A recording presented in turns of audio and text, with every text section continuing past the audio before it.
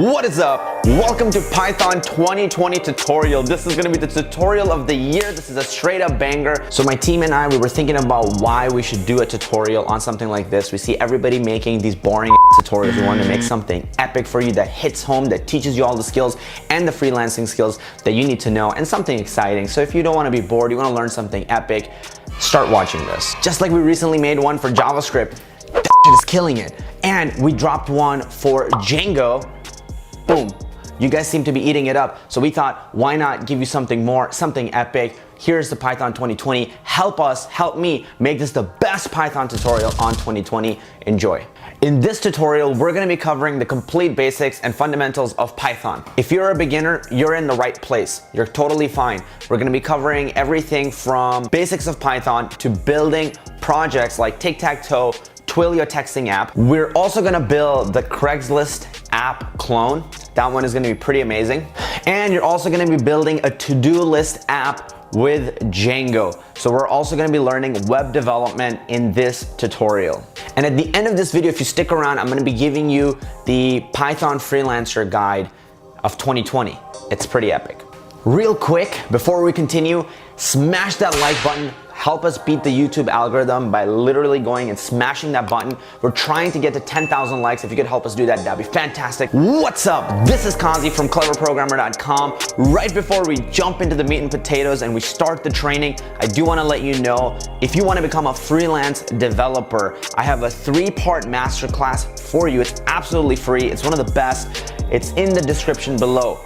It's free, go enjoy it, you have nothing to lose. Sign up, once you put in your email, we give you all 3 videos, go enjoy it. With that said, let's jump right into it. What's up, you guys? This is Aaron. And this is Frankie. Get rid of that. And thank you for watching the Python 2020 course. What we want to say is that we have another Python course hosted on Teachable, which is a cleaner and better platform for learning things. I think YouTube's kind of just like, you know, the YouTubes. It's a free private course, and we released it just so you could further solidify your Python fundamentals.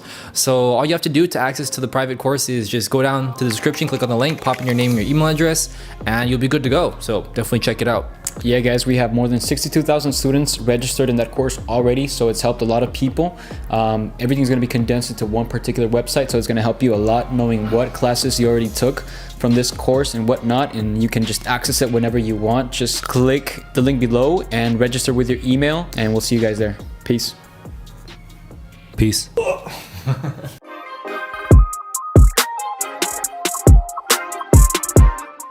Hey you, what is up?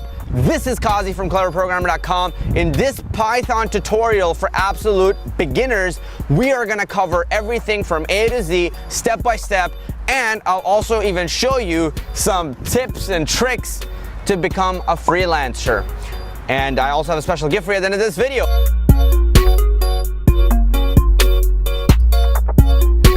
We're gonna start with very simple basics, which is, what the hell are variables in Python? So let's get started.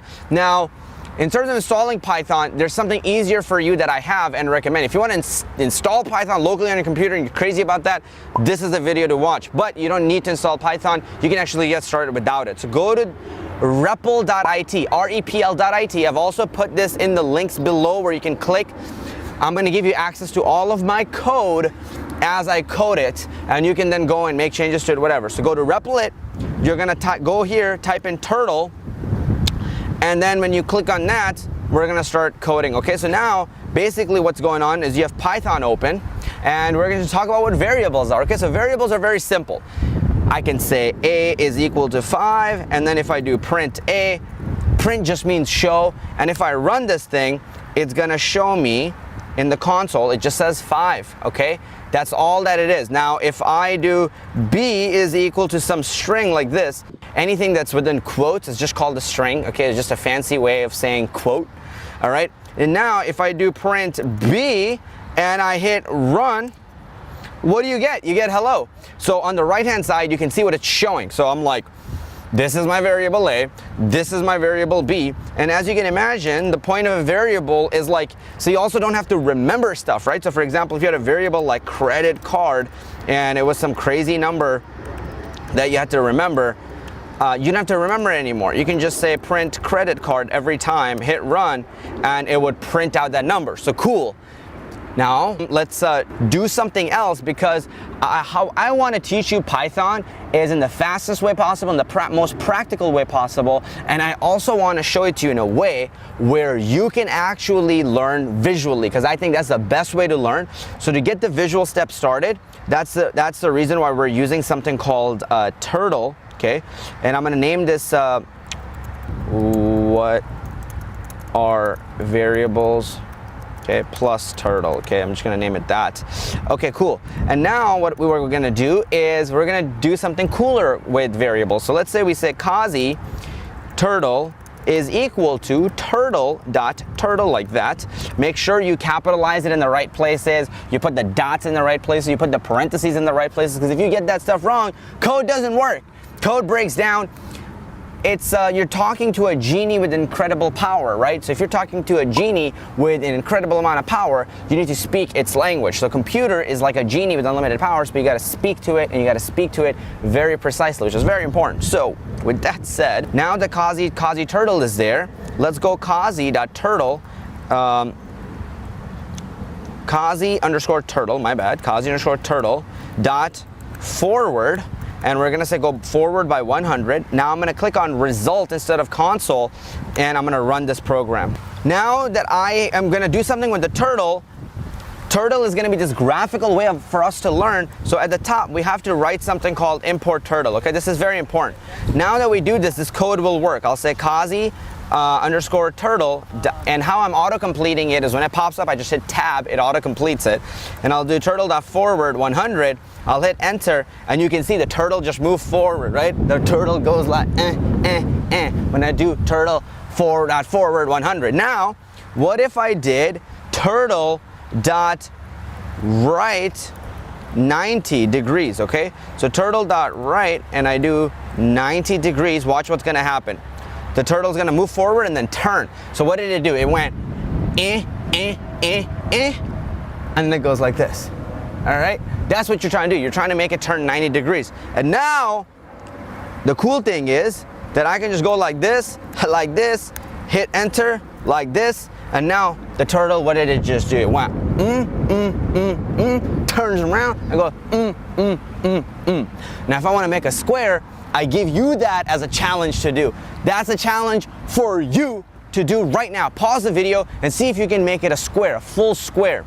All right, now unpause the video and let's go. So basically, all I have to do, my friend, is I copy this guy, hit paste, I run it again, and now the turtle goes pop, pop, pop, pop. It turns around, goes pop, pop, pop, pop. It turns to the right again, and it goes pop, pop, pop, pop 100, okay?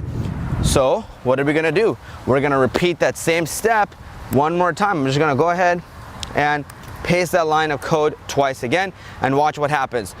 Boom, boom, boom, boom, and the square has been completed. How freaking cool is that? So not only have you learned what variables are, you've also gotten started to learn Python visually, and that's gonna be the really important fundamental building blocks for when we learn if-else statements, and when we learn functions, and when we learn all this other advanced stuff. What's gonna be super cool and super dope is that we're gonna be learning it all visually. So if you wanna make 10 squares, we'll just write this loop-de-loop and it'll make 10 squares in a row, right? And that's gonna be pretty awesome.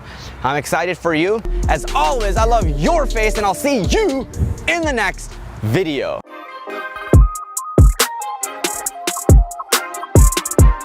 Welcome back to Learn Python Programming for Complete and Absolute Beginners. So thank you guys for jumping in here.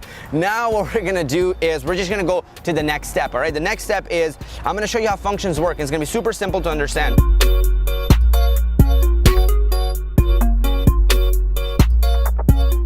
You know how variables are used to remember certain things like credit card number? What's really cool is you can use functions to remember lines of code. So for example, this over here, right? What do all of these lines of code combined do? When I run this program, if you notice the lines I'm highlighting from 13 to 20, well, what are they really doing? right? What they're actually doing is making a square. So I'm gonna write something called a comment, all right? Comment is something the computer code doesn't care about. Like for example, let's say I write something like this, right? My code will break, it'll give me, if I go to the console, it gives me an error. It says name comment not defined, everything breaks. But if I actually put a little hashtag here, it knows it's for humans and it won't break my code. My turtle square still gets made. So I'm gonna make a comment, and my comment is just gonna say, this is a square. Okay, now if I run this, it'll make a square, and anybody else who's reading your code will go, oh, I understand what this piece of code does. But what would be really cool is, instead of, like, if you wanted to make another square, right, what would you have to do? You would have to copy all of this and then paste it here again and then run the code.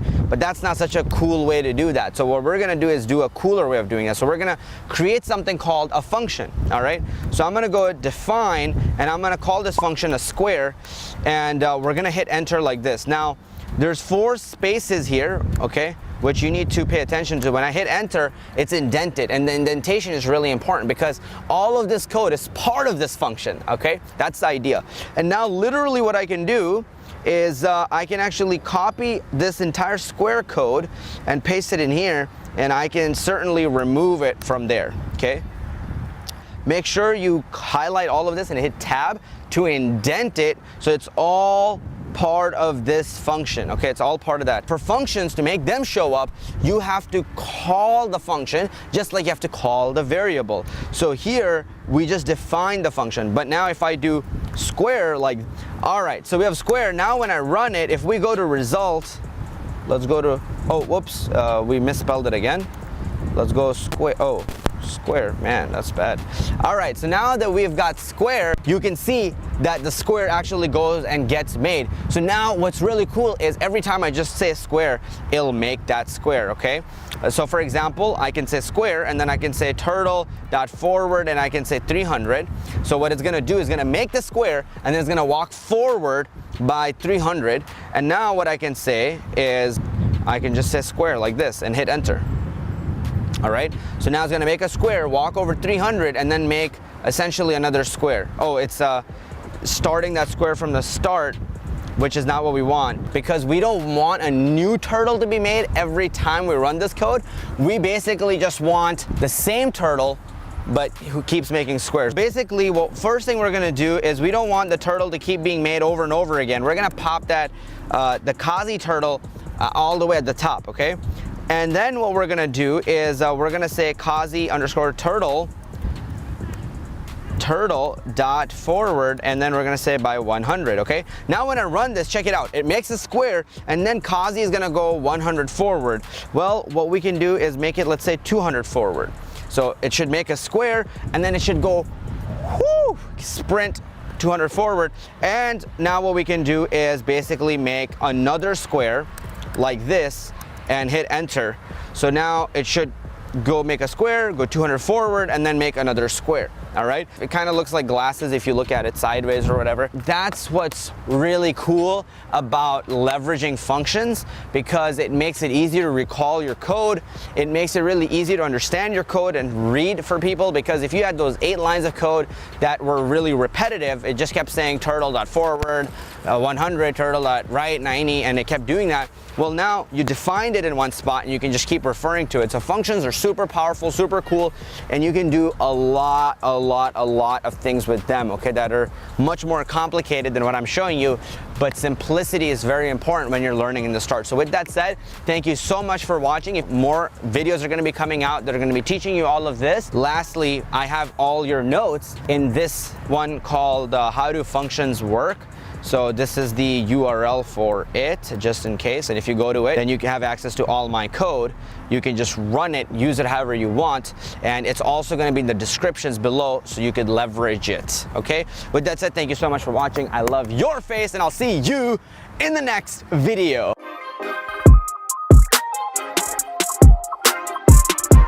Hey, what's up guys? Aaron here from Clever Programmer again.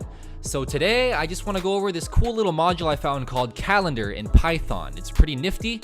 I actually haven't seen it before, but I stumbled across it and I just want to share it with you guys today. This might be a shorter video. I just thought it was really cool. What could it achieve? So yeah, let's jump right into it.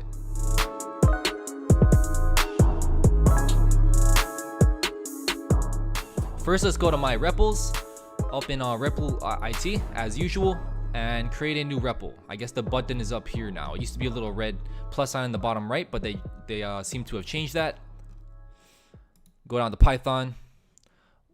Is this Python 2.7? Have I been using Python 2.7 all this time? Where's Python 3? Hold up, you guys. Python, here we go. All right. Unacceptable, unacceptable. Let's just call this calendar module. So this should be Python 3. If it specifies Python 2.7, then yeah. If it doesn't say, then it's Python 2.7. But if it says just Python, then it's safe to assume that it's Python 3 because that is the standard nowadays. So make sure you click on Python, not Python 2.7 like a Dumbo like I did, okay? Let's continue on. Create this REPL in Python 3. And now we can get started. So this little module that I found is called calendar. Literally just calendar. Like ER, AR. Got it. I can never spell that word right. But that's how you import it, okay? Import calendar. And with this, you can do a lot of cool little function calls. I actually think this ties into a couple other modules later on that I will explain.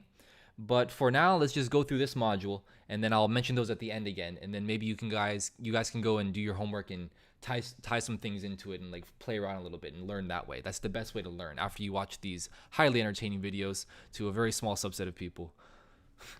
So let's just start with calling some functions. So there's gonna be a bunch of little cool functions. So let's start here. Let's go calendar.week. Oh. calendar.week header. Okay? I'm just going to call this function with a 2. All right? So what this will do is it gives us the headers of a week. So a week is just like you have a Monday, Tuesday, Wednesday, all the way through Sunday, right?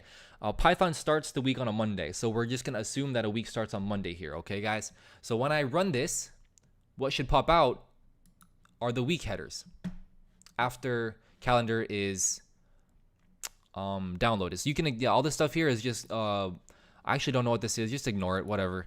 But down here is the output. Okay, this is what we wanted. The week headers here have been printed out nicely for a week. We have Monday, Tuesday, Wednesday, Thursday, Friday, Saturday, Sunday, and this 2 here that I put in signifying the length of these headers. So actually if I put a 3 in here, then we hit run, then suddenly what is going on here? Available. Okay, it seems to be working just fine. Just ignore all this stuff. Sometimes computers complain a lot, like somebody who bickers a lot. Yeah, so you see down here how now each of the week headers actually is of length 3 instead of length 2. If you put length 1, does that work? Apparently so, yeah. You just have the capital letters here, but I'm going to use 3 because I like it being more descriptive. It's just more appealing to me. So that's the first little function that you can do with Python. I'm just going to add a new line there, or 90. New line. Kabam. Kaboom. Okay. The next one is calendar.first weekday. So this one's kind of useless, but I'm just going to throw it in there because, why not? All this is going to do is going to tell us what the first weekday is. So Monday is 0. Tuesday is 1. Wednesday is 2. This is 3, 4, 5, 6. So the first weekday is Monday. So this is actually just going to print out to 0. This could actually be useful later on, I realize now, because there's some other functions where you need the numbers of the day instead of the actual string to do different things. So this might actually be useful for that. And then you can just add numbers. So if you know first weekday is Monday, then you can just add 1, 2, 3, 4, or 5 to it to get the other days. Let's just print this out and see what happens. As you can see, 0 prints out because Monday is the first weekday, and Monday has an index of 0. So nice and easy there. Let's wrong editor over here. Let's add another new line. An empty print statement will just have an empty line there, so you can have some nice spacing here so it's not all clumped together.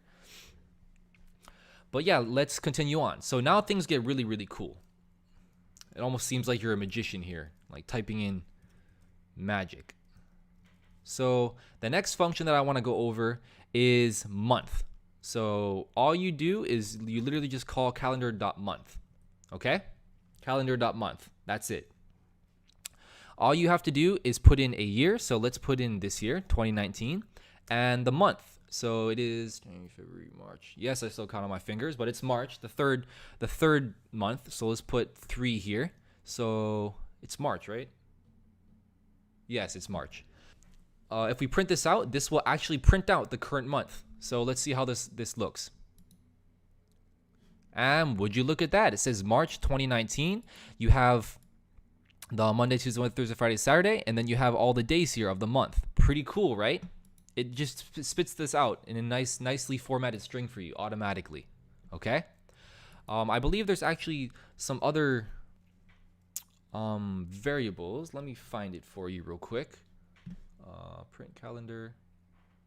Or actually, I'll leave that up to you guys to be an exercise. You can actually find the Python documentation on month and actually go in and try to find out what variable. There's another parameter here you can add here, because if you notice, all these weekday headers are only 2 letters long, but I wanted them to be three letters long. You can actually go in there and find the correct one. It might be like M or something, or C, something like you would put something like that in. But go practice finding it in the documentation.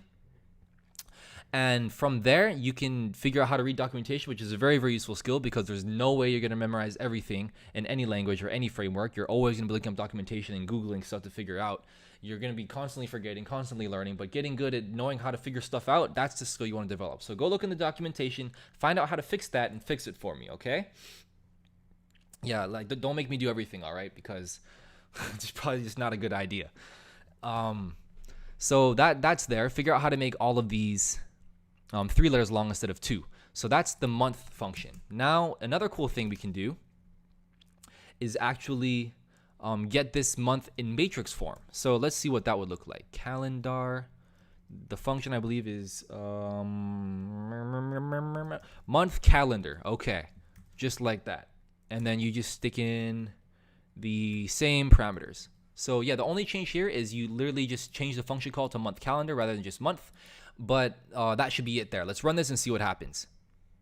And as you can see, down here, this matrix got printed out. So this might not mean anything to you, but if you look closely, this is actually a matrix, a 2-dimensional array, I believe, of this exact number array here. So these 4 zeros is these 4 empty spots here. This Monday, Tuesday, Wednesday, Thursday at the beginning that doesn't have anything in it. And then this 1, 2, 3 continues here. And then the second list in the multidimensional array is actually this. And then the third one is actually this. See how that works? So you can actually, instead of just getting the string, like how would you get all the data out of the string? You can actually just get it automatically in an array, nice and clean like that, just by calling this function month calendar instead of month.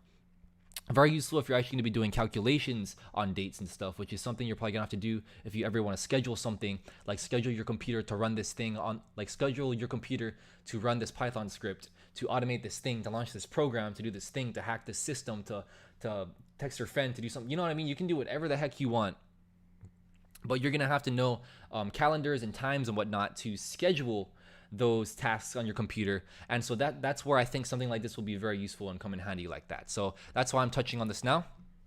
Kind of ties into a new product we have coming out called How to Automate Stuff with Python. More on that at the end of the video. But that is that for the month and the month calendar functions. Now let's go on, okay? Another cool one is, what if I just want to print out the entire freaking year? Well, ta-da, you can do that too. Well, assuming you get these words. I wish there was a better autocomplete on this editor here, because I can't type correctly a lot of the time. But anyways, it's not going to be year as I thought it would be, but apparently if you look up on the documentation, which will tell you what it actually is, you're actually just going to call calendar.calendar, okay, just like that. And then we don't need a month because we're trying to print the entire year, not just a month. So you just put in just the year, just like that. And then when I hit run, you will see magic happen, okay? Click run and kaboom! Look at that. The entire freaking year is printed out super prettily. You got the year at the top, 2019. You got January, you got February, you got the entire month headers, the week headers here, Monday through Sunday. You got all the days of the year, all 365 or 364 if it's a leap year. I don't know how that works. But hey, I think that's the day that I fell off the bike in front of my crush. Yeah, February 27th. Anyways, What else? What was I saying? I got off track here. Print.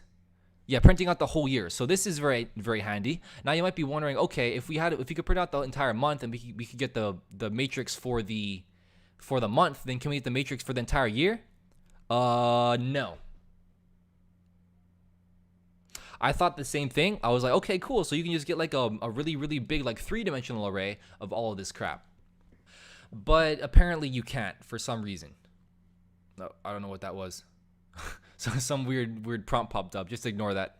Somebody was hacking me. I think it said Rafe. So I think I think Kazi's trying to take over this tutorial from a remote location over there. But anyways, you can't actually do that. But what you could do is you could iterate through every month and then get the multi-dimensional array yourself and then construct something like this for an entire year on your own. That's another little exercise you can do. So why not go and try it? I haven't tried it yet, but I'm sure if I put 5, 10, 15 hours into it, I could figure it out. But I'm sure you guys can do it in 5, 10, 15 minutes. If you look up that calendar.month calendar one that gives you the array, and then just try to iterate and make a for loop and iterate over every month. That would be cool. A cool little exercise, okay? Moving on. What else do we have here? You can also get, there's a cool function here called day of the week, but it's actually the function that actually called week. Oh, that's the variable name I gave it because that makes more sense. So day of the week, okay? That's what I want my variable to call. Remember, self-documenting code. Turns the ladies and the gents on. All hot and bothered, you know. If they're into that kind of stuff. But this function is just going to be called calendar dot weekday, and then you just chuck in the year, and then you chuck in the month, and then you also chuck in the day of the month. So today is the 8th, man. Today's the 8th, right? 8th. Okay. We pop that in there. So month, year, month, and day. And what we're going to get here is, remember how I said up here when we have the first weekday, Monday became 0? What it's going to print out is actually an integer that corresponds to the current, whatever weekday this is. So today is actually a Friday. So that's going to be Monday is 0. So again, counting on my fingers. Laugh at me if you like. Monday. So Tuesday will be 1. Wednesday, Thursday, Friday, it'll be 4. It should be integer 4 that prints out from here, okay? Let's hit run, and I did not print it. I make this mistake all the time. Apparently, I never learn. Now let's run it, and boom, 4 right there. Exactly what I thought. 4 actually means Friday. So we can actually put any year. So let's put in freaking year 3000 and see what happens. Is it still going to be a 4? It's going to be a 5. So apparently in year 3000, March 8th, it's going to be a Saturday. I mean, we're all not going to be there. We'll probably be on Mars and Pluto and stuff. Thank you, Elon Musk. You're awesome. But yeah, that's how that function works. What else? Again, probably a useful function for when you actually have a date and then you want to know the weekday to schedule it. Like, oh, I want to schedule every Friday or something, or every Wednesday. You could use this to filter out the integers somehow and figure out the dates, and just, you'd have to problem solve and think about it. I don't even know what problem I'm trying to solve with it, but if you're trying to schedule things on a calendar, like, this seems like it would definitely be useful. And I'm sure it is because it's in the library, and most things in the library are useful. Not everything, but I mean most things. But moving on, there's a few more. So there's also a function that will tell you if a year is a leap year, which is pretty cool. So let's go calendar.isLeap. And then what is this year? 2019? I don't think it's a leap year. So when we, again, oh, I caught myself, you guys. I need to print this. Is leap. I didn't screw up. I'm learning. Just like you guys, learning just like you guys. So apparently 2019 is not a leap year because it comes out false, but I think 2020 is. So let's run that. And hey, what do you know? Yeah. So every year, every 4 years, there's a leap year. If you guys didn't know that, which just means there's one less day in February for some weird cosmic reason. There's like the astral gods got pissed off and they decided to troll us or something. I don't know. But I mean, every 4 years, there's a leap year. So this can tell you if a certain year is a leap year or not, which is important if you're calculating days, like, because those will add up. Like every 4 years, you're off by a day. You don't want to be off by a day. Okay. You don't even want to be off by a second. When you're coding, you want to be very precise with everything. So it's very important to be very clear about what you're trying to do and get done, and then get it done 100% cleanly, because even 99% there's a little room for error, and then it'll break sometimes. Like, you don't want that. You're trying to always go for 100%. So as best you can. It's not always possible, but that's at least the idea. Okay, guys? So yeah, a little trick here. Everybody knows, well, I know that 2000 was a leap year, so you can kind of calculate, okay, every 4 years, 2008, 2004, 2008, everything up there. If it's a factor of 4, then you know that it's a leap year from year 2000. Cool stuff. Now, moving on, I think there is only one more function that I saw that was cool to actually play with. Everything else is kind of nitty gritty. They might be useful in weird cases if you're actually trying to problem solve, but nah, I didn't feel like showing it on a video on YouTube. You know, like, I'll dig it up if I'm actually doing a project and it's useful to me, but it's just boring. Like, it would just bore you guys more than I am right now. So the last one is how many leap days. So this is exactly what I was talking about, how you don't want to be off by 1 day every 4 years if you're trying to calculate over a long period of time, whatever you're trying to do, especially if you're doing, actually, I had an internship where there was a guy who did he was an astronomer. He went to some big school. I forget. This was years ago. But he was doing astronomy and did a lot of coding for big astrological things. I don't know, big cosmic thing, whatever the word is. I'm not an astronomer. Sue me. But basically, when he's doing calculations on that scale, like years and millenniums, those leap years really, really add up. So you actually need to know how those tiny little things change. You need to be like that precise again, because when you're on that scale, even 1 day will screw you up. So very important. But this little function here is how many leap days, and then all that it does pretty much is it tells you how many leap days are in a range of years. So let's collapse this a little bit so you can see. So from year 2000 to year 2001. This might be exclusive or inclusive. I'm not exactly sure, but we'll test it out. That's usually the best way to figure it out. It's one or the other. Just try both, and then you know the answer. Like, it's almost faster than Googling. Sometimes just like, oh, try something else, and then you know. So year 2000 was a leap year. Remember that 2000, the little 2000 trick I used? And 2000 was a leap year. 2001 is not a leap year because it only happens every 4 years. So this should print out as 1, okay? When I print this, hey guys, I'm learning. I didn't forget it again. How many leap days? Let's print this very last one out. Click run, and it says 1. So cool. It picked up that year 2000 is a leap year. 2001 is not. So in this range from 2000 to 2001, there was only 1 leap day that was skipped or added. I don't know if they added a day or subtracted a day. I think it's added day. It doesn't matter. It's irrelevant, but you get the point. Let's see if this is inclusive or exclusive. So the way I would test something like this is actually put in a year that I know is a leap year, so 2004. So I actually know in my head that 2000 and 2004 are both leap years. So there are 2 leap years in this range, but that's only assuming if this is inclusive. It might ignore this year and actually only go 2000 up to 2003. So now when we run this, if we get 1 or 2, it's going to actually answer our question of if this function is inclusive or exclusive on the second parameter here, this 2004. So we'll hit run, and it's 1. So it turns out that it is exclusive. So actually, it ignores 2004. So if you want to include 2004, you'd actually have to put 2005, just like that, or any bigger one. So now it should print out 2, right, guys? Right? All right. So, hey, look, 2, right? We're all right. We're all right. All right all the time. Always right. And then if you wanted to put in maybe like up to 2020, remember exclusive, so it's not going to choose, not going to include that, and we hit run, then we'll probably get 4 or 5 or something. Yeah, that sounds about right. And year 3000 should be about 250 because there's 1,000 in there, and 243, close enough. Interesting. Actually, maybe there isn't a leap year every 4 years. Maybe every now and then it skips because it should have been closer to 250. It's 243 though. That's interesting. Maybe every now and then there's actually a leap year every 5 years. Google it for me, guys. Post in the comments. That's a cool little fun fact for you guys. But yeah, that's pretty much it for the calendar module. I found this this morning. I just want to make a quick or long video on it. Long video.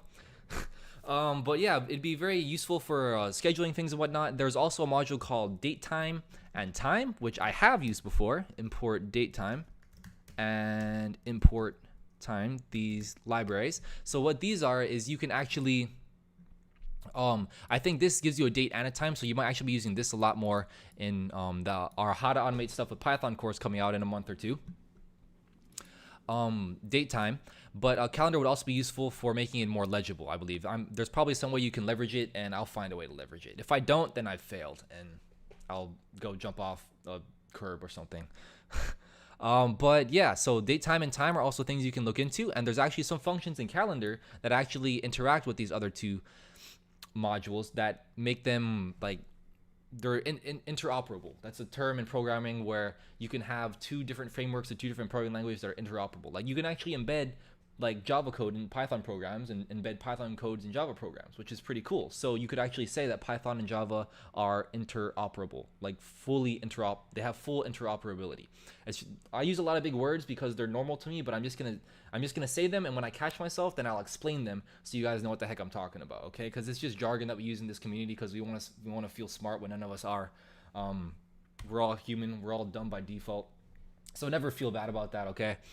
But yeah, so check out those other two modules. That's pretty much it. I was going to mention we do have a new course coming out called How to Automate Stuff with Python. I've probably said that 3 times already, but it's a really cool course about how to automate things on your computer using Python. So you can make Python work while you sleep. It's doing stuff for you while you sleep. You could have it send emails for you like 10 days from now, or every Monday send an email to these sets of people. You could be like, okay, I want to fire this person 27 days from now.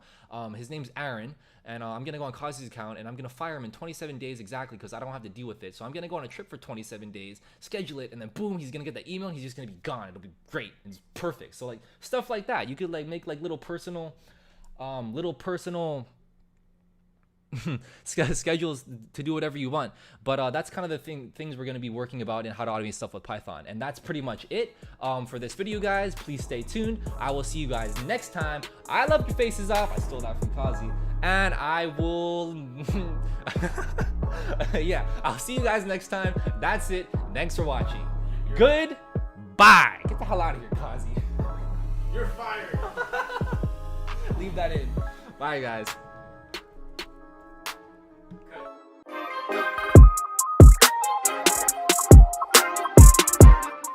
Hey, welcome back to Python tutorial for absolute beginners. In this video, we're going to be talking about how to use if-else statements with Python. So thank you for coming back. Let's pick it up right where we left off.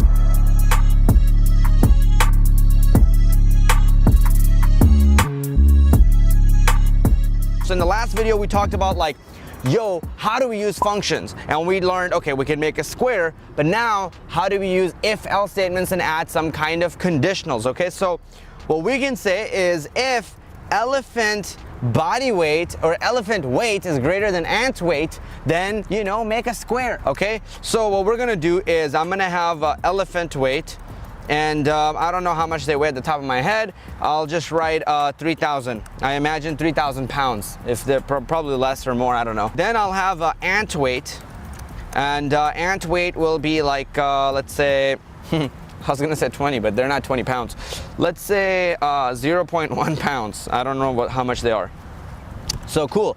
We got elephant weight and we got ant weight. Now we'll say if elephant weight is greater than ant weight, then make a square. All right. By the way, we're gonna comment these out so these lines don't work. Just to show you what that looks like is, you know, I'll delete this. I'll delete these two lines for just a second. I'll hit enter, and you will see that the result, nothing actually happens, and that's kind of what we want right now. With that said, I'm gonna move forward. And I'll go like this, okay? So if elephant weight is greater than ant weight, then make a square. Just logically thinking about this, what do you think should happen? Do you think it will make a square or will it not make a square? Take 3 seconds. 3, 2, 1.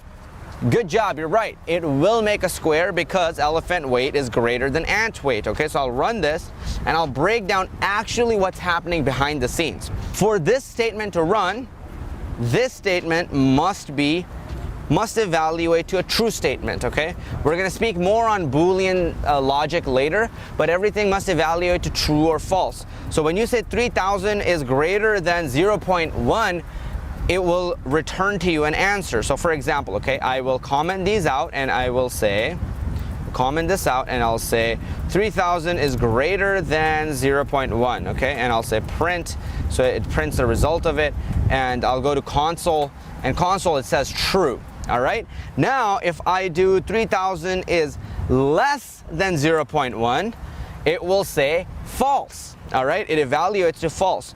So if this evaluates to, so going back to our example, right?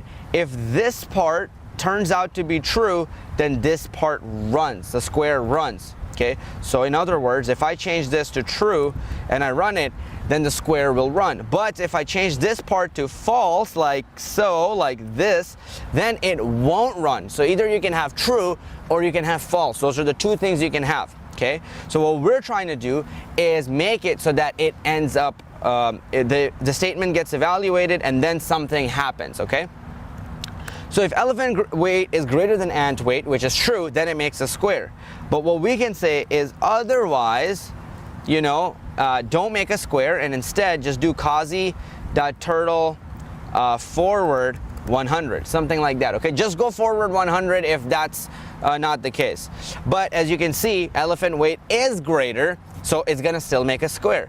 But what if I flippity flip this? What if I say elephant weight is less than ant weight, meaning ant weight is greater than elephant weight? What will happen if I run this?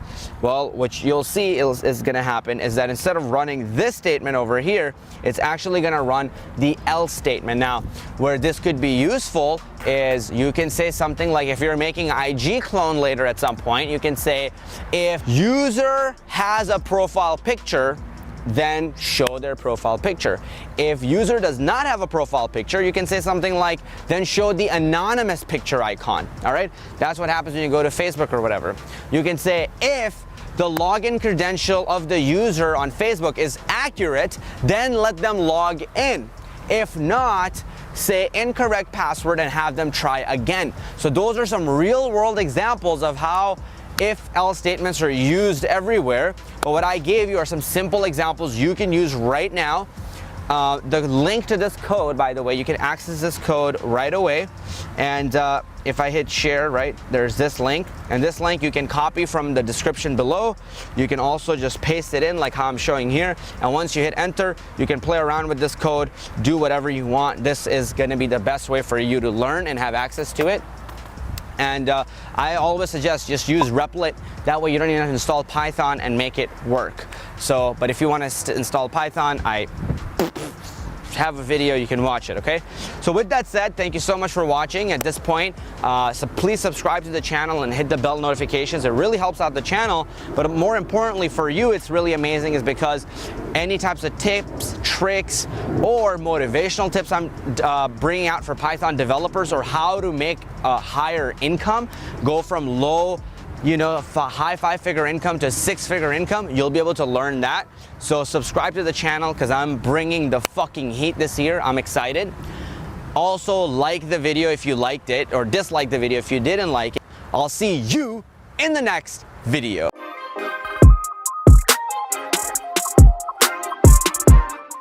Hey you, welcome back to Learn Python Programming for Complete Beginners in 2019, the latest edition. We're gonna talk about while loops, okay? And basically while loops are different kinds of loops, but loops in programming are, you can keep doing stuff over and over again without having to write code over and over again.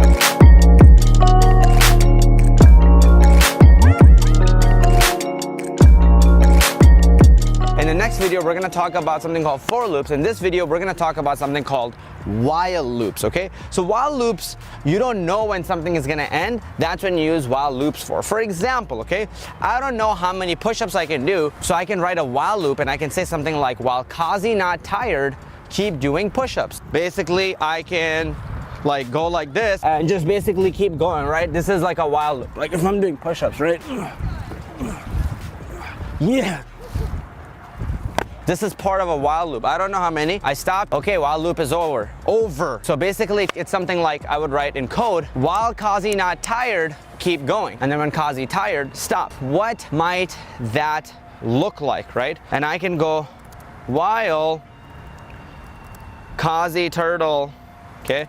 Let's say Kazi is equal to happy, okay? So while Kazi is happy, keep making the turtle go forward. And then as soon as Kazi is sad, stop the turtle from going forward, okay? So while Kazi equal happy, right? Then I can say turtle, Kazi, sorry, underscore turtle dot forward by, let's say, 10. Okay, so keep going. Man, I'm pretty much gonna comment out everything else because I'm not gonna be using it right now. Okay, so let's run this code and let's see what it does. It just keeps going unless I stop it, okay? So I have to click stop. Otherwise, the while loop will run infinitely and I'm gonna run into something called infinite loop, okay? So let me try that again. It's gonna, if I run it again, you can see it just keeps going, keeps going. I have to stop it, otherwise my computer is gonna crash. But if I change this to Kazi is sad, okay, and I run it, it's not gonna run, it has stopped because it goes, well, check if Kazi equals sad. And this statement is gonna either evaluate to true or false. And because it evaluated to false, because Kazi is not sad, Kazi, it says, is happy right here, it goes, oh, I'm sorry, I don't know what the hell you're talking about. And two equal signs means that you're checking something with another thing, okay? So for example, let me hit comment on this, and comment on this. If I do 5 equal 5, it's gonna say, and I go to console and I run this, what is it gonna say? Nothing, because I have to write print. So let me make sure I write print and I run it. And you can see over here, it says true, all right?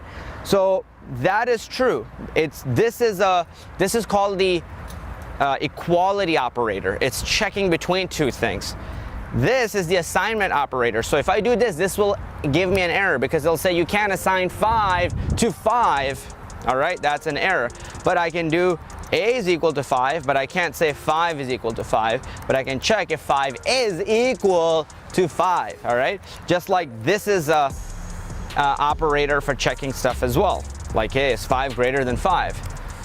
Is 5 equal to 5? Is 5 less than 5? So on and so forth, okay? We're gonna go more into this later, but this is an example of a while loop.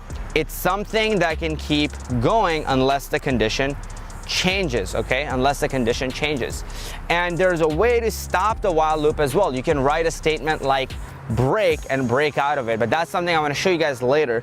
Now, I'm going to keep the while loop part simple because the next part I'm going to show you is going to be why you should be using for loops majority of the times, almost all of the times, and while loops a lot less. You should really be using while loops if you don't know when something's going to end. So an example of that would be, you know, I told this in one of my courses, but basically I said there was this one time where I was on an airplane and I was sitting next to this girl and I was like, you know, what's the best way to pass time? So I created this game called Tic Tac Toe and I thought, okay, how can we keep playing until it ends? Because every time we would play the game of tic tac toe or rock, paper, scissors, it would come to an end. Then I have to run the program all over again. So I wanted to do something where it kept the game going until I specifically said, quit the game, okay? So this way, every time we would finish a game, rock, paper, scissors, it would just start the next one, until I hit Q. So for that, because I don't know how long we're gonna keep playing, we can keep playing for 10 minutes, 30 minutes. We ended up playing 100 games. So for that, it was really useful to have I wrapped the entire game in a while loop so the game can just keep playing over and over again. I had the whole thing in a while loop so the game can actually keep playing over and over again. That was the really awesome part about it, and that's how you use while loops in real life. And in this video, I just gave you a little example of it. In the next video, we're gonna cover for loops. With that said, thank you so much for watching. If you enjoyed this video, please give it a like, really helps out the channel. Subscribe to the channel, hit the bell notification so all the upcoming new videos come straight to you, come straight to your face. You're gonna enjoy them, you're gonna love them. As always, I love your face, and I'll see you in the next video.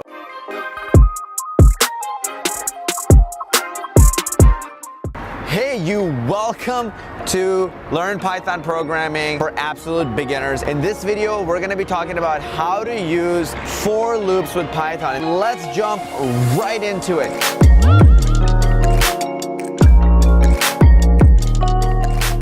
So basically, for loops, the idea is that you know exactly how many times you're gonna do something. Right now, first of all, let's start off by commenting some of this stuff out. And let's do something like this. For I in range 5, print I, okay? And if I run this in the console, you'll see it'll print 0, 1, 2, 3, 4, okay? So it'll basically start from the beginning, from 0, go all the way to 4. Because when you say 5, coding in Python, computer starts counting from 0. So if I said 10 here, it'll go only up to 9, okay? And that's the power of a for loop. We're telling it how many times to go. Now what I can do is I can say for I in range 10, okay? Or I can say for count, and then I just have to change this I here to count as well.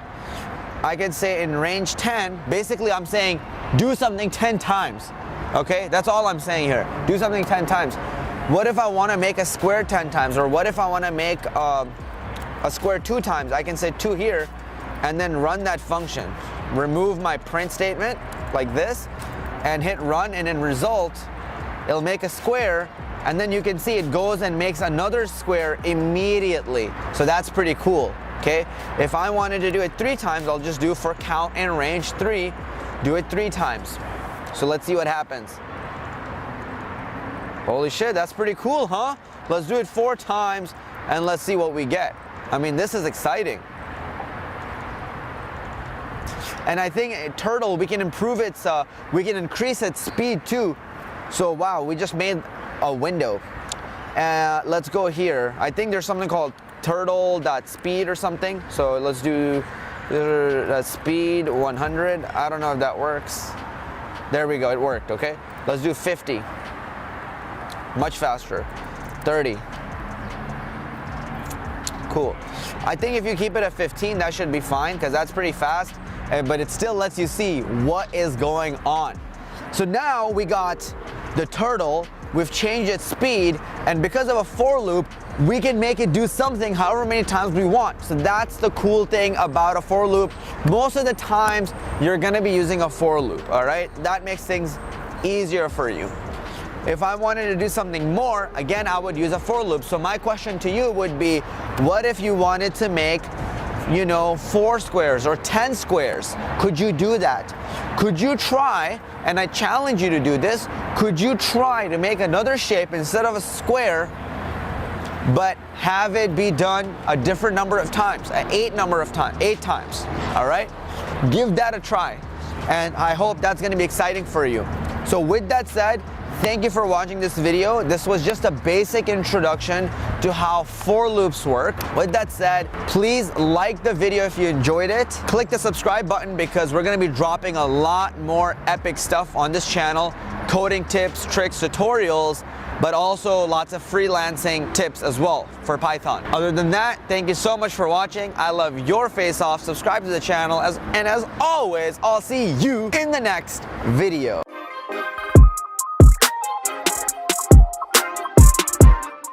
Hey, what's up guys? Aaron here from Clever Programmer, and today I just want to make a really quick video about primitive data types in Python. So let's get started.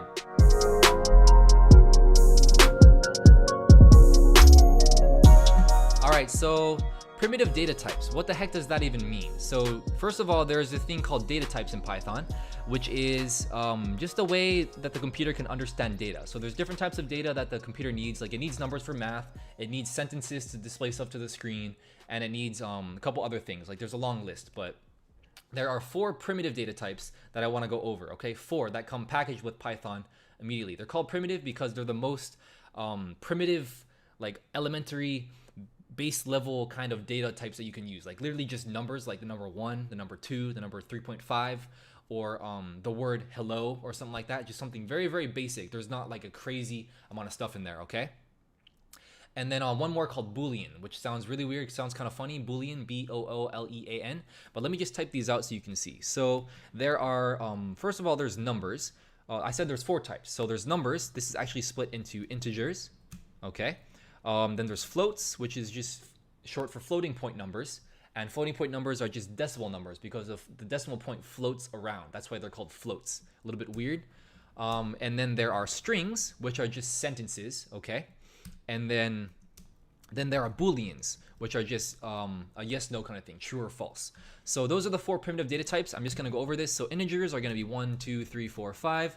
You can just do math with these, like 1 + 1 = 2 and whatnot.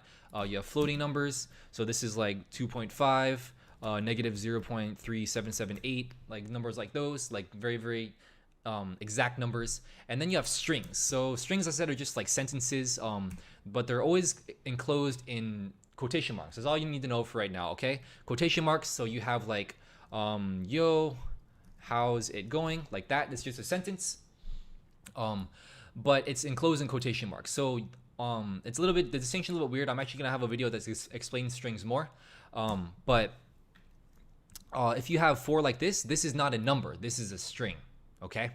So this is a string. That's all you have to know. If it has double quotation marks or single quotation marks, it's just a string. That's all you need to know when you're actually coding on the computer. Just know those are strings. And then booleans last are just like this. You only have 2 options, true and false, just like that. And what these are is they just evaluate that was a big word.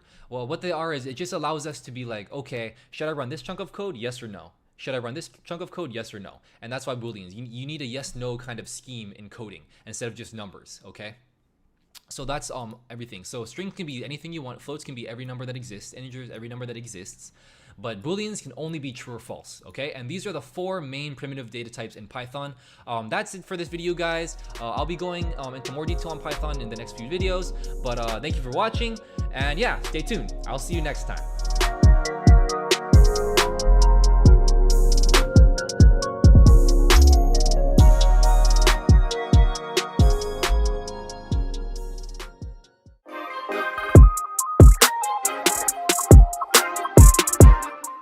Hey, what's up you guys? Aaron here from Clever Programmer, and today we're just going to be going over casting.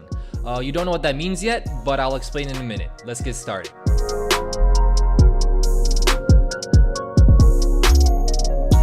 Okay, so last video I believe we talked about data types. Now all casting means is we are going to be casting from one data type to another data type. So let's say we had a integer, had 1, and we wanted to cast it to a floating point number, 1.0. You could do that just by throwing it into this little casting function thing. It'll actually turn the integer into a floating point number. So let's see how that works. So let's say you have a 1, okay, x is 1, and then I want to make x a floating point. So we could just put, I believe, float. It's a function. It looks like a function. It's called casting though, and then you can just put x in there to get 1.0 out. Or you could even just put 1 in here. Same deal. The same thing happens, okay? So that's basically what casting looks like. You can pretty much cast any data type to any other data type that makes sense. So for the primitive data types, you can also cast integers to strings. So let's try this. If we have an integer, just 1, if you wanted to cast this to a string, you just put str like that. You put a number inside, and then when it prints, it's actually a string. You can see the quotation marks here. Same deal if you want to cast from a string, or you pass it to the int function. But if you want to cast a string, let's say just string with a bunch of G's there, we can cast it to an actually, what am I saying? Stupid me. If you want to cast, so that you wouldn't be able to cast to an int, because the computer would actually be like, what the heck are you trying to do? Cast that to an int. So if I run this, you get an error. So that's actually good. I made that mistake. It's a little example for you guys. But if you actually put a number in here like 34, and then hit enter to cast it, then you can see that Python actually knows what to do with this string and actually follows through with casting it to an int. So casting is kind of this weird thing. It doesn't work all the time, but you need it to change between data types.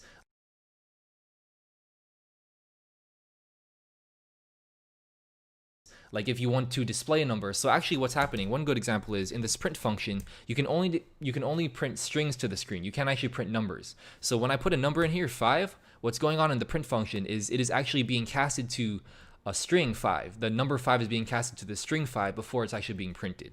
And that's why this 5 pops up here, okay? Also booleans, you can kind of cast that. It's not very common, so you don't really need it. but it's also a thing you can do. I believe if you cast an int to a Boolean, I think 0 is false, and anything that's not 0, so a 1, -1, and every other possible number are all true. Okay, so that's pretty much casting. It's for casting between data types in Python and pretty much every programming language, but that's how you do it in Python. Thanks for watching, you guys, a short video today, and I'll see you next time.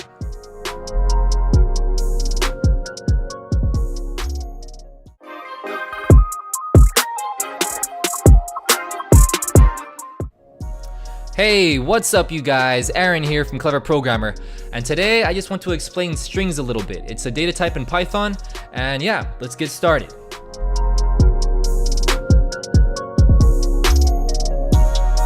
Alright, so strings. What the heck are strings in Python?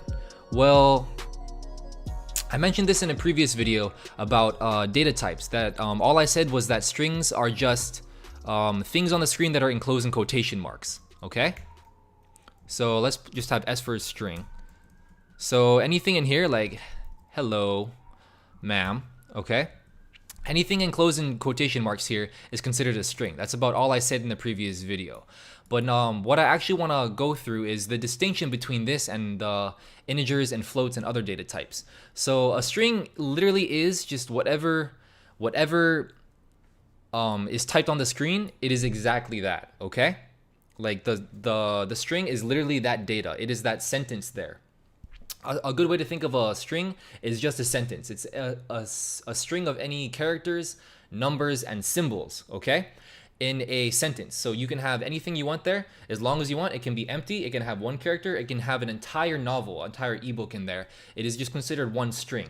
And it is its own data type because it is considered one whole. It's that entire sentence together is the thing that I'm putting into this variable s here. As you can see, that entire thing is there, and it is what it is. It's a little bit hard to explain, but it's just exactly that. So you can move this around. You can print s, as you can see. If I run this, then hello ma'am pops up just like that because this stuck together as a whole. And yeah, pretty much you can also index into this. So let's say I want to print s. So there's a little bracket here. What this means is I'm going to index into s. So if this is following s and I put a number in here, this is just going to give us a little part of the string. So this here, we start at 0. We don't start at 1 in programming. So we start at 0. This would actually just give us h. If I put in a 1, it would actually give us e. So you're actually able to read different parts of a string. You can actually read different ranges in the string too, but I'm going to explain that at a later date in a different video. It's called slicing. If you're interested in that, to get a substring out of here, a substring is just a small part of a longer string, then you can look that up. But I'll have a video coming out on that, going really in depth with that later if you just want to wait for that. But yeah, that's pretty much strings. There's a lot of different functions on strings you can call too. I'll also be going over those in future videos. But pretty much all you need to know is that a string is just something enclosed in quotation marks. You can also use single quotes. I forgot to mention that if I didn't already say that. Just like that, that'll work equally as well. But yeah, a string is just that. It's just a sentence that is together, and that's the data type. Thank you for watching, you guys. I'll see you in the next video.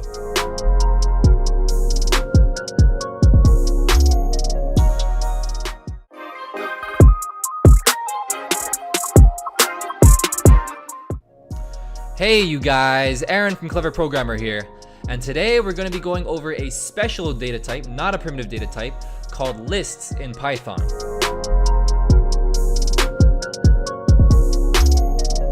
Alright, so I'm in Replit here, okay? And all a list is just a thing that can hold a bunch of objects in it, a bunch of things in it, okay? So what it looks like, let's start there, is this. Let's just put a list of numbers, okay? 1, 2, 3. Very simple. So this here is a list. If it's enclosed in brackets and everything is and there's things in here separated by commas, then this is considered a list. Actually, this is also considered a list if it just has one element with no commas, but usually when you have a list, you're gonna have more than one. That's the whole point. So a list is just a collection of things in order, okay? That's pretty much it. If you want to group a bunch of things together, like you want to have a bunch of just a bunch of numbers together, a bunch of names together, whatever it is, then the list is what you want to be using. So let's just see what you can do with lists. First of all, we have list L here. Nothing's happening. List L here. First of all, you can print out a list and just to spit out all its contents, just like this. It prints out nicely with the brackets. But also a list, I forgot to mention, it is not limited to just having numbers inside of it. You can really have anything you want in here. So you could have a number here, you could have a string here, sting. You could have a another string here with a different kind of quotes, and then you could have a float, and then you could have a boolean. So we have all the primitive data types here represented. We have an integer, we have a float, and you could even have another list in here as one of the elements of the list. So in here, we could just put 1, 2, 3. And this here, this complicated list here, this list that doesn't know what it is it's trying to get its life together or something. It doesn't know what it wants to be. Has a bunch of different things inside here compared to this list, which is very nice and clean. Okay, very nice and clean, where usually when you're using lists, it'll be nice and clean like this. It'll all be the same data type because you have a bunch of things together. You wouldn't have it messy like this. But you can do this if you want. If you want to have a bunch of different data types. These are both equally valid lists in Python, okay? So let's just print out L2 to see what that looks like. Put that there, list 1 and list 2. Yeah, I'm very bad at naming things. Kazi is probably gonna hate me for this. but as you can see, the list printed out here just fine. So this list here is exactly the same as this list that I wrote out, including this sublist. Okay, so also what you can do with lists is, let's just go back to list 1. List 1 here, yeah. You can index into them just like you can index into a string. You can almost think of a string as a list of letters and symbols and characters, kind of, but not really. But you can, when it comes to indexing, you can, like a list and a string are very similar because it's the same syntax, you'd be typing in the same thing into your computer to index into this list. So just like strings, if you index at 0 in the list, since this list is actually, let's use list 2. Okay, and actually this is a little bit confusing. Let's just change this. So list 2, okay, list 2, list 2, just like that. Now that's a lot clearer for you guys to understand. So this here and this here is the same thing. So if I want to index into this list here, I would put a 0, and this would actually spit out this 1 here because this is the first element. So let's run this, and as you can see, the 1 prints out. Now let me just copy and paste this so you can see what's going on with all the other elements. So if I wanted to print out the second element, the third element, the fourth element, or the fifth element, and I run this, you're gonna see all of these print out on separate lines because I'm printing them out each separately. Okay, so you can see, I guess I missed this last one here. Let me just pop that in there so you can see what that looks like. And I run this, then then it's indexing into each element of this list 2 list individually and printing out each one. So list is very useful for holding things together, but sometimes you need to actually do operations on lists. So that's also something you can do in Python. There's a lot of functions or methods that you can run on lists to do different things to them. Like you can add to lists, you can take things away from lists, you can insert into one spot in the list, you can sort a list if it's a list of numbers or something, you can even reverse a list so that it goes in the reverse order. And I'm actually going to be going over a lot of these functions right now. So just stay tuned for a couple seconds and I'll get to it. All right, so we talked about indexing into a list. Let's talk about the most common one actually is adding an element to the end of a list. So like if you had a list of names, let's just put in here. Actually, let's get rid of all this so it's nice and clean. If we just had names, okay? A bunch of names. Let's just say Joe, John, and James. Okay? James. So this is a list of 3 strings, 3 names. All right, and let's say I wanted to add one more name to this list. Like, let's say this was like this list was actually a team. So we had like a team member of 3 people, and we wanted to add one more person to the team. Then we could just type it in here, but I mean that's kind of cheating. That's not really coding. So how you would actually make the computer do it is you would call this function called append. I don't really know what this word means. I didn't know what it meant too before I started coding, but append, it's not append, it's actually append. Append just means add something to the end. It's just a word in the English language apparently, and that's what it means. But if you don't know what it means like I didn't, then that's what it means. So you can actually just add another name here. So let's just say Gary, okay? Let's add some print statements here so you can see kind of the flow that's happening. Names, print names, and then I'll append something to it and then print it out a second time. So what we should see here is this list print out once, and then right below that is this list print out with Gary also attached to it. So a list will be one length, one element longer. Let's run this, and yep, as you can see, that's exactly what happens. So we printed out the list originally of names, and then we appended Gary to the end of this list.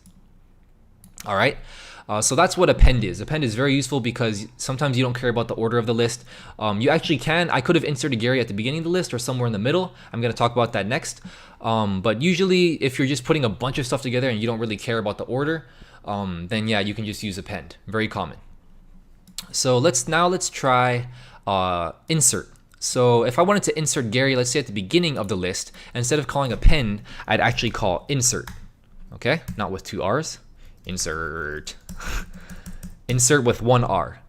All right, and the difference between this and append is that if you're going to insert something into a list, then you need to know where in the list it's going to be entered. So actually, this function is going to be taking one extra parameter that tells us where we want to put it into the list. So if you put 0, Gary, then it's going to put Gary in the first spot here before Joe, and then it's going to shift everything over to the right. You don't have to think about it. You don't have to think about it as shifting. Just think about it as just sticking it in the front, and then everything else just does what you would assume it would do. It would just shift over.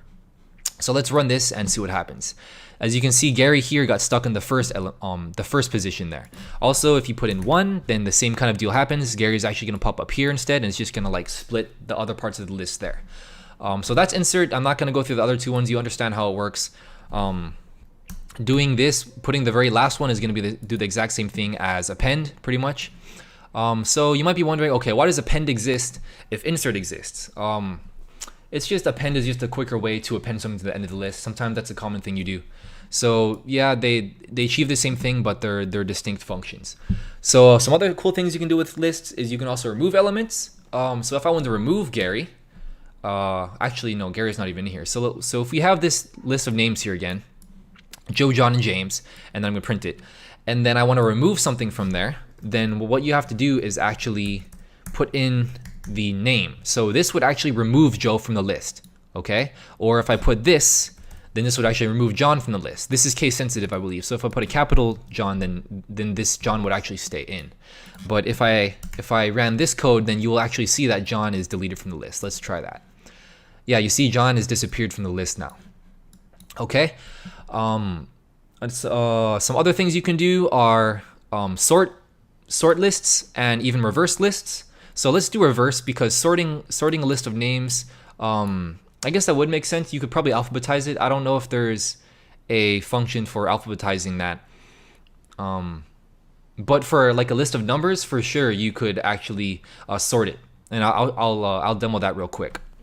Well, let's just look at reverse, okay? Reverse. So as you can see, I said that a list is ordered, right? So a list has a very specific order so that we know which element we're talking about when we index into it. It doesn't like have a random order or anything. Like names at 0 is always going to be Joe. Names at 1 is always going to be John. James at 2 is always going to be James. It never changes. So sometimes, because the order matters, if you want to reverse the order, which could be useful for something, like let's say you wanted to have your names alphabetized, and then you want to reverse it and then have your names in reverse alphabetical order, then you could do that as well. So all this will do is just flip this around so that James comes first and then Joe comes last. And as you can see, this list got reversed, got flipped around pretty much. Okay, so let's do sort right now. Okay, so let's just have a bunch of numbers. 1, 2, 3, 4, 5. Well, that's already sorted. Stupid me. Let's put in a bunch of random numbers. 6, 4, 2, 9, 12. Okay? And then let's actually, we don't need any of this. Let's get rid of this. If we have a bunch of numbers here, and then I'm gonna print it out before we sort it, numbers. But if I wanted to sort this, then I can just call this function sort, okay? And what this will do is it'll actually sort the numbers array into ascending order by default. If you wanted to get it in decreasing order, you could sort it and then reverse it. So you can actually chain these functions together to do cool things like that. What am I printing out? Numbers printing out. That's what I was doing. So let's run this, and as you can see, the list 6, 4, 2, 9, 12 has been sorted from the lowest number to the highest number, 2, 4, 6, 9, 12. So these are just some really common functions you can use on lists. The main thing I want to point out here is, yeah, list is just a group of things you put together, and there's a specific order, and you can index into the list wherever you want to read from it. And you can also add things, you can remove elements, it can get longer and shorter. It's a very, very flexible, changeable kind of data structure, and very useful for keeping things together. So those are pretty much lists. One very common thing to do with lists, though, the last thing I'm going to talk about is iterating over a list. So I think we already had a video about for loops and for loops, but you can iterate over a list using a for loop by just using this syntax. So for number in numbers, and then you can just print the number. Okay, so you guys probably already know what this is. You've seen this, but as you can see, the whole list got printed from this for loop here. The reason I'm doing this is I want to point out that in a for loop, and whatever is here needs to be an iterable. That's just a fancy word that says you can iterate over it.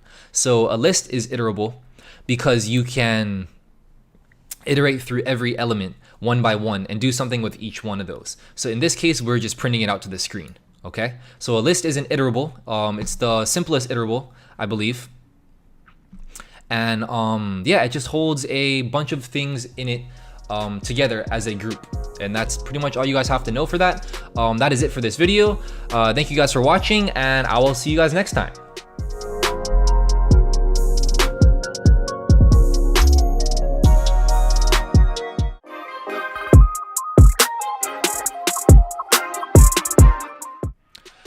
Hey, what's up guys? This is Aaron from Clever Programmer again.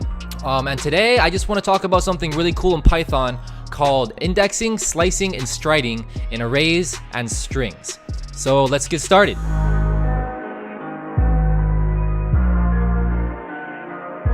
All right, first you're gonna want to go to REPL.it as usual. So once you're here, click on New REPL and follow along, please.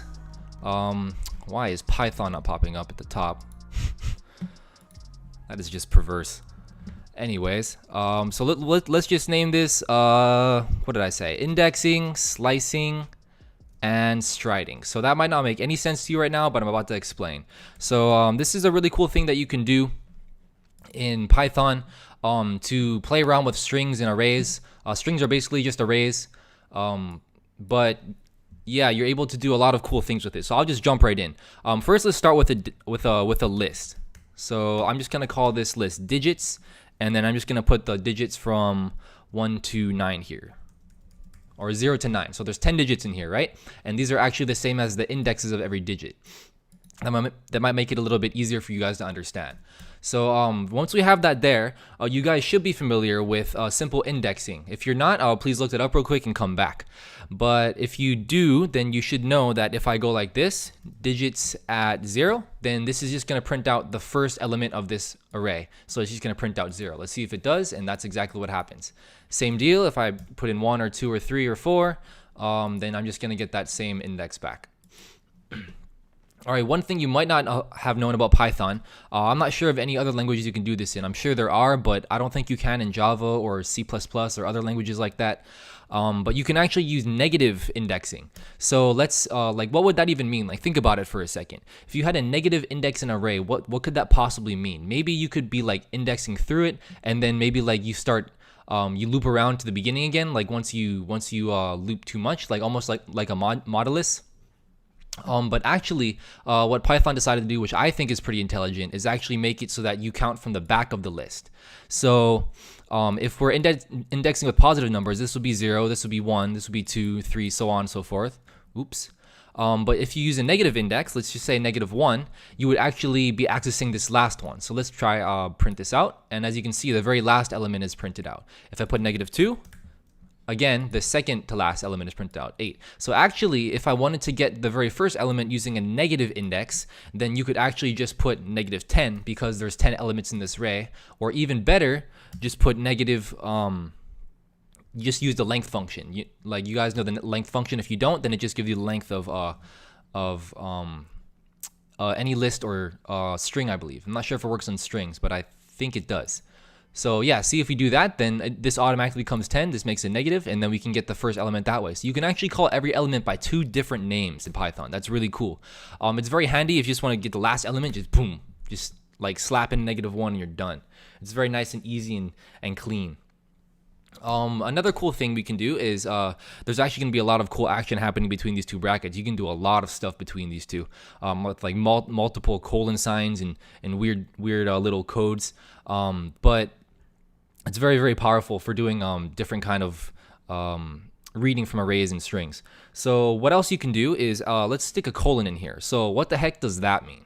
All right, so all this means is you can actually put a range of an array in here. So that means instead of just putting in like a single element, you can actually put a range of elements. So let's say if I wanted to just get the first 2 elements, or the first 3, so 0, 1, 2, I would leave nothing at the beginning, and then let's say we would end at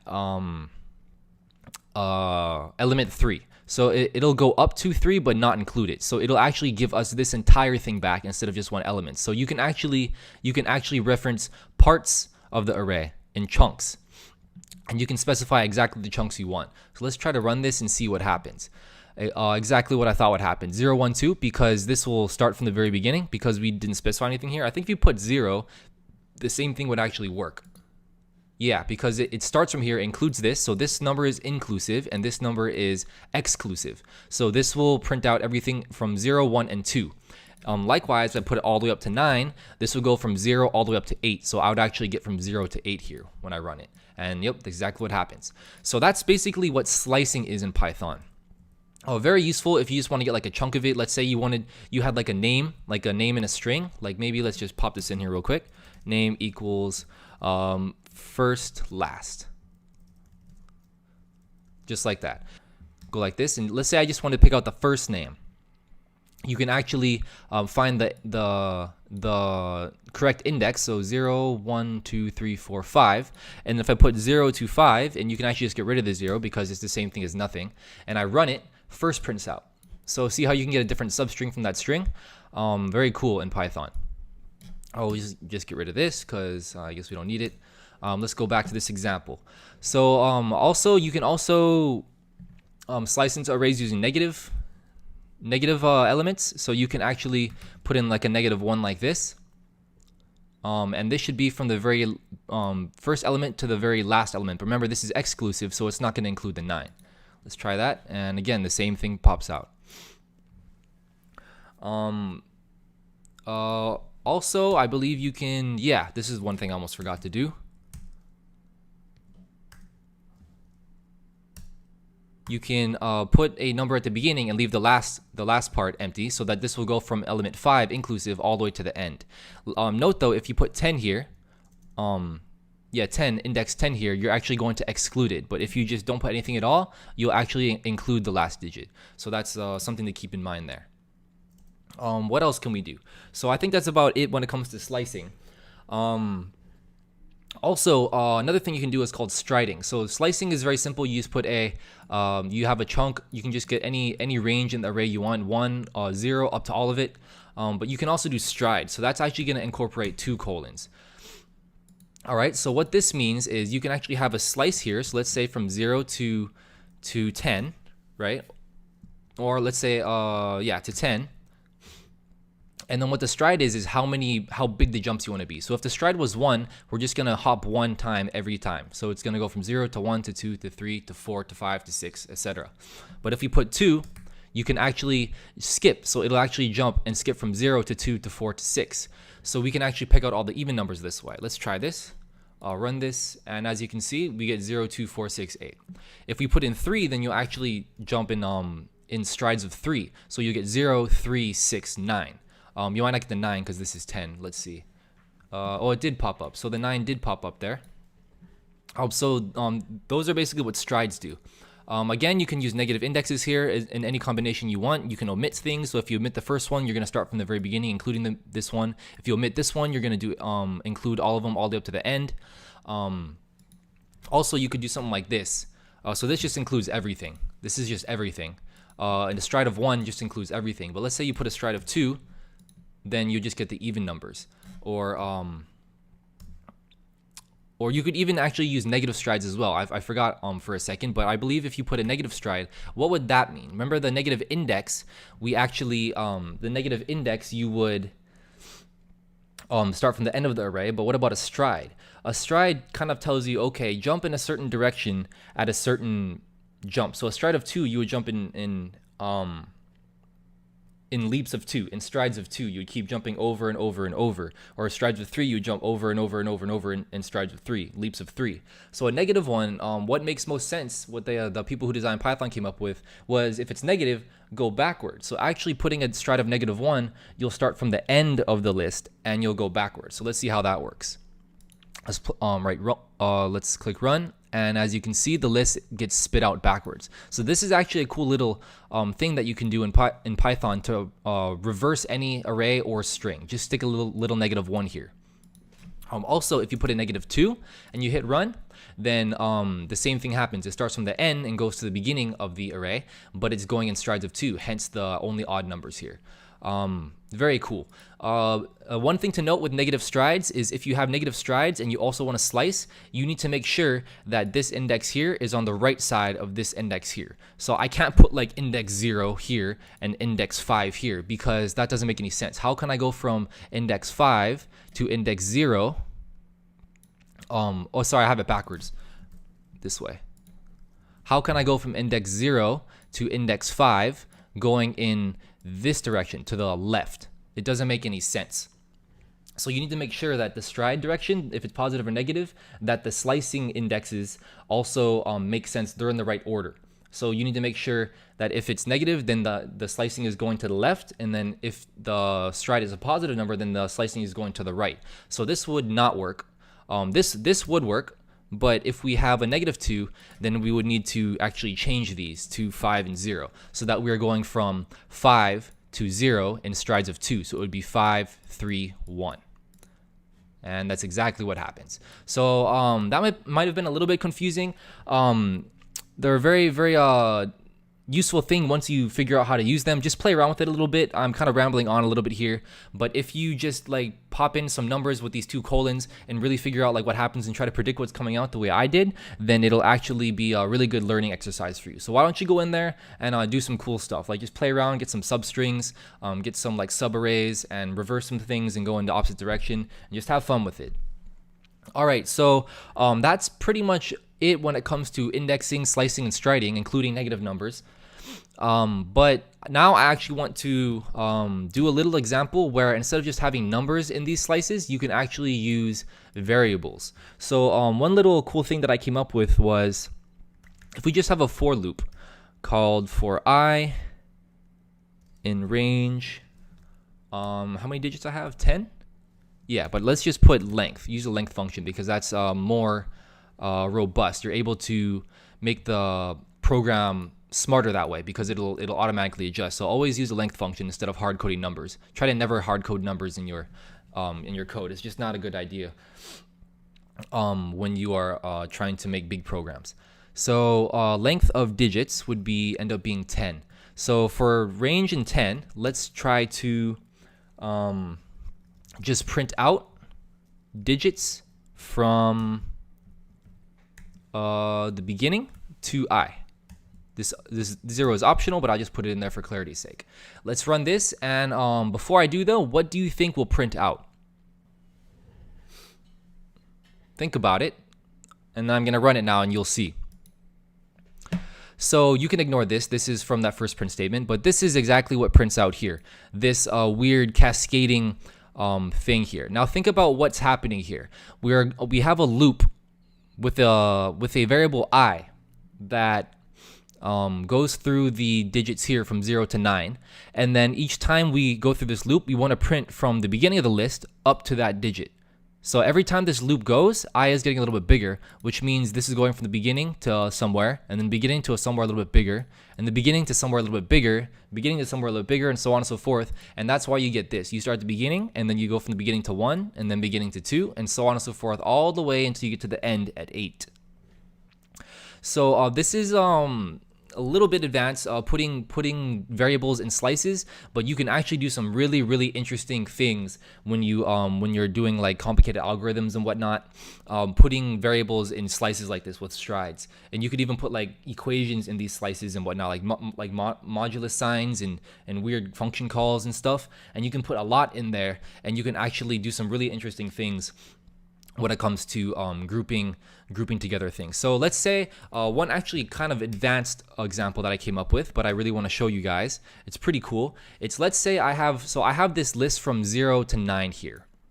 Now let's say I want to get every group of 3 possible in this list. So if I have this entire list, I want to get 0, 1, 2. I want to get 1, 2, 3. 1, 2, 3. I want to get 2, 3, 4. 3, 4, 5. So on and so forth, all the way up until 7, 8, 9. All right, but no further. I don't want 8. I don't want just 8, 9. I don't want just 9. I don't want just 0. Okay. So you can actually let's start by writing a for loop again. So for I in range, let's just go length of digits again. Let's just start there. That's always a good place to start. Sometimes you have to like subtract 1 or 2 to get rid of some weird offsets, but just start by using the length function always. And let's just try to print digits at from I to I plus 3. So let's think about this before I run it, okay? For I in range, the length of digits, so this loop is going to run 10 times because this list is 10 elements long. Then every time this runs, we are going to go from the current index, so whatever iteration we're on, so 0, 1, 2, 3, or all the way up to 9, plus 3. So the current index plus 3. So what is this defining here? This is defining a slice in the array. Okay, a slice in the array of size 3, but it's constantly moving because this is I and I plus 3. Then we know that it's going to be of length 3 wherever I is. So let's just try to run this and see what pops out. Let's comment this out so the output doesn't get confusing. Boom, boom, boom. Run. So as we can see, it almost has the correct functionality that we want. 0, 1, 2, 1, 2, 3, 2, 3, 4, 3, 4, 5. Because you can see like the first elements of all this output, these are actually the iterations of the for loop. And then we just added 3 to the end of the slice. So that's where we get the second 2 following numbers after that. So that's how we do that. But what about this thing here? There's this 8, 9, and 9, but I want to get rid of that because those aren't groups of 3. So let's think about that. What could you do to get rid of those? Well, you could just subtract 2 iterations from the for loop, right? You could just chop it off just by putting a -2 in here, a little cheeky -2. Boom, and you just get rid of those 2 and just ignore them completely. But that's not the best idea. Usually you don't want negative, just the same way I didn't want to put 10 here. I use length of digits instead. You also don't want to do a -2 or a +3 here even. Just bear with me for a second. It might make a little more sense once you see it. So you don't want this -2 or +3, but then how do you get rid of that? Well, let's just say I said I wanted a window size, right? Window size of 3. So let's do that. Now let's get rid of this. So suddenly we can get rid of that 3. So this should run exactly the same as before. Boom, yes, it runs exactly and does what we want us to do. And we actually specified the window size here. So that's really cool, but we still have this -2 here. So what does that mean? How do we get rid of that? Well, let's think about what this 2 is really doing. This 2 is subtracting off 2 iterations of the loop, because there is a trailing some trailing things. Like once these iterations over here happen, there's not enough digits afterwards to get an entire group of 3. So what the key distinction I want to make here is that 2 is 1 digit less than 3. All right, because let's say I put actually, let's get rid of this and I'll just show you guys. If the window size was actually 5, so now I can change. See, this is actually another good reason why you want to have variables like this, because you can just change one variable. See, I changed this one variable to 5, and then now I can actually change the window size to 5. So I can get these 5, and then these 5, and then these 5, and so on and so forth in chunks. Or even I can just go the entire array. I can get all 10 elements at once.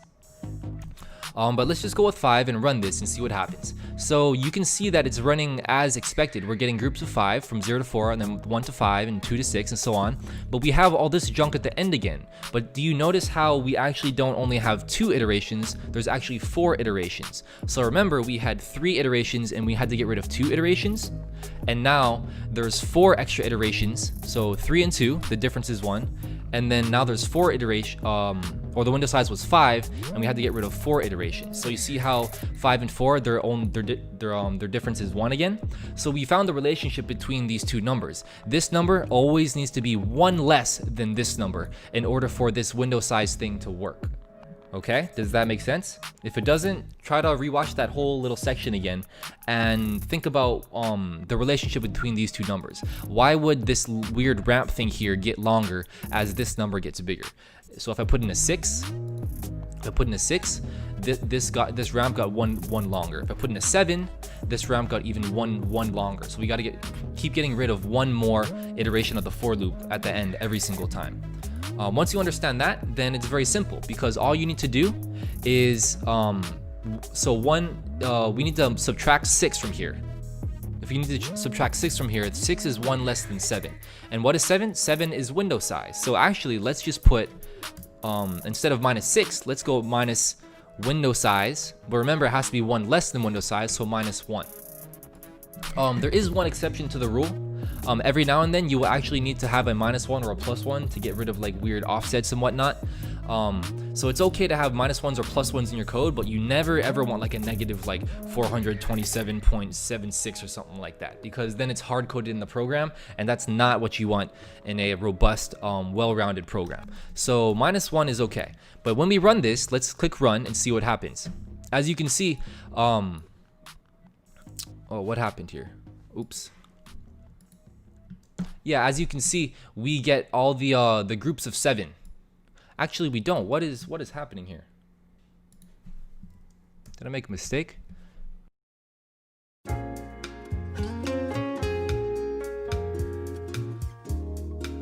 All right, guys, thanks for standing by. I had to take a couple minutes to figure that out. This kind of stuff happens all the time, like even when you plan stuff out. So just be aware that even people who have been programming for like 7 years like me, they still screw up. It was actually a very simple bug here. What I realized was, yes, this number does need to be 1 more than this number, but earlier I did not have the parentheses here. So when I was doing this, it was actually subtracting I think it was subtracting the numbers incorrectly. But once I grouped it together here by putting these parentheses in, I feel like that shouldn't change anything, but for some reason that has fixed the issue. So if I wanted to get groups of windows of size 7 now, this will actually become 6 within this parentheses. So I can do this, and as you can see, now we get all 4 instead of what we had before. I believe this is what we had, and this was giving us errors.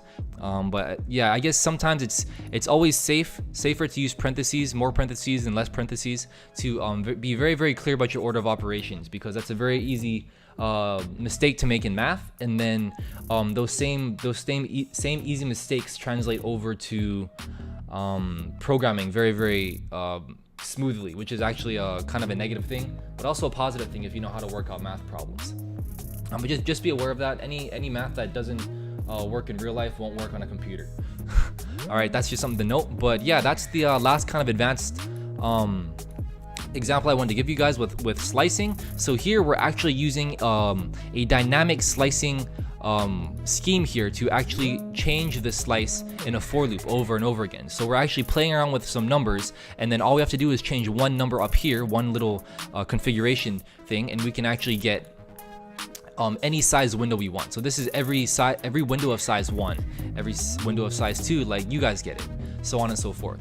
So yeah, guys, that is the end of this video. I might have drone on for a little bit. I'm trying to get better at that. I noticed I drag on a little bit, but I like to be more verbose than less verbose, because I think it's better to be clear and then to just watch the video on like 2x speed, because that's kind of what I learned in my my own personal schooling. I'm currently in graduate school. But yeah, stay tuned. Thanks for watching, guys, and I'll see you next time.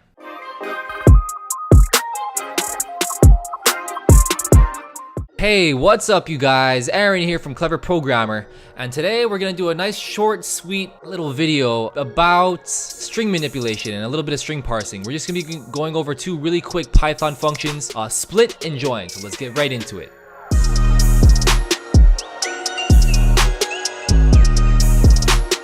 Manipulating strings is actually pretty important in Python.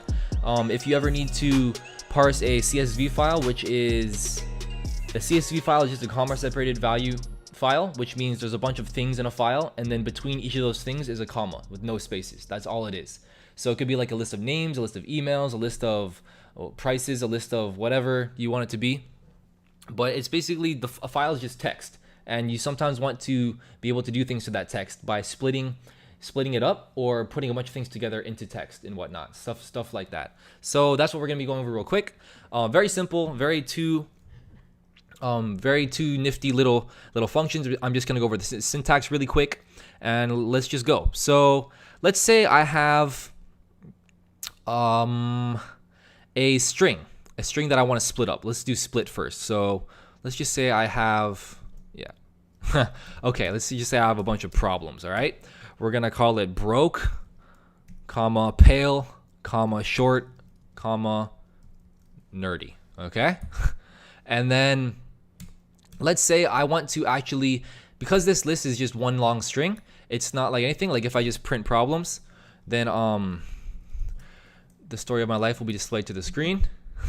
But if I want to make a list with all of these elements in there, then you can actually split this up using the split function. So what I want to show you here is that we are going to split on a very specific string called a delimiter.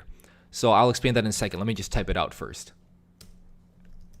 So L just stands for list. I'm gonna go problems.split, and we want to split on a delimiter. Okay, so a delimiter is just a fancy word. I don't even know why it's called that, but what it is just something that goes between things. So it's like it's a unified thing that goes between things. So like in the CSV file, a comma separated value file, the delimiter is the comma with no space. So it's just a comma. If there was a comma space, maybe some CSV files have spaces. There might be like a type of CSV file that has spaces. I don't know. But if it does, then the delimiter would be actually comma space. Okay, the delimiter would be that string, those 2 characters together. So for us, that's exactly what it's going to be. As you can see here, back to the screen, we have a list here, and each of these words is separated by a comma and a space. So our delimiter is literally going to be comma space. Okay, you might have to escape this. I'm gonna test it out real quick. Testing as you go, like little things like this, is usually much faster than trying to research it up and being right the first time. Just like take 2 seconds and figure it out. It's cool. So let's do this. We have this string here. We print it out. We try to split on this, and now let's print the list that we just created, L, and see what comes out. As you can see, it worked just fine. We didn't have to escape it. Let's see if escaping the comma does work though. Run it. No, it does not. So this is actually interpreted. As you can see, this entire thing is a list of one long string that looks just like that. So you do not need to escape in here. So just keep it like that. This parameter is just a raw string. You don't need any escapes at all. A raw string just means it's literally what it looks like on the screen. You don't have to escape anything, which is nice. It might look like this if you've seen it before. It has a little R before the string, but I don't think this split function can handle that. So that's split. Very, very simple. You can take a string like this and split on anything you want. Also, something else I could do is if I put like, I want to split on short, and then run it. So it's actually going to take this, split on here. So the two elements are going to be everything here. This is the first element, and then everything here is going to be the second element because it's splitting on this string. Let's try that. As you can see, the first string is broke, pale, comma, space, and then the second string is comma, space, nerdy because we split on the delimiter that was short. But let's just go back to what we had it before because that makes a lot more sense. Run it, and look, we have this string and we're splitting it into this list. Now, what you're probably thinking is join. The other function I mentioned was join, and join does exactly what it sounds like it does. It does the opposite of split. It'll join a whole list together into one string. So that's like if you say you had a Python list in Python or a tuple or something, and you had a bunch of data and you wanted to put it, and you wanted to generate a CSV file, a comma separated text file, comma separated value file, then you could use something like this, like join, to put everything on that list into one big long string of text, and then stick it into a file, call it a CSV file, and then now you can give that to anybody else who wants the CSV file, and they can do whatever they want with that. It's a very common thing to do. So we'll just call this joined equals, and this syntax is a little bit tricky. Like this actually stumped me a few times when I started. I don't know why it's like this, but you actually put the delimiter first, just like this. Put the delimiter first. Let's just put space and space, okay? So that instead of just making it again what it was originally, we're actually going to do a little change on it. Actually, let's do this. Let's do CSV equals like that. So actually, we're actually going to do two joins. So ignore this for now. Actually, let me just get rid of it so I don't confuse you. That was just a random idea I had on the fly. So you have your delimiter first. You have a string here, and then you're actually going to call a function on that string, which is a little bit weird. I don't know why it's like that, but basically you have to have the string, and then you're actually calling a function on the string. So it's literally string.join, and then in join you put the list. So list L would be L. And then let's print out joined, just like that, and run it. And as you can see, it prints out one long string, broke and pale and short and nerdy. Okay, cool.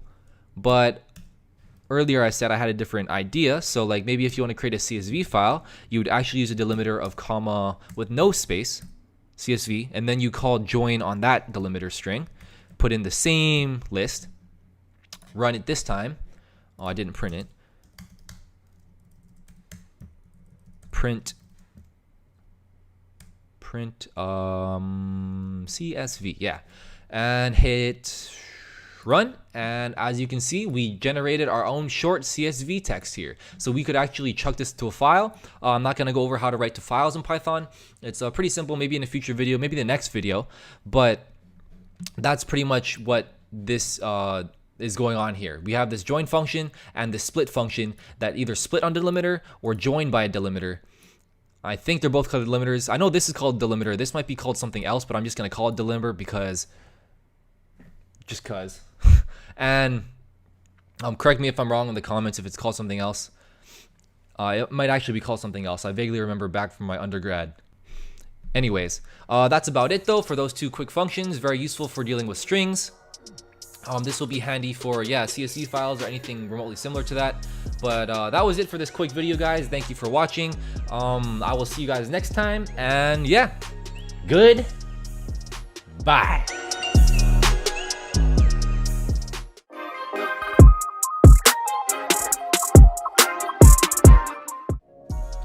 Hey, what's up, you guys? Aaron here from Clever Programmer today. And today we are just going to be talking about tuples in Python. You don't know what that is yet, but you're about to find out. Let's get started.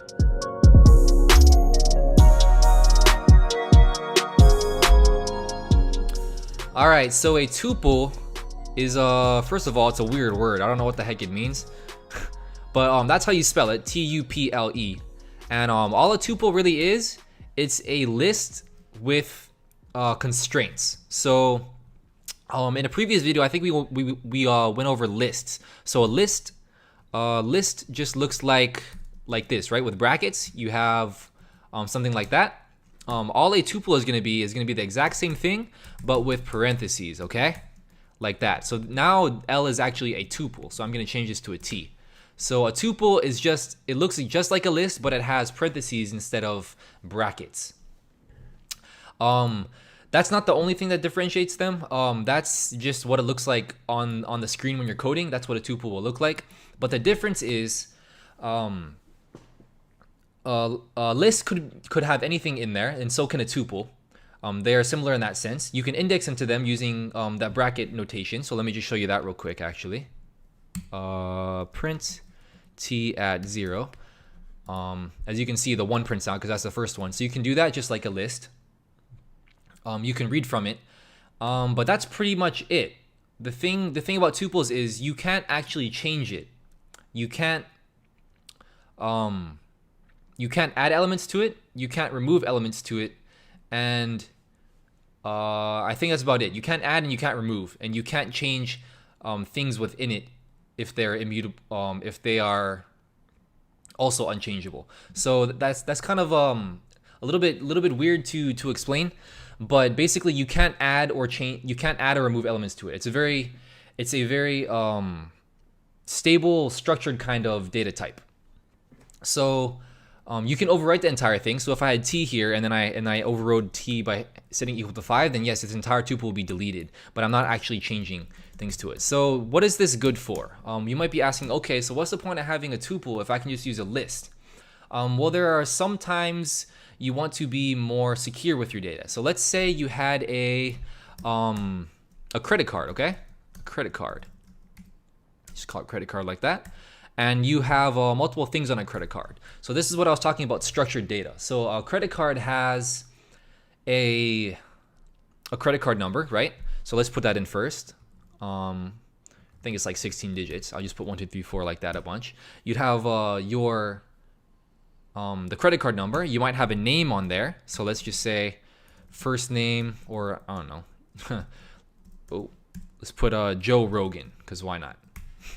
And then you would have an expiration date, which could be like December 31st, 2019 or something like that. Or on credit cards, I think it's just like 11/19 or 20. There we go. November of 2020. And then a security code. You usually have like a 3-digit or 4-digit security code that you also need in addition to the number, right? Let's just put it in like that. So you have a credit card here as a tuple. The reason we would have used a tuple here is because every element of the tuple has a consistent meaning, okay? So none of this can be changed. I cannot go in and change this number. I cannot go in here and change this. I cannot go in here and change this. But it's all together as a whole, together. Usually you'd be using it for things like this. One thing that it's very useful for is actually having a list of tuples. So let's say you had multiple credit cards, then you could create a second credit card. Let's just create a second one, like this, okay? And then let's just change, or whatever, screw it. We can just leave it like that. So credit card 1 and credit card 2. And then let's just say we wanted to have a list, credit cards with an S, and then we could just create a list with credit card 1 and credit card 2, okay? And then we could print out all of our credit cards, just like that. So are you guys following? Oh, we created 2 tuples here, 2 separate tuples using the parentheses, and then we stuck them in a list and we're gonna print it out. So this is handy because, let's run this again so it looks nicer. This is handy because, as you can see, we have a bunch of credit cards here that are structured.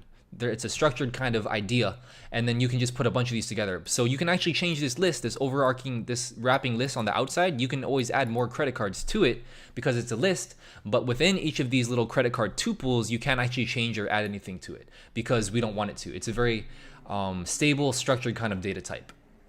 All right, so that's pretty much tuples. One cool thing I want to mention about tuples is because they're so structured, you can actually do this cool thing called unpacking a tuple, okay? So let's get rid of these here. Let's just get rid of everything. Let's say we have a person, okay? A variable called person, and we're gonna make it a tuple, and we'll say that every person has a name, right? We're not gonna call it a name, we're gonna call it Nancy, okay? Nancy Pants, because I like that. Nancy Pants.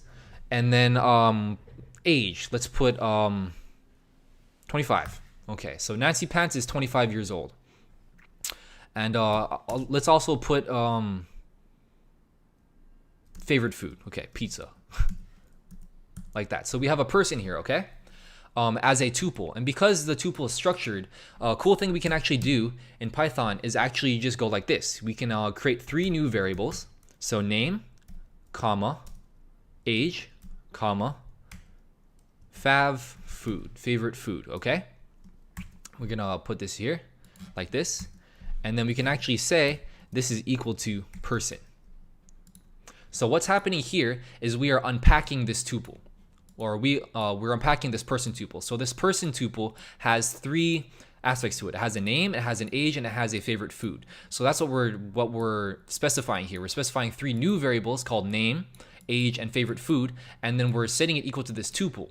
The cool thing that happens here though is now I can actually print out each of these things individually, completely individually. So pretty sure you guys see where I'm going here. Now we have these 3 variables separately. So instead of going like, okay, person at 0 and person at 1 and person at 2, etc., we can actually just unpack it this way and use more descriptive names instead of person at 0 and person at 1 and whatever. So when I run this, as you can see, all 3 pop out because we unpacked this tuple. One other cool thing is you actually don't even need these parentheses here. It's something really cool you can do.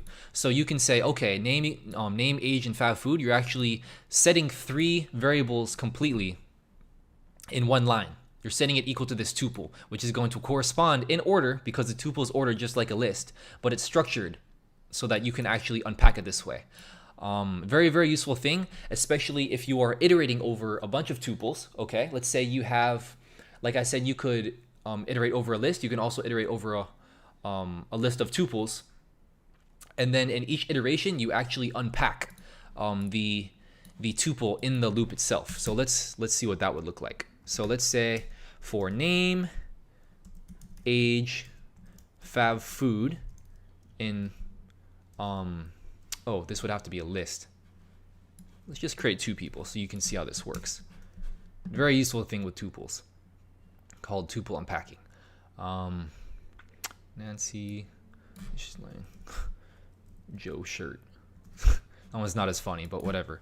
And age 20 and favorite food is pasta. Okay, so we have person 1 and person 2.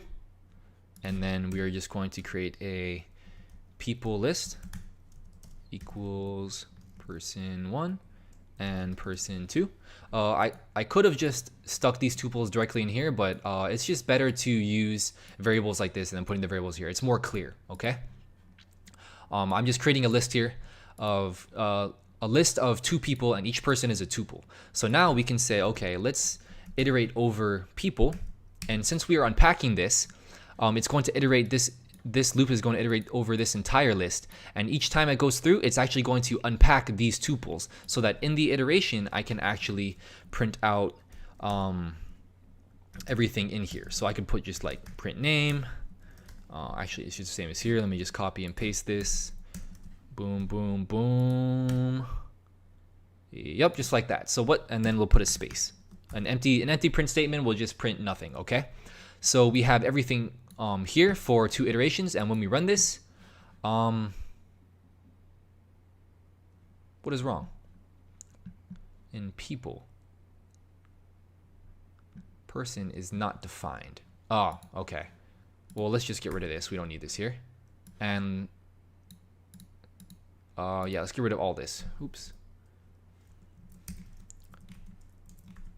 Yeah, because that was giving us a problem. Because I changed this up from person to person 1, this is it wasn't working anymore. So let's hit run, and as you can see, this loop ran twice and it unpacked both of these tuples. Okay, so you can hold data, structured data in tuples, and then you have very easy structured access to them via unpacking. So very useful thing in Python. I like using them a lot, especially in loops like this down here in the for loop. But that's pretty much it for this this video, guys. Thank you very much for watching, and I'll see you guys next time.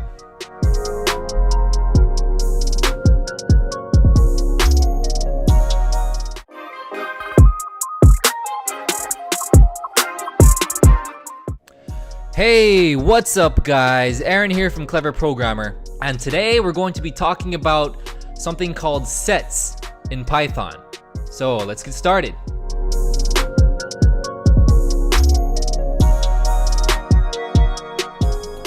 So first of all, a set is just like a list or a tuple, as I explained in previous videos, but a little bit different. So we already ate up all the options earlier, right? So lists use brackets, okay? Tuples use parentheses. So what's the only thing left? Oh yeah, braces. So you might be thinking, okay, so what if I put something in braces?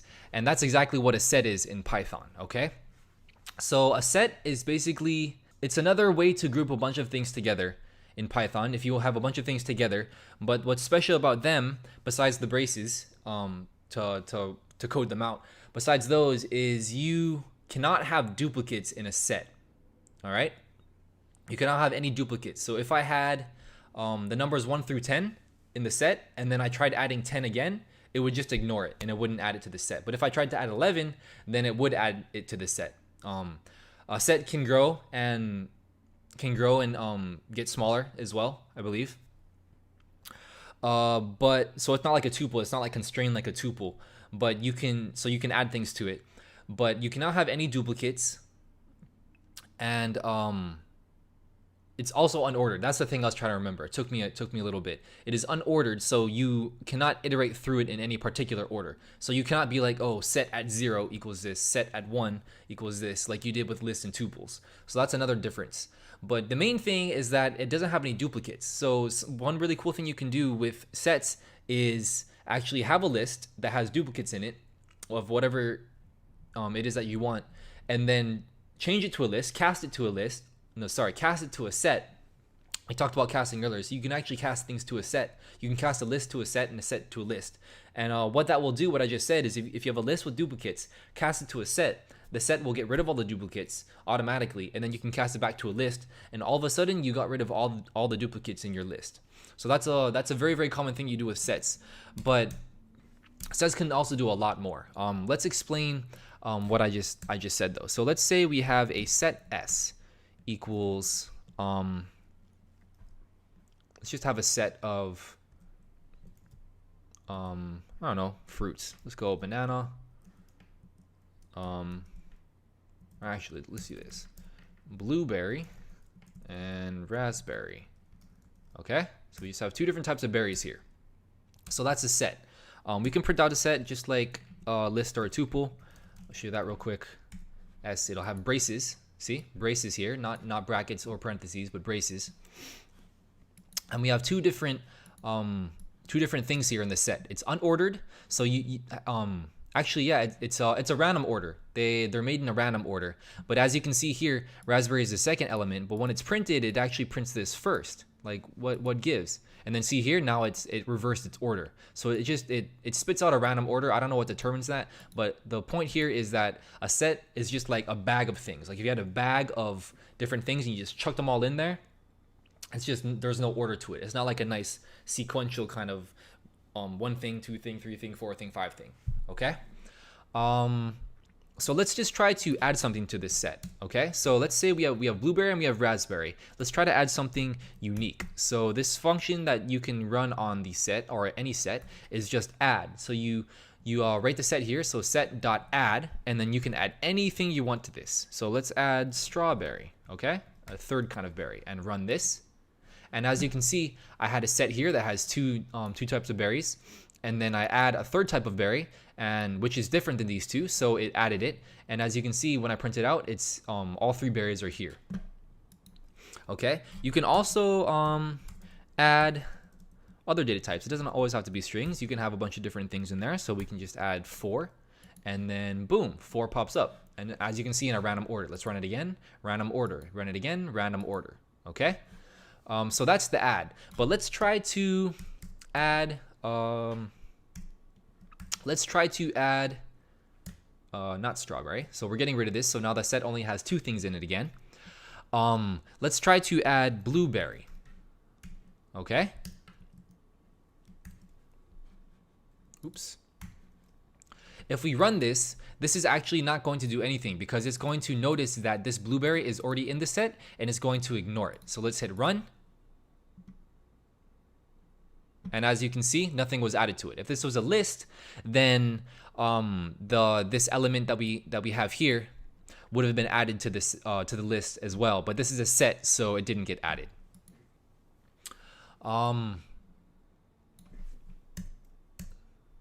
Let's actually, I want to show you guys that little duplicate example. That's a pretty cool example. So let's say we had a list of just numbers, okay? 1 1 2 2 1 if I can type it out. 1 2 3 3 4 4 4 5. Okay, so as you can see, we have a duplicate 3 here and 2 duplicate 4s here. If we printed this out, you guys can believe me that it'll look just like this, right? If I printed out this list, so I'm not gonna bother printing that out. Okay, but what if we wanted to get rid of all the duplicates? What could we do? Well, I said earlier that we can actually put it in a set. We can cast it to a set and then cast it back to a list, and then we'll have a list that get rid of all the duplicates. So let's just say, well, casting, first of all, we go like this, and then we pop the list in there. So we can say, no duplicate set, this is just a variable name, equals set of L. So what this is going to be a set of this list without any duplicates. So let's see what that looks like. Print no duplicate set. Okay, and let's just comment these out so you don't get confused. Let's run this. Or actually, let's get rid of this whole thing. I'll think of a different example later. So let's run this, okay? So we have this list here, 1 2 3 3 4 4 4 5, and then we casted it to a set, and then we printed out that set here. And as you can see, we have a set because there's braces, but it got rid of all the duplicates, okay? There's no duplicates in here. Same deal if I had ABC and even double quotation marks, ABC, because those are equivalent, and then I run this, only one of these is going to be chosen, a random one, I believe. Let's run this, and as you can see, ABC is there, but it got rid of the duplicate here because these two strings are equivalent. But then you also want to cast it back to a list, so we can just go like this, simply like this, no duplicate set, and then we can say no duplicate list, right? That makes sense. Yeah, I don't know, I tend to use L for like lists and stuff. It's probably not the best idea, but it's a bad habit I'm trying to kick. If you can avoid developing it in the first place, I'm not doing a very good idea right now by being a bad example, but maybe actually like name it of something like this, okay? List of numbers. Why don't we just do this now? I might as well do it now, okay, guys? List of numbers like that. So we have a list of numbers, and let's get rid of this crap so that this makes sense. We have a list of numbers here, and then we create a set from that list of numbers with no duplicates, and then we see what that set looks like. Actually, we don't need to see what the set looks like. Let's just get rid of these. Boom, like that. And then we casted the set back to a list. So now this list here actually should be this list without any duplicates. So let's see what that looks like. And as you can see, we have a list here that got rid of all the duplicates here. So now what you can finally do is actually just change it. So list of numbers, you can actually just say is equal to no duplicate list. And what this will actually do is actually overwrite this one. So list of numbers. So what this does is, let's say you had a list of all these numbers and you want to get rid of the duplicates and just completely delete them. Like let's say you had a bunch of names in a database and you had duplicate, or a bunch of people in a database and you had duplicate records and you didn't care about the duplicate records. You just delete them. Or you had a bunch of videos in a file on your computer but 2 of them are exactly the same and you don't need the duplicates. You can just delete them, okay? If you don't need those, you could do something like that, and you could do something like that and get rid of all the duplicates. That might be something actually very useful for this new course we have coming out called How to Automate Stuff with Python. If we're going through file directories and deleting duplicates and whatnot. But yeah, sets might actually come into play there. Just something to note there. But yeah, so those are sets. There are also some pretty cool functions and methods you can run on sets. Because are you guys familiar with Venn diagrams? Let me pull up a image here. So Venn diagrams. Okay, diagrams. So these things here, Okay, you see this thing here? You remember these two circles? You might have learned this in school, and it's like, oh, there's like everything in set A, thing in set B, and then there's an overlap. This is actually what sets are for. Okay, this is what sets are used for in Python. So you can actually have sets of things like this and do logic like this. Like, oh, okay, there's all of these people, and then, or let me think of a better example. Actually, okay, yeah, I thought of an example.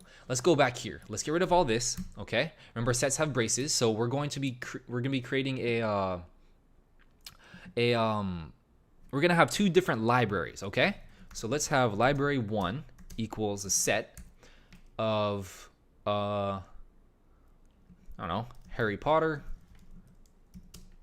Harry Pooper. Yeah, I'm actually 5. I am.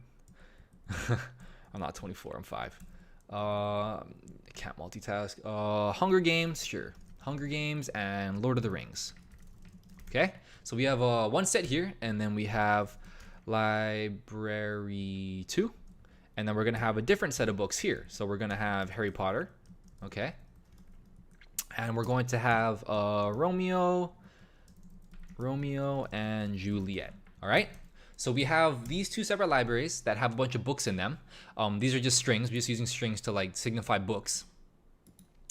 And now we have two separate sets, and we want to start doing this Venn diagram kind of logic. So there's a bunch of different functions you can run, okay, on sets to figure out the overlaps and whatnot. So let's start with I already went over add, right? I believe you can run.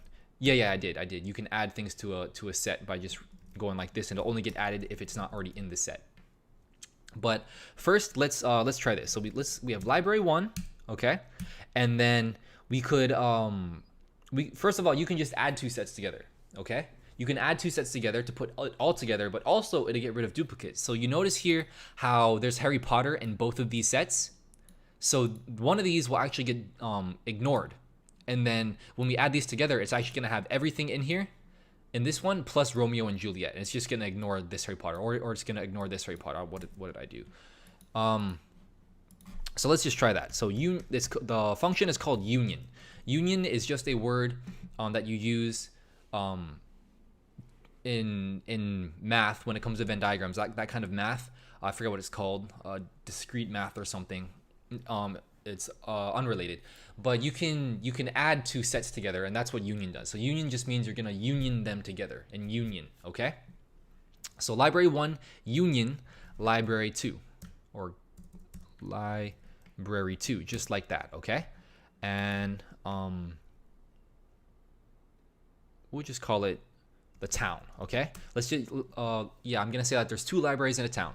So okay, how about this? All books in town. That makes sense. So if we have a town with two different libraries and we want to get all the books in the town without any duplicates, then we can get the entire book list by just doing something like this. You could go library 1 union library 2, or you could do library 2 dot union library 1. It doesn't really matter because it's the same operation both ways. Let's hit run there. I didn't print it out. Print all books in town. Now let's hit run, and as you can see, let's go here. Now as you can see, it created a set combining both libraries, but it got rid of the duplicate Harry Potter. So that's what union does, and the power of a set. There's some other methods and functions I'm going to go over too. So instead of union, what else do we have? I had to have it written down here on the side. Okay. Now we are going to, okay, let's say we wanted to find the books that were at both libraries, okay? So we could be like, okay, like if you just wanted to find the books that are at both libraries, so at both libraries. I don't actually know why you would want to do this in real life. Like, why do you want to know which books? Or maybe, okay, yeah, I guess that makes sense. If you wanted to be like, okay, if this one library burns down, yeah, it took a dark turn. But if one library burnt down, what books are you going to have in other libraries as well? Okay?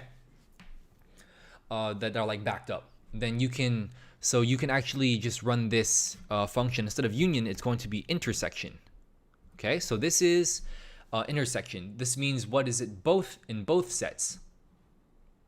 So what you're going to get here is we're actually going to get Harry Potter, because this is the only thing that is in both sets. Everything else is going to be ignored. This is going to be ignored, and this is going to be ignored. But Harry Potter is the intersection. So like when you have a Venn diagram, remember you have some things in one circle, another thing in another circle. You would have Hunger Games and Lord of the Rings on one side, and then Romeo and Juliet on the other side, and you'd have Harry Potter in the middle where they overlap. You know what I mean? So that's what's going to happen. Let's just run it, and you can see how it at both libraries, how it looks. As you can see, we get a set of just Harry Potter because that's the only thing that was common here. If I also had a Hunger Games down here, then this would be Harry Potter and Hunger Games. Okay, you're getting the intersection. Another thing you can do is actually get the difference. What difference does is it tells you everything in this set that's not in the other set. Okay, so if we have Library 1, which has Harry Potter, Hunger Games, and Lord of the Rings, and then we use the difference with Harry Potter, Romeo and Juliet, then it's going to ignore the Harry Potter and actually just get the difference. We're actually only going to get Hunger Games, Lord of the Rings, or only get Romeo and Juliet. We're not going to get all of it. Or just this part or just this part. You're getting the difference, like what's different about the sets. That's where you're getting the difference. Okay, so let's just call this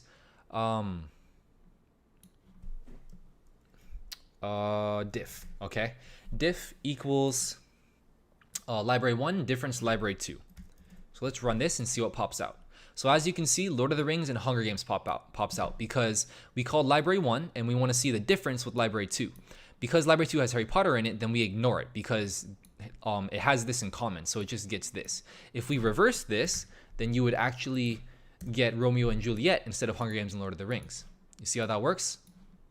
So yeah, these are pretty much sets. There's a bunch of functions that you can use. There's a bunch more. I'm just going over all the main ones in these videos, but those are there's actually one more called clear, but I'll leave that up to you to go figure out what that does. Look in the Python documentation for sets and see what the function .clear does. You probably already guessed it. Yeah, it clears out the set and make it completely empty. But go and try it out yourself. Maybe code it up. But those are sets in Python, very useful for getting rid of duplicates. Remember that? That's one of the most common uses of it. But also if you're doing things like, you're doing like some weird logic things or running some like really weird algorithms. Like I've done some before in my schooling, but they're a very handy thing to know. Know that sets are the braces one and that they're getting rid of duplicates. I probably said that 300 times by now, but yeah, getting rid of duplicates. That's the main use that I know sets are used for. So that's it for this video, guys. Thank you for watching, and I will see you guys next time. Goodbye.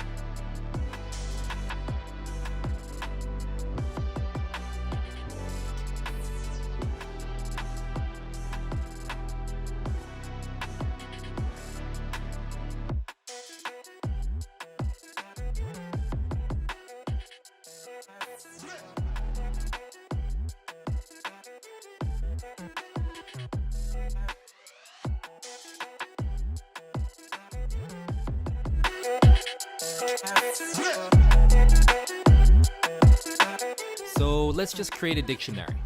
All right, let's just call it dictionary. So the way a dictionary works is instead of having elements that you can index into with numbers, like in a list, if you guys don't remember if you have a list, then you would index it like this or something, listed 0, listed 1, listed 2, etc. Instead of doing something like that, in a dictionary, you can actually specify what your index names are. So, and these can be anything actually, but usually they are strings. Let's just show you that. So we could say, let's say we have, actually, let's do an example. Let's say we have a let's say we have some groceries, okay? You could put some things here. So you could put bananas in strings and then have a colon here and then have a number, okay? So this is what a one element dictionary looks like. There's a little thing here on the left of a colon, usually a string, and then a colon, and then another value over here. Okay, so that's one element in a dictionary. Two elements would look like this. Oranges. 3. All right, I think you guys understand by this point. So this is the first element of the dictionary, and this is the second element. So now that you've seen what it looks like, I'll explain. So a dictionary is a way you can organize data in a more organized manner. That was a little redundant, but pretty much you can say that these two things, for each item in the dictionary, these two things are associated. So this on the left is actually called a key. This on the right is actually called a value. This is called a key-value pair. They have these in every programming languages. You might know them as maps or hash maps in other programming languages, but in Python, they're called dictionaries. Same thing here. This is a key and this is a value, and these are a pair. These will always be together. So what's cool about dictionaries is that if you have a dictionary, and we do, we have a dictionary called groceries. Instead of, if I wanted to get the first element here, bananas, and 5, I can't just stick in 0 like this because that's not going to work. All right. What you actually need to do is put in bananas. So you see how we're indexing into this dictionary with the key, okay? We need the key, that's why it's called a key. You need the key to get the value. So let's run this and see what happens. Oh. Or let me chuck in a print statement first. Let's see what happens. As you can see, 5 popped up, which is this 5 right here. Because we used bananas here as the key, then it gets its associated value, which is 5. If we put in oranges here, you can believe me that 3 would pop up. Go try it yourself if you don't believe me, but yeah, I'm pretty sure most of you can make that conclusion yourself. It'll work the exact same way as this bananas did. All right, so that's how you index into a dictionary using this notation here. But you might be asking, okay, well, in a list, if I put in a number that's not in the list, like if I had a list of length 5 and I put in an index of like 300, then you're gonna get an error. Same deal with dictionaries. If you put in something like a key that doesn't exist in dictionary, then you'll actually get a key error. See, a key error right here. It says hello is not in the dictionary, which makes sense. So actually, instead of using this bracket notation here, you're kind of like indexing into a list, but you're indexing into a dictionary. There's actually a method called .get, which does the exact same thing, but if the key is not found in the dictionary, then it won't give you an error. It'll just say none. It'll just spit out a none type. So you'll avoid this red text of doom and death, and everything will work fine. So if I put in actually, let's put in oranges just to show you. Okay, bananas again. Bananas. Just keep it simple and or keep it consistent. If I run this, you're gonna get 5, just like when we use brackets. Okay. But if I put hello, which isn't a key in the dictionary, and I hit run, then you just get none instead of the big error. So that's a nice little method that you're given. It just does a little safety check within this get method. It probably does the bracketing itself into the dictionary, but it says if it's not in the dictionary, then return none rather than giving us an error. So that's a nice thing to use. You can, if you know it's in the dictionary, you can just use the bracket notation, but if you don't know, then it's better to use get. It's just safer, okay? So those are some basics of dictionaries. Dictionaries are very, very good for these kinds of things. Maybe another example we have is maybe we had a contact list, okay? So if you had a contact or contacts, let's say you had a bunch of friends and they all had phone numbers, okay? How would you do that with a list? How would you associate a phone number with friends? I mean, you could have like one list called names and then one list called phone numbers and then just have the corresponding elements all be each other. But that's just kind of silly because it's like 2 separate lists, and if one gets screwed up or there's a mistake in one, then then the entire thing's messed up. Like if one things if like the first name got deleted, then everything's gonna shift over, and it's just a big mess. So that's where dictionaries come into play. Okay, you could have something like this, and I'm just going to format it differently so that it's nicer to look at. Let's just say you had Joe as a friend, okay, and his phone number was 123 4567. All right, and then you had Jane, and her phone number was 987-6543. Okay, so this here shows us that Joe and this phone number are corresponding, because this is the key and this is the value. Same with Jane. So now we can actually just index into this using the name, and we can get, so if we wanted to get Joe's phone number, we would just put in Joe into contacts. And what's the issue here? Oh, I forgot a comma. Yeah, you need a comma to separate all of the dictionary values. What is happening here? Contacts. Oh, silly me. So the formatting was fine here, okay? But obviously, I can't have these dashes in these numbers, okay? Python doesn't know what the heck this is. It thinks it's 987. Well, actually, no. Python thinks it's 987 minus 6,543. And and Python thinks that this is 123 minus 4,567. What I actually need is just the phone number, like that, okay, without the dash. Stupid. Or we could even use strings, okay? We could actually do this. Why don't we do this? This makes more sense. Okay, hit run. There we go. And the string gets given back to us when we get Joe. And if we wanted Jane, you better believe it, we get her phone number too. Okay, so that's pretty cool, right? This allows us to structure data with any name, any key we want, and then put anything we want over here.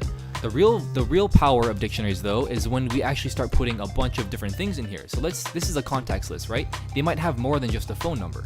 So if they have more than just a phone number, then why don't we use a list here, right? You could just use a list like this. Okay, so you have a phone number here, and then you have an email address. So email address at website.com. This gotta be a string. Okay, at website.com, and same deal here. You can just put a list.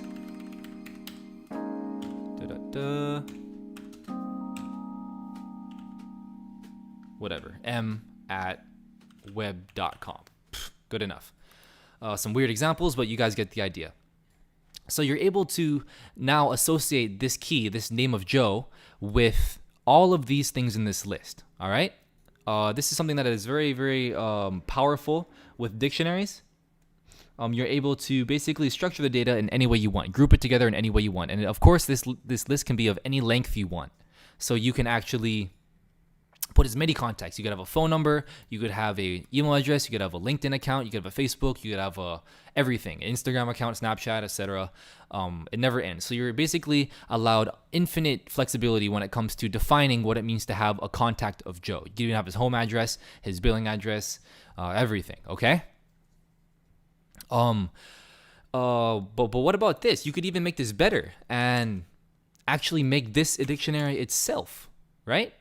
So this is a dictionary, and then you have Joe, and then within this, its value is actually a dictionary. You see where I'm going with this, right? So you could actually have phone number, or just put phone, and then boom, you have that there, and email, okay?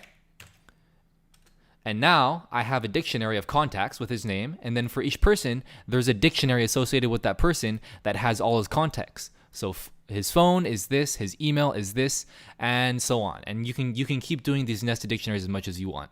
So this versus this, you can see how this is a little bit more descriptive. And you can really see the power of dictionaries here, because try representing all these ideas, like Joe has a phone number of this and an email of this, and Jane has a similar thing with only lists. Think about it. How would you coherently and in a smart and intelligent way represent that with a list? You just can't. So dictionaries are good for that. Some other examples you could use are, you could use dictionaries to do things like count the most common words in a sentence. This is a little example that I learned when I was learning dictionaries myself many years ago in my first Python class at university. But what if you had a dictionary called word counts, okay? And let's say you just wanted to count all the words in a string, so, or a sentence, which is a string. Okay, so let's just say I like the name Aaron because the name Aaron is the best. All right. So we can see this sentence here, and let's say we wanted to. Oh, actually, let's get rid of this to simplify this. Let's say we wanted to count all the words here, okay? And you want to count the how many times each word occurs in this dictionary. Something you could do with dictionaries is you could actually iterate through this entire string. Well, actually, you'd have to split this up into a list so that each word is its own element. There's a method for that called string dot, I believe, string dot split, and then you would get all these words in a list, and then you could iterate through all of them, and then every time you see a word, you add it to the dictionary, and every time you see it again, you can up the count. So it would end up looking like this. I'm not actually going to code this out because there's a lot of code there. You guys can do that if you want, but this is what the end result would actually look like. You would have I, okay, would be 1.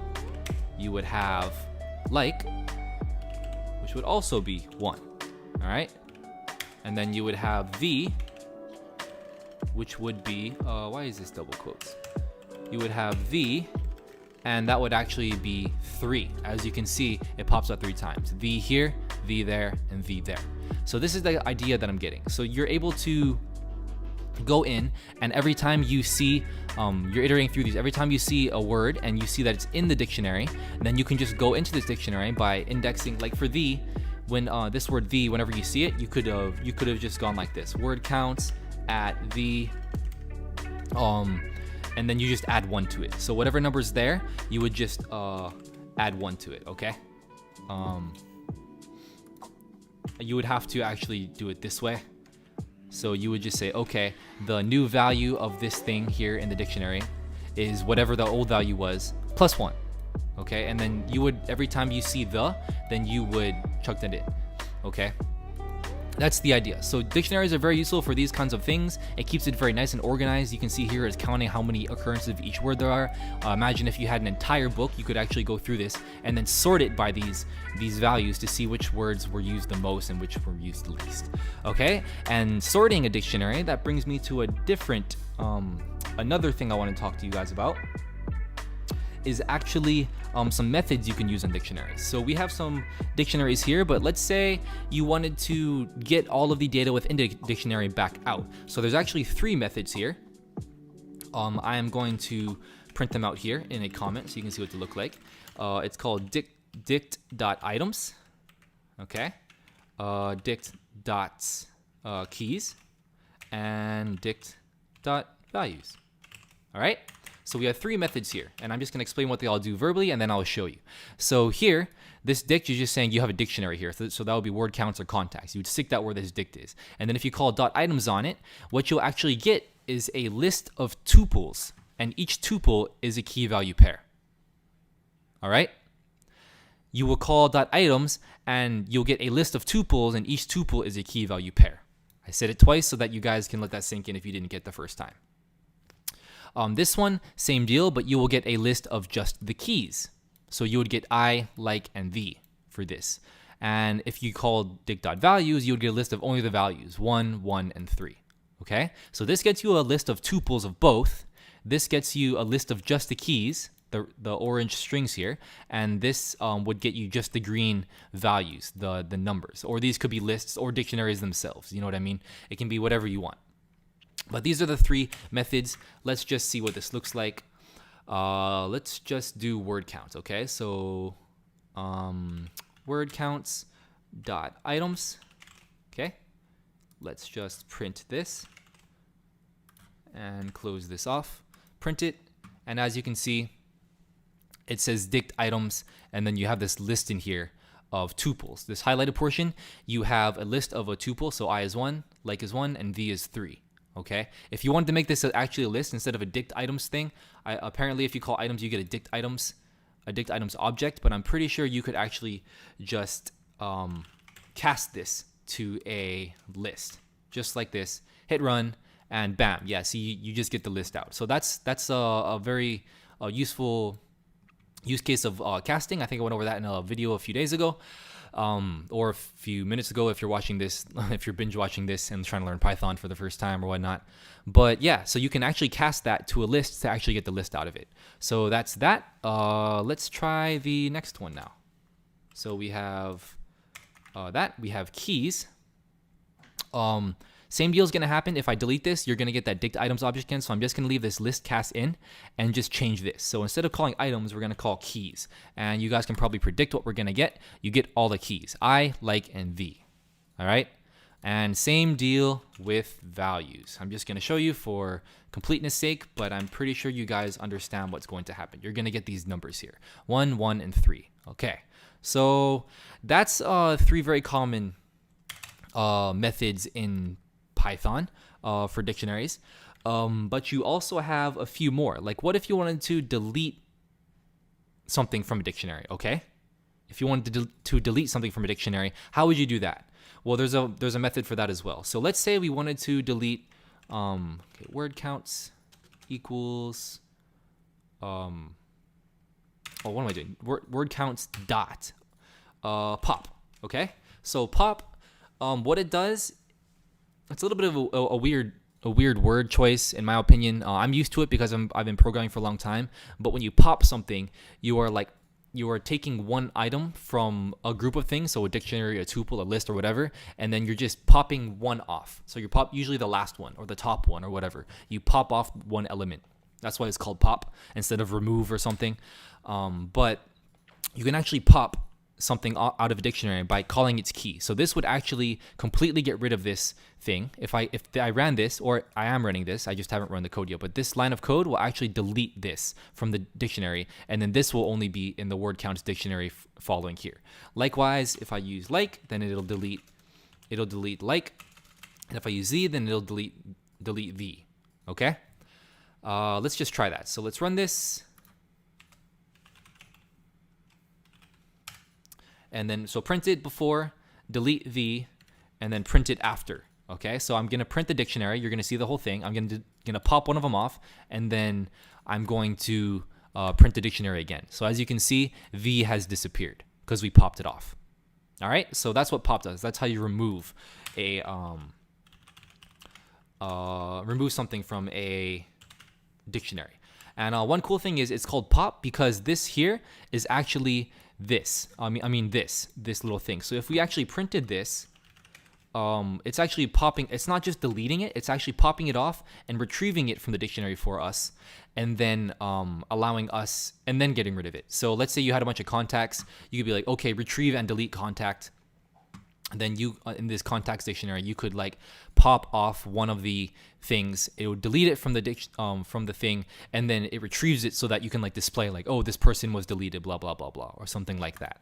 So as you can see, it gets this value. Actually, it doesn't get the entire thing. I guess when you pop it, then it only returns the value, not the key as well.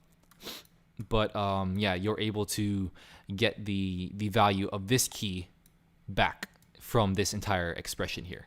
All right, so that's pop. Now there's also a way you can just you can pop off a random one. So instead of actually specifying which one you want with the key, you can just call pop item like this. So let's say word counts dot pop item, and then print word counts. Print word counts like that, and let's do this twice. Boom, boom. So this is actually going to pop a random thing from this. It's either gonna pop this one or this one or this one. It's just random. I don't know how the computer determines that, but it's just random. So it's just, if all you wanted to do was just get rid of one thing, then you could do it that way. Or even like you could run pop item 3 times, and each time you go through it, remember how we got this 3 back when we just used the regular pop method here? using the key, then we got 3 back. If you called pop item 3 times, you would eventually get all these numbers in a random order. But let's just say that's all you, like you had to sum up all these things. You could actually do it this way. You could just pop item 3 times and then keep adding 1 to 1, adding these numbers together. So 1 plus 1 plus 3, you would eventually get 5. Something like that. I can't think of a good example right now, but I'm sure that would be useful in something. Dictionaries are very robust and they can be applied to many different problems. That's why they're so beautiful. They're just so flexible and juicy and just sexy, you know? But if I keep running this, it doesn't appear to be random. Perhaps I'm wrong with that. I swore it was supposed to be random. I don't know. Maybe I'm wrong. I will double check that. 1 second, guys. All right, I'm back, you guys. So yeah, I actually misunderstood when I was reading up on this method here. When I was reading this and refreshing it, it says it pops an arbitrary element, not a random element. And the distinction there is, pop item will pop the key you give it, the exact element that you specify. But pop item will just pop off the last one of the dictionary, okay? And since the last one could be anything you want, it seems to be consistent here every time because that's the way we created it here. Here, this one, and this one. But because it's in this order, it's always gonna pop the last one.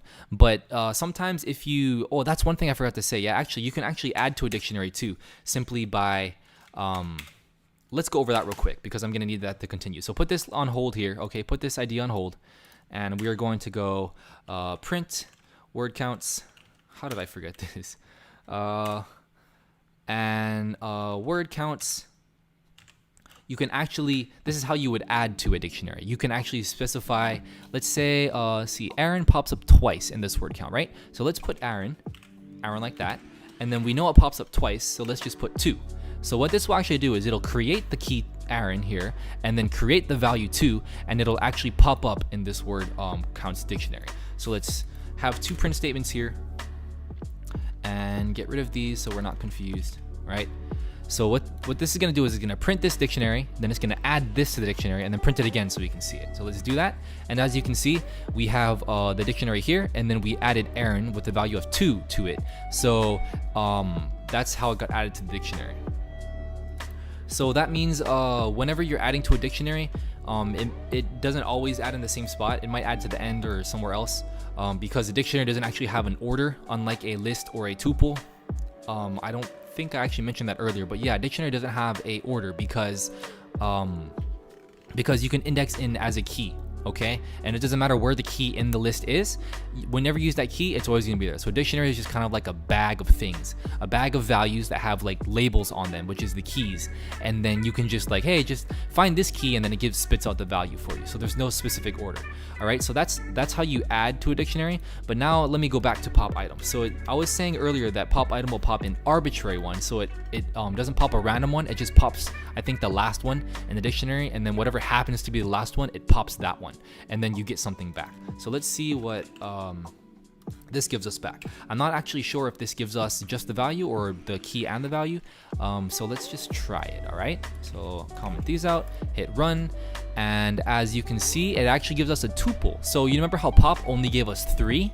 It only gave us the value 3 instead of this together. But when you do pop item, it actually pops a arbitrary element in the entry in the dictionary as a tuple, so you get the key and the value, which makes sense because when you're popping, you're actually specifying the key. So you're like, okay, I know I want this key, and I'm gonna get that value associated with that key. But when you pop item, you need to keep it together, okay? And then you can, of course, just index into this tuple at 0 for the key and at 1 for the value if you wanted to. So that's pop item. All right.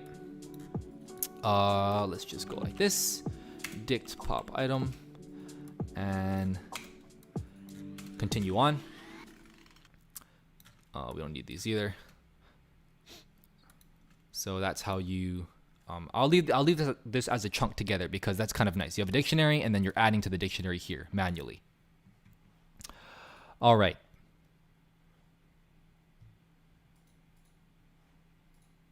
The last thing I wanted to go over was dict.clear. So what this will do is it'll literally just wipe out the entire dictionary, so that whatever your dictionary has, your dictionary will just look like this, an empty dictionary with absolutely nothing in it. Okay, so if I called word counts dot clear, all right, this is just gonna make word counts equal to nothing.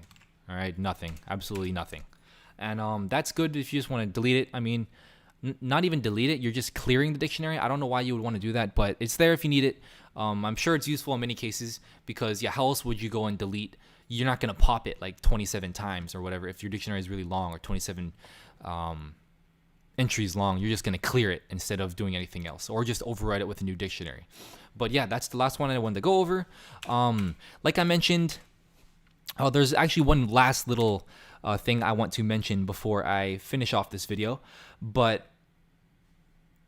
like I said, dictionaries are actually unordered, so there's no specific order to them. But there is a module in Python called ordered dictionary, which actually keeps the order of a dictionary for you. All right, so I'm going to import that here. So it's from collections. Collections is just a package, I believe. Import ordered dict. Okay, ordered dict, just like that. So what this line is saying, from this collections package in Python, so this is just something in Python. There's a bunch of things in here that allow you to do different things. I'm not going to explain this now. If you don't understand this, look it up on Google if you're interested. Look up the from and import. But when you import something, you're importing a new kind of data type here, okay? A special data type called ordered dict. So what an ordered dict is, it'll actually allow you to keep an order in a dictionary. And the order that the dictionary has is the order that things are added to the dictionary, the ordered dict. So if you add something to the ordered dict, then that is the order that it will stay in. It won't be a random order all the time. I'm not sure why this was being not a random order, but it's supposed to be. But it seems to be consistent. Maybe it's because it's so small, but you cannot rely on a dictionary to be in the same order every time. Okay, you cannot rely on a dictionary to be in the same order every time. You have to index by key. Okay, just be aware of that. That's why pop item says oh, I have this twice. That's why pop item says it'll pop an arbitrary element, because it'll just pop the last one. Pop item will just pop the last one, which could be any random one, or it could be consistent. In this case, it's been consistent, but if it was random on a different computer, I've seen it be random before, just take my word for it, then yeah, then it'll be an arbitrary thing you get back from this method. So that is ordered dict. Useful probably for something, I'm not sure. I haven't actually really used it. I usually use dictionaries for things like this.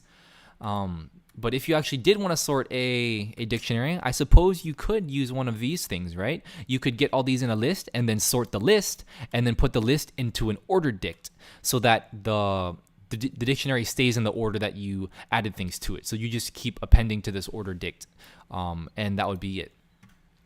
I forget how to add to an ordered dict, but yeah, you could just call like, okay, word counts dot values or something, values, right? And then we have to cast this to a list, right? So list, just like that. So this will get us a list of all the values. So this would be 1, 1, 3, and 2. Remember, because we added this to the dictionary. This would get a list of length 4 with all those 4 numbers. Let me just show you. Hit run, okay? You get 1, 1, 3, 2, okay? So we get a list there. We can see that it's not in order. So you could actually say, okay, you could use sorted, but I prefer list.sort. So we're going to do list.sort, just like that, okay? And then click oops, what is going on? Dot values, none. Maybe we do have to use sorted. I think I got mixed up here. Yeah, because this sorts it in place. So you could use sorted and just enclose the entire. You can see that what are these periods popping up? I don't want these. I'm just giving space for clarity's sake. As you can see, so we're getting all the values from the dictionary here. We're casting it to a list, and then we're sorting it we want this list to be sorted, and then we are going to print that sorted list. So remember before it was going in out of order 1 1 3 2. Now it's going to be in order. As you can see, it's 1 1 2 3. Pretty cool, right? And then also you could probably cast this to a dictionary. All right. So now that you have a sorted list, cast it to a dictionary. Oops. But now we can actually print this dictionary. Apparently you can't do that. I mean, you'd have to use an order dict somehow to keep it in the way. You'd have to look that up. I'll leave that as an exercise for you. But yeah, look up how to use order dict to give it a list or something, and then be able to preserve the order of these things. Oh, I think the error actually here was, yeah, we have a list of numbers, but it's like, how the heck do you cast a list of numbers to a dict? That was the error that I was having. That was stupid on my part. You would actually need to somehow preserve the keys as well. So maybe you'd have to actually use items instead of keys or values, and then sort by something else. But basically, yeah, that's pretty much all the basics of dictionaries in Python. There are a lot more things you can do with them. You can even do dictionary comprehensions or list comprehensions. You can actually, if you know what that is, I'm not going to go over that now, but it's just something to note. It's kind of cool. You can actually construct dictionaries just like you would a list comprehension, but it's a dictionary comprehension or a tuple comprehension. You can do that with these things. Very, very cool. But that is it for this video, you guys. Thank you for watching. I don't know how long this took. I feel like it was pretty dang long, but I really wanted to go over dictionaries thoroughly because dictionaries are freaking awesome in Python. You can do so much stuff with them. They're basically like mini classes. Yeah, like you don't have to use object-oriented programming because you can just use dictionaries to get little jobs done. But yeah, I'm just gushing now. I'm just gushing about dictionaries. So great. Anyways, yeah, thanks for watching, you guys. I'll see you next time. Have a great day.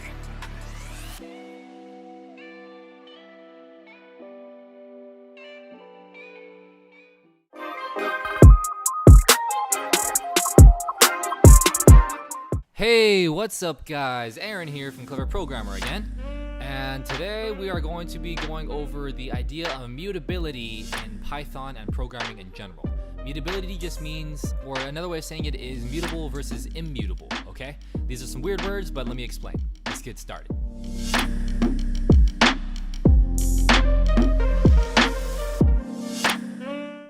Mutability, let me just type that out. You probably already saw it in the thumbnail and everything and the title of the video, but yeah. So mutability. Oh, what does that even mean? What this means is actually, it should have been mutatability. So muta just stands for mutate. Mutate means like you're changing something. So mutability, it actually means mutatability, or basically changeability, okay? So a mutable thing is something that's mutatable, and an immutable thing is something that isn't mutatable, which means you can't change it. So this is inchangeable and this is changeable. Basically, they should have called it changeable and inchangeable instead of mutable and immutable, which actually should have been mutatable and immutable, but I don't know who came up with it. It's just kind of silly. It always confuses me, but that's what they mean, okay?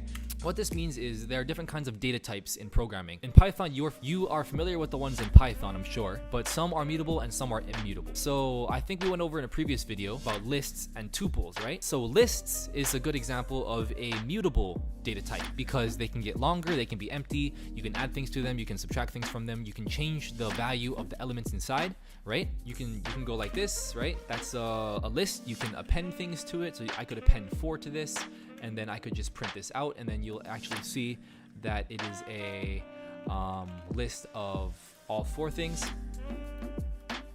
You guys get the idea. So a list can change because you can add things to it, you can subtract things from it, and whatnot.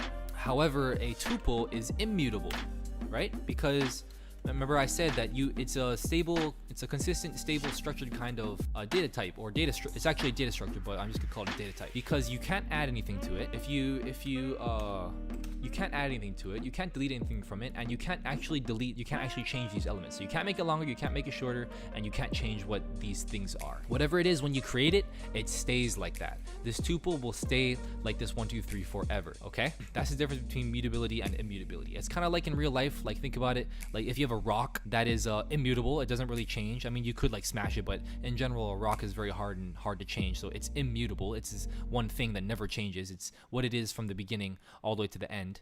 But something that is mutable might be something like a keychain, because you can take keys off, you can put keys on it, you can add things to it, you can change the keys, and it can grow and change. It can mutate, okay? So that's where the idea comes from.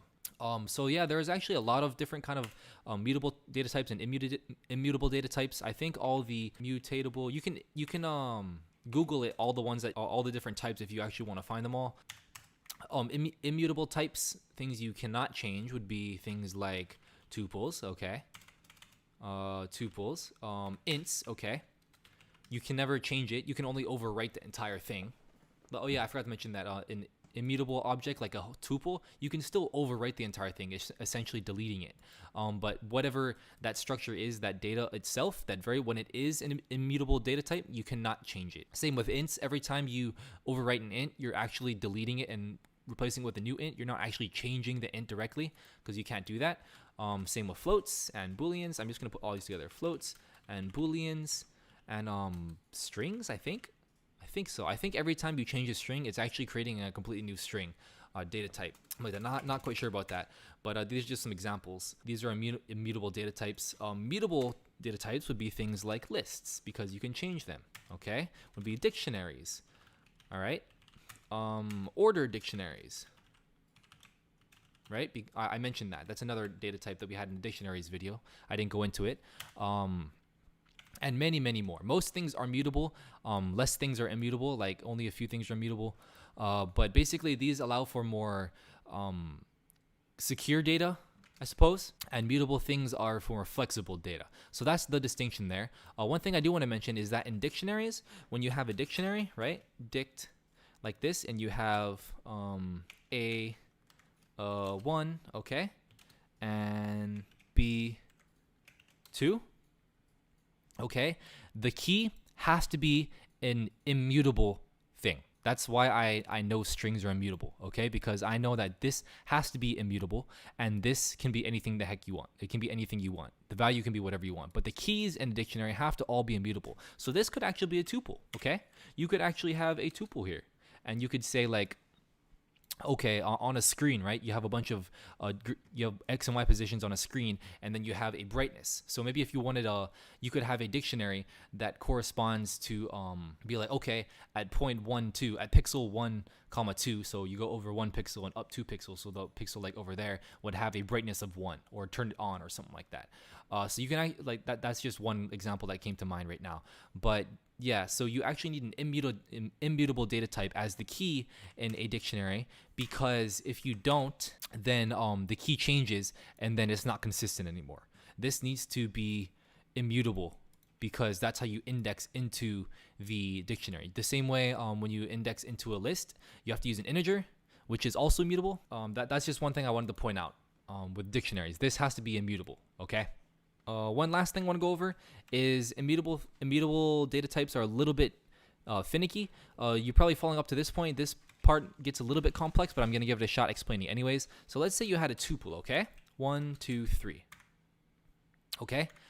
You understand that this is an immutable data type, because I can't add anything to it, I can't subtract anything from it, and I can't change any of these individual things. That's because this whole thing is actually stored as a chunk in memory. All right? Well, what if we actually had a list here, okay? All right? So we have that's a little bit, no, this should be fine. So we have a tuple here, which has two immutable things, and then one mutable thing in its third place. All right, well, let's first try to change something. So I'm trying to change the first thing of this immutable data type, this tuple. You run it, you're gonna get an error. See, tuple object does not support item assignment, which means you cannot assign any of these items to something new. We're trying to change this 1 to it's the same thing 1, but it can't actually change this, okay? Same thing if I put 2. If I put 1 here, it wouldn't change the 2 here. And if I put T at 2 here, which get this list, I still can't change it because I cannot assign this 1 to overwrite this list. However, okay, T at 2 is a list. You see this here? It's a list, 1, 2, 3, T at 2. So we're just gonna say, okay, L equals T at 2.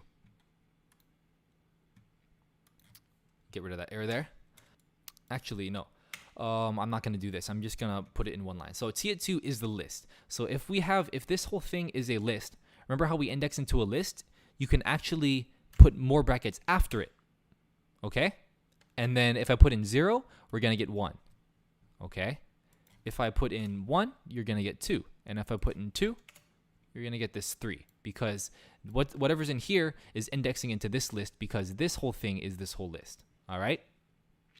Now, I am going to show you something interesting. So let's just print T here so we can see the tuple. Comment this out real quick, and then run this to see what happens. So it prints out the tuple there, okay, with the list, with the 1, 2, and the list in the third one. And now what I'm actually going to do is obviously we couldn't actually change the entire list. We got an error before, but could we change something within this list? I mean, if it's within this list, it's also within this tuple, right? So you said we can't change anything in this tuple, but a list is mutable. A list is not immutable. So we can still change the things in here. Okay? Are you following now? So we could actually say, okay, T at 2 is a list, and then at 0 is this 1. We can actually change this to, let's say, 7. All right? And hit run. No error, right? No error. And then let's print T again and see what prints out. Oops. See what prints out, okay? As you can see, 7 was put where 1 is. All right? But this whole tuple is mutable, but this list is mutable. So we were able to actually change this, okay? A distinction there. If this was a tuple, we wouldn't have been able to do that, okay? If this was actually like this, instead, this code will actually break, and I'll show it to you. See? What happened? Print T. Oh, I forgot to print this here. Run this, and we'll get the correct error. We were getting the incorrect error before. This is the error I wanted to pop up. I don't think I've ever said that before. We got the incorrect error. But as you can see, yeah, you can't change it. But if this is a mutable data type instead of an immutable data type, you actually can change it. So what I'm trying to get here is that immutable data types, they are only immutable at their level, okay, at their global level. If you go within and then there's something that is mutable, you can still change those. And that's because in Python, this might go over a lot of you guys' heads, but I'm going to explain this because you might understand, is because everything in Python is an object. So this tuple is considered a object, and it's given all this data. It's given this 1, it's given this 2, and it's given the location of this list in memory. Okay, so this list in memory can change to whatever the heck it wants, but the location of this list will always stay the same. It's just the list changes itself. The values within the list change, or it gets longer. But the location of this list, which is just the first element, where the first element is located, always stays the same. So we can change this list, but this tuple, you can actually replace this list with location, okay? This isn't actually what you code, but just imagine the idea here that this is actually the location of whatever is here. So the location of 1 and 2 is also here. This is also stored as locations. It's called a pointer, if you know like C or C++, but the location of the list does not change, okay? But the value of this list can change, okay? So that's the little distinction there. It's a weird little edge case. Same deal, if you had, once again, a list within here, you could change it. But if this was a tuple, you could not change it, okay? This is getting weird and nested. So I'll go back to this simple case we had. But that's pretty much it about mutability and immutability, you guys. I just wanted to explain that because it's a distinction in Python. The most important use of it, I know, is using tuples for stuff, for structured data, and then knowing that a dictionary key has to be immutable, okay? It cannot be mutable because the keys have to stay consistent in a dictionary, or the name of the thing is going to get all screwed up and it's going to freak out and the world's going to explode, and then transformers are going to start coming alive and whatnot. But that's pretty much it for mutability, you guys. Thank you for watching. I'm sorry if I got a little complex there at the end. I get kind of nerdy and geeky, and I like to geek out and explain all the little nitty-gritty stuff sometimes. I know this is a beginner's tutorial, but hey, might as well push you, right? That's what happened to me when I was learning. So thanks for watching, you guys. Hope you guys enjoyed it, and I'll see you next time. Goodbye.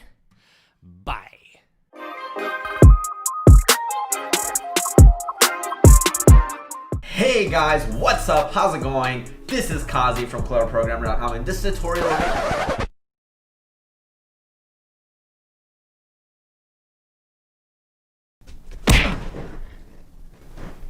Was that better? Yeah, but aren't you gonna take his seat after that? Oh. Can we just edit it? Like, Oh yeah, yeah, you just cut. Yeah, just and I'm just gonna like fall. All right, now you go sit in the seat.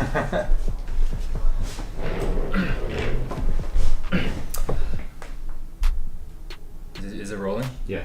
I'm taking over, boys. Let's do this.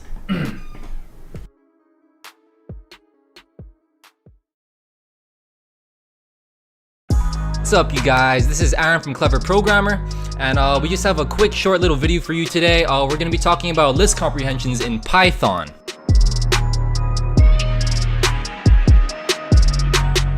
So this is a neat little trick that is unique to Python, I believe. I don't know any other programming languages that have it, but pretty much what it allows you to do is to make lists out of cool little expressions. So you can actually populate an entire list with just one line with this little unique thing. A little bit weird to explain, but I'll just show you and then you'll see how it works. So let's get started. So let's say we have a list called names. Let's just put in some names here.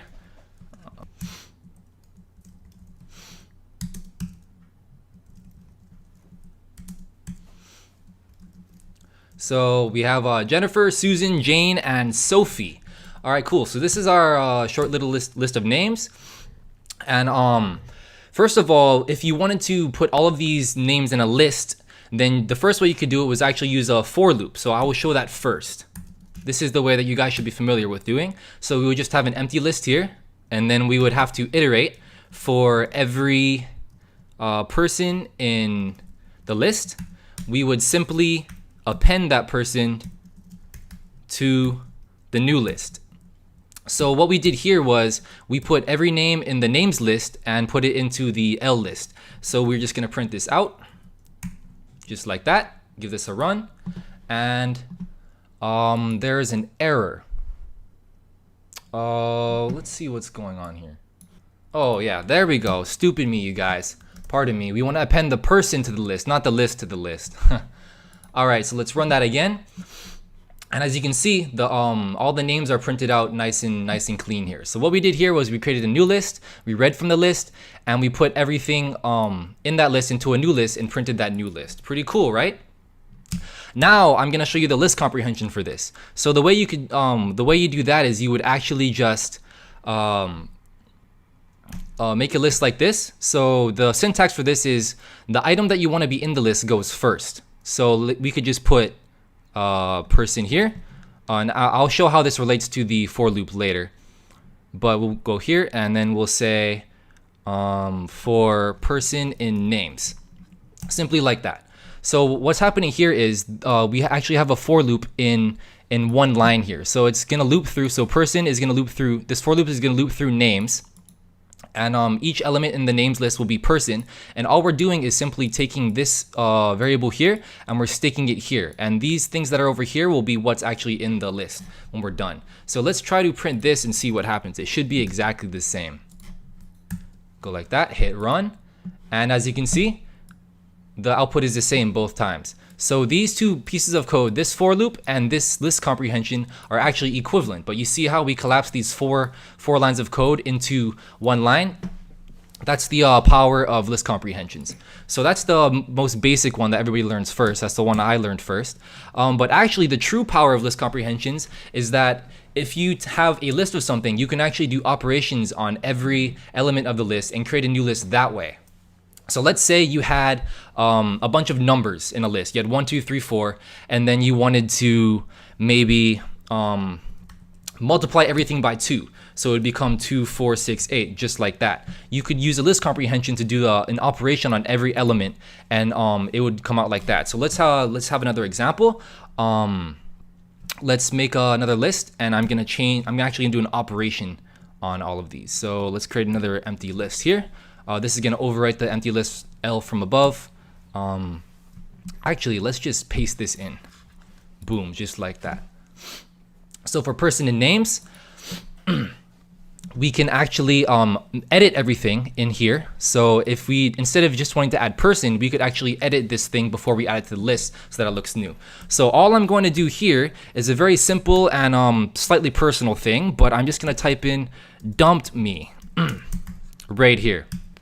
So now let's run this. And as you can see, this has suddenly turned into a list of X's, not just people. All right, so let's go on. Turning this to a list comprehension will be as simple as copy and pasting this. And the way this would work is for each person in the names list, we would actually just add the string to here.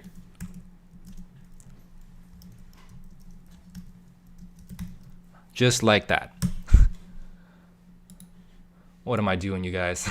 So as you can see, everything is reiterated here. I've probably written this out on paper many times, but it's actually on a screen now forever in the electronic abyss. Let's move on. So that's how list comprehension works. All you do is you can actually go through an entire list. So the list we're going through here is names, and we wanted to do an operation to every element in that list, which is add dumped me to the end of every name. And so I actually just put those things together and put it in this new list. So now the list looks like that. You guys following? Lastly, there's actually a couple other cool things you can do. You can actually get pretty verbose in these and do some weird nesting, but then it gets a little bit messy. It might actually be better just to use for loops at that point, like nested for loops. But if it's just two statements, that might actually be okay. Like two nested for loops or a for loop with an if statement inside. We'll try that next. So getting to a slightly more positive note, we'll go back to this list L. Actually, yeah, we'll have a new list down here. Let's just start something new. So let's have a dictionary called movies and ratings, just like that. All right, and then we're just going to have Interstellar, like that, and give this a rating of 9 out of 10. And then we'll also have Dark Knight. Let's move this over so you can see. Dark Knight, rating of 8. We'll have 50 Shades, rating of 3, and then we'll have again 50 Shades Darker, rating of 2, and this, as this is progressing, you can see where this is going. 50 Shades Darkest, rating of 1. Okay, so now let's say we have this dictionary here. Yeah, you can also run comprehensions over dictionary. So this would actually be called a dictionary comprehension. You can make a list here. And let's say I just wanted to filter out all of the movies that have a rating less than 6. So I only want to show the ones that have a rating more than 6. So how that would work would just be for movie in movies and ratings, would there autocomplete that there. If movies and ratings at movie is greater than 6, so we're filtering out here. So if the movie is greater than 6, then we will append it to the empty new list. So that will just be movie, just like that. And then we'll print this out. And let's see how that works. These 3 movies should have been cut out, and then it should only show these 2 here. It should just show the names, because when we index into a dictionary, only the key here, the key string here is put in the list. Let's run this, and as you can see, ignore all this stuff. I'm over it. But we can see that the 3 movies that anything with a rating less than 6, these 50 Shades ones, all got cut out, and Interstellar and The Dark Knight, these awesome sci-fi and superhero movies, stayed in. So that's how that works. But we can actually put this all into a list comprehension. This will be the final one because it's a little bit complicated. But if you understand this, you can pretty much understand any list comprehension, because you can do I don't think there's a limit to it, but you could probably nest as many as you want into one line, but it gets unruly at some point. So just be conscious of that. But this is great for saving a lot of space for short little for loops. So this one, follow along you guys, is going to be movie. So we want the movie name to be in the list. For movie in movies in the list, movie in ratings. But we only want the movies that are in movies and ratings if the movies and ratings at movie is greater than 6. So what this is saying is for every movie.ratings, or movie and ratings, if the movie rating is greater than 6, then stick the movie name in the list. So let's see how that runs. It should have the same exact output. And as you can see, it has the same exact output as a for loop, all done in one line. So let's take one final look at this to compare the code. So this first example, we have a list of names, and then this for loop became this list comprehension, this for loop became this list comprehension, and this for loop became this list comprehension. That's pretty much it, you guys. Really cool little thing you can do in Python. Very good for being very descriptive in a single line of code, and super useful if you want to do some kind of calculation on every element of a list and create a new list from that. It's probably one of my favorite things in Python. I don't know about you guys, but yeah, just let me know what you guys think in the comments. And that should be it for this video. Thanks you guys for watching, and see you later. Goodbye.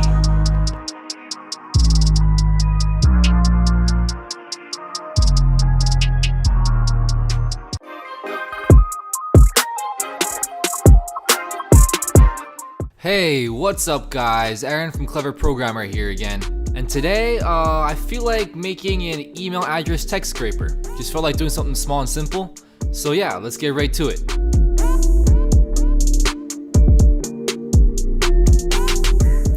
So if I want to be able to search a bunch of text and pick out some emails from it, I'm gonna need something called regular expressions. In Python, this library is just RE. So I'm just going to type import RE just like that. And a quick explanation of regular expressions. It's a way to specify different patterns in strings and text, so that you can match those certain patterns and then pick things out. So an email address follows a very specific pattern, right? There's some letters and numbers and whatnot, and then there's an ampersand, and then some more letters and numbers and whatnot, and then a period, and then some more letters and numbers. And that's what makes an email address. That's what a human would recognize as an email address. So things like these, if you can pick apart those little rules, like the structure, the pattern of something, some entity, in this case an email address, then we could specify and describe that pattern with regular expressions.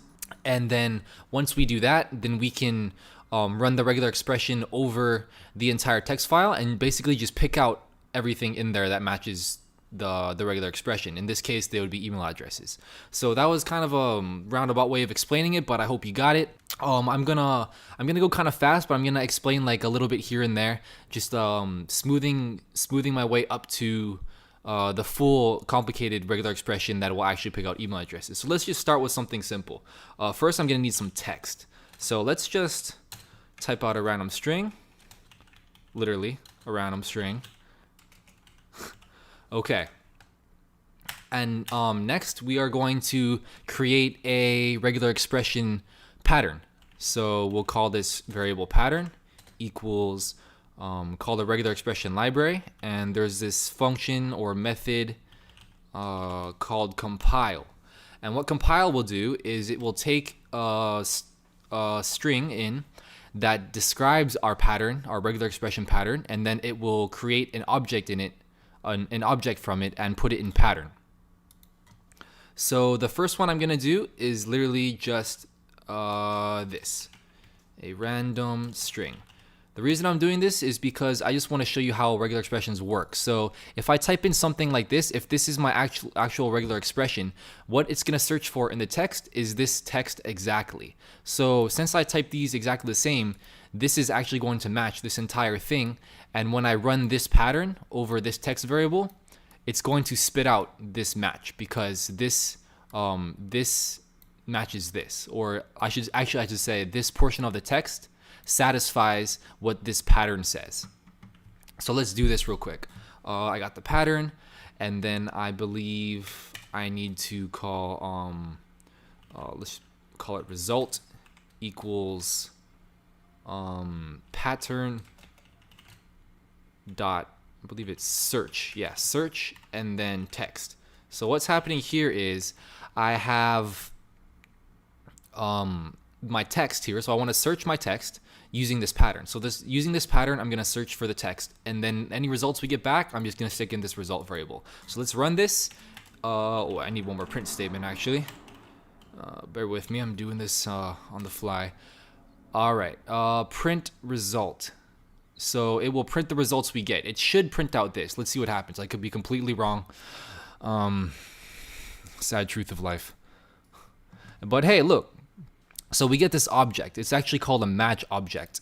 If you don't know what an object is, that's okay. If you do though, then this is just an object, and one of its attributes is called match. And the match here is actually a string called a random string, because this is what it found in the text string. This is the match it found over here. If you don't know what an object is, just forget about it. Basically, all you need to look for is it says match equals this. So anything that is right here, that is in this like right next to match, that means it found it in the text. So that's pretty cool. Now let's try something else, because that's kind of boring. This is just a static kind of regular expression. Now let's change it up. So actually what I want to do is you can also use special characters in regular expressions. So if I put some brackets here, and let's say I put A, or actually A, B, or C. This is better for explaining it. If I put it like this, this will mean this entire highlighted portion here is looking for a single letter that can be either A, B, or C, uppercase. It's case sensitive. So if it can be A, B, or C, and nothing else, then that's what it takes to satisfy it. So this is going to look for a single letter that is either A, B, or C. And the very first letter here is a capital A, and A is A, B, or C. So this is actually going to be the only match when we run it. Let's just try this. It should only have A here instead of a random string. Let's run it. And hey, look, it worked. The only match is A. Now, you can actually put as much as you want in between these brackets. I think you can go as long as you want. I've never actually tried, but I mean, if it gets too long, it gets kind of messy anyways, and it just, yeah. It's nicer to try to keep things concise. I can put multiple letters in here. Like I could also put a lowercase r,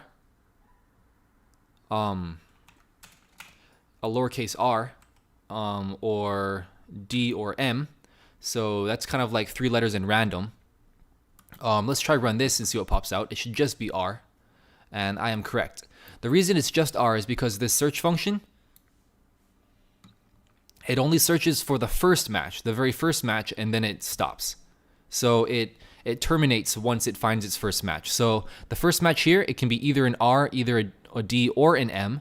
And this is the first one that matches, an R. Even though D and M also match, it found R first. And so R was considered the match. So this pattern object got, this result object got created, and its match attribute was set to R because that was the first one it found. So as you can assume, I can really put anything I want in here. This would still just return R because, actually, would it not? Yeah, there's no capital A in here. The only thing that's before this is a capital A. So the only time it would change is if I put a capital A here, and then since capital A matches here before R does, then capital A would actually be the match. And yep, that's exactly what I thought. Oh, let's get rid of all this gibberish. Another cool thing you can do is, like I said, ABC. You could go like that, A, B, C, D, E, F, G. You can also just, instead of ABC, you can also just put in a range like A to C, which is the same as ABC, or A to Z, which is the entire alphabet in lowercase. Also, what you can do is actually chain these ranges. So I'm gonna run this, and since R is the first lowercase letter, R should be the only match again. And yep, just as expected. All right, we can also add uppercase just by going like this. Now it'll match all lowercase and uppercase letters. So since capital A comes first, and capital A is in this one single letter criteria that we specified here, then A will actually be printed out. And yep, right again. All right, so I've kind of drilled this idea in. I might be droning on, boring you guys, but if you're still listening, now it gets a little more interesting, because if we add a plus sign after this, what the plus sign does basically says whatever comes before it, I can have one or more of those. So instead of only matching a single character like we have now, I can actually match multiple ones. So I could actually detect an entire word. This time, it's only going to be A again because it's going to find the first entire string of one or more letters of lowercase or uppercase. In that case, it's just A. Actually, let's delete A. So now it's just random string. So if this is going to search for one or more lower or uppercase letters, as long as I want, and then it stops at a space because this doesn't count as a upper or lowercase letter, this space. So it's just going to get these 6 lowercase letters, and that will be the very first match, and then it'll stop. So let's run this and see what happens. And yeah, random pops out. So pretty cool, right? I can also put 0, 1, 2, 3, 4, 5, 6, 7, 8, 9, etc. But I'm just gonna put 0 through 9. So now what this will do is it will find anything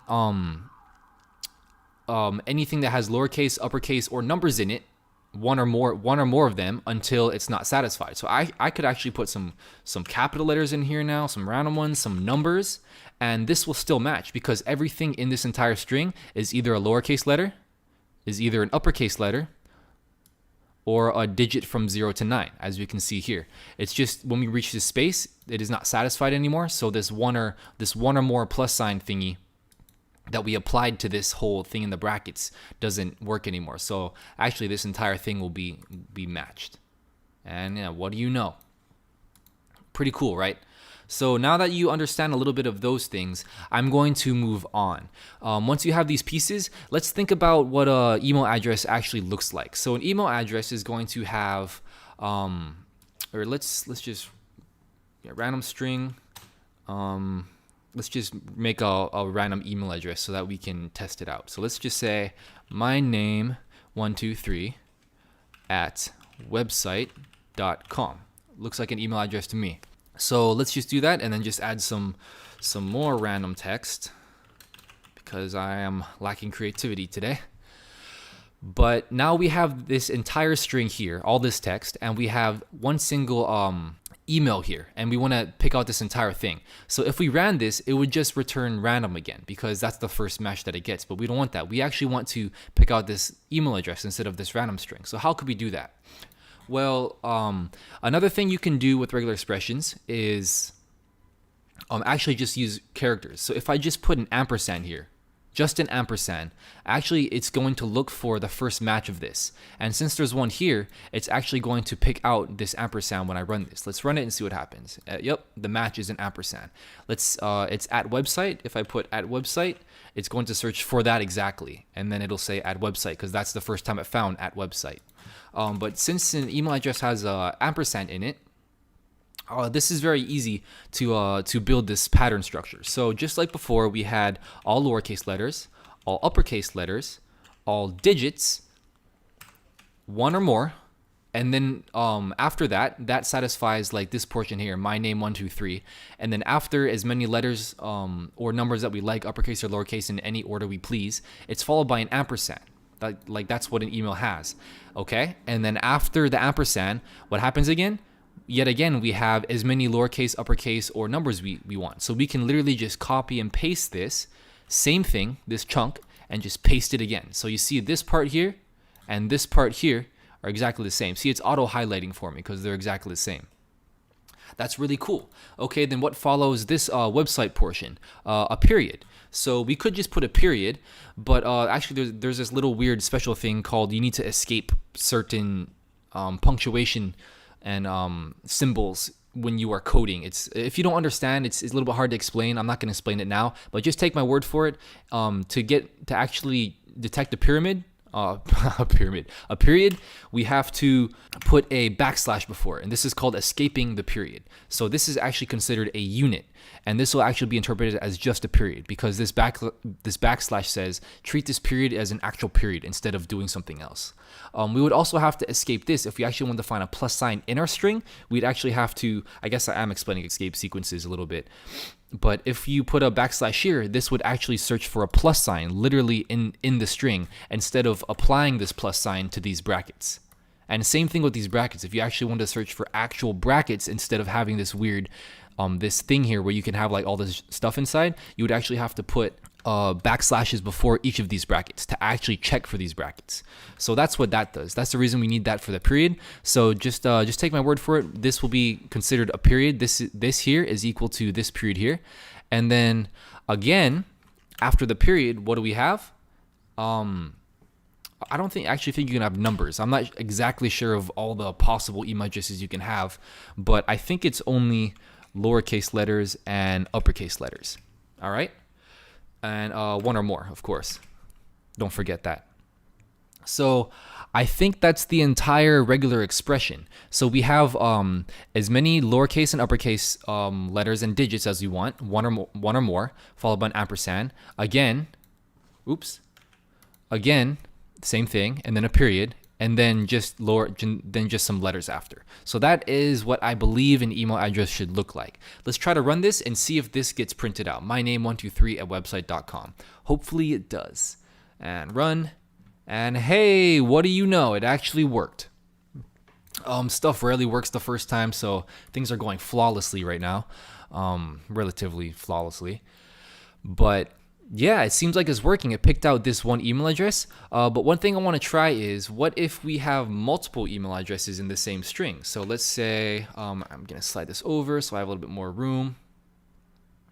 What if we have, okay, your name, 888 at company.net, something like that. That doesn't make sense because a company is supposed to have .com. But yeah, whatever. So let's try to run this and see what happens. It should pick out both of these, right? It should say match equals this and match equals this. Let's hit run. But match only has the first email address. But what happened to the second email address? Well, let's try to delete this first email address and see what happens. Delete, delete, delete, delete, delete, delete. Oh, feels good. Destruction. And now let's run it. And as you can see, it actually picked out this email address, yourname888company.net. Well, what gives? It seems like the regular expression that we wrote here is picking out this correctly, but it's not picking out both of them. Well, the thing is, the search function actually only searches for the first occurrence. Like I said earlier, it only searches for the first occurrence of your match. If you actually want to find all of them, you can actually do that by just calling find all. I really want to drill this home to you, because if you want to find everything, then you need to remember to use this function instead of the other one. It's a mistake I've made before. So if we do this now, it should actually pick out both email addresses. Let's give it a shot, run, and as you can see, it returns a nice clean Python list of both matches, both email addresses. That's cool, right? So it looks like in literally 5 lines of code, we actually have a email address text scraper. Pretty cool, man. Some other things we could actually add to this is, I believe in email addresses you can actually have periods and underscores and whatnot. So that's literally as simple as adding a period or a dash or an underscore in here. And I don't think you have to escape these if it's within the brackets. If it's within the brackets, it's already considered, it is what it is. I may be wrong, but we'll test it if it works. I'm pretty sure that's how it works. Same thing here. I don't know if you can have that here, but let's just try this, and let's maybe add like your name. Let's add an underscore, or actually your dot, or your name dot 8-8-8. Now let's see what matches this time. Let's click run, and oh, something went wrong.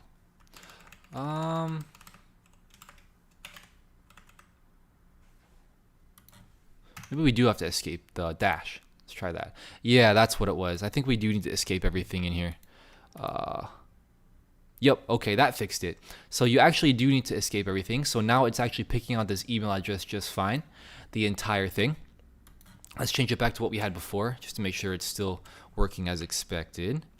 Your name dot 8-8-8.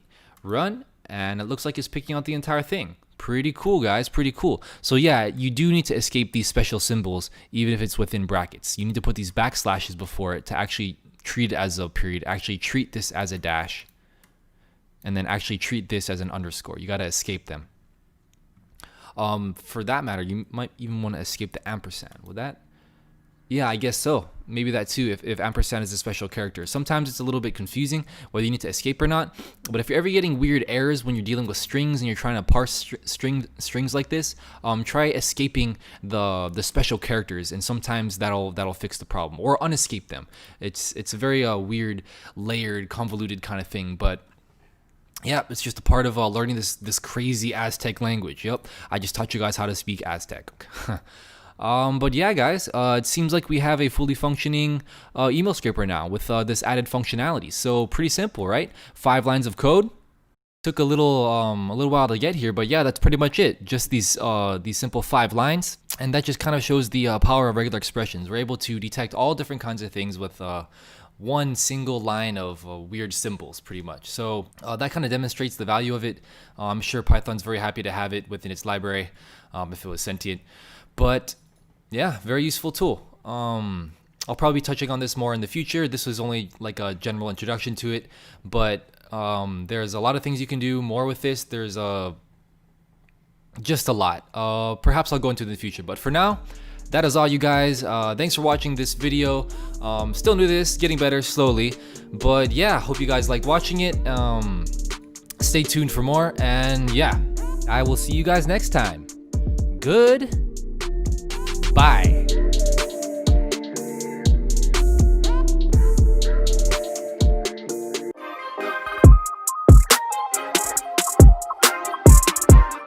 So in this video, you're going to be able to, if you watch this, you're going to learn things like how do you work with date times, how do you work with datetime objects, how can you take a string and turn it into a date time. The benefits over all of this, like you're like, what the hell is this? Like if you're a complete beginner and you're like, I'm just totally lost, what the fuck are you talking about, Kazi? If you want to be able to calculate the distance between today and your birthday, you'll be able to do that. If you want to make an app that can send an email to somebody after 2 days after they sign up automatically, you need to know how date times work. If you want to be able to make an Instagram clone and you want to do things like when somebody makes a post and it timestamps it in their time zone and shows the time in their time zone when they log into the app, then you need to know how to use date times. So without any further ado, let's jump right into it.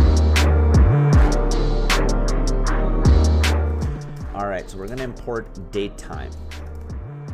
Alright, this, you don't have to pip install this package. It comes built in with Python, and it allows you to do fancy stuff with date. So for example, I can do, let's say if I wanted to get today's date, I will do today, and I will do datetime dot date, and I can put in year, which, so you can see my PyCharm is telling me what arguments it takes. So it can take year as an integer, it can take month as an integer, and day as an integer.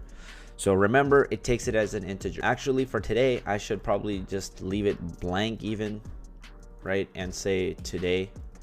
And if I print out today, let's run this guy, it will give me the date of today. So that's how you will deal with today. If I want to do birthday, my birthday, I'll do datetime dot date, and now I'll pass in what I actually want to pass in. So I'll pass in, let's say, the year 1994, the month 7. Make sure you don't do 07 because 07 is not an integer, so it'll give you an error. You can't start an integer with a 0 that's leading it. So we'll say July 14th is my birthday, and then we will go like, okay, like print birthday. Let's see what that looks like. Cool. So it's printing it out and showing it to you as a string, but it's actually not a string. It's birthday is really an object here, because if I call the repr method, it will show you that it is indeed a datetime object and not just a string like it shows you in the terminal. So do not get confused by that. So we're going to create something called since birth. I want to see how many days have I been alive, right? Very important. So I'll say days since birth. And what we'll do is we'll say today minus birthday. Okay.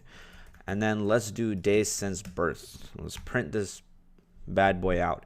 It says 9,004 days. Now, if I really want to make sure that I'm getting back days, is I should do this, and then I should do dot days.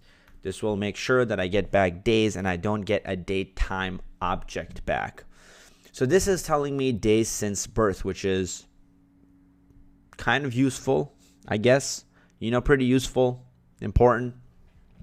And that's how you can, you can subtract dates, you can add dates and all that. If I create a time delta, so let's say I'll do time delta, I'll create datetime dot time delta, and I will say days equal 10.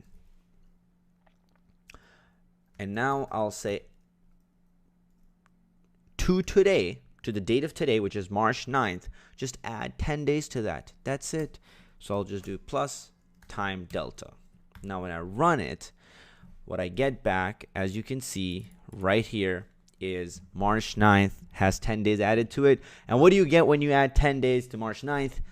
That's right. You guessed it correctly. You get back March 19th.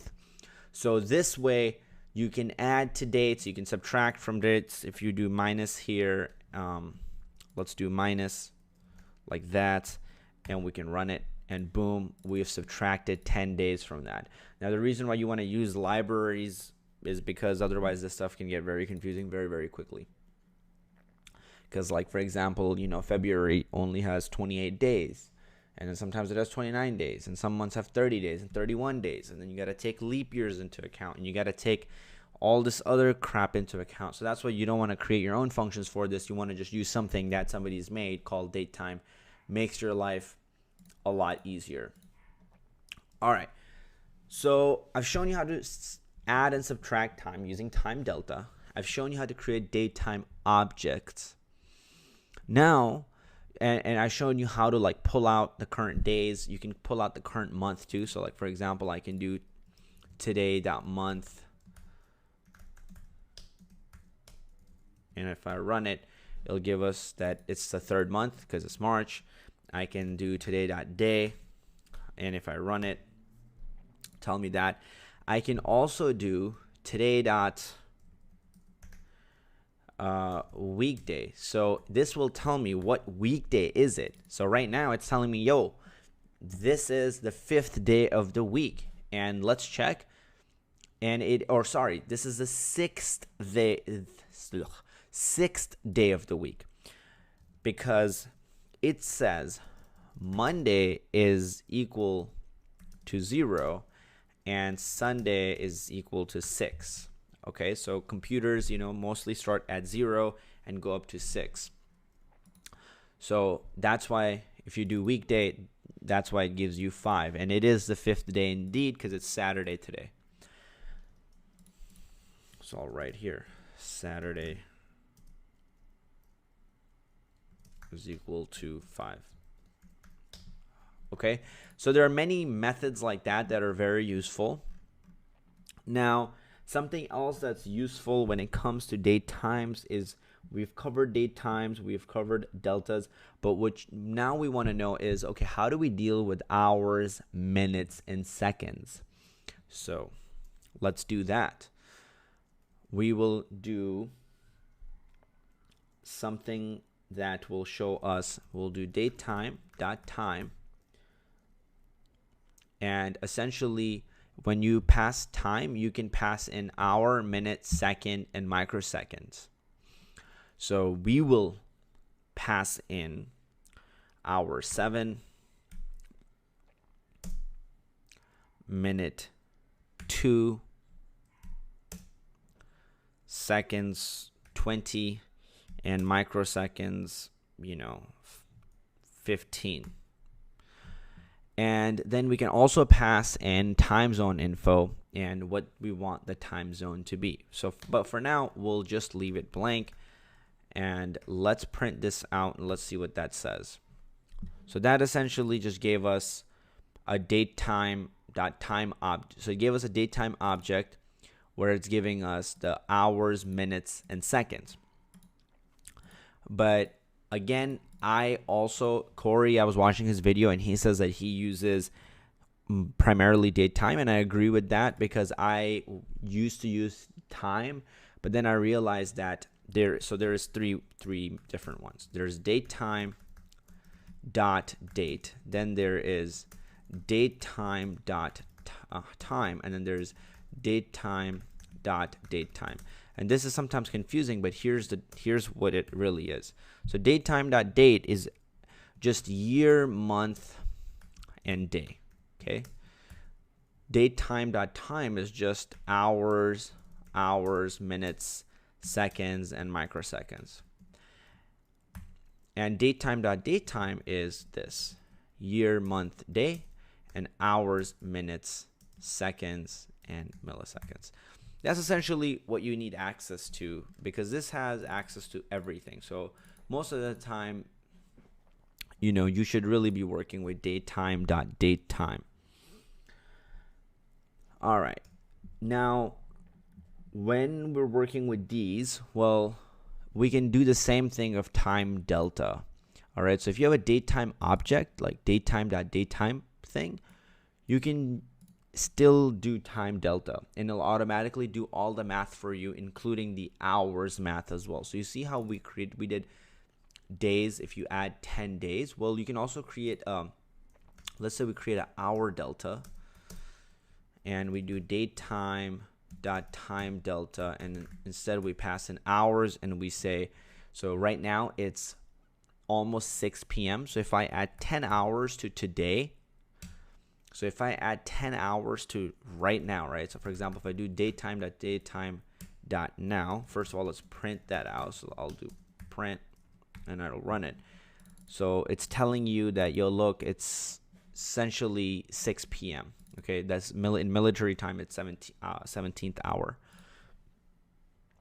Now, if I add the time delta to this, and I do hour delta, and I run this, well, you'll see it'll say March 10th, which is the next day, because it makes sense, right? It's 3 a.m. into the next day. So you can also do time delta just like that.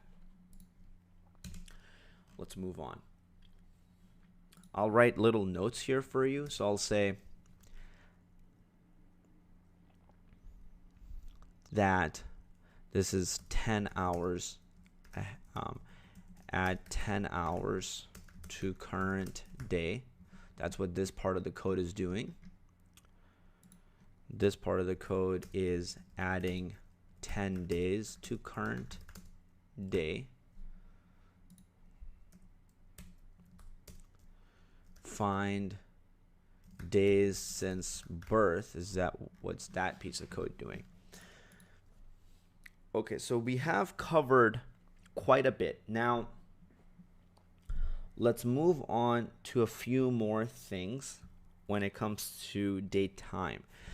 What you want your date time to do is be aware of the time zones. Oftentimes, the date time object by default is called naive, so it's not aware of time zones, meaning that it doesn't understand what is mountain time versus Pacific time versus some other time. So in different countries, you have different time zones. So but it won't know the difference. You have to tell it to be time zone aware, aka not naive. So let's go ahead and do that. We will take a datetime object like today. So I'm just going to do datetime.datetime.now. And what I'll do is we're going to use a package called pytz, pytz. So you have to install it. What I'm going to do is I will simply install that package using my pip install. So I'll go to the terminal here and I'll do pip install pytz. And if you don't already have it, go ahead and install it. Looks like I already have it, so that's good. And let's go back to running this code. Cool. And I will import pytz at the top. Now that I have that, what I can do is I can say time zone is equal to pytz dot utc. So now let's print that out. And what you'll see is that not only does this datetime object give me the year, the month, the day, the hour, the minutes, the seconds, and the microseconds, but it also gives me, it also has made it UTC enabled, but right now it's at +00. So now, because it's aware, we can give it a different time zone. So let's try that.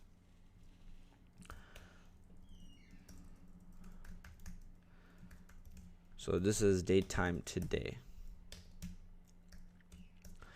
And what we'll do is we'll go datetime dot Pacific,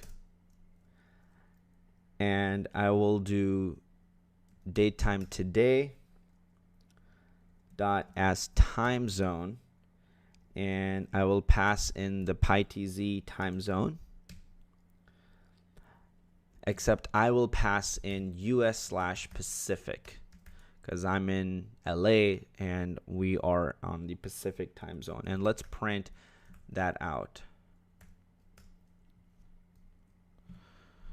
Okay, so -8, that's what I wanted, and that's what Pacific time zone is. So that's how you can make it time zone aware and pass time zones. There's a list of all the time zones. So again, this is also from Corey Schaefer's tutorial, and he just loops through it, which I thought is really cool. For time zone in, for time zone in, oh yeah, let's just do that because there's already that time zone here, so you don't want to like create any confusion. PyTZ.timezones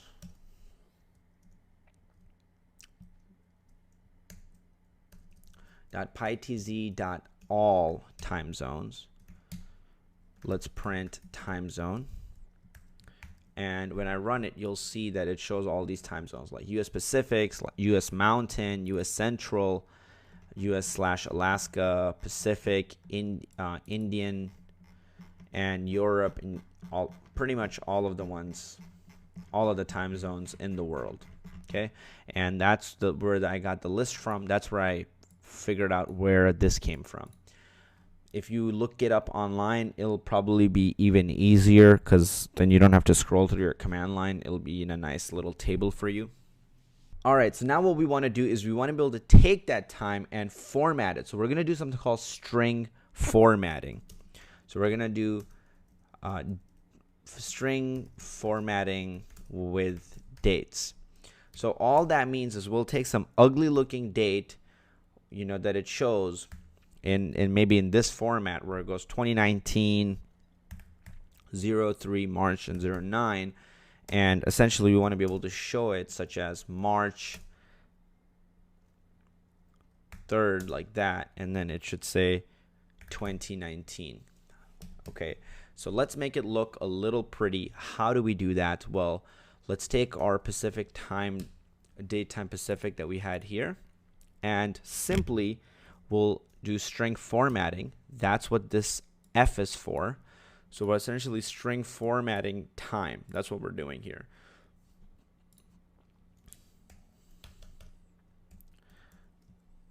Capital B is for the month.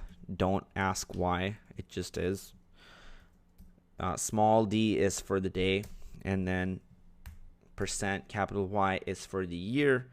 Let's print this bad boy and run it, and you see the date looking really nice. Oh, sorry, today is not March 3rd, it's March 9th, my bad. So we want it to look like this, and that's what it did. It made it look nice. Now, how do we go the other way? Let's say that we have this thing. We have March 09, 2019, and maybe this is, you pull it from a website somewhere, right? So on some website somewhere, this is how dates are written. Well, how do you take that written date and turn it into a datetime object so then you can do some manipulation on it? How do we go from essentially this to like a datetime, you know, object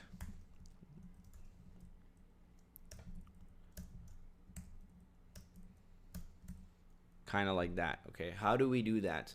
How do we go from this guy to then getting that guy? Well, for this, we use a method called strp time. I need to turn off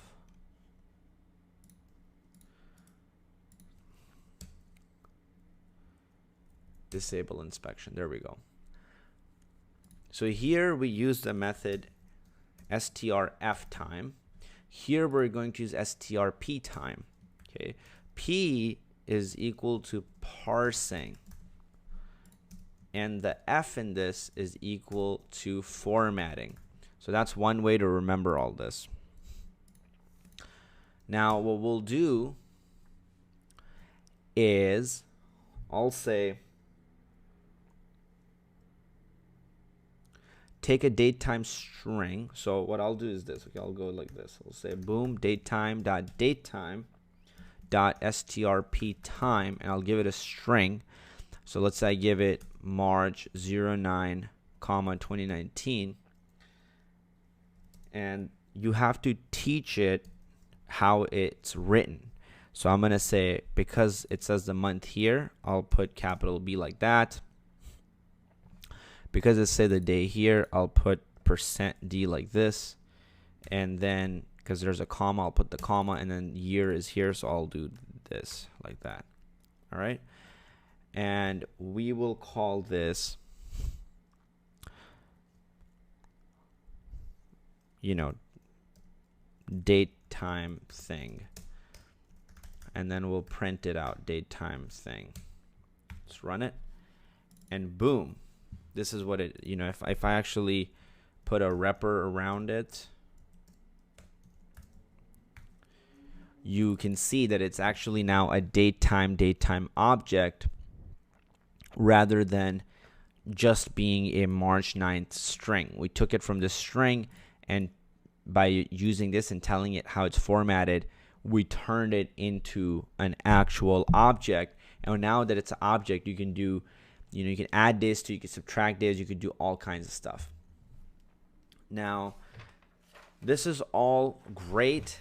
This pretty much covers almost everything that we wanted to touch base on, like the most common problems that people have with date times, adding and subtracting date times, time deltas, which is very common, and then people want to also know how to format it and show it, print out a date in a regular way, and then you also want to be able to go from a regular date into a datetime object. So we've done all of that. We've also done some time zone stuff, but what I want to show you now is if you have the opportunity to work with a different module, different thing instead of datetime, your life will be a lot easier.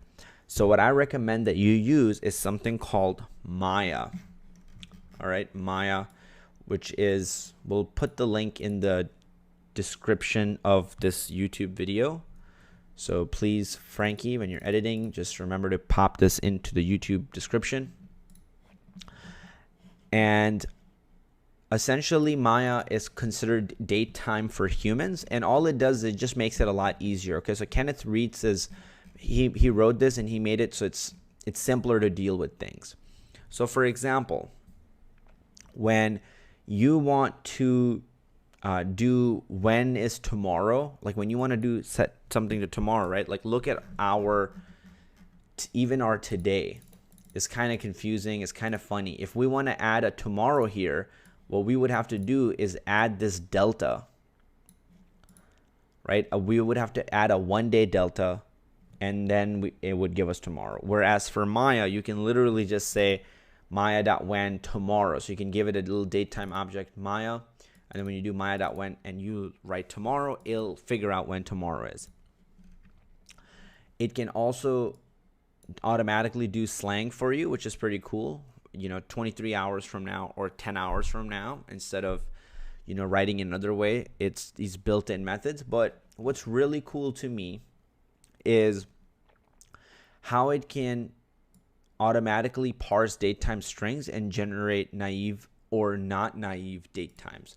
So you can give it a datetime string and call this parse method on it, and literally right then and there, you can also give it a time zone, and it will automatically figure it all out. It will take it from the string and turn it into US Eastern time zone. It's that easy. For how, and also how it prints things out, it makes it really easy for you. So instead of them looking really funny, the print methods of this also looks really nice. When you print something out, it tells you Wednesday, September 20th, 2017. And so when you're working on things, that's also easier. Another thing that I like about this is to add delta. All you got to do is just do .add. All right. And then it will automatically add things essentially for you. Okay. So you don't have to like worry about or do kind of anything on your own. It will just add it. So you just do .add, then do days equal 10.day. So it goes from 7 to 17, just like that. And I like how it says always here, because what it does is whenever you run .time zone, it's always in UTC. So it's time zone aware at all times by default, unlike the datetime objects, which are not aware by default. And the advanced usage is really cool too. So if you're building an app which has to do with a lot of calendar type of things, and you want to create an event that is an hour long that starts now, well, it's super easy. Event start, which is just maya.now, so time.now, you know, or datetime.now if you were using datetime. So it's just maya.now.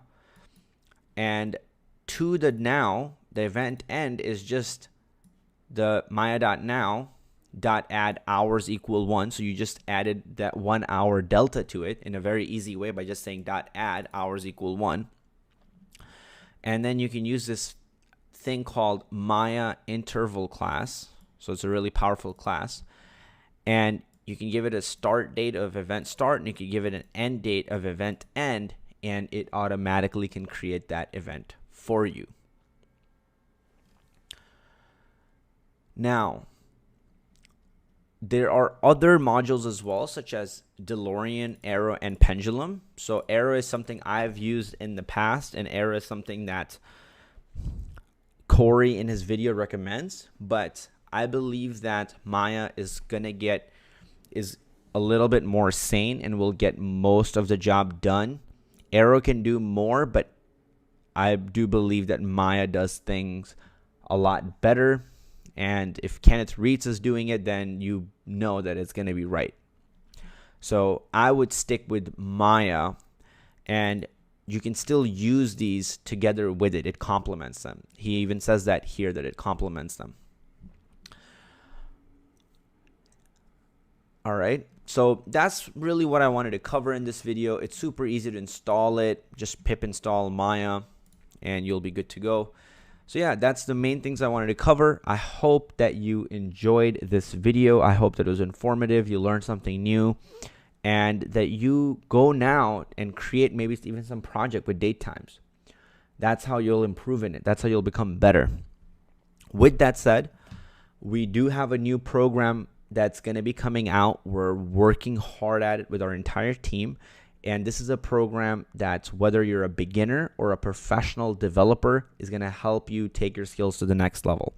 So whether your goal is to land your first job, or your goal is to get a promotion at your current job, or maybe you want to just become a much better freelancer and crush it at freelancing, well, then we will have a new program for you called How to Automate Stuff with Python. It will give you all the essential trainings you need to technically become an incredible developer. And we will dive deep into Python, into programming, and we will create many different projects. You will go much deeper into concepts like web scraping, data mining, and just overall to handle really big projects and take your skills, to the next level. With that said, all you need to do to join the waitlist for this course, because it's going to be coming out hopefully sometime soon, but we're working on it really hard. So just in the description below, click the link. It's going to take you to a page where it says how to automate stuff with Python. pop in your email and your name, and I will send you a free gift once you do this. I will send you a 3-part epic training masterclass, perhaps. And also, when the course opens up, you will be the first to know. That way you won't miss out. With that said, thank you so much for watching. If you liked the video, go ahead and please give it a like. If you haven't subscribed to the channel, go ahead and subscribe to the channel. And as always, I love your face. This is Kazi, and I'll see you in the next video.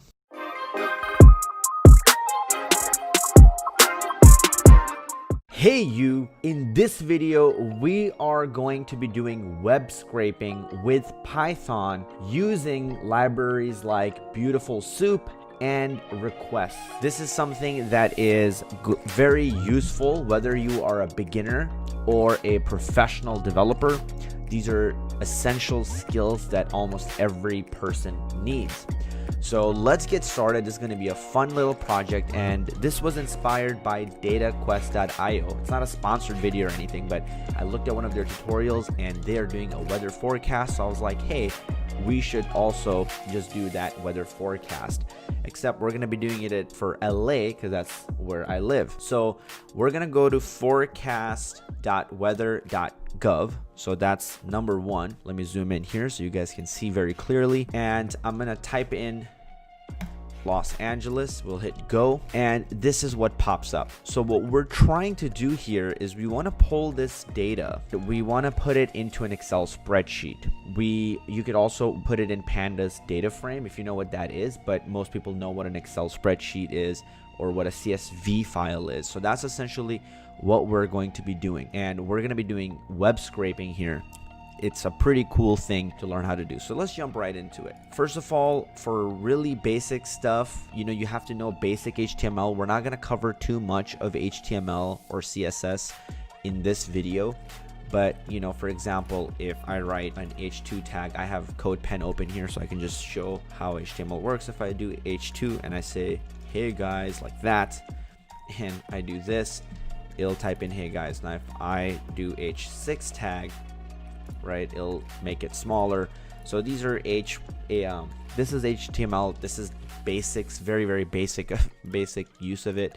And now what we're gonna do is, because I'm on Chrome, we're gonna hit inspect here and dive deep using the Chrome dev tools. It's a very powerful way to learn the structure of the website that you want to scrape. You want to abuse this tool, okay? Use this tool a lot, the Chrome dev tools. So now I'm going to hover over, and essentially what I want to do is I want to be able to get this week's forecast. So I want to be able to find out what the weather is tonight, Sunday, Sunday night, Monday, and I also want to get the descriptions of it, and I want to get what's the low and what's the high, be able to put it in my Excel spreadsheet. So let's do it. So first of all, I want you to click this button over here, okay? The shortcut for this is Command-Shift-C on a Mac, or you can just come over here, click. This allows you to highlight over each thing, and then it tells you what element it is of a HTML or CSS file. So it goes, okay, this is an image element. As you can see, it says img dot, something. So that dot pull left is a CSV class, or sorry, CSS class. So let's go over here and check this out. So it looks like we have a container here, but this has an ID. We have a div here, and this has the ID of 7-day forecast body, which is very good, which is exactly what we need to leverage here. So let's go ahead and use this, because we know that once we have access to this, we will have access to essentially everything else that's within this div. So let's go to our code. Now you're going to need a few modules installed, and I'm not going to walk through the full process of installing them because again, those could turn into their own videos. So let's go here, and first of all, you need to install pip install Beautiful Soup 4. So that's step 1. Another thing you're going to need is pip install requests. That's how you're going to make HTTP requests to the websites. And then you want to install the last one, which is pandas. All right. Because I've already installed them, for me, it says requirement already satisfied. For you, it's going to take you through the installation process. If you run into errors with the installation process, look up how to overcome them. Then once you solve it, come back to this tutorial. So once this is installed, let's start writing some code. So first of all, we're going to do import requests. And I'm going to also say from BS4 import beautiful soup, like that. All right. And now essentially what I want to do is request this URL. So I'm just going to copy this URL right here. I'll go here and I'll say this page is equal to requests.get, and then I'll pop in that URL right there. We'll also create a soup object out of that page. So that requests thing that we just got, we're going to use that to create a beautiful soup object. And what beautiful soup allows you to do is makes the web scraping of the page really, really easy. It gives you nice structures. It's able to find classes. It's able to find paragraph tags. It's able to find headers, and it understands CSS and it understands HTML. So it makes your life a lot easier. That's why we're using beautiful soup. So let's go here in soup and go beautiful soup. All right. And we'll say page.content. And then we will say, and we'll give it HTML parser.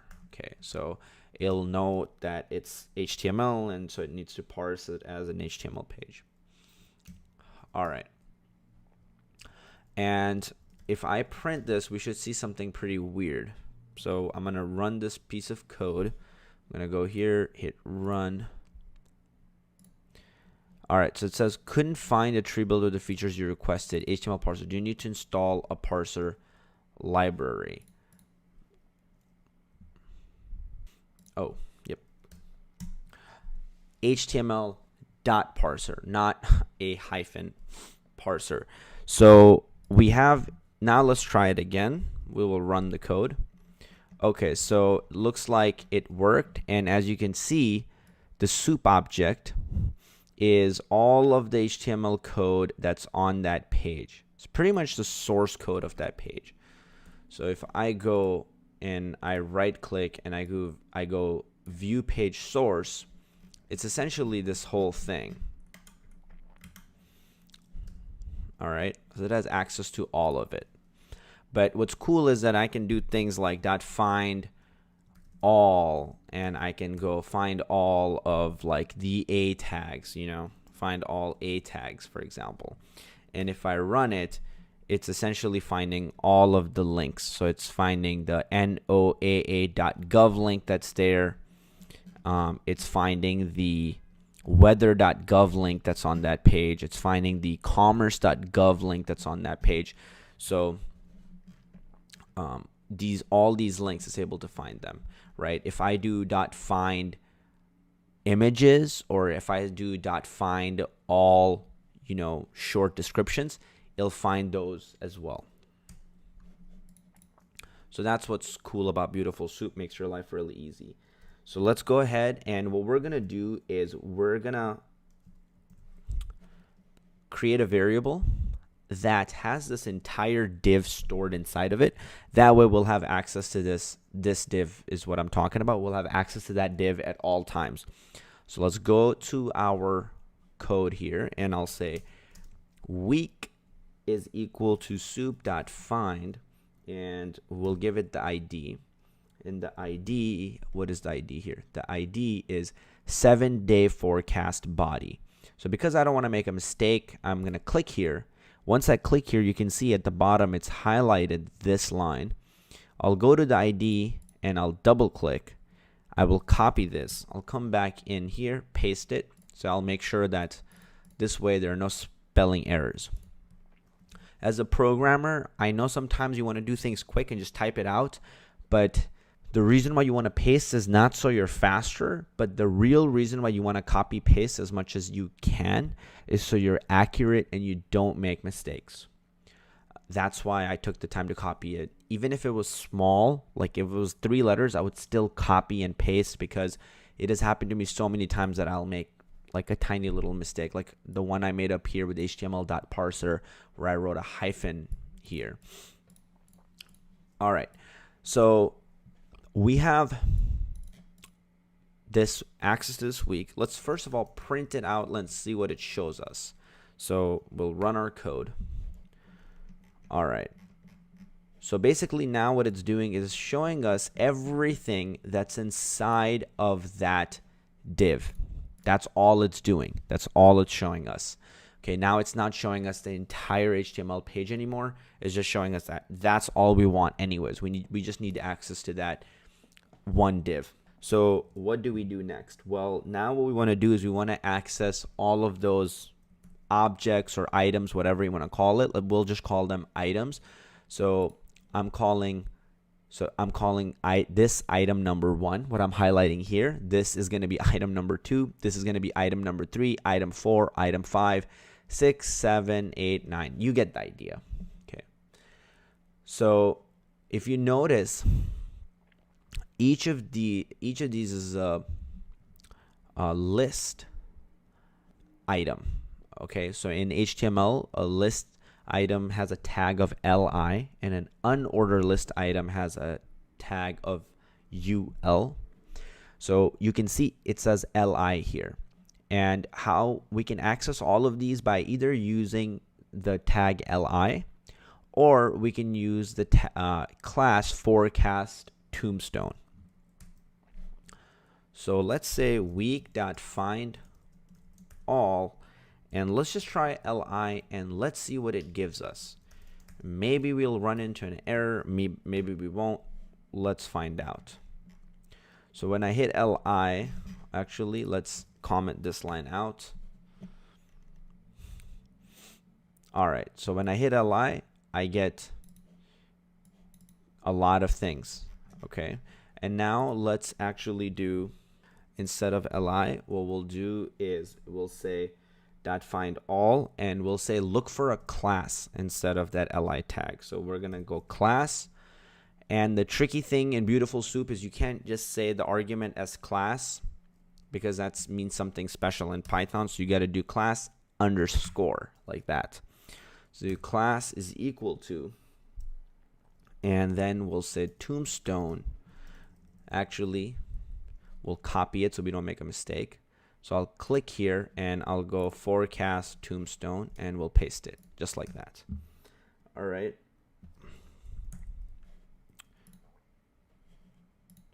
Actually, maybe that there is a better thing that we can do. So let's go. All right. So we have a div actually that contains all of these items. I missed this div. So this div actually contains, it's a tombstone container.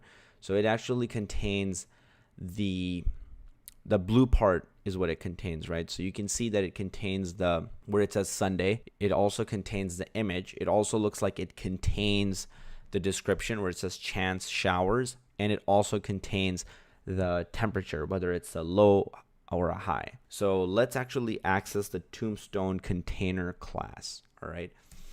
So we're going to go class, and instead we're going to say, we're going to go tombstone container. If it lets me highlight it, it's kind of tricky to highlight it. It's pretty secret. Well, let's just click here, and then let's dig a little deeper. And this is the tombstone container right there. So we're going to say, get all of those guys.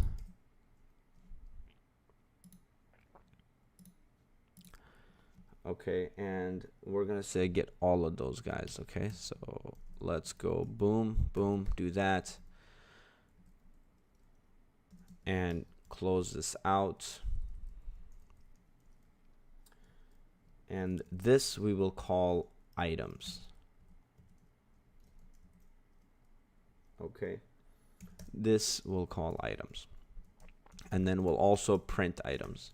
So let's run this code now. All right, so you can see we have a list, and each item in that list is essentially one tombstone container. So let's say that I get item 0 in that list, the first item, index it by 0. I get 1 tombstone container. So what is that? It has the period name, which is tonight. If I go here, you can see right there, it says tonight. The next thing I should see is this. So if I hover over here, this is the, notice the paragraph tag and the CSS class here is period name. So when I go here, I see class period name is tonight. When I go here, the class here is short description, short -desc, and it should say slight chance showers. And when I go to my code here, so this is the image alt tag. Let's ignore that. Let's look for the thing that we're searching for, the short description one. All right, so the short description here says slight chance, right? Just what we were looking for. And slight chance showers. And then we also have the temperature class. All right, which is this one right over here. So that's what each item is, right? So each item in that list will give you, man, it's kind of annoying because you can't it's hard to select that. But each item is essentially that tombstone container class, this guy right over here. Okay, tombstone container, boom. Boom, tombstone container, the second one. All right, so now that we have that, what we're gonna do is now we'll find, what we wanna do is get all of the period names. So where it says tonight, where it says Sunday, Sunday night, we wanna get all of those period names and be able to put it in one column. Then we wanna be able to take all of the short descriptions and put it in a description column. And lastly, we want to be able to take all of the temperatures and put them in a temperature column. So each of them is going to have their own columns. So let's go ahead and do that. So what I will do here is I'll say for items 0, let's first of all just get that item's period name. So I'll do class equals, I remember the class name was period, so I'm going to just put that. And first of all, let's just print this guy and let's see what we get. We will comment this out. So when I print this out, I get back this p tag. But what I really want is the text that's in between the tags. So what I can actually do is, because it's a beautiful soup object, I can just go and do get text like that and run this. And when I run it, it gives me the text that says tonight. Now I can copy this line, paste it, and essentially just go and change the class name here to the next class, which is short description. So I'll do short description like that and get its class. I'll run it, and now it should say tonight and slight chance showers, which is what it says right there. And then last thing I want is temp. So I'm just going to call it by the temp class, not temp low, because this is temp high, this is temp high. So we're just going to get it by the more general name, so it works for every single tombstone container. And we'll go here and we will simply say temperature like that. And when I run it, you will see that I get back those three things. So now that I'm able to access all of those three things from the first tombstone container, now it's very simple. I just have to collect all of them in a list and then just run a for loop, right, to be able to access any of them. So let's just go ahead and put them on all. Oh, sorry, it's already in the items list. So items list already has them. Right now I'm only accessing the 0th one, which is in human language the first one.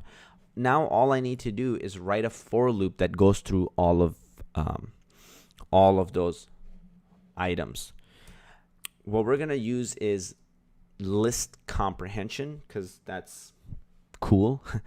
So here's what I'm gonna do. I'm gonna say period underscore names is equal to, and I'm gonna say item for item in items. Except what I want to do to this item is I want to dot find its class and make sure that the class says period name.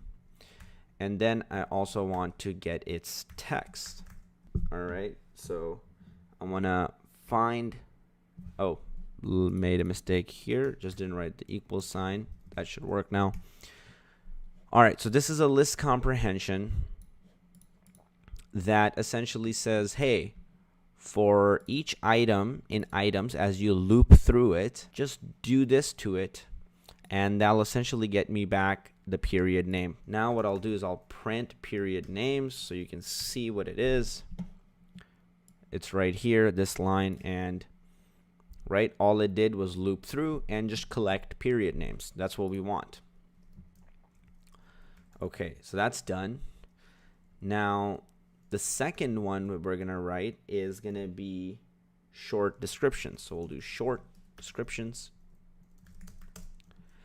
and we're gonna say item.find. So it's essentially gonna be the same thing, right? So what I can do is I can just copy this guy, come over here and paste it, move it up, and then bada bam, bada boom. And we'll come here, and instead of that, we'll say short description, and then I'll copy paste this, and I'll come here and I'll say temperature, and I'll change this to temperatures. All right, so all of these now get us everything that we want.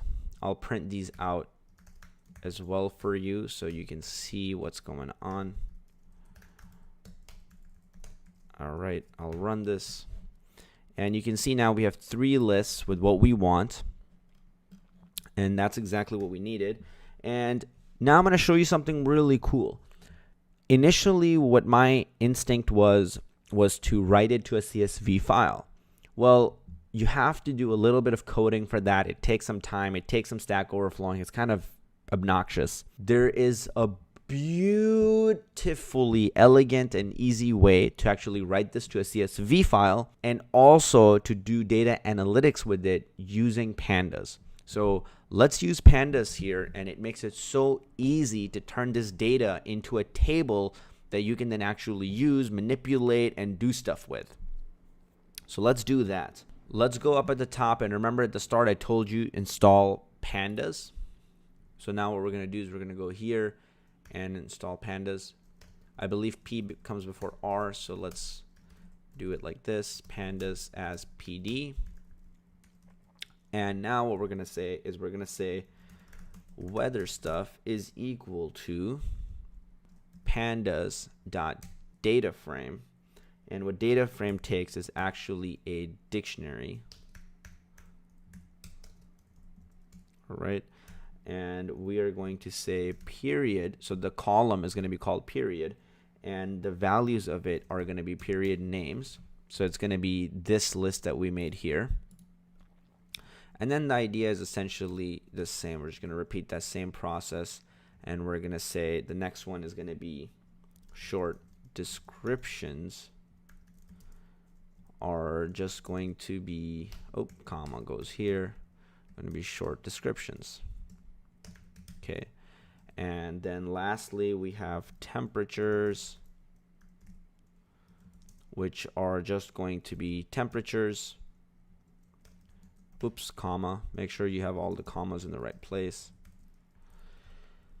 All right, that is essentially the dictionary.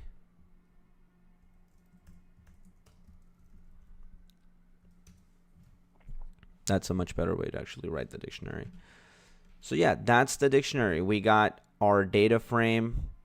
We put our column names. These are the values that go in that column. So that entire list is just going to go there. The entire list of short descriptions is going to go under the short descriptions column. The entire list of temperatures is going to go under the temperatures column. And one little trick I want to show you guys is you can put a comma here. It won't give you a syntax error, and it's just a good habit to get into, because then if you ever go back to that dictionary and add more things, you'll never run into an error. So just a good code hygiene. And if we print this out now, let's see what this might look like. So let's print this out. So you can see that pandas actually turns this into a really, I'll comment all the other print statements out now because we don't need them anymore. And you can see what it does is it turns it into this beautiful looking table, which you can now take a look at and do stuff with, and figure out the means and figure out the averages and all that kind of nerdy stuff. But we're not going to get too much into that because that will be a whole nother video with pandas. Our job is not to do that. We are just learning how to do web scraping. And to make this data useful, the last cool thing I want to show you that makes it all super useful, really handy trick, is this awesome feature that Panda has. So I can just do weather stuff dot to underscore CSV. All right, it has this beautiful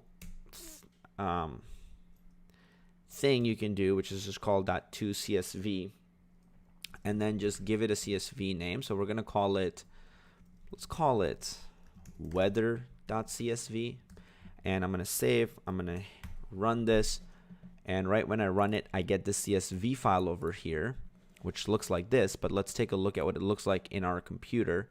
So we will go here, and I will hit that, and boom, look at that.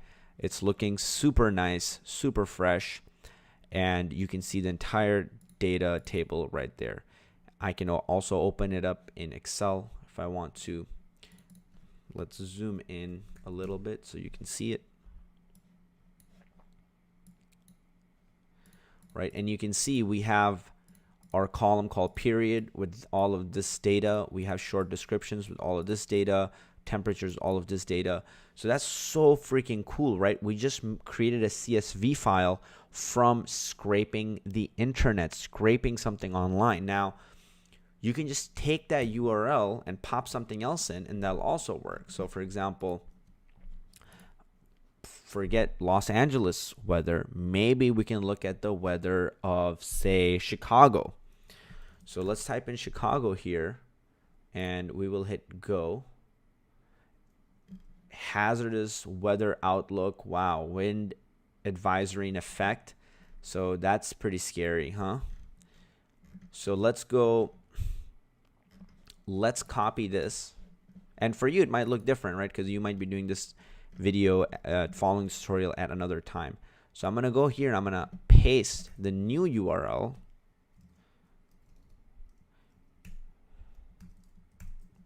All right. I pasted the new URL here. And now let's run this code.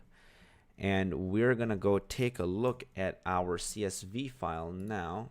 Don't save. And view will be 300%.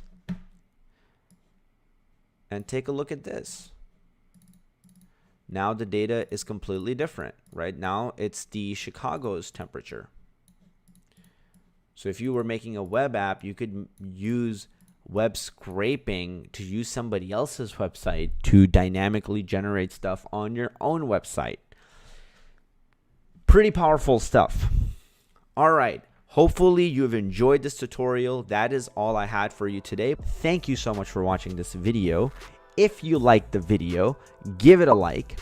If you enjoyed this and you want to keep seeing the new tutorials that are going to be coming out, and make sure you subscribe to the channel.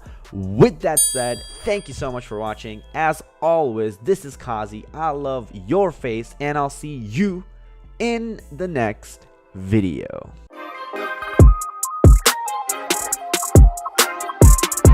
Hey, what's up guys? This is Aaron from Clever Programmer, and today I just want to talk about a cute little function in Python called zip. So this isn't the kind of zip that you would see when you are zipping or unzipping a file in Python. but it's actually a function that you have in the language that allows you to glue things together to make things easier to deal with. That might have made no sense, but I'm about to explain it in code right now, so let's get right into it.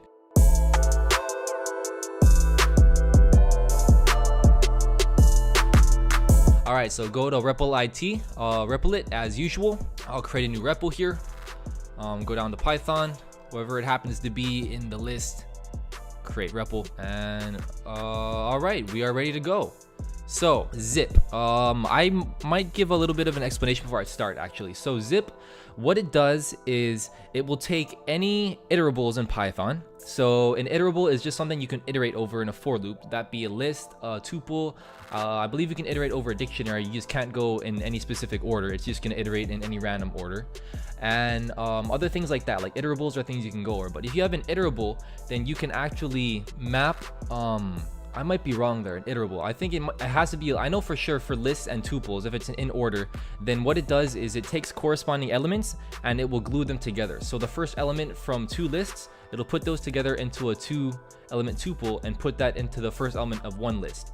And then so on, it'll take the second element of both lists and then stick them in a 2-element tuple and put that in the second element of the list. And it'll just keep doing that until everything has been paired up. Or even if you have 3 lists, then it'll keep doing that until everything's tripled up. It might be easier to understand if it's in code, but that's the best I could do verbally. Let's just get right into it. So if we have a list 1 here, which is just going to have very simple numbers like this. List, oh, I forgot the equal sign. That's better. Looking nice and clean. And then let's just do something like this.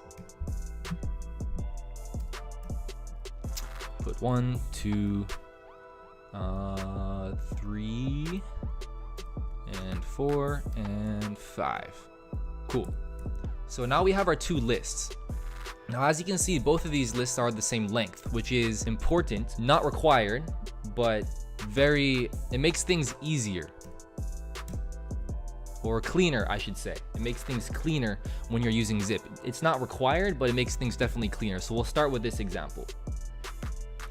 If we have list 1 and list 2, then I'm just going to call this final list. We are going to make a new list here called zipped.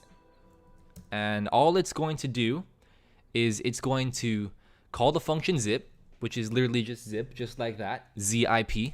And then all you need to do is just put in the 2 lists in here, just like that. So this will actually work in Python 2.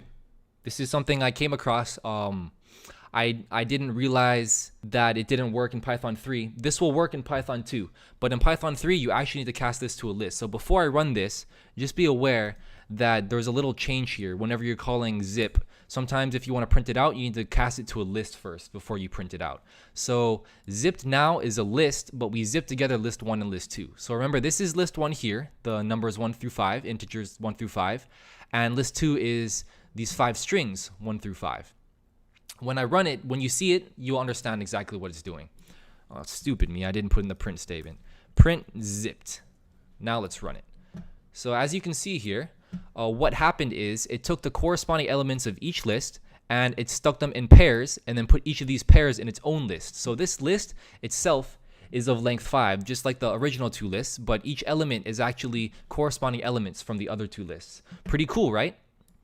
One thing I want to point out is that if the lists are not the same length, so let's add a 6 to this list and then try it again, then this 6 seems to be ignored. So what's going on there?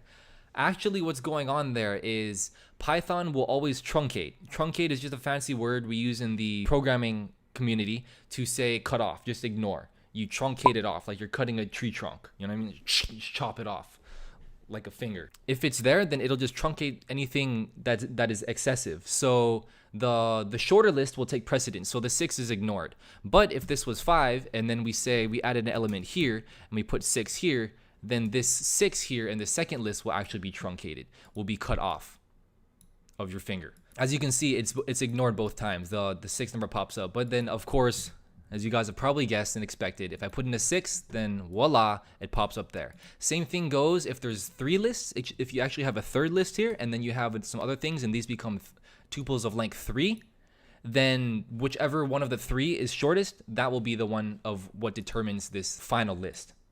Okay? So that's how that works when you have different length lists. But we're just going to stick to same length list because it's just a little bit easier to understand. I'm going to go back to 5 because I don't want these going off the screen like they are right now. I want to fit everything here so you guys can see everything nice and clearly, because when people don't do that, it pisses me off. Continuing on, I already showed you guys how to zip stuff together. That is very handy.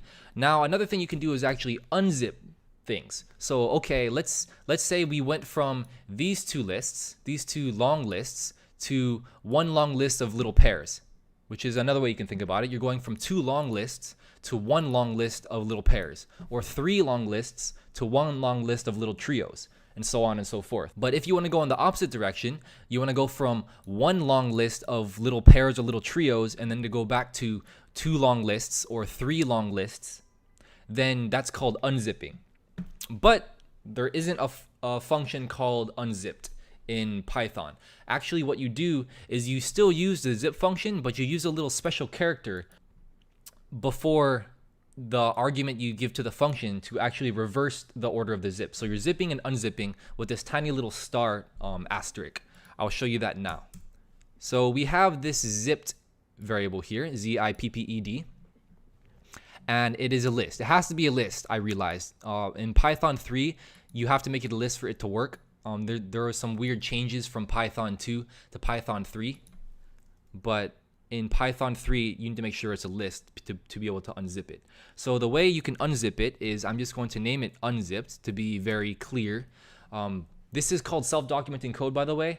I may have not mentioned it before, but self-documenting code is just using function names and variable names that explain themselves. So actually using I in a for loop for I in range 10 or something, it's usually not that good. You want to not use I and use something else. And it's just better to be descriptive. This list is going to be an unzipped list, just the same way that this list became a zipped list. So unzipped is just going to be this zipped list, but unzipped. So literally all we do is just, we're going to have to, because of Python 3, you got to put the list in there again. That looked like a nipple.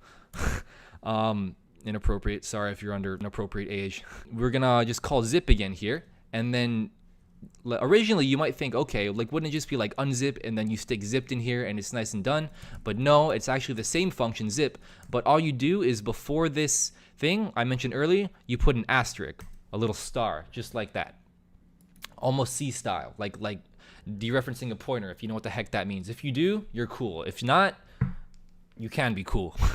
I'm pretty sure we'll get you there. We'll get you there at some point. Just stick a little star there in front of the zipped list here, and this will actually unzip this list and give us from this output, bring us back to this output. So let's just see what the heck happens. First, let's check if there's any errors, no errors, and then print this out just like I printed the zipped, like that, and click run, and magic. You see, I went from this, we went from 2 separate lists here, okay, 2 separate lists, and then we got this and zipped it together to get one long list of little pairs, and then we went from this long list of little pairs back to 2 separate lists, or actually tuples in this case. I mean, you can cast them to other things if you like, but in this case they were put in tuples, one list of 2 long tuples, which is equivalent to these 2 original lists.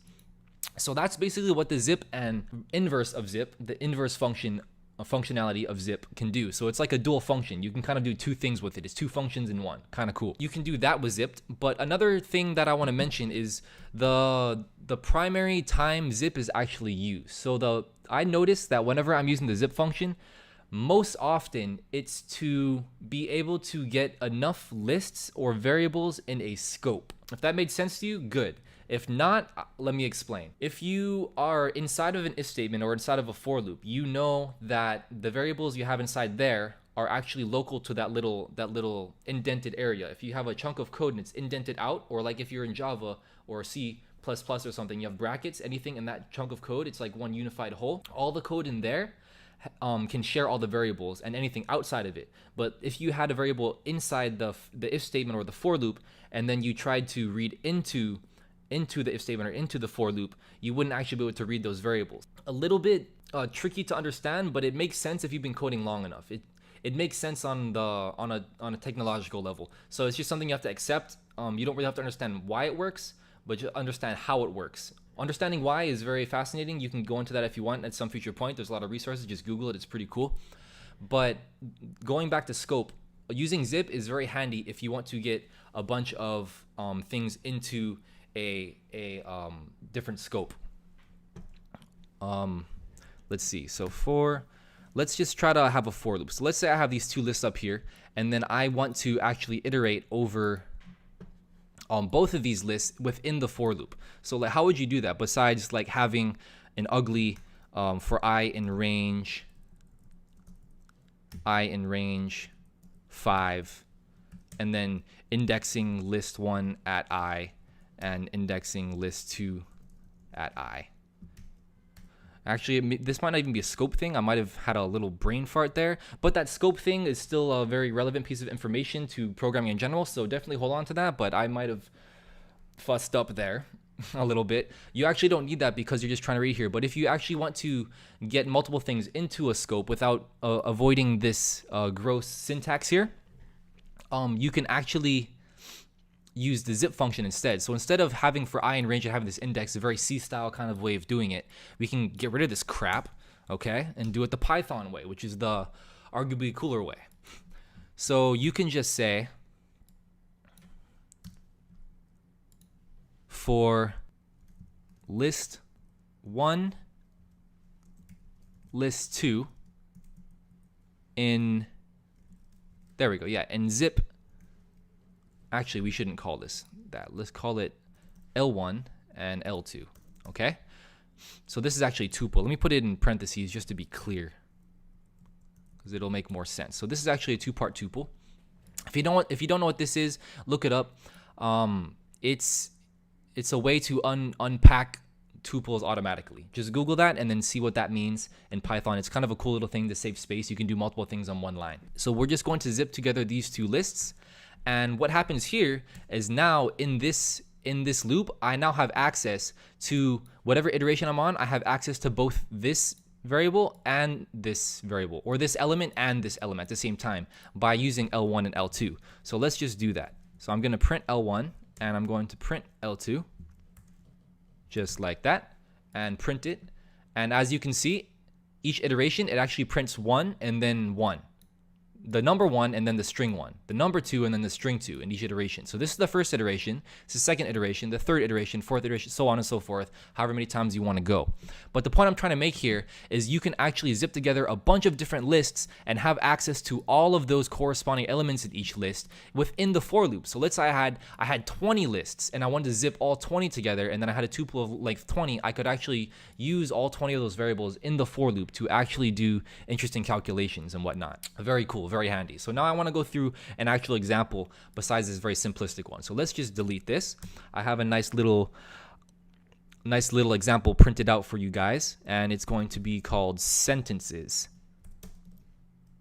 We're going to be creating sentences from different lists. I forgot to actually. Okay, so we're going to be creating sentences from different lists. So items, what did I put here? Items equals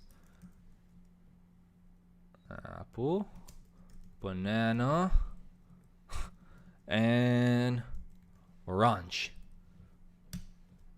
And then also, this is a little shopping cart example. It's coming back to me now. I should have looked at this before I started the video. That is shame on me. Oops. But now I have items. So we're going to have different items. We're going to have different counts. And then we're going to have different prices. So you kind of see how these different elements in each list is going to correspond. So if you bought 3 apples, if you bought an apple, you bought 3 of them, and then the price was, I don't know, 99 cents. And then bananas are 25 cents. And then oranges are 50 cents, something like that, okay? This is the 3 corresponding lists. Now we want to be able to access this first element, all at the same time in the same iteration of a for loop. so we can construct a sentence. The sentences I'm gonna try to create are: I bought 3 apples at 99 cents, and I bought 6 bananas. I bought 6 bananas at 25 cents, and so on. That's kind of the idea that I want to implement here. So let's start the for loop up. So it's going to be, remember, you can do that cool little tuple unpacking thing. I'm gonna have item, I'm gonna have count, and I'm going to have price. So that's how I access these. So this is an item in the items list, so that's going to be put in here. This is a count in the counts list, so that's going to be put in here. And this is a price. This floating point number is going to be the price in this prices list that's going to be stuck in here. Okay, so this is going to be apple, this is going to be 3, and this is going to be 99 cents in the first iteration. And then in the second and third iteration, it'll be the same thing for banana and orange. Okay, so of course we're going to have to zip these 3 together. So items, counts, prices. I forgot to mention, if you're doing this cool little trick with zip here, you might have already noticed that. You might have been objecting earlier, like, what the heck, Aaron? You didn't cast it to a list. I thought you said in Python 3 you always have to cast it to a list. That is only if you're trying to print it. The thing is, this zip object that is returned from this function can actually be put in this for loop like this, and you do not need to cast it to a list because we're not actually printing this zip function return data. So you can just leave it like that, just leave it as zip, and it'll actually just automatically zip it together and automatically pick out this nice unpacked triple tuple for you. So that's all clean. That is all done in one line, and now we have access to these 3 variables in each iteration. These 3, then those 3, then those 3. I might have screwed that up again, but you guys are probably getting used to me screwing up, I hope, if you're still there. So what I want to do here is actually create some sentences. So the sentence I wanted to create was sentences dot append. So we're gonna have to add to the sentences list, of course. Or actually, let's make this a little bit cleaner. Let's put sentence, making changes on the fly here. So sentence is going to be, we're just gonna glue some strings together. I bought space count space, or a plus, space, I bought count space item, item, and then add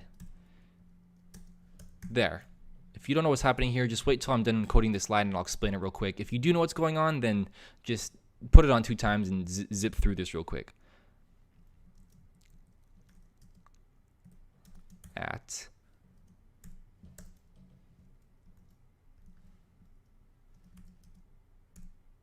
There we go. I always get confused when I'm concatenating these strings like this. It's so easy to make an error. I think I did this right though. So what's happening here is you can add strings together, right? And when you add 2 strings, then they are just added together into one big string. So what this should output is I bought, for the first iteration, it should be I bought 3 space apples, because I added this S here, at space 99 cents. Actually, let's go like that. Cents each. And don't forget the space there.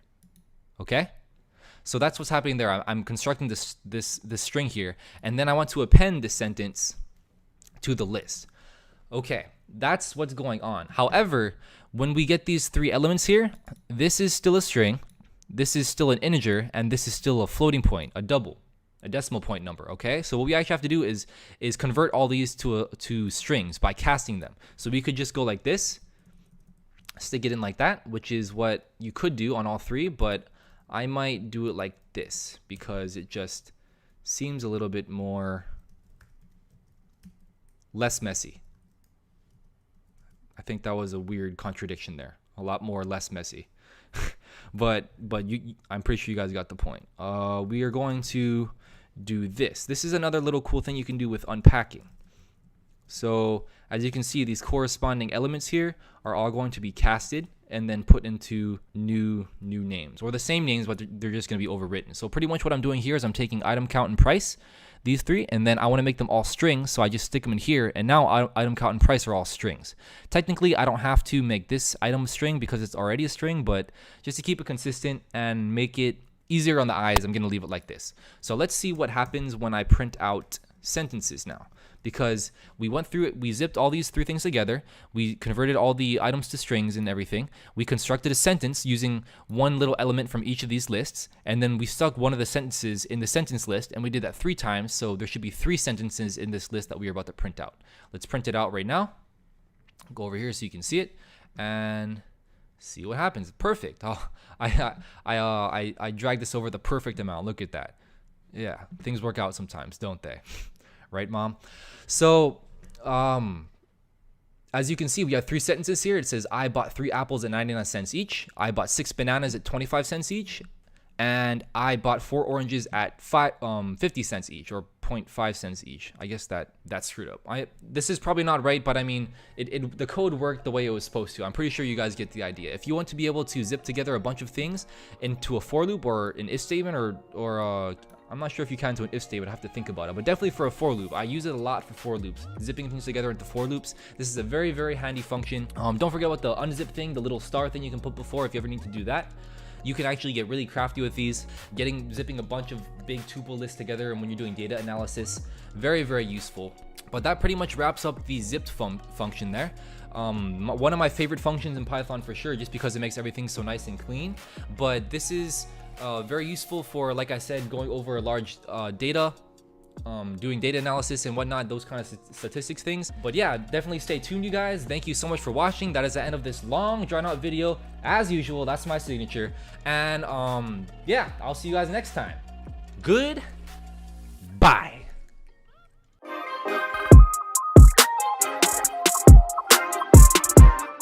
Hey you, in this video we have put together an amazing app for you with Python. It's the Tic Tac Toe app, and we are going to go through the process of building it from complete scratch all the way to the finish.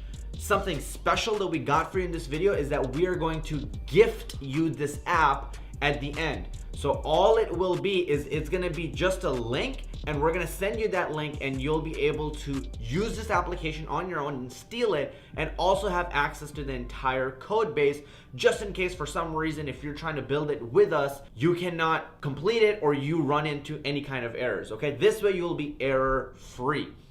So with that said, and before we jump right into it, this video is made by Aaron Burnett, who is our software developer and a new addition to the Clever Programmer team.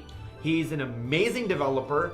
He's new to the team in terms of making trainings and tutorials. So this is his first app. Show him some love, and our goal in the future is to get Aaron to make a lot of awesome coding tutorials for this channel. I hope you love it. Please leave a comment and tell him something encouraging. With that said, let's jump right into it.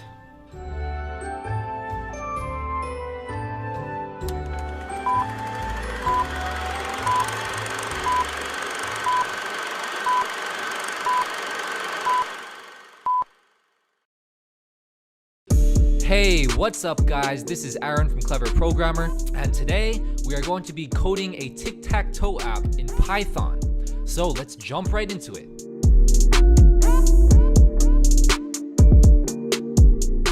First, let's go to repl.it. Just type that in URL bar. Follow along, please, so you can learn. Make an account if you haven't already. This is called Replit. Once you are done with that, click on My Repls. You'll be on this page. It'll probably be empty. You won't have this stuff here. Click on the red plus sign. Click on Python, which will automatically become Python 3. And boom, you will be in an empty REPL here. So all this is just a nice little environment where you can code on this website. You don't have to worry about any setup or anything. It's just nice and clean, and it doesn't break, which is very nice because sometimes you're coding on your own computer. Like there's a lot of weird edge cases, and it's just you know. So on the left here, we have a little file directory. We're only gonna have one file for this project, so you don't really have to worry about that. Over here, we have our one and only file open, main.py, and over on the right side, we have a little Python environment. So let's check this out. Okay. See, so it works. This is where the game will be played at, this little command line here. And let's jump right in. So Tic Tac Toe. Sometimes I attack small problems like this just straight in. I just start coding, just kind of hacky, but it's kind of fun too for these little things. But if you are working on a big code base, you actually want to think about it first. So let's at least do that first. Just have like a little bit of a overarching game logic. So let's think about it. Well, we're gonna need a board, okay, and then we're going to need to be able to display that board. We're also going to need to play a game. So like start the game and then have it keep going, like alternating turns from X to O to X to O. I'm assuming you guys know how to play Tic Tac Toe. If you don't, please look it up. All right, welcome back. So we're gonna need a function to play a game. We're also gonna need a function to check if there's a win. So like check win. We're also gonna need a function for checking if it's a tie. We'd also maybe need like a function to flip between players. So flip from player X to player O. Flip player. And yeah, and like within check win, then we're probably going to need to do something like check rows to see if there's a win, and then maybe check columns to check the whole all the columns, and then also you're gonna have to check diagonals. So like to check if there's a win, we would check all these things, and then if there's a 3 in a row in any of these, then we could say yeah, somebody won, and then just return the player, and so on and so forth. Checking if there's a tie, maybe we could just be like, hey, if the entire board is full and then there's no winner, then yeah, then it's a tie. And yeah, I think maybe something like that. Maybe even one more, like play game. Maybe there could be something like handle a turn. I forgot to put a little comment sign here, but yeah, handle a turn, like that. Like maybe this is like a nice general overview kind of high level idea of the game. So we're gonna need a board. We're gonna need a way to display that board. We're gonna need something to run in an overarching game. We're gonna be able to handle turns when somebody takes a turn, like taking input, putting it on the board, making sure that it's a valid input. And then after we handle the turn, we're gonna have to check if there's a win. We can check the rows, columns, and diagonals, and then we can check if there's a tie as well. And then after all that's done, then we can flip to the other player, and then like go back and then just repeat the whole process, something like that. I mean, it might change as we go, but just like have a general idea of what's going on when you want to code something. Like if I was actually coding a different game like rock paper scissors, maybe I would I'm not going to type it out, but I'll just tell you guys. If I was trying to code rock paper scissors, well, I would need, okay, rock paper scissors. I could have like the words, and then I would need some way to select rock paper scissors, and then some way for the computer to randomly generate rock paper scissors, and then I'll need a way to compare them, and then a way to see who wins, and so on and so forth. So like just thinking, breaking the problem down into its little pieces like we did here, and then actually start implementing it from there. It'll most likely change. It always changes for me. I mean, but as long as you have an overarching like high level understanding, then you are at least equipped to start coding. So I might delete this, but I'll probably just keep it here at the bottom. Why not? So let's just start. So nice and easy. What are we going to need first? Well, first we are going to need a board. Very simple. I am just going to make a list. Let's just do that. And I want each one to be each position on the board to be an empty spot. If it's empty, I just want it to be a minus, like that. All right, and then let's just copy this 9 times. 4, 5, 6, 7, 8, 9. Bada bing, bada boom.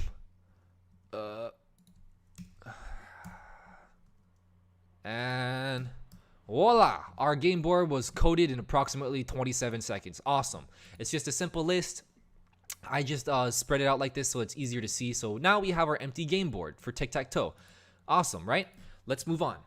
Next, we are going to need a way to display that board. So let's get that going, because right now when we hit run, absolutely nothing happens. Let's do that first. So what would that look like? We just gonna need a function, define, I don't know, display board, just like that. And then maybe print board at 0.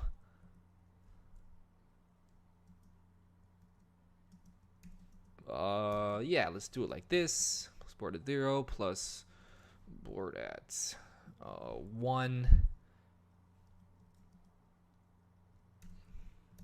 plus board at 2, And yeah. Let's just do that 3 times. But so position 0, 1, 2. We're gonna need 3, 4, 5 there, and then 6, 7, and 8. Boom. All right. Yeah, let's just see how this looks. Hit run. It didn't work because we didn't call the function, of course. So display board, just like that. Now let's run it, and boom, we have an empty board. Pretty cool, right? All right, so the positioning would be 1, 2, 3. Yeah, so now that we have our board, we can move on. From here, maybe let's try to start a game. So like this is like the first place to start. Let's just make a function called play game. Game. Just let that. All right. Define. I suck at this, you guys. Why am I teaching this? Anyways, so play game. Play game will probably be the function that drives the entire game. So maybe like the first thing that we would do is, okay, the first thing is display the board, because when we're playing a game, the first thing we want to do is display initial board. Just like that. Always put comments in your code, guys. If it's really, really simple, you don't need to. Like actually here, maybe you wouldn't have to because this is so well named by me that you don't actually need to comment. But hey, might as well throw it in there. It makes it easier for other people to understand what the heck you're trying to do. They can't read your mind, okay? I've had some jobs, some internships where that was an issue. I'll stop there. Anyways, so let's display the board, but now we are going to need to call play game to actually start the whole function chain. So when Python's going through this, it'll create this board, it'll see this is a function, it'll save all this code somewhere, it'll see this is a function, it'll save this code somewhere, and then it'll see this and it'll say, oh, I want to play game. So it calls this function here, and then it'll actually call this, which calls this, which prints all this, which reads from this, which makes it look like this. If you're not watching, if you're looking away from your screen, that made absolutely 0 sense. So make sure you rewind and watch the screen because I do a lot of highlighting here. I went to school for highlighting. Yeah, I'm filled with a lot of bad jokes. Just ask Kazi. Get used to it. Anyways, where was I? So yeah, so display the initial board, and then from here, maybe the next thing we would have to do is, I don't know, like handle a turn. So let's just try to handle the first turn first. So handle turn will be a function. I always like to put things in functions, like if it's like a different concept. So displaying a board, I stuck that all in a function. If I want to handle a turn, I'm going to stick it in a function. Let's just do that here. So define handle turn. Boom. We have a little function coded up. I like 2 spaces, 2 lines between my functions, just to be easier to read, and here too. So handle turn, what could we have in handle turn? Well, handle turn would need to first probably get the position from the player that they want to go into. So maybe something like this. Position equals what's the function? Input. Yeah, sorry, I was trying to remember the Python function for input. So input will ask for something from the command line over here, and then when they enter it and press enter, then that whatever they press enter will actually go into position here as a string. Okay? So let's say I don't know, choose a position from 1 to 9. Okay, and just like that.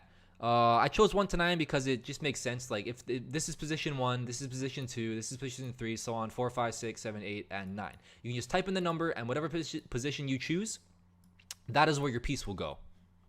So handle turn, how are we doing here so far? Let's just try to run this and see what happens. Boom. So as you can see, this actually gets reached.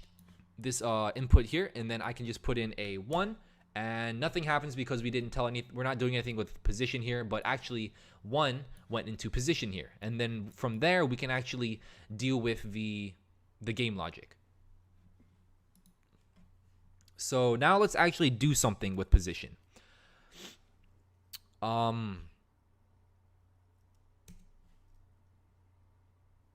Well, first of all, because position is a string, we are probably going to want it to actually be an integer so that we can index into our list with an integer instead of a string. So let's do that first.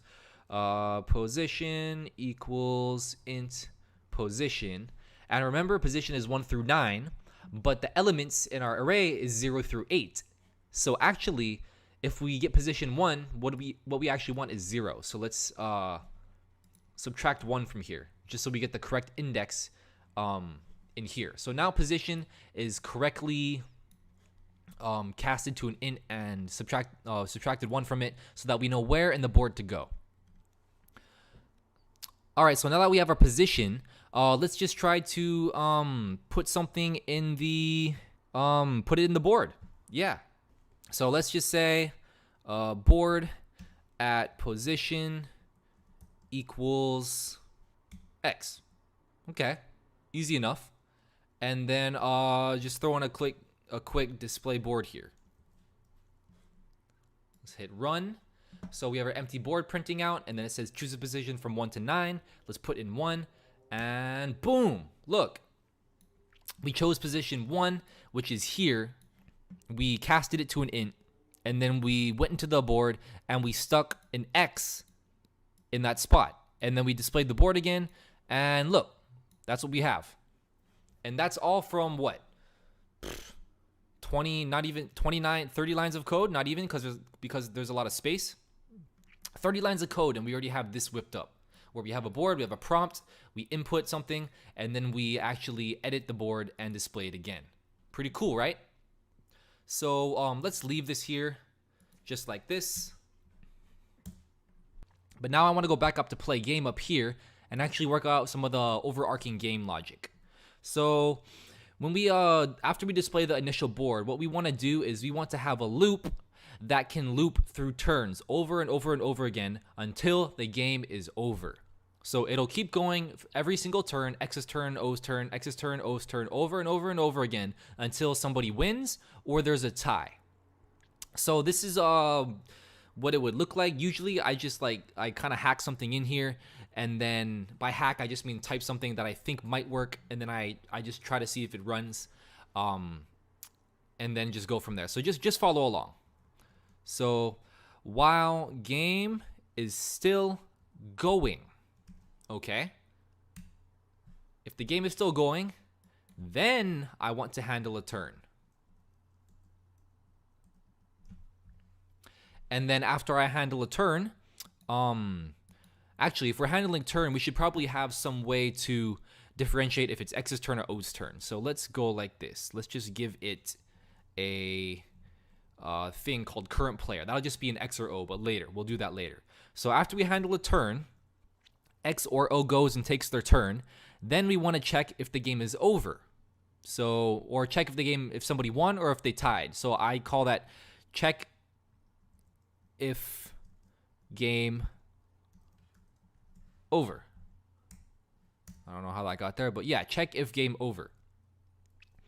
And then after that, then assuming that the game is not over and I don't break out of this loop, then we will want to flip from one player to the other. So I'm just going to call this flip player from X to O or O to X. And then after that, then we're going to go back up. And then we're going to go again. We're going to handle turn with the other player because we flipped it. And then we'll check if there's a game over. And then flip the player again. And go back up. And then take another player's turn. And then check if the game's over. And then flip. And then so on and so forth until somebody wins or there's a tie. That's pretty much it. So let's make these functions real quick. We already have handle turn. Let me put it down here. So we need check if game over. Check if game over. All right. That needs to be a function. And all this is going to do is actually just call two other functions. Check if win and check if tie. See how that works? See how I'm breaking up the code, the game logic? What are the criteria for a game to be over? Is if somebody wins, if somebody gets 3 in a row, or if there's a tie, if the entire board is full and nobody has won yet. So those are the two criteria for the game ending. And so that's why I use that up here. I handle a turn, and that's because the board state changes. And then I see if there's a game over after they place the piece. And then depending on that, I will either stop, I'll break out of this loop somehow by maybe setting this equal to false instead of true, and then break out. But first we need to check if the game is over. So we're gonna do that by checking if there's a win and checking if there's a tie. Next, let's code up this one. Check if win. And this is also a function. I keep forgetting that. Check if win. So here I'm just gonna put a return thing just to keep it nice and clean for now. But pretty much we're going to have check rows, like I said earlier, check columns, and check diagonals. So we'll leave that there for now.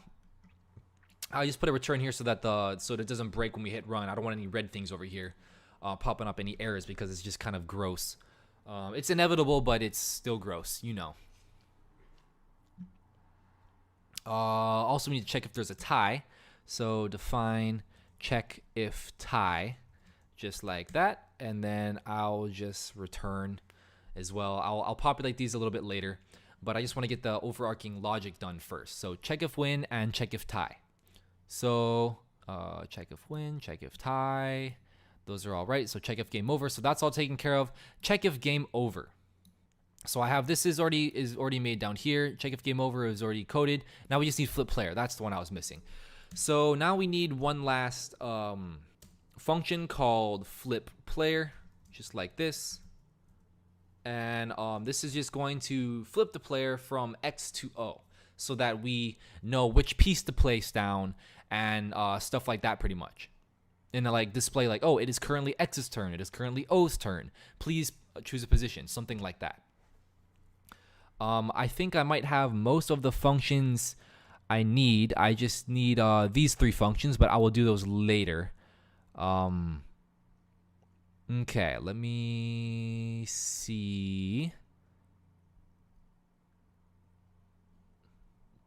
All right, let's actually just see if we're getting any errors. Run it. Yeah, there's an error, of course.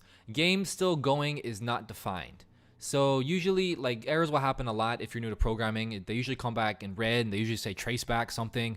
Oh my God, my life is over. My parents don't like me. My best friend just left me. Somebody else just left me. Yeah, just look for the error. The name it'll usually tell you what's wrong. So it says game still going is not defined. I think that's here. Yeah, so this is a Boolean. I'm just going to make this a global variable up here. Actually, let's put a comment up here because I like having all of my global variables just like that, nice and tidy. There, game board, boom.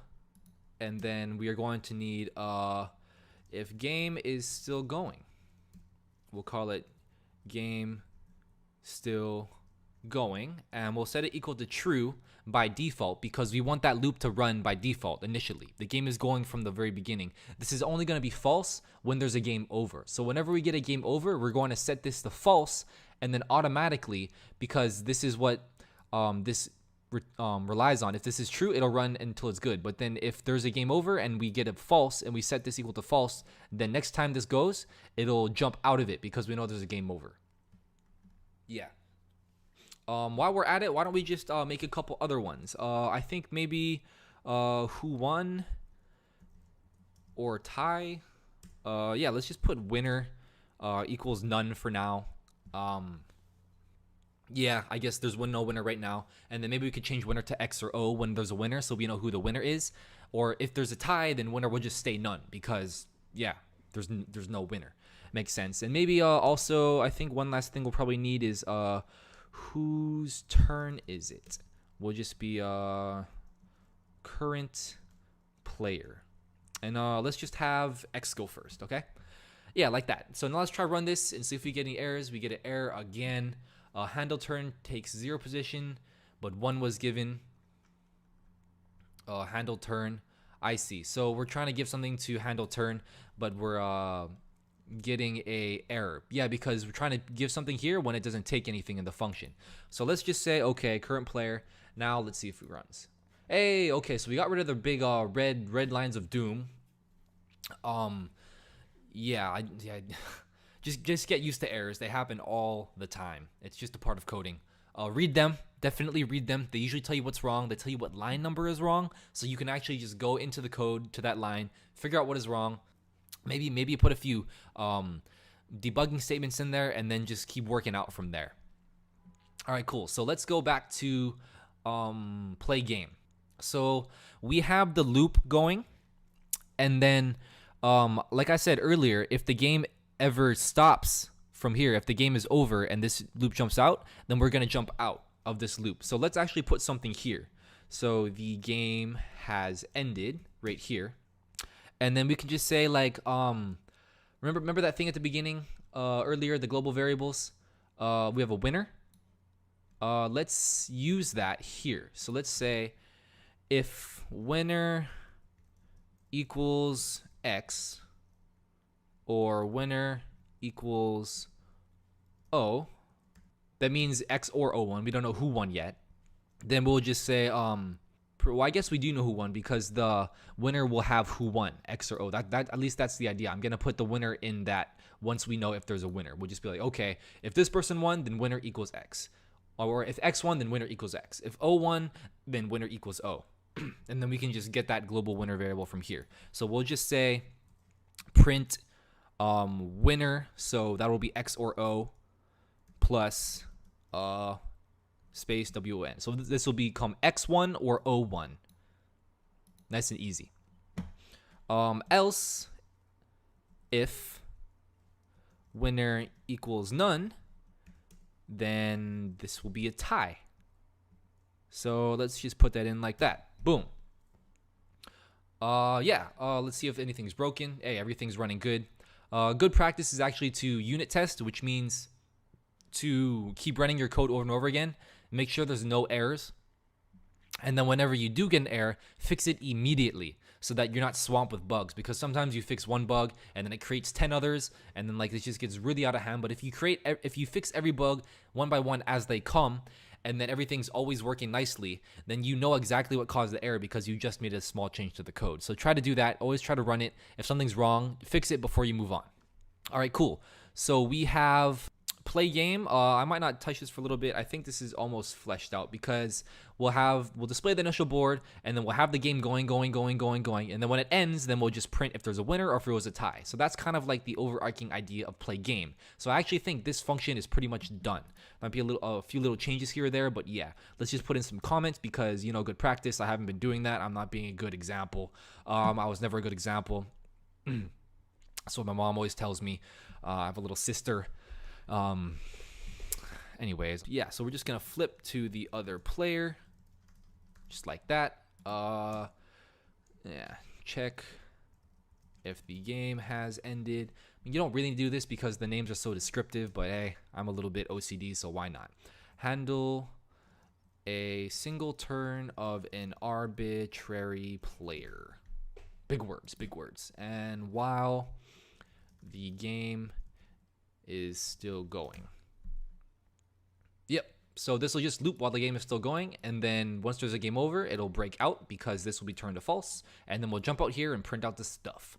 So yeah, I don't know, play a game of Tic Tac Toe. Okay, cool. Yeah, why don't we just fill all these in? Display board. I'm so bad at this. I'm actually an English major.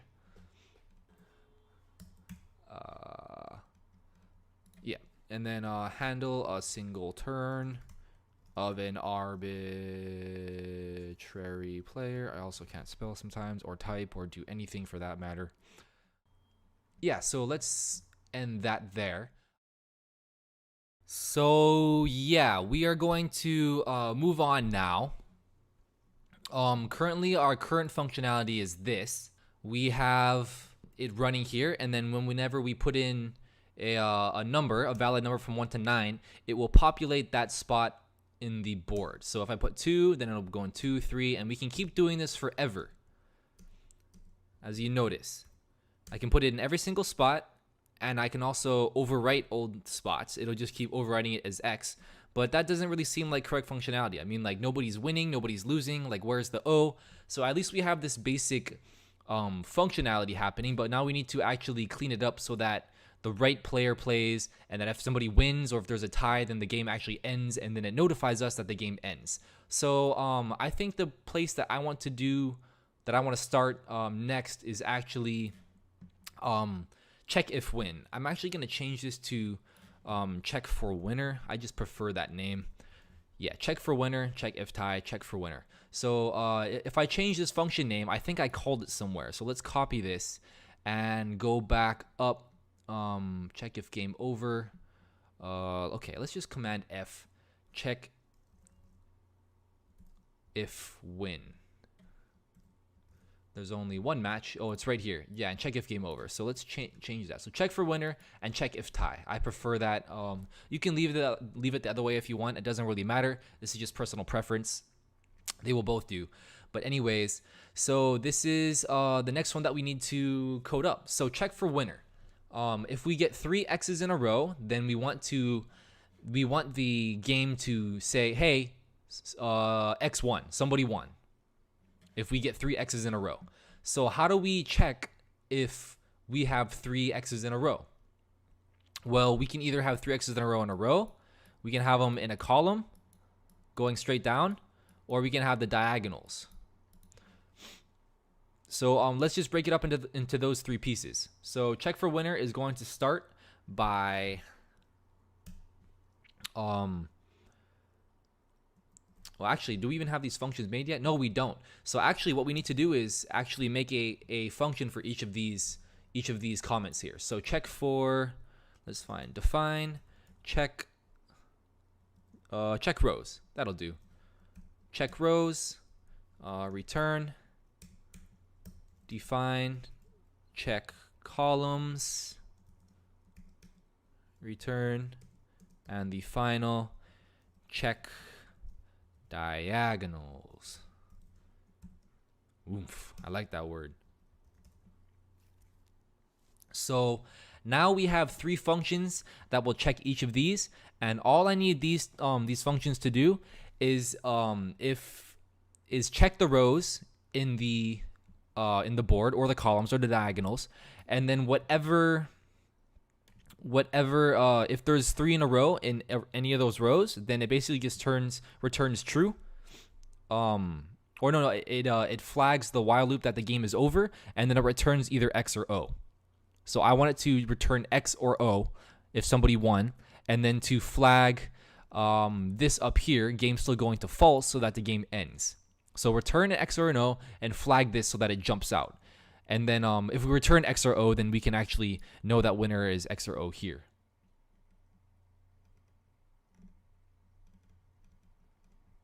So let's do that. We have these. Maybe I'll code these in a bit. Let's start up here. So let's just fill this out. Check rows. We're going to say row winner equals check rows. If we have that, column winner equals check columns, and I misspelled that, and diagonal winner equals check diagonals. Winder, that is not right. Okay, so now we have those going. Let's see if we have any errors. No errors, cool. What next? So I'm assuming that when I call these, then if there's a winner in a row or a winner in a call, you said there was no typos. There's one right there. Okay, so if there's a winner in a row or a winner in a column or a winner in a diagonal, then these will either be returned true or false, like as a Boolean. It'll say there was a winner there. So maybe we can say if row winner, then okay, then there was a win. Yeah, I don't know quite yet. Else if there was a column winner, then yeah, there was a win. And then else if diagonal winner, once again there was a win. Else there was no win. So okay, if there was no win, then I think we had a variable. Didn't we set a variable up here? Yeah, winner. So winner equals none. I guess we could utilize this now. Winner equals none. We're gonna have there was no win. Let's just try winner equals none. And then if there was a win, then winner equals diagonal winner. There was no win. Winner equals column winner. And then for rows, winner equals row winner. I think that'll work for now. There might be some bugs, but if there is, we'll go back to them and solve them together. All right, cool. Oh, one thing I forgot to mention. If you are trying to access any global variables up here that is outside of a function, and you're trying to access it within a function, or, well, not access, you can read it just fine, but if you're trying to write to it, if you're trying to write to a variable outside the function, you actually need to declare that variable within the function as global. So this winner is outside the function. It's considered a global variable as I noted here. So if we're going to try to set winner, that means we're trying to set a global variable. So therefore we actually need to write this here. Let me just show you. It might be a little bit, make a little bit more sense. So what I'm doing here is I'm saying global winner. So this winner will actually match up to the winner outside here. And then whenever we set winner down here, when we set these the winner to a different value, this will allow us to set the global one. So we actually need this if we're going to access global variables. So set up global variables just like that. That should be good for now. Now let's move on to check rows, check columns, check diagonals, and check if tie in these, because I think we need to fill these out still. So check rows. What are we gonna do if you wanna check the rows of the game board? Well, very simple. We could probably just pick out each element of the row and then see if they're all equal to each other. And then if they are, then return like X, the winner, X or O, whoever the winner is, or return none if there's no 3 in a row. So let's try that. Let's see what we can do. Row 1. Okay, so the board is a list, right? To check for the first row here, we would have to check element 0, element 1, and element 2. So let's just say board at 0. We want to see if board at 0 equals board at 1, which also equals board at 2. So all this is saying is we're checking row 1. Row 1 is these 3 up here. So we're just seeing if board 1, board 2, and board at 0, board at 1, and board at 2 all equal are all equal. So if they're the same value, then this will come out to be true. And then we know that row 1 is actually a winning row. Maybe we should add one more thing, because if I just noticed that if these 3 are all equal to each other, but they're actually dashes, then it'll think this is a win when this is just 3 empty cells in a row. So let's say these 3 spots in the row all need to be equal to each other, and they also should not be equal to a dash. So if all 3 are equal and it is not equal to a dash, then this is a winning row. I hope that makes sense. Now we're just going to copy and paste this into row 2 and row 3, and we're just going to mirror the same exact logic. So 0, 1, 2, 3, 4, 5 is the second row, and 6, 7, 8 is the third row. So now this logic here is if the first row has a winning has a winning configuration, then this becomes true. Likewise for row 2 and 3, the same kind of deal happens. Now, if either of these are true, then that means somebody won.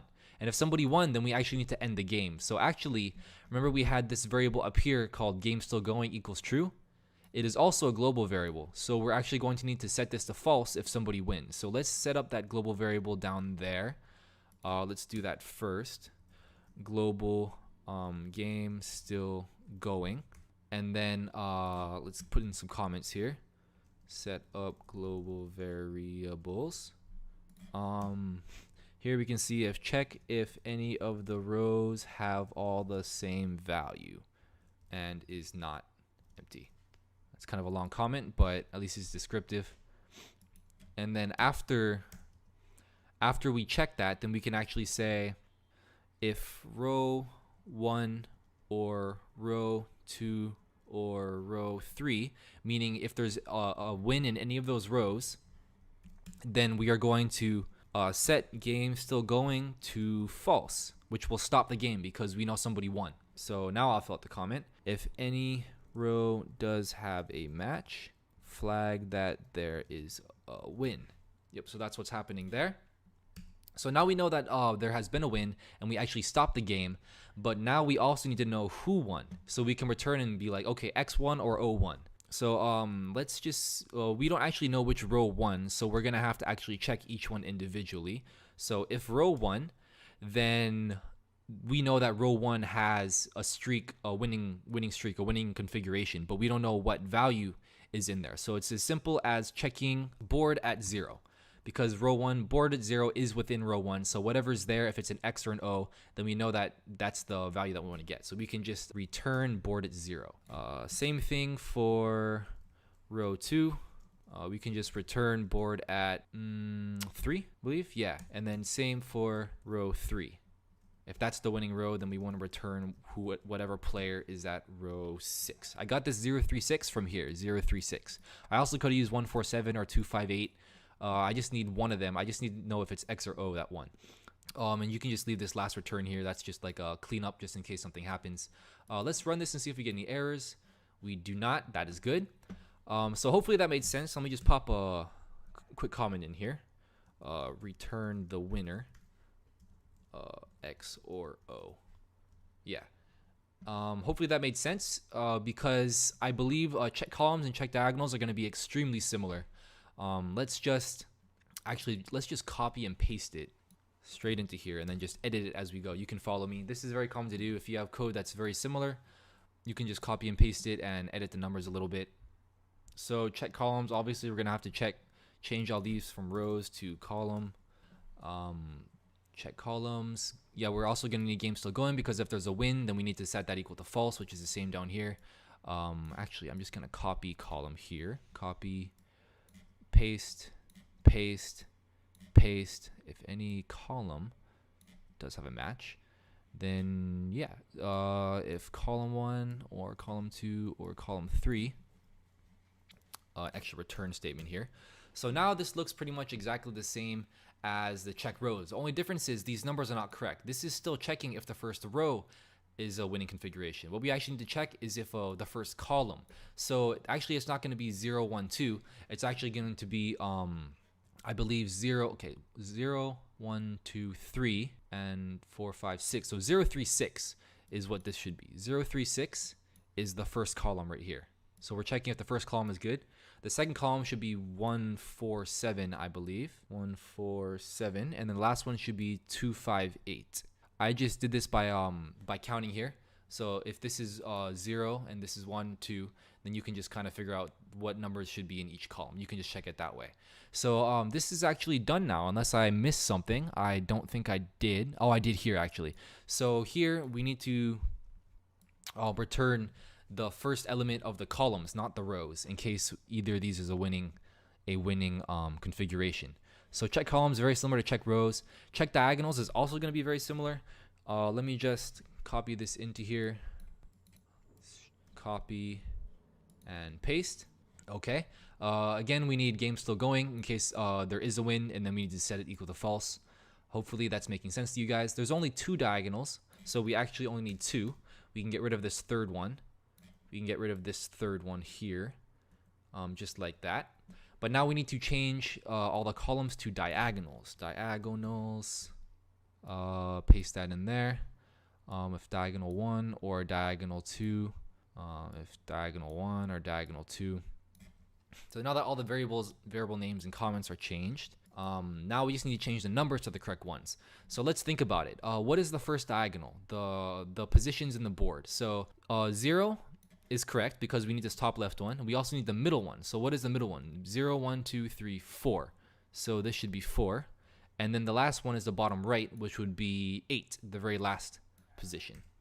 Same here. Let's start with the bottom left. So 0, 1, 2, 3, 4, 5, 6 should be 6. And then the middle one, 0, 1, 2, 3, 4. That's already correct. And then the top right would be 0, 1, 2. So this should be 2.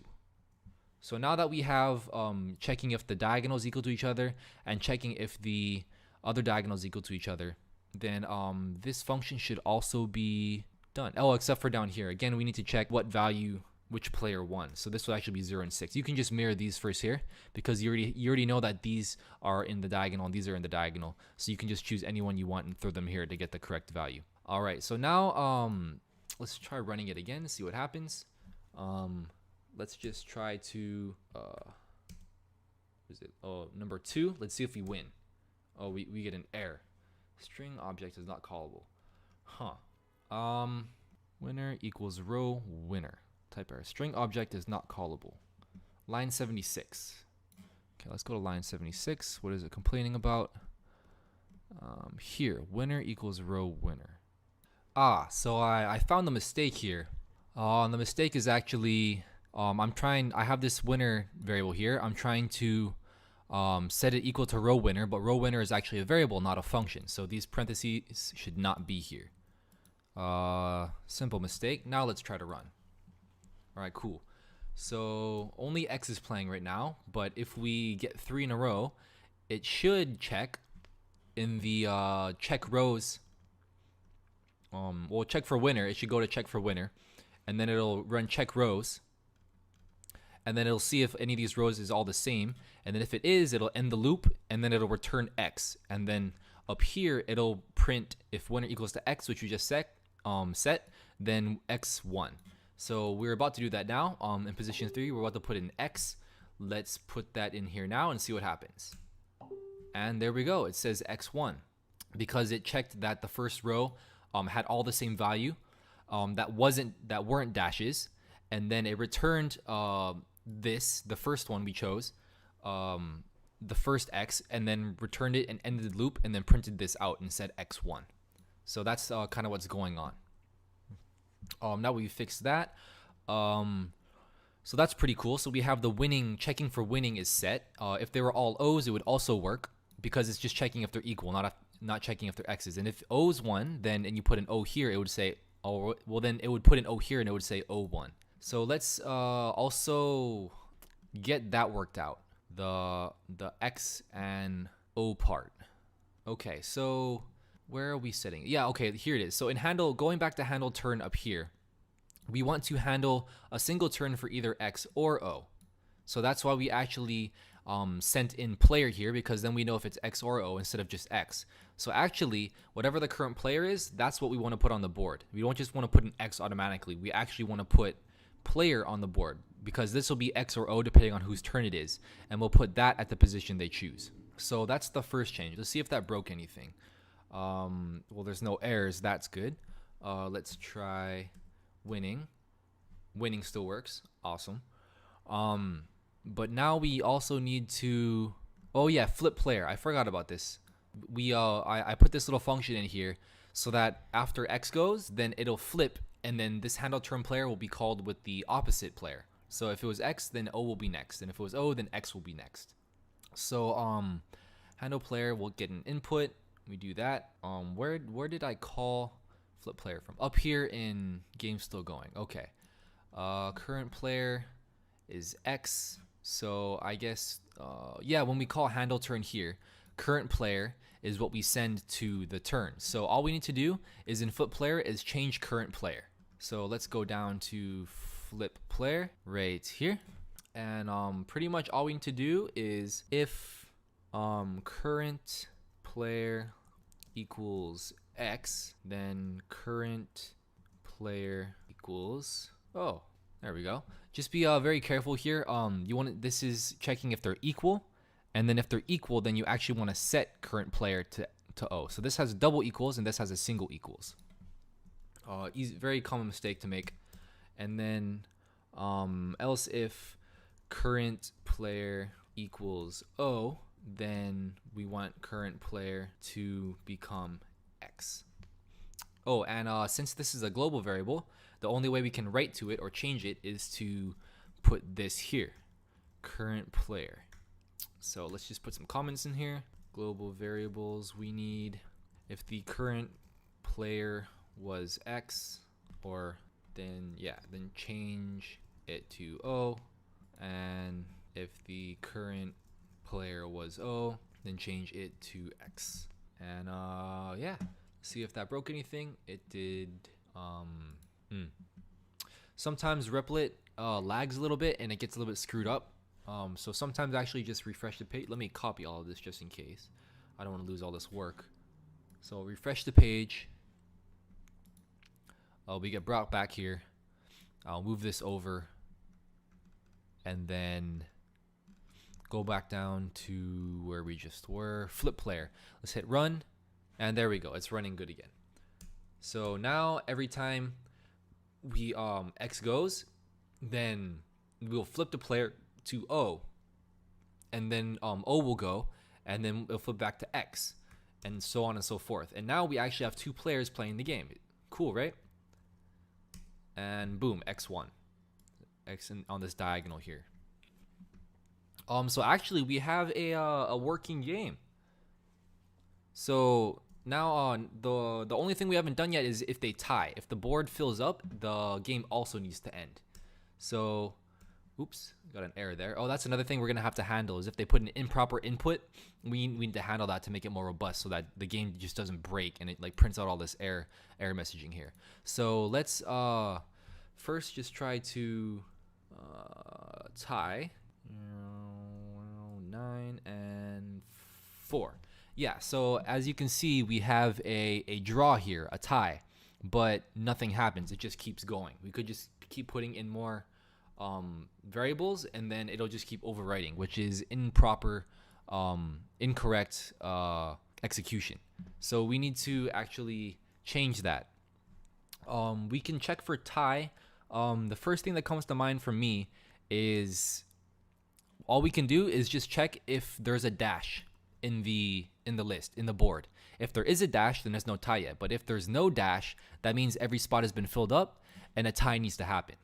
Very, very simple. Since board is just a list, we can literally just go like this. If dash is not in board, then we can just say game still going equal to false. This is the thing that ends the game, remember? Game still going is false. And because it's a global variable, again, we need to declare it as a global variable so we can write to it. Because we write it false here. If that is not in board, then the game ends. And then also we can just return. Let's try that for now. Let's see what happens. So we'll put in 1, 2, 3, 5, 6, 7, 8, 9, 4. Hey, and there we go. It worked. So if the whole board fills up and nobody has won yet, then it'll just say tie and then the game is over. So that's all we need. That is done. Very simple. Checking for a tie. We're actually getting pretty close to being done now. I think the only thing that we need to do next is to make it so that if we put in improper input, then it doesn't break. It just if there's is improper input, then we just want the game to ask the user again, or just pass it and just be like, okay, just choose a position again, choose another position or something like that. So let's actually go up to handle turn. I believe that's where we actually get the input. Yeah, that's right. So handle turn is where we get the input in. And now we're actually going to need to check to make sure the input is correct. So first of all, actually, we should notify which player's turn it is. So let's just put a simple print here, since we know the player is either X or Y, we can actually put in a string here and go like that. So this will say O's turn or X's turn. And then it'll ask for input from the user, just like that. But then we also want to make sure that the input is valid before we cast it, because we can put in any string. The input function from Python can take in any string. But then if we try to put that in here and cast it to an int, like if they put something that's not able to be casted to an int, then we're going to get an error. So let's try that first. If position not in, and this is a little trick that I found on Google. We could use regular expressions if any of you guys know what that is, but that's a little bit advanced, like it's a whole another thing. So this is actually a quick solution. Basically, we just want to make sure that the input the user gives is in this list, because we only want specifically 9 different inputs. Then we're only going to allow these 9 inputs. Obviously, this wouldn't work if you wanted to allow like a million different kind of inputs. We can't type it all out, but since we only have 9, we can just make it nice and clean and simple. So we can say position, which is the thing that we get from input from the keyboard. It needs to be a string that matches 1, matches 2, matches 3, or so on and so forth, all the way up to 9. If it doesn't, then we need to ask again. So if it doesn't, then we need to say, hey, position equals actually, let's just copy and paste this. Input, invalid input. Choose a position from 1 to 9. So let's try to run this now. Oops, what is wrong? Oh, the if statement, I forgot to put a semicolon at the end, or a regular colon at the end. Yeah, syntax errors, that just means that Python, there's something wrong. Like if I forgot the F in if, I would get a syntax error. Like, yeah, like what is that? So just keep that in mind when we run it now, no more error. Yeah, and see, actually now we added this in, it says X's turn. It lets us know whose turn it is, which is very handy. So choose a position from 1 to 9, 1, and then we can go. But then let's say we put something that's not in 1 to 9. Let's put I don't know, a 35. We hit enter. It says invalid input. Choose a position from 1 to 9. Yeah, so it's good that it caught it, and then it re-asks again. Let's try again. Let's put in 55 this time. And then we get an error. Okay, so the reason this is happening is because let's say they put an invalid input and they say it's invalid, and then this catches it and says the input is not in the correct range of valid inputs. So it asks again and it says, okay, invalid input, please choose a position from 1 to 9, and then it tries it again. And then it gets down here and then it's invalid and it tries to do it anyways, which means it only checks if you put an invalid input 1 time. So actually what we need to do is actually put this in a while loop so that it's constantly asking over and over again for valid input until it is valid. So this is a very common thing you do in programming. Instead of using an if statement, you actually use a while loop. So it'll be like while position is not in here, just keep asking over and over and over again. And actually we don't really need invalid input. We can just ask again. So it'll say, it'll initially say, okay, X's turn, choose a position from 1 to 9, and then it'll get the position, and then it'll say if position isn't in here, ask for position again. And if it isn't in here, ask for position again. And then again, if position isn't in this list over here, if it isn't in here, then ask for position input again, over and over again until position is in this range, and then it will continue down here. And then since we are only allowing these digits from 1 to 9, this casting to an int here, if position is in this range from 1 to 9, we put it in here, and then we cast it to an int, then it won't throw this ugly error here. Let's try this again. Please choose position from 1 to 9. We put in a 1, it works just fine. Let's put in 20. Error. It asks again. 20 letters, random, nothing at all, random stuff. Anything we put that doesn't exist in this list, it will actually just ignore it and then just keep asking for your position over and over and over again until we give it something that works. And as you can see, the O went right in the middle. So that's working nicely. Cool. One other thing that we forgot to implement in this though is what if we put something in a spot where there's already a piece? That's an issue. So let's say we put X at 1 and O at 5. Now it says it's X's turn and it says choose a position from 1 to 9. So let's try to overwrite this O by putting a 5 there. I hit enter, and as you can see, the O was actually overwritten. that's a problem because that violates the rules of Tic Tac Toe. So what we need to do is actually put in another check here to see if the position we chose is valid on the board.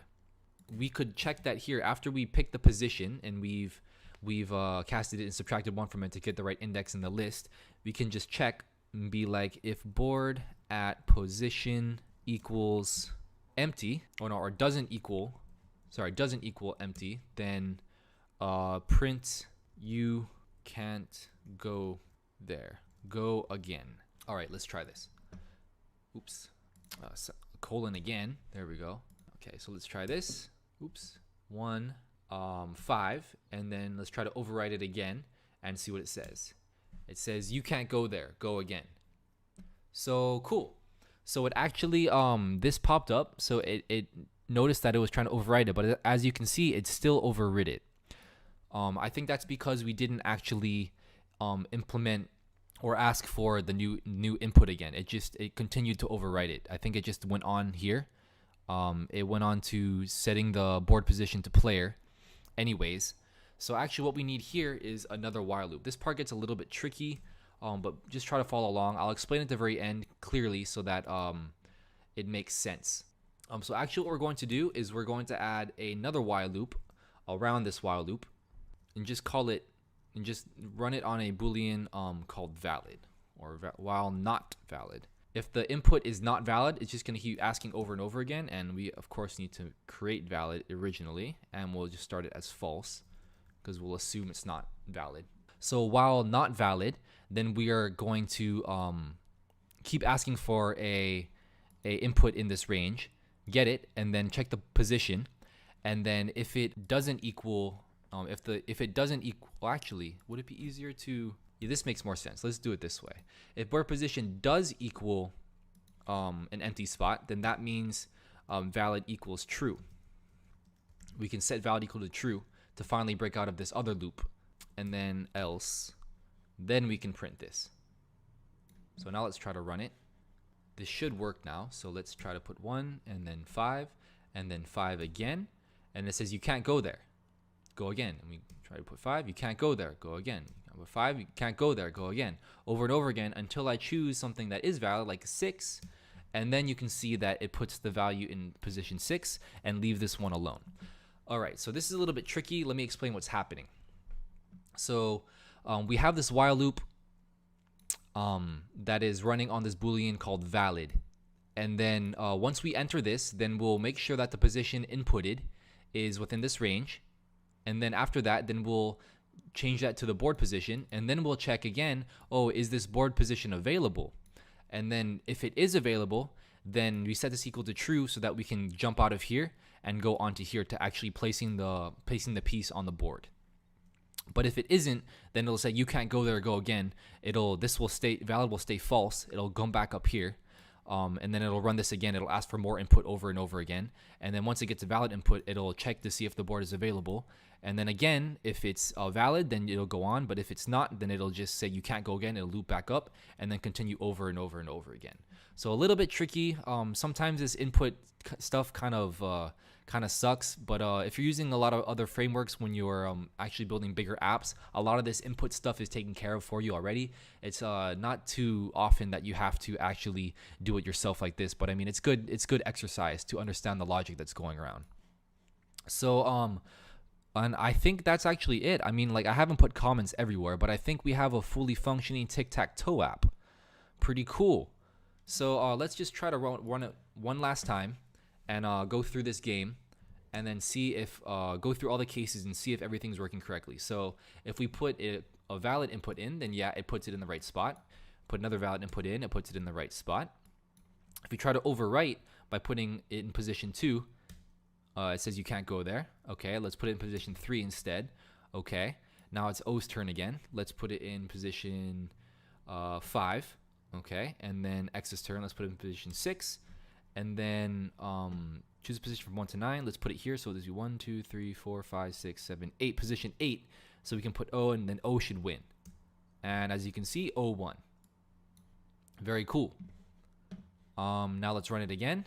If O wins, then X can also win. But let's try to put in some let's try to tie. Okay, 1, 2, 3. I memorized this little sequence here quickly. So this looks like a tying game. If we put this in here, then yeah, I'll print tie.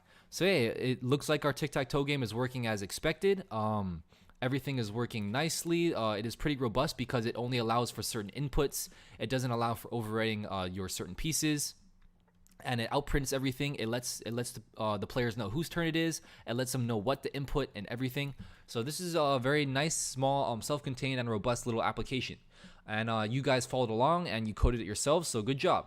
I would actually advise you to look at the code. I'm going to upload the code with full comments, probably somewhere, maybe in the description of this video or something, and then you can click on it and really read it. I'll try to explain everything as best I can in the comments so that you can really trace the entire thing yourself, and then things will just be clear. You could also maybe perhaps try do little exercises like change the code, like see if you can change it instead of having X's and O's as the players, maybe change it so that it's A and B or something cool like that. Little challenges.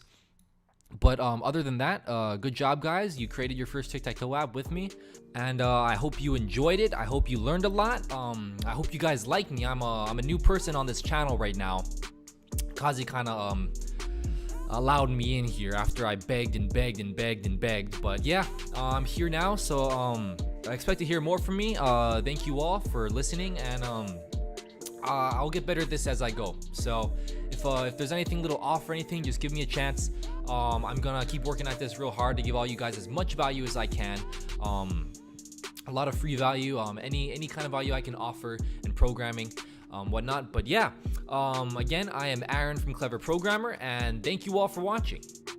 Goodbye.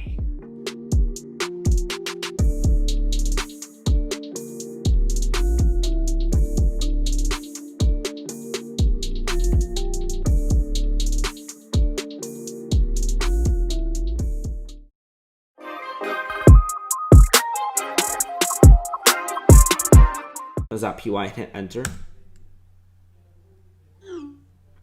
Okay, I'm gonna do it again.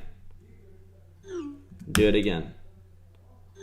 Okay, so you guys get the idea. Hey guys, what's up? This is Kazi from cleverprogrammer.com, and today we're gonna learn how to create a Python. Is that PY? Hit enter.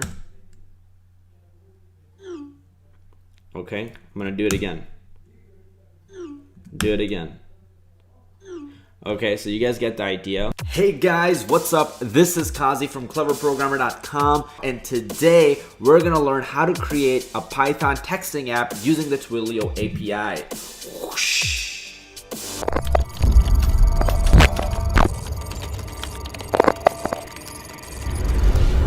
Essentially, I've broken this down into 10 very easy to follow steps. And as a matter of fact, you don't even need to do the first two, which is create a GitHub account or star this at the top right. It's so easy to do this, you guys, that I'm going to walk you through each step, okay? And you guys are gonna see that within just a few minutes, we're gonna have this app up and running. So let's get started. So I'm gonna just open up a new tab here and go to twilio.com. And let's just walk through and create an account together, okay? Now, normally I wouldn't walk you through creating an account, but there are certain things that I want you to be aware of as we go along, okay? So I'm just gonna put in my name, put in some email, regular boring stuff here. Let's pick SMS, which product do you plan to use it for first. We're gonna say I don't have a project in mind for the question of what are you building, and for language, let's say Python, because Python is pretty awesome. And they are telling us to make sure our password is safe and has been uppercase or whatever. Cool, no worries. Okay, we need to verify that you're a human being. So let's verify that we are a human being indeed. Okay, and we are in. Let's click get started here. And essentially what we wanna do is get through just their get started part so you can get your Twilio phone number, okay? That's one thing we need. We need two things basically from Twilio. We need the Twilio phone number, and we need your cell phone number or one of the cell phone numbers that you might want to text or bother, okay? but they have to verify the phone, so you can't just do it to a random person. You have to make sure that you have that phone available. So first of all, let's just get started with the Twilio phone number. Whatever number they give you, just choose this number, and we're gonna accept whatever they give us. Okay, that's our Twilio phone number. Now we're gonna send a text message to our phone number. Okay, so let's just put whatever the body we want to put. Let's say ha ha ha. Okay, and here if you request the code, it'll also like show you what code it's using to put in that ha ha ha, so to speak. Let's just hit make request, and it says, did you receive the message? So I'm gonna go to my phone and let's check if we received the message. And I don't know if you guys can see my phone, but it looks like that we did receive the message. It says ha ha ha. Okay, that's pretty cool. Let's hit yes, we received the message. Now we're gonna test out responding to the server, and it's gonna reply back to us with hello from Twilio, as you see right over here. Okay, so I'm gonna message them back with something. It doesn't really matter what you send them. So I said YYYTTT. Very cryptic message, very important. And they said hello from Twilio, as we expected. Again, I don't know if you guys can see this clearly, but I hope you can. Okay, so we did receive an SMS message. That's great. Let's hit SMS tutorials, and we actually don't need to view this anymore. Okay, cool. So now let's get on to the next steps. All right, so now let's see what our next step is. Okay, so now that we're done creating a Twilio account and getting our phone numbers, let's go ahead and verify a phone number. So let's go ahead and click this link. So I have a verified phone number. I don't even need to verify a phone number anymore. I've already done that. And now we can go ahead and get our Twilio credentials, okay? So if you look at step 7, it says, hey, once you get your credentials and your Twilio phone numbers, go ahead and put it in credentials.py, which is this thing over here. So if you were to clone this program, if you were to clone all of this in your desktop and open it there, then you can just directly get access to that file, credentials.py, and put it in there. But we're gonna code this from scratch. So let's just do that together. So I'm gonna go to my desktop and I'm gonna create new folder, app. All right. So I'm gonna open up my idle and I'm gonna code the stuff up right in here. So we created the folder called Twilio app, and I'm gonna essentially throw my code in there once I'm done writing it. I'm gonna hit Command N, so it opens the part where I get to write my script. For the script, first of all, let's save this guy, okay? And let's call it, throw it in our desktop. Let's go to Twilio app, and we don't need that folder. We're just gonna save it here. We're gonna call this one credentials.py, and here we're gonna put all our credentials, okay? So what do our credentials look like? Well, we need a few things. We need our account SID. We need our auth token. We need my cell, and we need my Twilio, okay? And let's just go ahead and get all of those. I have this link here for you guys. You can go to this link. So I'm gonna go ahead and get that account SID, put it right here. I need to get my auth token. So I'm gonna go ahead and do that.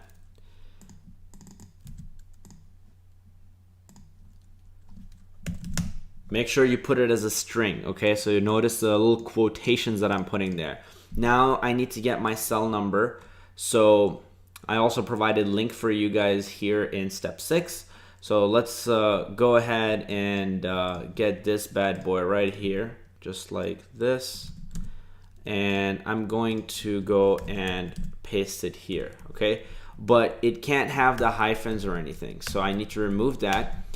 Make sure to have that plus and that 1. You'll need that. So basically your whole thing, if you have a one and a plus, you need that. Now let's go to manage numbers, and we're gonna get our Twilio number from manage numbers, okay?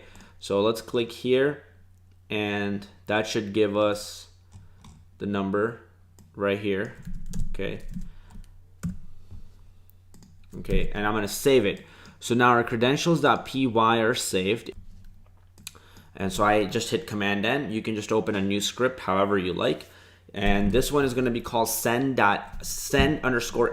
This is going to be the one that's going to allow us to actually send our text. So I'm going to save it first. First thing you guys will need is to actually install, you need to install Twilio. Okay, so pip install Twilio. So just open up your terminal. So on your Mac, you're gonna say iTerm or term, depends whatever you have. So just go ahead and open your terminal on your MacBook. And if you're on Windows, go and download Git Bash, okay? Download Git Bash. And once you download this, okay, this link here, once you download this, you can do the same thing and follow along what I'm gonna do in Mac, okay? So I'm gonna install Twilio, the library Twilio. Okay, so back to the tutorial. Let's do pip install Twilio. And this should install Twilio for me. Oh, I got permission denied. What's going on here? I need to maybe, which Python? Okay, it's Python 3, right? This is definitely Python 3. Sudo pip install Twilio.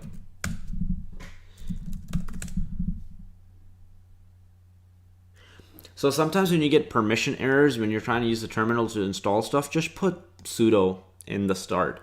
And that essentially just says, hey, I have root access and now I want to run this command. So yeah, don't stop me. I'm gonna run this command, okay? Cool. So now that we have installed Twilio, let's go back to our idle here. And we were at the part where we were writing our script for sending this SMS. So we're gonna say from twilio.rest, import Twilio REST client. And I have my notes here because this is not something I code every day, so I don't know this at the top of my head, but that's not the interesting part. So what I'm trying to do now is from this file, I'm trying to just pull all my credentials. So I created one file which just stores my credentials, and then I want to retrieve those credentials from in my send_SMS. Okay, that's essentially all I'm doing. So account SID. What other variables do I have? Auth token, my cell, my Twilio. Okay. Now I'm gonna say client is equal to Twilio REST client. I'm going to pass in the account SID here to the REST client, and it also needs the auth token. Okay. Now, whatever message you want to text, your message actually goes here. So you can put in whatever you want. I'll show you guys some cool text messages that you can do. We're almost there, guys. We are pretty much done actually. Create to equals my cell, comma from underscore equal my Twilio. Okay, and then for body we want to say equal to my message. So client.messages.create is a method that takes in multiple arguments. In this case, it's taking 3 arguments, 2 from body. Okay, it probably takes in more arguments, we don't know, but these are the arguments that we passed it in. These are keyword arguments. And my cell is this variable right here, so it puts in your cell phone number from your other file. My Twilio that's your my Twilio phone number. So that puts that in. Also, it retrieves it from the other file, the magic of importing. And then my message goes here. So whatever your message may be. So this is this variable. Okay, now let's try to run the script and see if it sends us a text message. Like what I would recommend you to do is what I have written here. Okay, this way. This is the best way to run your scripts. So for example, what I want to do is I want to go to my desktop. And this is where my file is going to be, right? So I created a thing and it was called Twilio app. So I just go in there and it's called send sms.py. That's the file I want to run. Okay, so I'm going to say Python send sms.py. Okay, and hopefully this runs and does the trick for me. So I think my command just ran. And as you can see, the last text here, it says your message goes here, right? So that's awesome. We just sent our first text. So let's do something cooler. And rather than just make it here, I'll send the text again just so you guys can see it and see it's live. So I'm gonna hit up here so I can recall the command, and I'm gonna do Python send sms.py and hit enter. Okay, I'm gonna do it again. Do it again. Okay, so you guys get the idea and how my terminal and all that stuff is connected, and it's sending the text messages. And let's now try to make the text message a little bit more fun. And before I get to that, just so you guys know, you guys can go to this link. I'll have it in the description below if you're watching it on my YouTube channel. And all you'll have to do is create a GitHub account, and you can just hit this clone button. You get all of this code. You don't have to write it yourself. And then you can just go and run this command from your terminal, especially if you're using a Mac, and you're good to go. If you're using Windows, no worries. Just download Git Bash and type in the same stuff, and you should be good to go. Make sure that you don't skip this part 9, which is to install Twilio. Okay, so you can see that the text messages are actually going through. Now let's try to make them a little bit more fun. So I'm gonna go to my idle here, and let's make our text messages more fun. Just so I can show you guys something. Let's see.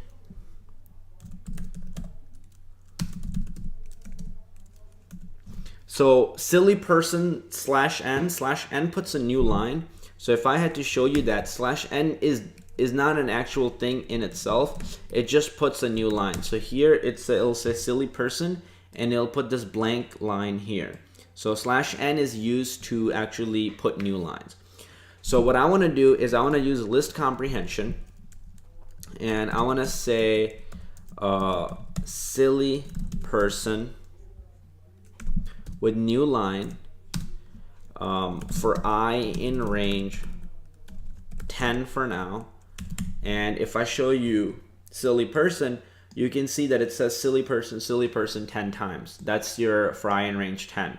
And it's a list comprehension because it's all in one line, and I didn't have to do any other stuff. Now what I want to do is, since I wrote this 10 times, I want to concatenate as a string, because remember, my message does not take in a list. This variable here, this argument here, body, expects a string. So we need to convert this list into a string. So what we can do there is we can actually do this trick. And you can see what this just did. I said join X, so join this entire list here with only empty strings. So it creates this one giant string, okay? What does that look like? Well, if I print this out for you, you'll see what it looks like. It actually looks like this, okay?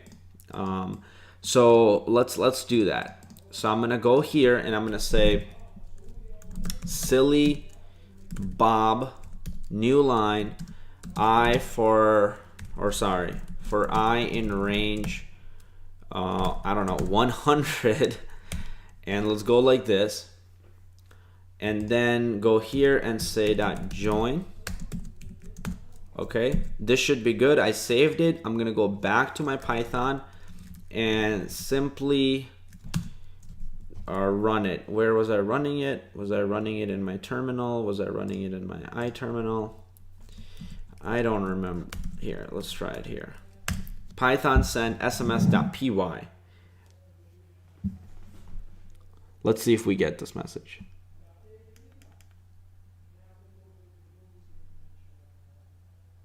What? I'm not getting it. What's going on? Oh, I just got it. Look at that. So I don't know if you guys can tell, but that says Silly Bob like a lot of times, right? It says Silly Bob a lot of times. So yeah, you can add some more stuff to it like that. So hopefully that gives you guys a clear idea of you know, how to create a pretty rudimentary basic Python app using the Twilio API. And in this project, the things that I expect you to learn is like, okay, how did we use import statements to retrieve data from another file and then use another one, right? For example, we used the import command and send underscore SMS py, which leveraged data from our credentials.py.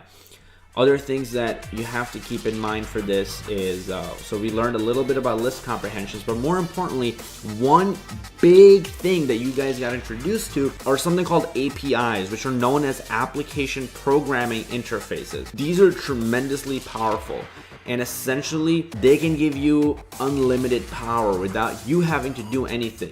This is you leveraging somebody else's application or an app. Because remember, we didn't write this texting app. We leveraged Twilio's API to do it for us. Twilio knows what to do with the texting, and then we just get to leverage it. I have a few apps that I created which leverage the search engine and Google Maps because I use the Google Maps API and integrated it into my own website. So it feels like I did it, but really I just leveraged the API of Google Maps. There are tons of other APIs like that, like Yelp API. You can pull local restaurants and see what their ratings is and what restaurant is hot and popping up, and you can actually integrate that data into your own personalized app or even a mobile app using the Yelp API. So APIs are actually tremendously powerful, and this was just a little hint of that. I really hope you guys didn't run into any problems and the instructions were clear. If they were not, please comment below and I will personally help you out and we will get your app up and running, because I really would love it if you guys were able to send this, you know, text to yourself or to anybody, you know, maybe your spouse or your friend, you know, just to have a little bit of fun. Now, do remember that with a free Twilio account, you only can text verified numbers, which means you can't just text anybody that you want. So if you pay, then you will be allowed to actually text whoever you want.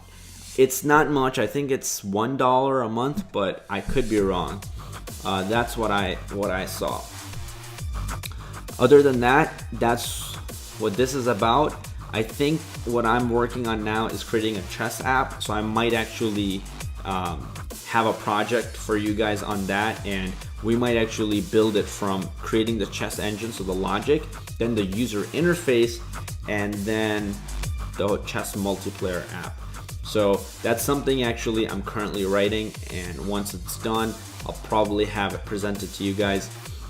Anyways, guys, I love you so much. Please like the video if you liked it and subscribe to the channel, and I'll see you on the other side. Okay? Take care. Bye.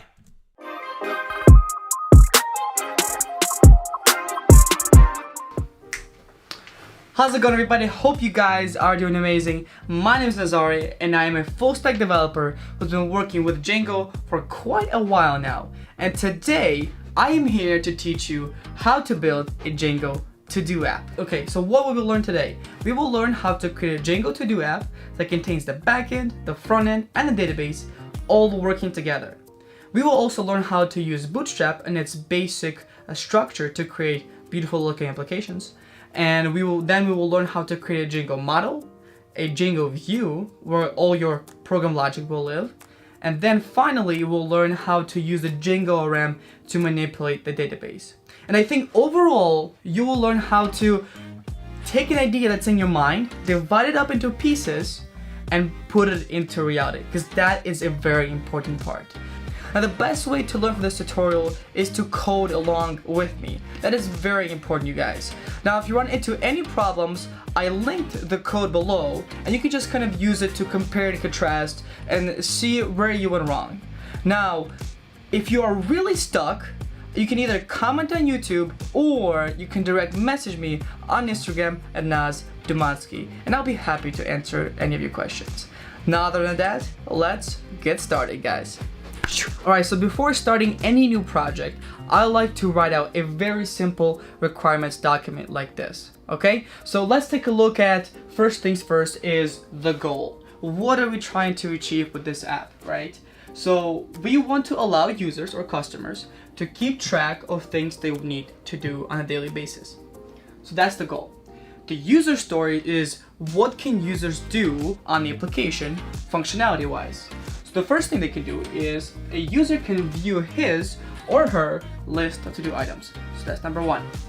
Number two is a user can create a new to-do item. That's number two. And the third one is a user can delete a current to-do item. And so these three functionalities will tell us what we have to write in terms of code-wise, right? And so after that, I like to do a simple flow diagram because I'm more of a visual person and this helps me out a lot, trust me. So as you can see, we start out with a stick figure, which is a user. It's a very nicely drawn stick figure. A user will load the web page. What's gonna happen next? We're going to get to-do items, because I'm guessing we will have them stored somewhere in the database. And then we will show to-do items somewhere in the template page. So that covers the first user story. The second user story is, again, we start with a stick figure. And what they can do is they can input a new to-do item, because we'll probably have an input box. They will click submit. We will add that item to a database, and we will reload. And when you reload, you see that it kind of traces back to the beginning through here, but we will get to do items and show to do items. And so that covers those two user stories. Now my challenge to you is to create a third flow diagram for the third user story, because you will see just how useful this is. Now with this out of the way, let's go ahead and get into the coding. I'll see you guys there. Let's take a look at what we're actually going to make. Now, here's the application. Obviously, it's called Let's Do App, and it's pretty simple. As a customer, or as a user, let's say, let's say I want to add a few to-do items that I want to do for the day. So I want to read my Python 101 book, which is very important, obviously, right? I need to go for a run, right? And then I'm gonna take the Django tutorial. Take the Django tutorial. Tutorial. Perfect. And as I do these things, right, I just simply click delete, delete, delete, and that's it, and I'm done.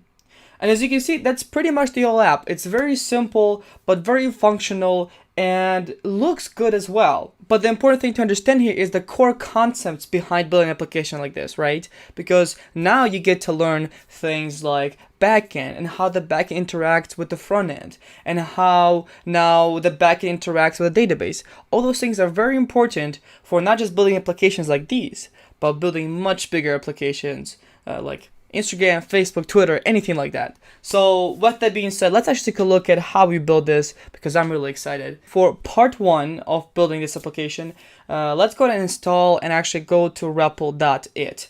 This is basically an environment that's going to allow us to easily build this app without having to install anything or anything along the lines of that. So just go on REPL.it and click sign up. And once you've clicked sign up, you should see a dashboard kind of like this. And you should actually have 0, obviously, applications, but I have my to-do app because I already built it. And so just click plus new REPL. That's the first thing. Select Django. Let's name it to-do app. To-do app. That was simple. Create REPL. So what it's going to do now is obviously it's going to install the Django environment. It's going to install the server. It's going to install all the necessary files for it, making things very simple for us. Click Start. It's creating migrations. I will talk about these things a little bit later. There we go. Hello REPL.it or hello world. Alright, now let's take a look at creating a model. Now what's a model? A model in Django is something that represents a database table. That's how Django translates it, okay? So I'm going to copy a few lines of code here, right here. I'm going to copy these lines of code just for time's sake, okay? And I want to paste it here. So what do we have here, okay? We've got a class called to-do that represents a database table. We also have something called edit date and text, and these are attributes of a database table, right? So we have an edit date, that's a datetime field, and we have a text, that's a char field. Obviously we have those. Edit date is simply when did we add it to do item, and the text field is there because obviously we need to save the text of the to do item. That makes sense. And what's Django going to do is Django is actually going to translate these models and these attributes to database SQL injections, insertions, and updates and so forth. So go ahead and click restart just to see what I'm talking about. You can see that what's going on is it's creating a model to do. Interesting, right? Okay. So with that, actually go ahead and click restart again. Just trust me, do it. Click restart. And what's going to happen is you have this migration file, right? And this is what Django uses to keep track of the database, right? It says here, create a model with an ID, that's an auto field, that's a primary key, right? With an edit date as a datetime field and text as a char field. And that's pretty much it, right? Now, obviously it gets a lot more complicated than this, but I just wanted to show you because it's very interesting to me and it's very important to understand how these things happen on the back end as well. Okay. Now we're going to make this application just a little bit more stylish. We're going to use something called Bootstrap, which is just a framework that allows you to make beautiful sites in a much faster pace, okay? So go ahead and go to Bootstrap, just type in Bootstrap into Google, or go to getbootstrap.com. You'll be presented with this beautiful site. Go to the documentation, and we need to install the following, okay? We need to install the CSS and we need to install the JS. So go ahead and copy CSS first. Okay. All right. Now the question is, where do we add these? All right. So we have the base.html and we have an index.html. In the base.html, this is where you have your base structure of the site. And obviously that's where we would add it. Okay. So go ahead and just add that to here. And let's go ahead and copy the JS files, the JavaScript files, to here as well. Once you've done that, just click restart and voila, you've got a little bit more stylish hello REPL.it. Next, we want to create a base layout for the application that does not include any of the logic so far. So our goal is to basically create HTML like this without any of the fancy logic just yet, okay? So let's go to do that. So what do we need first, okay? First, we need to create this navigation bar. The way we're gonna do that is go to Bootstrap and let's actually type it in. This is literally the process that I do with anything that I do with Bootstrap. So just type in nav, okay? And we see we have a navigation bar. It looks just like this, but we're not looking for that. We're looking, no.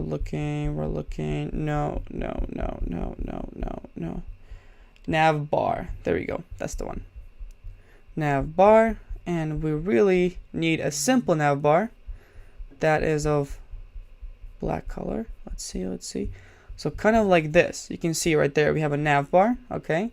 So we can just copy that in here. And the reason why we're putting it into the body section, the base.html, is because that's where the whole application inherits the whole HTML, right? So navigation is something that's gonna stand throughout the whole app, okay? And that's what we're putting in here. So, well, why so much? I guess I don't want to copy all that. So just copy this part, I guess. Copy that. And voila. All right. Refresh. So we have just a black bar. Nothing fancy. Now we need the actual wording to do app, okay? And if you look a little bit more down, we can see that in order to get that wording, there's something called a navbar brand, okay? So just copy that right there, refresh, and voila. Obviously now this is actually called a to-do app.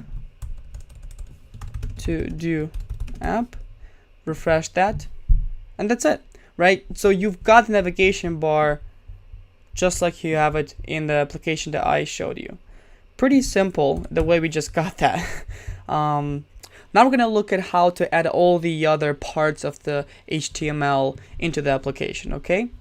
The first thing, obviously, what we need to add here, we need to add like things like add the add item, the input box, the form, and obviously the list of to-do items, right? So let's try this. At first, we're gonna be working with the index.html because that's the thing that that's the HTML page that contains the container underneath the navigation bar. All right, so preface, okay? The way Bootstrap works is it's divided into rows and columns. Think of it as you just have a lot of rows, and within rows, you can have a max of 12 columns, all right? So we're gonna create a row that will contain contain the add item and this form. All right, so that's the first part. Let's do that. So div class equals row, right? I'm gonna close that out. Oh, and then the second one is gonna be div. Oops, no, not this one. Div class equals column.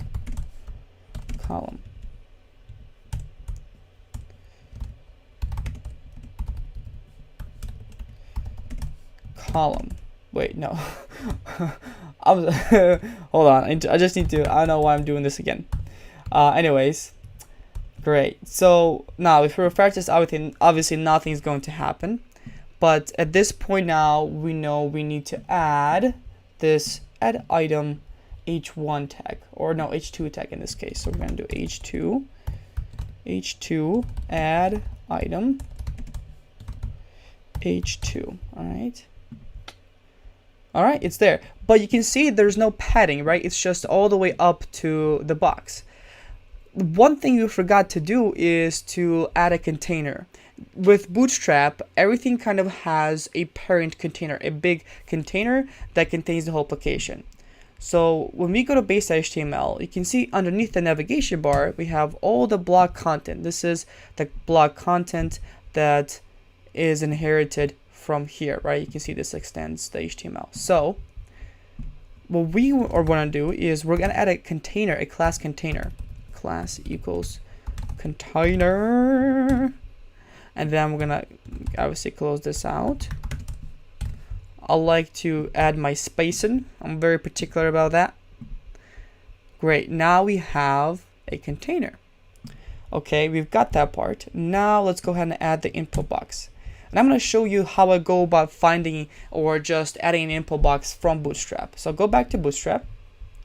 All right, type in forms. All right, perfect. And we're just going to simply scroll and see what we can add that's similar. Okay? So I'm going to scroll. Now I know at this point I do know where I want to go because I've done this previously. But if we just keep going, for example, we don't want to add anything too complicated. I'm just kind of browsing. That's good. I kind of want to add this as well. Yeah, that looks good. But I think I'm going to just do like an inline form here. So first things first, we want to add an input box like this. And that's represented by this fancy, not fancy, just this line of code, I guess. I don't know why I said fancy. Anyways, so we're going to copy that and input type stack. Copy that and paste it, okay? So we have type text, class form control, margin bottom 2, margin right 2, all right? So we don't need the ID. There's no need for it. For the placeholder, we're just gonna do type here. And the placeholder is what's gonna be seen inside the input box, right? Next, we need to add a button. Actually, no, refresh this first. Right there, perfect. We've got ourselves an input type. Next, add a button. We're just gonna do, there's a button right there. There's some really cool button, submit button. Copy that, paste it here. Voila, you got it. But now what we want to do is we want to add a list of items, right? So go ahead and let's look for a list of items. List group or something like a list group. Perfect. There you go. Now you have a list group. We know it's going to look like this. Let's just add it. We don't want to, however, we don't want to just add it at the bottom of this section. I want to create a separate row for it, because it has a separate distinction, and so that's how I like to divide things up. So I'm going to do class equals row, right? And remember, in Bootstrap you can have as many rows as you want. The only restriction is you can have only 12 columns. Div class equals column. Oop. Div, no. Why do I keep doing this? All right, perfect. And we now need to literally just copy this for the sake of seeing how it looks like. We're gonna format this a little bit nicely, okay? You can just select it and just click for, well, or not, or just do it by yourself. All right, refresh it. There you go. Now, it has the active one, but we don't need that. Just you can remove the active portion. Perfect. You can see we have now a list of items, which is what we want to do, which is what we want. So I just took a second to see how we can move the submit button to the top so it's in line with this input type, right? And one thing I missed is that if you want to have a inline form, you just have to create a form container with a form inline class, okay? And we're gonna do that. So create a form class equals form inline, and then in here form, just like that. We'll need to close this out, obviously. I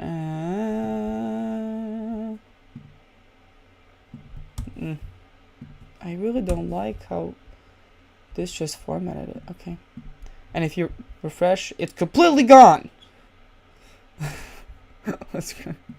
Where did it go? Why did it just disappear? Oh, there it is. That's so funny. Anyways, yeah, so now you got the form. Now I do want to add some padding to the top. So the way you do with padding, for example, I'm going to add some padding here, right there. So I'm going to do something called a margin top 4. So we're going to do MT-4, which stands for margin top 4. All right, so we added some padding over there, and we're also going to add padding to this row as well. Margin top -4. All right, perfect. All right, so it's that's a little bit better formatting. Now I know what you're saying. You're saying, Nazari, why are we learning all this HTML? Where's the Django stuff? Okay, so hold on, it's coming now. Now we're going to get into the Django stuff. What do we want to do first? Initially, what we want to do is we want to be able to add an item through this input box, correct? So let's see how we do that. Now, what happens is when you add an item, we need somewhere to catch that data and save it in database, correct? So let's take a look at this views.py file. Here we have this function called definition home, right? And this definition home actually, when I say definition, it's a function. It renders the index.html. So it probably makes sense that somewhere in here, we probably need to create a function to capture the data from this form, correct? So let's do it. We're gonna create a function called add to do, right? We're gonna have the same parameter request, and we're going to print this request for now. All right, perfect. Now you're saying, okay, well, how does Django know to call this function? Well, we're gonna find out. So go to urls.py file, and you can see that this urls.py file has all the URLs that contribute to a certain view. we have this called views, and you see this views.home, that's being called, that calls this. So we simply need to call views.addToDo to trigger that function. Let's do that. So we are going to trigger URL. All right. Oh, yeah, if I type correctly. All right. No, not E. I don't know what I said. E. We're going to now URL, but this time we're gonna say URL add to do, right? Add to do, and that triggers a function called views dot add to do. So create that comma. Great. So we have URLs in place, right? We have the logic. We don't have the logic yet, but we have the function in place. Now we need to we need to have this form call that URL. So form has something called an action. Ooh. And that action is this URL, right? We need to tell it to go to this URL. So go here, action add to do.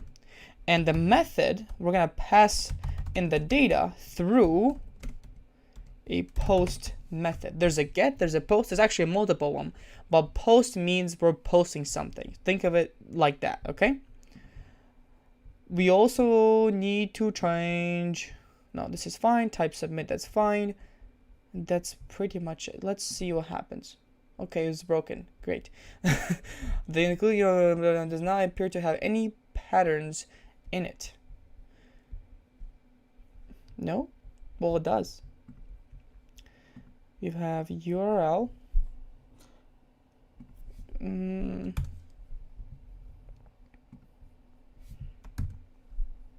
Ooh. Oh, I know why. Because it probably got stuck. So if we just simply restart.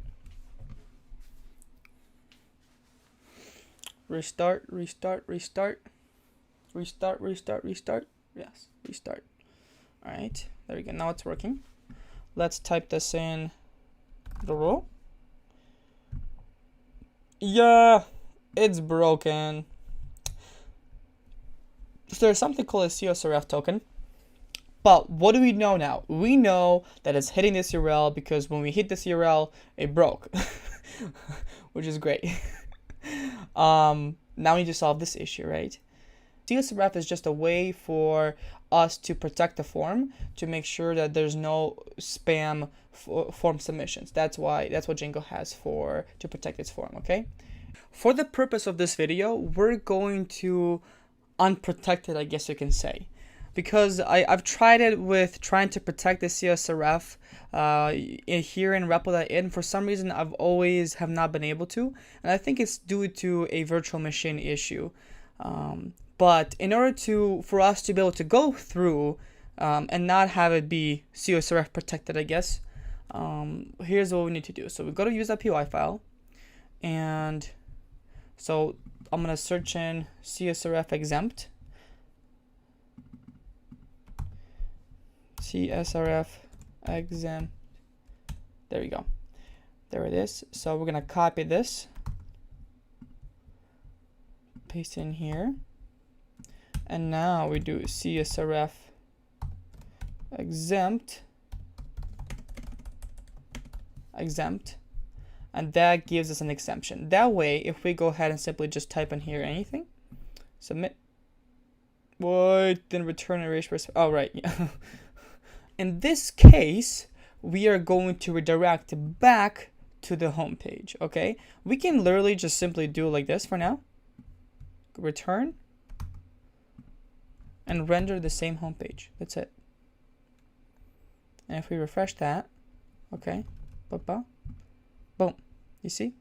Now, obviously nothing is saved, but all we have done is we look here, we have printed this request, right? We now have this request. Great. Now I want to print I want to dig a little bit deeper into this request, okay? If I go to the documentation of Django and I type in request,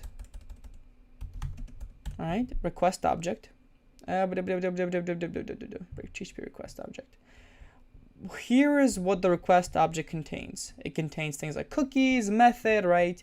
In this case, however, what we want to look at is this post, right? So this post is dictionary-like object containing all given HTTP post parameters. So if we print that out, request dot post, right? And if we refresh this, let's type this in, refresh it actually, type this in, submit. You see that's an empty dictionary. Now, why is it an empty dictionary, you might be saying? Well, okay, let's take a look at it. In order for it to post something, every input has to have a name, right? A value. To have a value, you have to have a name attribute. So in this case, the name attribute will be content, okay? Let's refresh this again. Type in Python 101 book, right?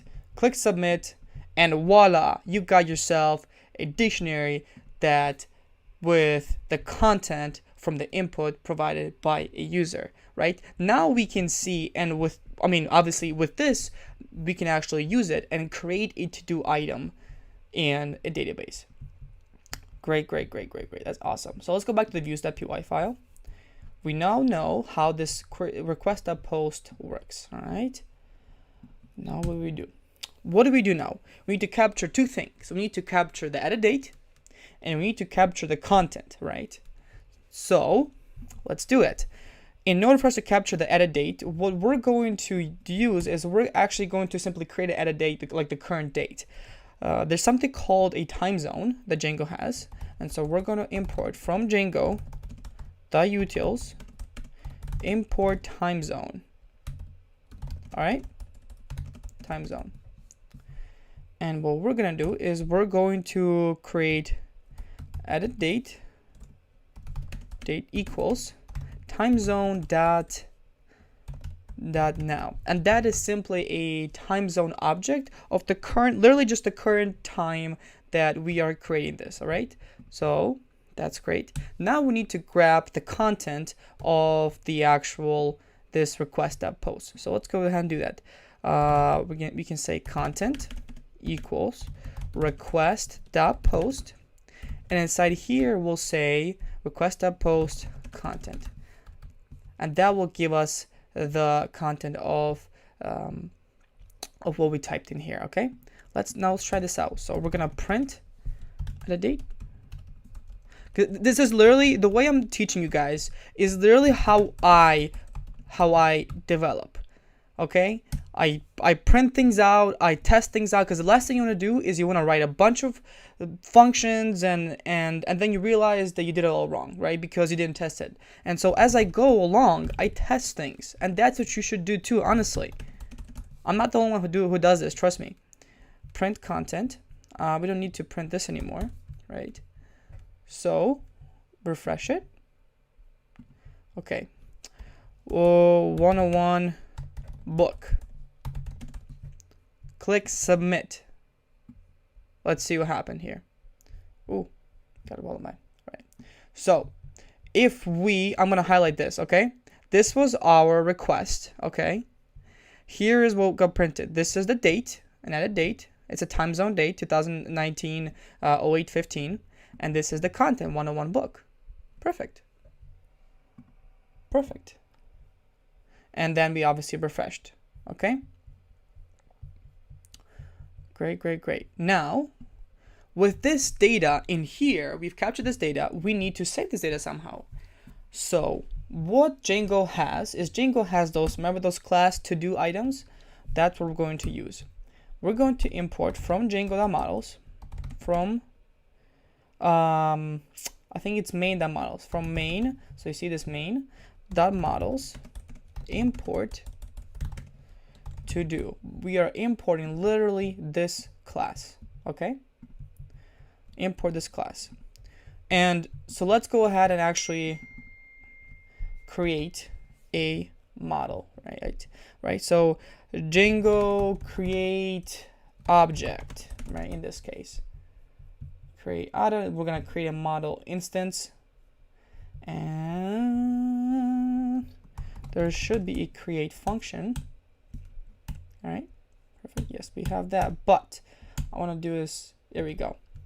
if you look at here, what Django gives us is gives us this, every class has an instance called objects, and there's a lot of functions that that class has. And one of those is a create function. And that literally creates a database actual entry, right? So if we use this is my model objects that create. For us, it's going to be to do, right? To do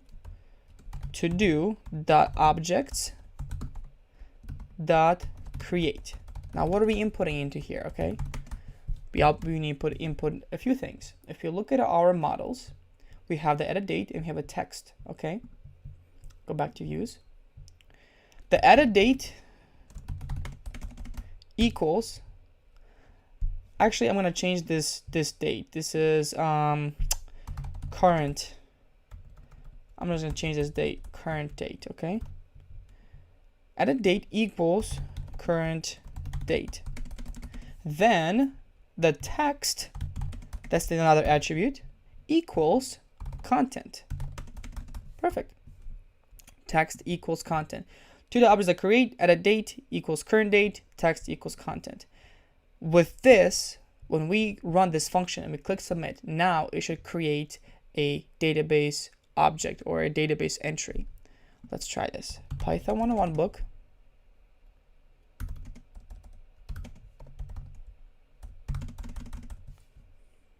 Submit. Good. Why can't you reach? Configure the okay, let's restart this. That's why. Restart this. If this happens, you just restart it. Perfect. All right, so let's try this again. 101 book. Just for manager object has no attribute dot sorry. Obviously I can't spell. Create. Perfect. So let's try this again. 101 book. Submit. Great. Now you're probably like, well, hold on, I didn't see anything. How am I supposed to know that it has been created? Well, un momento, por favor, okay? Here's what we'll do. This is created object, and we're going to print created. We're going to print this created object, okay? Created object, print. And we're going to print another thing. I'm going to print created object.id. Because if we know it has an ID, that means it's a database instance. Oh, I'm sorry, a database entry. So let's try this again. Add item 101 book. Submit. There we go. To do object 2, the ID of it is 2. That means it's created. If we want to, actually, there's another way you can do this, is we can also print, so list of let's see, length of to-dos, I'm doing this because literally I'm trying to get you to understand how this all around works. It's an object relation manager. Okay, so it's just a good way for you to understand how these things work. So there's a to do object dot all dot count. That will get you the count of all to do items in the database. And if we know, hold on, object, if we know it's increasing, or if we know it's greater than 0, that means it's being inserted. So to do objects dot all dot count, and we're gonna print that. Boom. Length of to-dos. Voila. It's doing a lot of its fancy stuff. It's always, there you go. Perfect. So now we'll go ahead and number 2, just to try it out. So here's what we got. This is to do object 3, right? Because we already had 1, we had 2, this is the other one. And the length of the whole table, I guess you can say, is 3. That means this is working, right?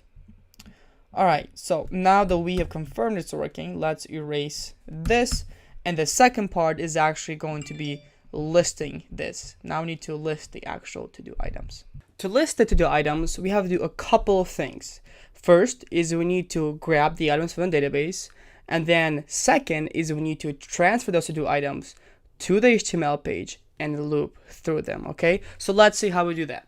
We have this function called home, and this function home is what brings us the home page, right? Now through here is where we'll be able to actually take to-do items and transfer them to the front end page. So let's do that, okay? We're going to grab to-do items from the database. And again, we're gonna use the same type of functionality as we did when we added a to-do item, right? Or to list a to-do item, right? So here we have to-do objects.all, right? And that will grab us all of to-do items in the database. The second thing we're gonna do is we're gonna order the to-do items by the added date. So there's a function called order by, and this takes in the parameter that you want to order by. So the attribute that you want to order by, like which attribute you want to order by text, you want to order by the date, and so that's where we specify added date. Okay, right. And within this, we need to now transfer these items, this list, to the index.html. And so this render function right here has a third parameter to transfer data, okay? So we will specify an object here, and we can tell, okay, so to do items, right? And the object to transfer is to do items, right? So it's gonna take to do items that's from here, and it's gonna be inside this object, okay? So we've transferred that, great. Now let's see how we can use it, okay? We have an index.html, and you can see that we have just a bunch of fake data. Now we need to replace this fake data with actual looping of the items. So Django has a templating language that allows you to use a lot of Django functionalities within a template. In this case, we're going to use a functionality called for. So the way you do it is you have a bracket syntax, and you do for to do item in to do items. And again, this name right here is the name that we specified in here. So just keep that in mind. If you have to change this, you would have to change this name, okay? After we're done for, in order to close this for loop, we have to do and for, okay? And inside here, we're gonna lose that. This is where we will display the list item. So we have this list item, and obviously we need to replace this text here. Okay, great. Replace this text. Now, what do we replace it with? We have to use this to do item, right? It's going to loop through each to do item, and so this to do item is going to be an individual to do item.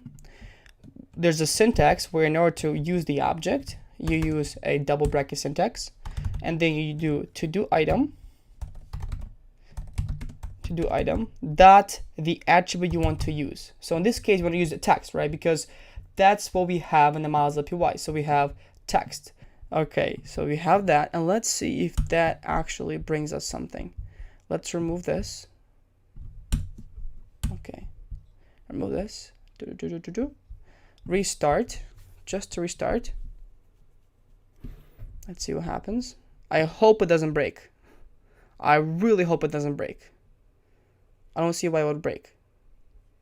All right, so this is this is just a random text that we had inside the database. Okay, with that in mind, we are now looping through to do items, right? So let's test it and see if we add a to do item, if that will actually display anything. If we go ahead, test2, submit.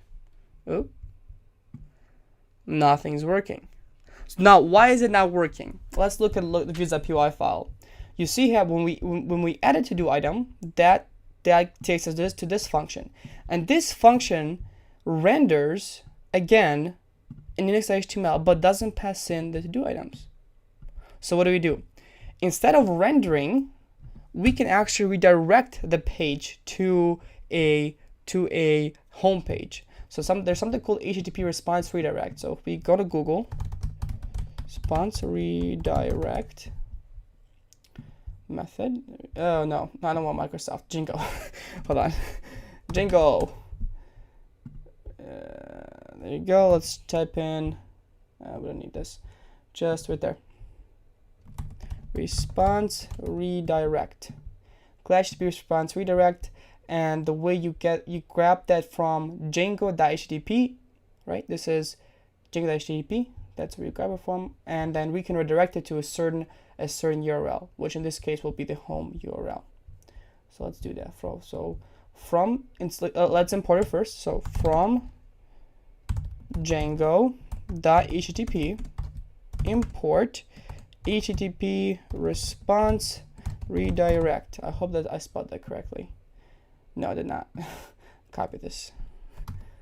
Spelling sometimes, you guys, I swear. HTTP response redirect. So that shouldn't break, I hope. Let's use this function, HTTP response redirect. We're gonna use this function and we're gonna redirect to the home page. And if you redirect to the home page, it is now going to use this function after you add a to do, right? Let's try this again. Oh, this is our test 2, by the way, right? So we submitted it. Okay, let's try it again. Test 3, submit. Test 3, test 4, submit. Voila, it is working, you guys. That is awesome. Now, one thing I don't like, however, is as we are adding these test 1, test 2, test 3, you see how they're going all the way to the bottom. We want to reverse that, right? Because obviously we want to have the newest item to display first. So in order to do that, we simply have to put a minus. That's it. That's literally it. Because this takes us from the newest date to the oldest date. If we did it like this without the minus, it's going to take us from the oldest date to the newest date. That's where this minus comes in. Now let's try this again. Let's refresh. Well, no, we need to refresh the actual database or the actual server. Do that. There we go. You test 4, test 3, test 2, and then it was GG. Perfect. And now you pretty much have the list of do items, and we're getting really close to the end now. The only thing left is to you have a delete functionality in this as well. So let's get to this next. Alright, so the final step we need to take is to be able to delete a certain item, which, as we saw before, was to have a delete button here, okay? First things first we're going to do is to actually insert or add a delete button to the right side of every to-do item. So let's go ahead to the index.html and we'll do that here, okay? We have the text here, okay? This is the to-do item. Within here, however, we're going to add a button. We'll do a button that's basically much the same as here. So we can copy this button, just like that, and we'll paste in this button right here, right there. Perfect. Now, that was not going to work the way you wanted. First things first is you see how there's like a margin here at the bottom. We'll remove the margin. So MB-2 is just margin bottom. So we're going to remove that. That's one. If we refresh it, okay, so that kind of removes some of the space there. But now we need to do is we need to float this button to the right side. So if we create a class or a div around this, okay, close this div. Oops. Okay, so that's the button, and we're actually going to where the class is equal to.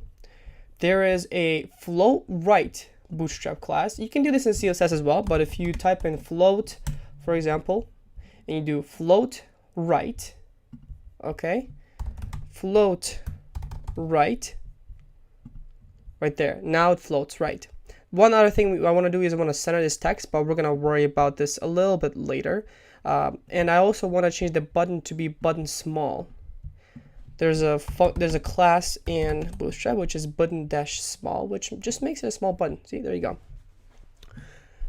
We've got a button now. Literally, that's pretty much it. One main thing actually, is now we have to have this button do something, right? And obviously it's also going to be a delete. That's the text for it. All right.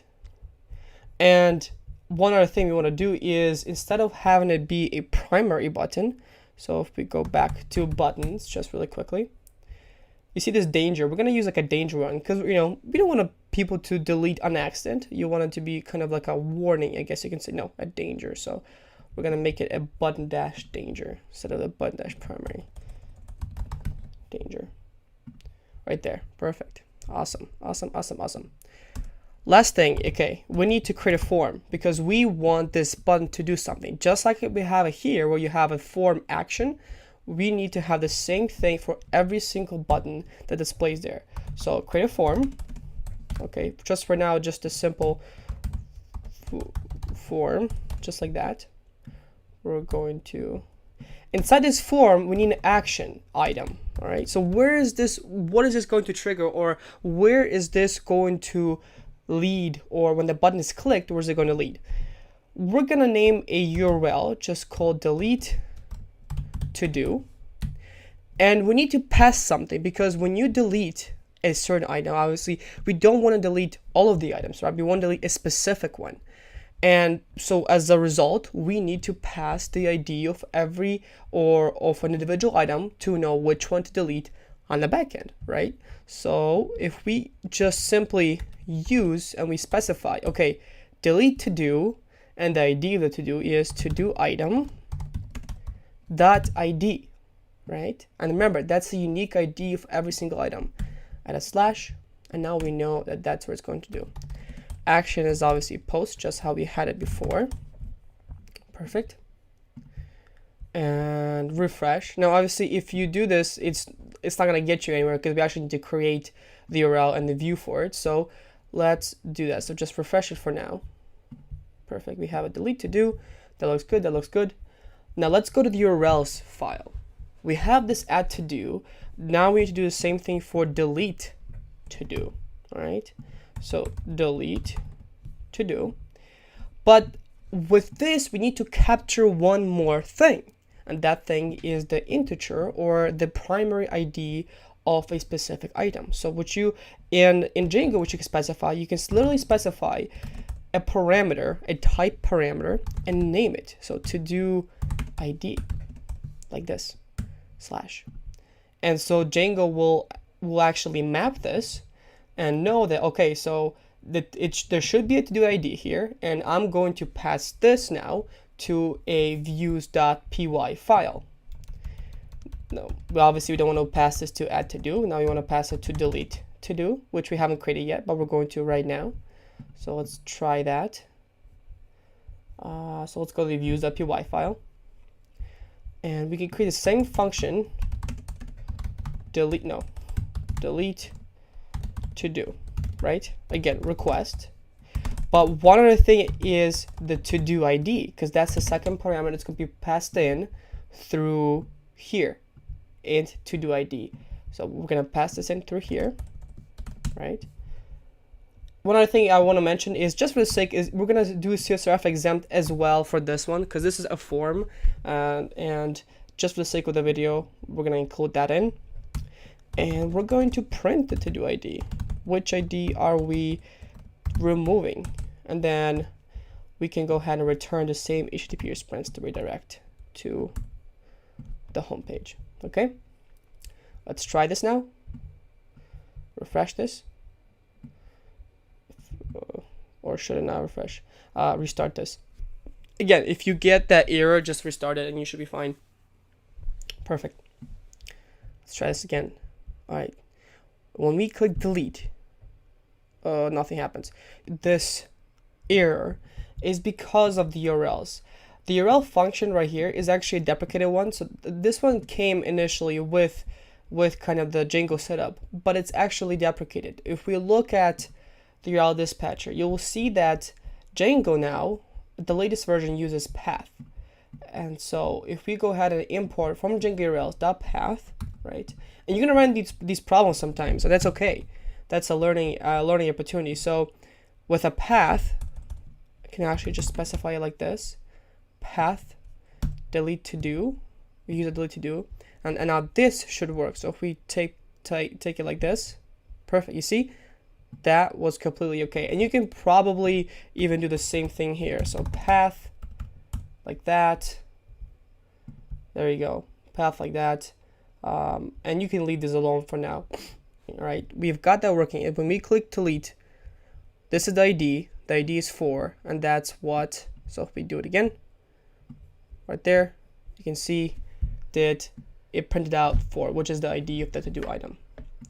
Now, what do we do with that to-do item? Once we have that ID, we actually need to delete it. And again, we're going back now to the Django ORM object relational mapping.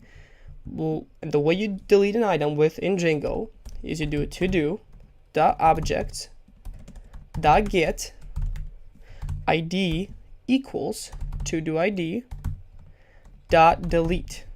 And literally that's it. Let's test it. Let's see how this works, guys. Let's restart it because obviously we got some error right here.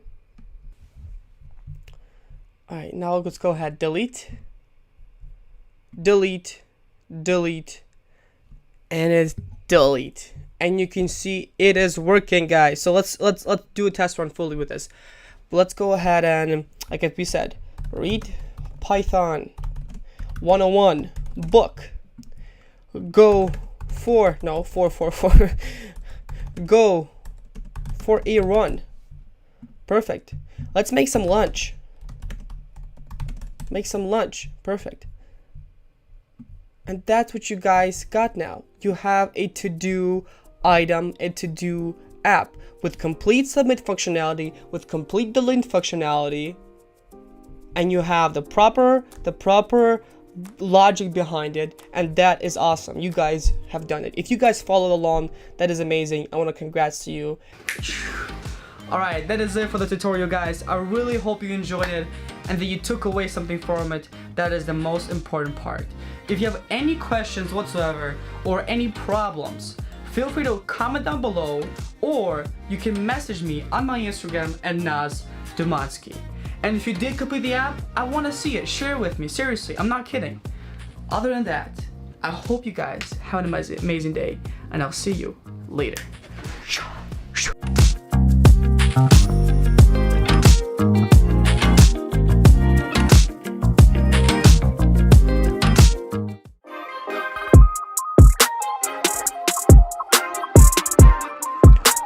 What's up, guys? I hope I'm live. This is Kazi from cleverprogrammer.com.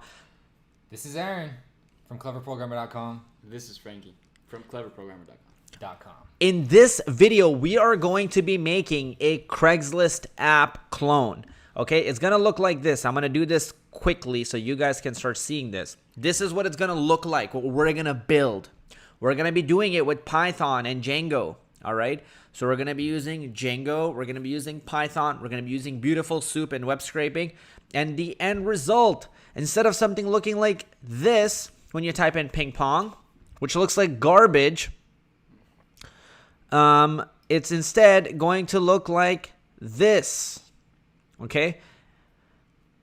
Another thing, when you type in something like a Python tutor, it looks like this, which is not very pretty. Here, when you type in a Python tutor, is going to be much, much, much prettier. Okay, like this. So which one do you prefer? This one or this one? I think we all prefer this one. Probably, but people are going to say the other one just out of spite. Yeah.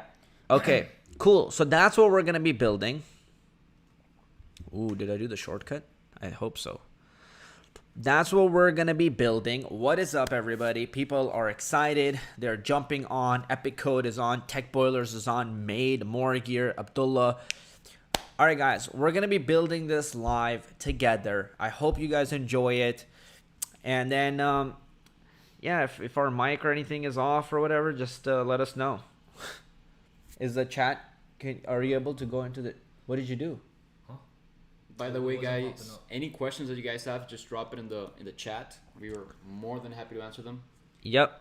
And we're looking for really cool questions as well. So yeah, make your questions great, guys. Don't ask stuff like Python versus Java. I'm gonna ignore it. Like brain dead questions, don't ask them. Ask more beautiful questions, and you'll get more beautiful answers. Right up here with Kazi and Aaron and Frankie. and Frankie. Frankie. That's right. Frankie. So we got code. Okay, so now we're gonna switch the thing, and we're gonna go here. All right, I'm gonna go and do that fancy stuff now. Hit me. Yep, and you gotta double check if it's working. Oh yes. Oh god. Yeah, there we go. Okay, sweet. Ooh, the marker just came out. That wasn't what I wanted to happen. Okay, so basically, I think you guys get the idea. It's gonna be, you can open that up again so I can see. Craigslist app. I'm just gonna put it here so you guys can see it. It's gonna have a search functionality like this. Okay, search functionality like that. It's gonna have a bar. Okay, and then when you type something in, it's gonna spit back out the end results right here, like this. Okay, that's what we're doing. But there are multiple technologies that we're gonna be using in this. Okay, so there's gonna be like multiple different things. So for example, we're gonna have, Frankie, what are we gonna have? What's one thing we're gonna have in here? Images. Images, cool, but what technologies are we using? What programming language are we using? Python. Aaron, I want you to jump in this too. What other technology stacks are we using? Not C++. Cool. What else? Django. So we got Django and not Django. C++. Yeah. What else? HTML. Yep. What's the other one, Frankie? HTML. And JavaScript. Okay. Little bit, right? I mean, we're not actually gonna be coding. No JavaScript actually. Oh, I see. We're staying away from JavaScript completely. Okay. Nothing wrong with JavaScript, but we're just not using it. Don't need it. And then we have databases, so we're going to be using like something with databases. This app is also going to be hosted online. So which one of you knows what we're going to be using to host it online? Ooh, do you know? No, I don't. Starts with an H. Heroku. Oh, holy crap! Frankie knows his stuff besides just camera stuff. Hell yeah. There we go. I love you. So we got Heroku as well. And that looks pretty good, right? Or are we missing something? Bootstrap stuff. Oh yeah. So for front end, we're actually going to be using Materialize. Yeah, which is like Bootstrap, but not. Yeah. It's a CSS by Google, and it's pretty nice actually. It's very beautiful. So we're gonna be using Materialize, and then we're gonna be using obviously things like Beautiful Soup to do web scraping. Mm-hmm. Beautiful Soup. I guess I should probably just write web scraping because everybody gets that. Yeah. Yeah. What else? Other libraries. I think that's it. Besides Craigslist itself, but that's just the website. Yeah. Yep. So that's pretty good. Cool. So that's what we're gonna be building. Yup. Beautiful. We'll check here. What is happening? Okay, we got a bunch of people jumping on here. That's great. All right, so let's go. And now we're going to start coding this thing up, guys. Now, one really crappy thing that actually happened recently with Aaron and I was we were working on this application and we spent about 2 days recording. We have about 12 hours of footage with the camera and 12 hours of screencast. And between 2 days, we spent probably 15 hours building this application for you guys. And what ended up happening was the hard drive that we had got messed up. Yep. And so what did you end up doing? I had to take the SSD. It was an SSD actually to the shop. Went to several different ones. It turns out that SSDs are a little bit harder to maintain and to fix. So at the end of the day, we figured out that we probably have to spend about more than $1,000 to get the data back, and it takes more than a week to do it as well. On a $200 hard drive. On a $200 hard drive. So Yeah, so we thought just doing it again on live stream in 2 hours would be much better than doing all that. So. Yeah, so we're just gonna do it on live stream. Yup. And yeah, let's go. So you guys can follow along. Okay, so for anybody who's gonna wanna have replay value out of this, is We're gonna drop the code, the GitHub repository or whatever, like in the description, so you guys can have access to it whenever you want, and that way you'll have the code. And for now, you guys can just try to follow along with us, okay?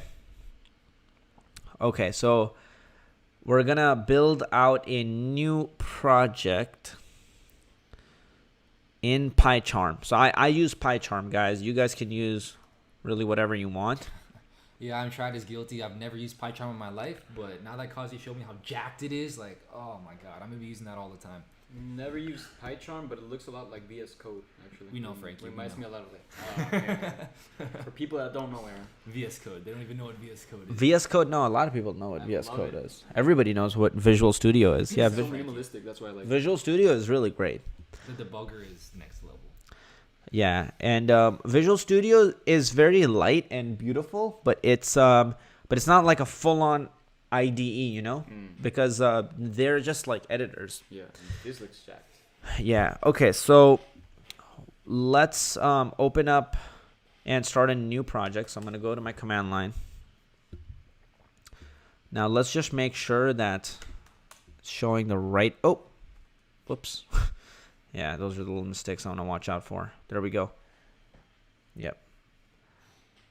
Okay. So if I'm coding on this screen and there's no code, let me know. Got it. Okay. How long is the delay? All right, I'll take. Yeah, the delay is gonna take a second. Okay, so I'm gonna go to my GitHub and I'm gonna create a repository. We'll call it, what should we call it? Code Daddies list. Yeah. Yep. Did we introduce ourselves as the Code Daddies? Yeah, so this is the Code Daddies, guys. up? This is the Yeah. Code Daddies series. That's what we call it. We're gonna kind of go either live or create applications together. We are the Code Daddies. This is Frankie. This is Aaron. This is Kazi. Let's go. Okay, so I just created the directory. Just in case you guys don't know how these commands are working, we'll open up the Finder so you can see. But basically, I just created Code Daddies list right there, like that. Okay. You following, Frankie? Yep. Cool. Cool. So we got this. Now another thing I'm gonna do is I have Conda, so let's create a virtual environment. Oh, I'll make this bigger so it's easier to see for everybody. Okay, so now I'll make a virtual environment. I'll do Conda create name, and we're gonna call this. Generally, I like to call the virtual environment the same as the folder name, so we're gonna name it that. And I'm just gonna install Python 3 in it for now. I'll hit yes. I like to create virtual environments so everything is nice and packaged in one place. Okay. Going good. Just be aware this part is blocked, yeah? This part of the screen. Why? At all times, because of us. Oh, the right, Yeah, the yeah, right so side. Just be aware. Okay, thank you. Yeah, so that they can see it. I'll kind of stay out of there. Yeah, if it's ever getting blocked, like let me know from there, and also they'll let us know in the chat. Yeah. Martin, let's see. Yeah. Yep. Okay, so now I've activated the virtual environment as well. Cool. Okay. Now let's go inside of that directory. CD. Are you kidding me? What are you doing? CD Code Daddies list. Okay, we're in there. And now we're going to start creating. Actually, I just lied to all of you guys. I'm going to delete that list. Because this is a Django project, so we actually need to run a Django command to create that folder. So all I did right now is I just removed that folder, okay? So we're gonna use a Django command. Now I have to see what's the Django command that we use here. Django admin, there we go. It's like Django admin start project. I just did something called reverse search, which is super useful. It's Control R. So do that. Like if you guys are watching this, actually write that command down. It's super useful for the command lines. One of the most useful command lines to know. Control R. Okay, Control R. All right, Django admin start project, and we'll call it Code Daddies list, like that. Oh, let's install Django. Pip install Django.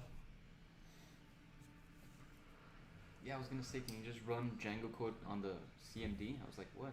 Yeah, you can just like run that. So that's how you import it. You import it. What the hell's going on? Django admin command not found. Is Django installed in the virtual environment? Is it? When you create the virtual environment, it may or may not be installed. I did install it just now. Pip install Django. Oh, I missed that step. Yeah, Django admin start project. You're running GitHub. Django. Running into problems very early on.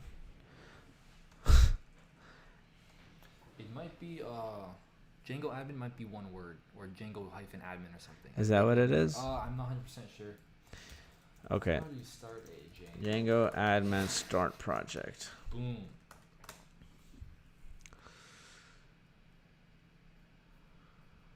Oh, it is hyphen. You're right. Oh. Misspelled it.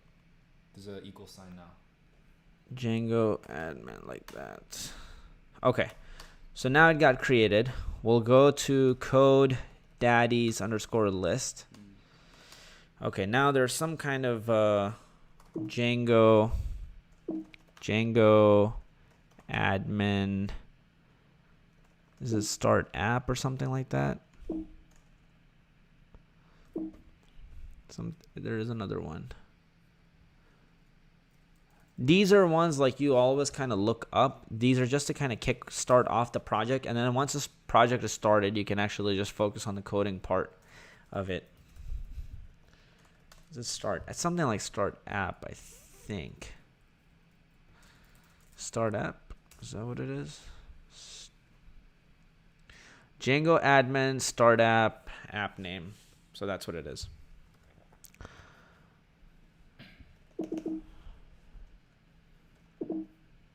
Okay, stop the back search. Django admin start app. And we'll just call it my app. All right, now we're going to open this up in PyCharm. This will also help you guys learn PyCharm pretty well. So let's open up code daddy's list. We'll do a new window.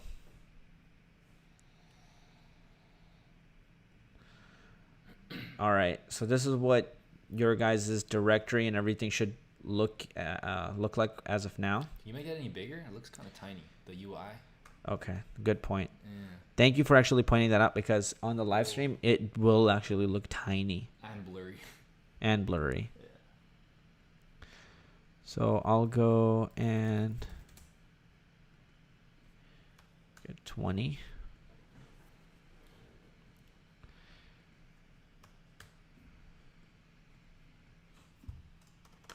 I think this will be a lot better, right? I just made it huge.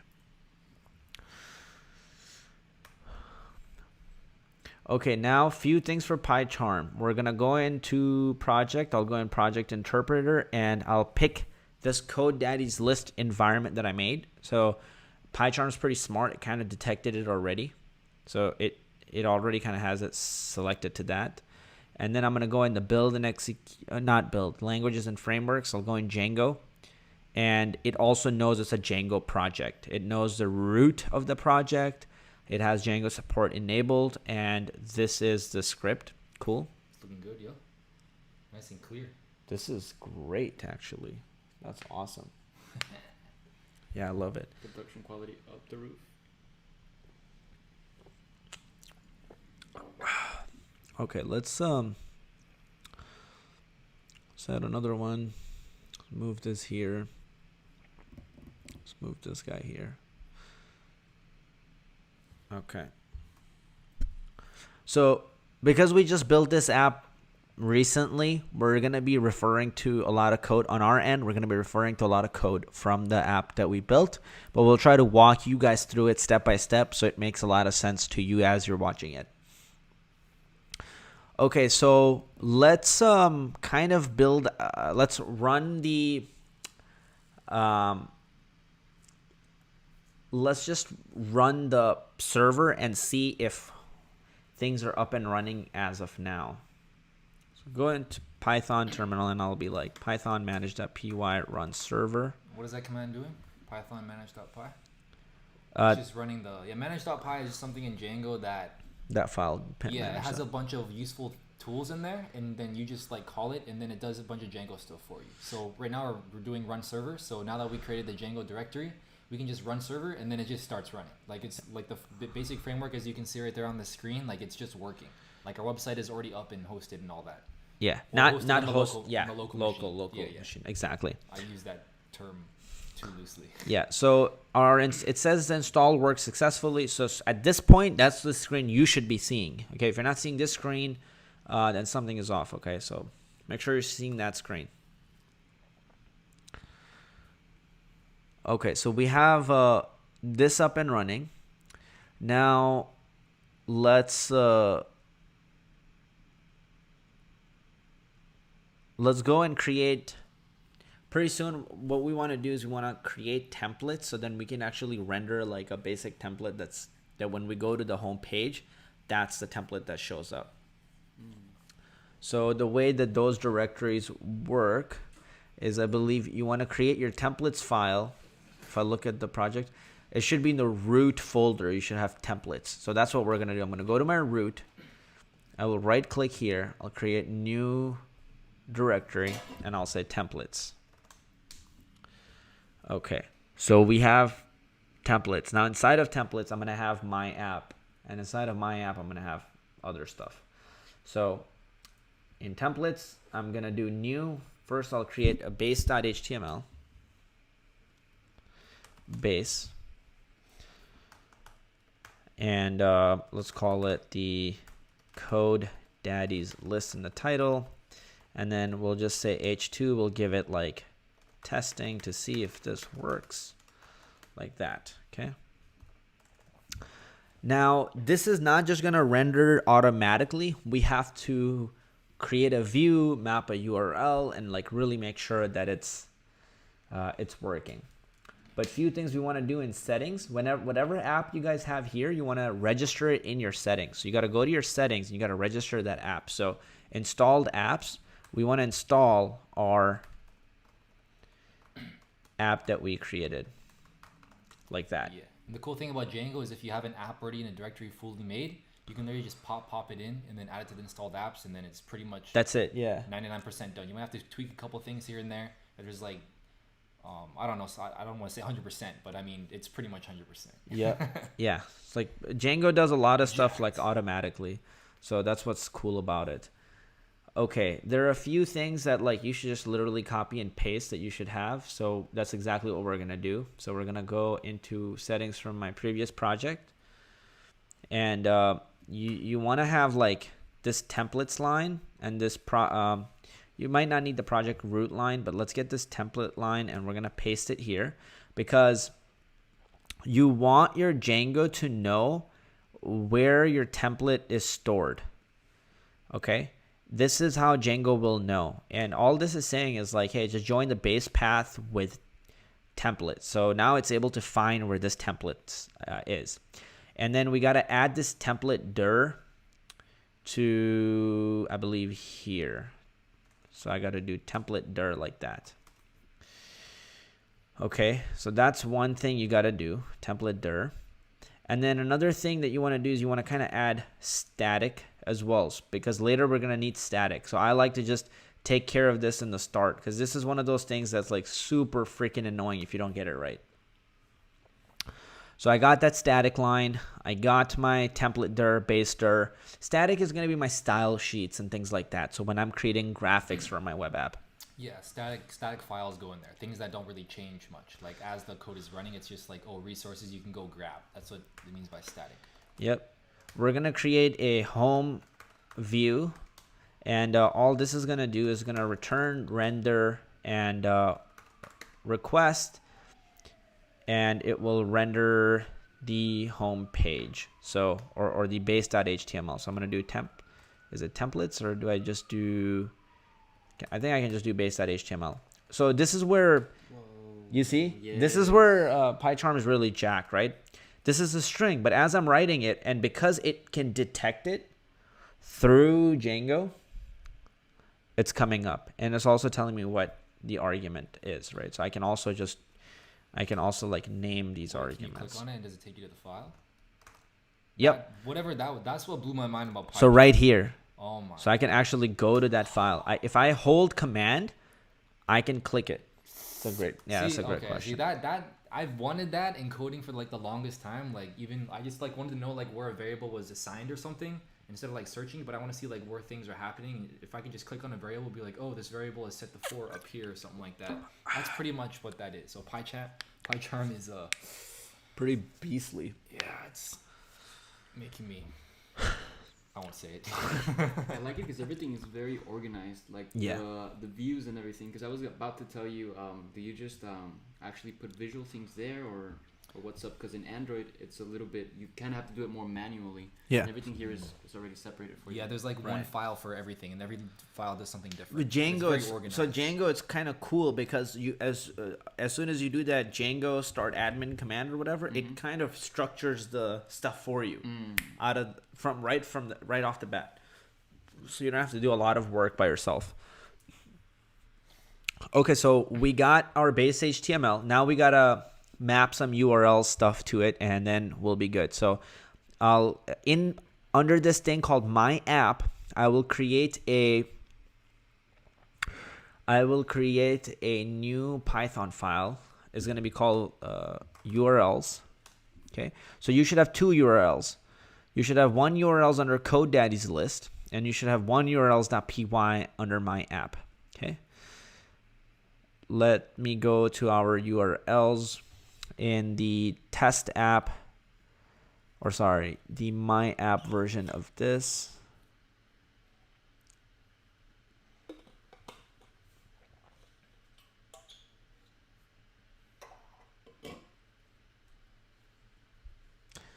Yep. Okay, URLs. Cool. So basically all this is saying is if somebody goes to the home page, just route the view to the home view. Okay, so if somebody goes to a path that's empty, so for example, this means like cleverprogrammer.com,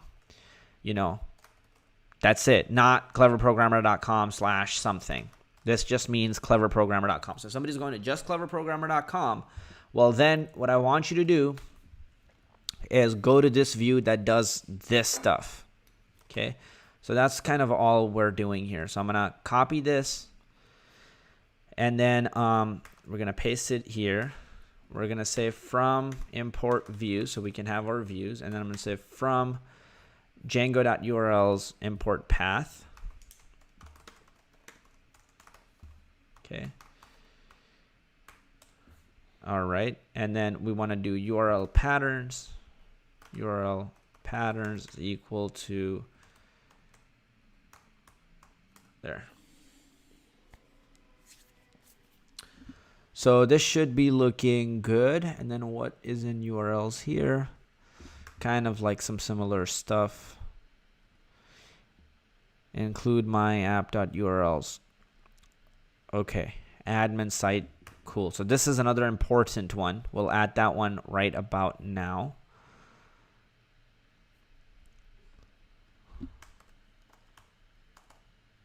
You following along, Frankie? Do you know any just, Django at all? Just the second one, no. You know I don't. zero Django, I know right? Zero Django. You know the idea? Oh, though? that one is there You know, like, already. Like a website, like all the different parts of a website. What were you saying right now? Yeah, I was saying I didn't understand the admin part of it. Like you were calling what of the admin? Like admin what's it called? So yeah, Permissions or so I'll show you with the admin I'll show you. Django comes with a built-in admin. I see. Okay, so okay. So I'll show you what that means in just a second. So we're gonna do Python manage.py create super user. Oh wait, hold on. Python manage.py make migrations. Python manage.py migrate. Cool. So now that we have migrated, now let's create. So this is the initial migration, right? You see 0001 underscore initial. Mm-hmm. So now we should have this thing called migrations over here.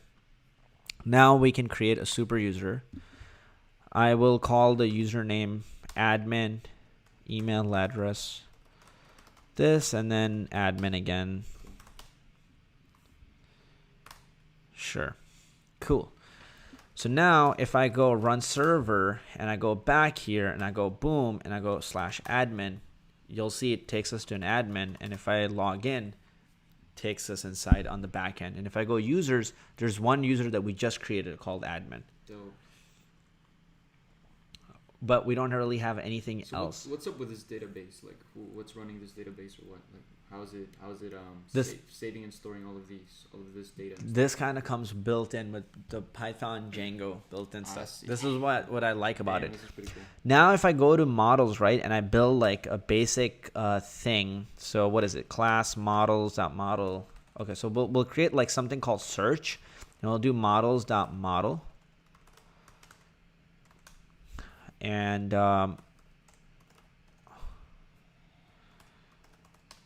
okay, and basically we'll copy these two lines.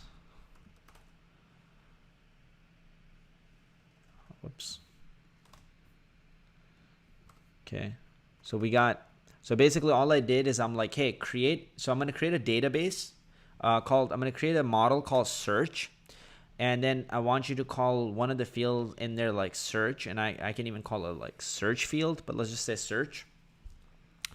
And I'm saying make all search takes in. So search, imagine, is like that bar right there. Mm-hmm. So all it does is it just takes in like some input. Mm-hmm. Okay, that's it. And then we should have like one that like timestamps when it was created. Okay, so I'll go here. We'll grab this one and I'll paste it here. Okay. So now whenever you add new stuff to the database, what you want to do is you want to make sure that you migrate it to the Python database. Otherwise, it doesn't get stored. Okay. So what I'm going to do is I'm going to do Python manage make migrations. Mm-hmm. And then I'm going to do, so you see create new model created. That creates the migration object thing you filed. Yep. And then you actually make it. Now the migration is done, right? So we're going to go run server like that. I'll hit refresh. Oh, okay. So now we're going to go to, you see admin py, right? Mm-hmm. From import models. And then I'm going to say it's something like admin.register import models.search, something like that. Hold on, how is this written? admin.site.register, and then from .models import search. Yeah. Okay, so now when I go here and refresh, models is not defined. Literally, it's right here. Oh, my bad.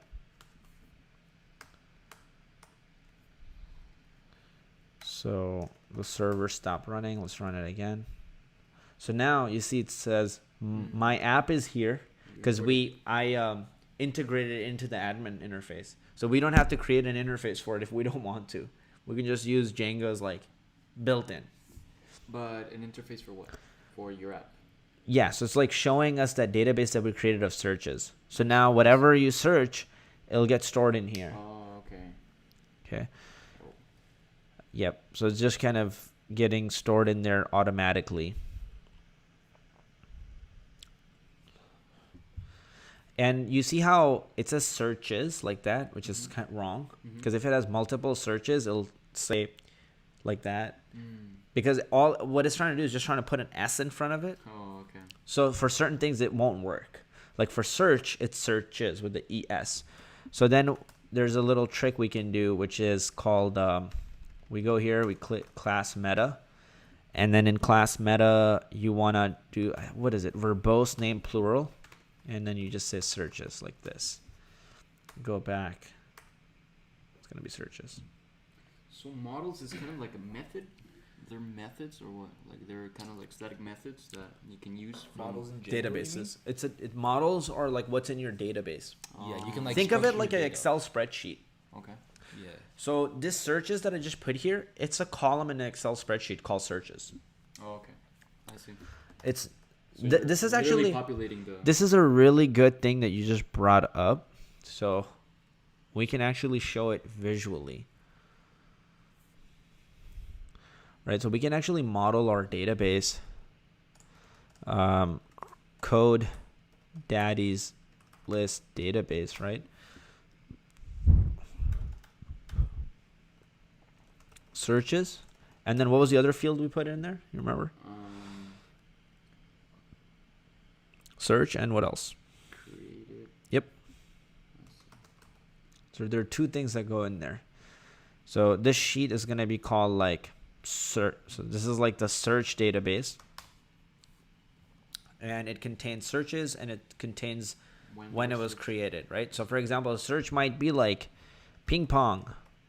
And then it'll store and say like it was created on August 7th, 2019 and a time then the stamp or specific time, right? Whatever time something, down to the second. down to the nanosecond, like it goes crazy. Actually, yeah.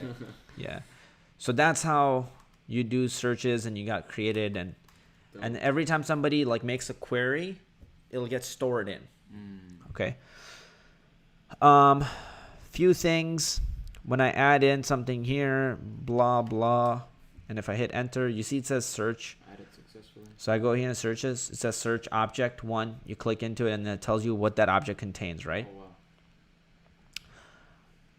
It even has these breadcrumbs like searches, and then when I click into this, it goes deeper. Search object, like right there. So these are called breadcrumbs. So what we want to do is we don't like where it says search object. We want it to just show us what that is Direct and search. in English. You kind of like skip a director or something. Yeah. So I'm gonna do this, and I'm gonna say return.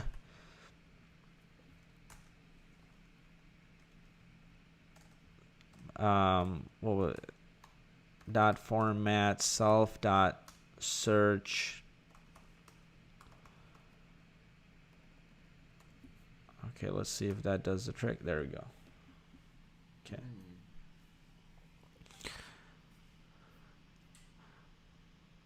So I'm just saying whatever the search was created, like return the search field of it, and then it goes, okay, got you. Oh, you're returning the string of Yep. the search. Yep. Ah, I see. Yes. Instead of the actual where it was contained. Yep. Instead of like it saying some weird thing like object. How's the chat going, bro? Like keep me up. Tell me what's going on. Is anybody asking questions? Like what's happening? What language is required to be a web developer? Python and Django is enough. Yeah, I just want to know general like. Yeah, there's not too much. I've been Okay. answering the small ones. Oh, okay, cool. Yeah, nothing's going on, chat. Okay, Not really. cool. So this, okay, so this is what's creating that string now. That is looking good. The next thing we want to do is let's add. Wait, what should we do on the next thing? Oh yeah, let's render the front end now, like the basic template that we made. Remember we made the base, this thing. So let's render this. So now it should render testing to see if this works. So we'll go to views. It's saying it's gonna render it. And then our URLs are looking pretty good. So let's give it a try now.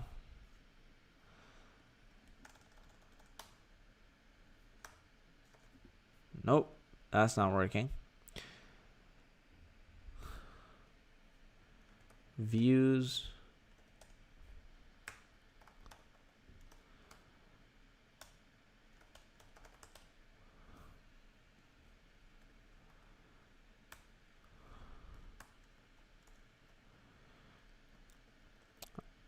I want to do include. And then how do you...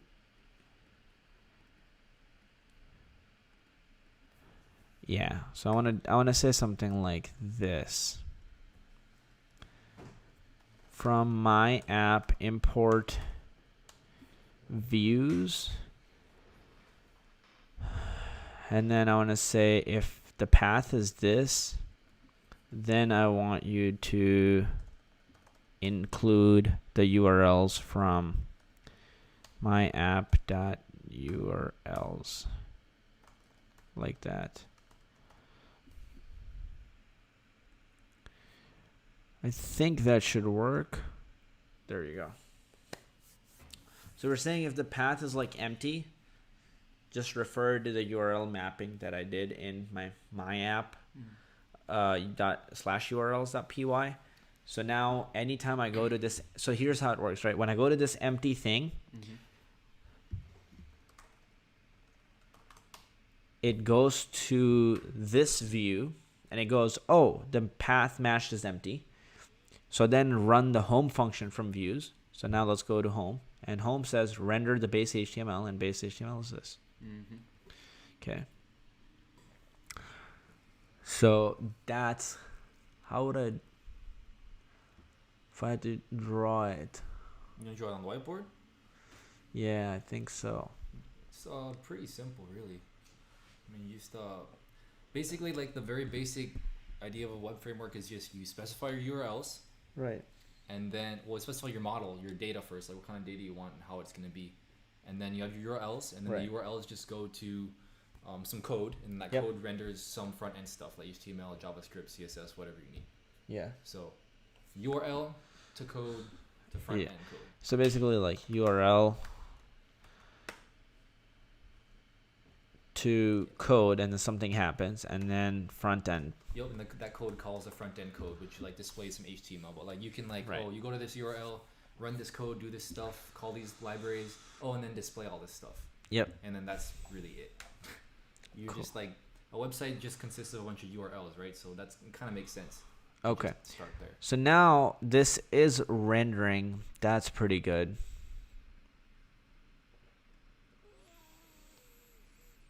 Okay. What other functionality should we add now? Let's compare to this. Should we add more of the front end? Yeah, let's start with that. You started with your to-do list app. Okay, so let's start with the front end, right? Yeah, the Cool. to-do list app stuff. There is no to-do list app. There's no to-do list app. Time? It's just Craigslist app. There's no to-do list app. Okay. Yeah. Yeah, so we're pretty much going to be doing it. So now we're going to just build out the front end of this app. So let's go ahead and do that. Okay, so you're going to need a static folder, okay, which contains your CSS. And then you're going to need some front end stuff in your index and in your search. All right, so let's create our static folder now. And we're going to have this style sheet in there. And your static, if you notice, it has to be created at your root directory, okay? So we're going to create static for ourselves in that root directory. Like that. And inside of the static, we'll add another directory we'll call CSS. And then inside of here, we'll have a style sheet, and it's going to be called style. Okay. And I'm going to go ahead and steal my style sheet, because otherwise this tutorial will literally take 20 days.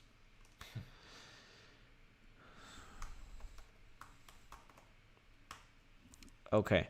I'll explain some of this stuff. But yeah, other stuff is actually not that necessary for you to know. You don't even have to do a lot. You actually can pretty much leave your style sheet empty as of now.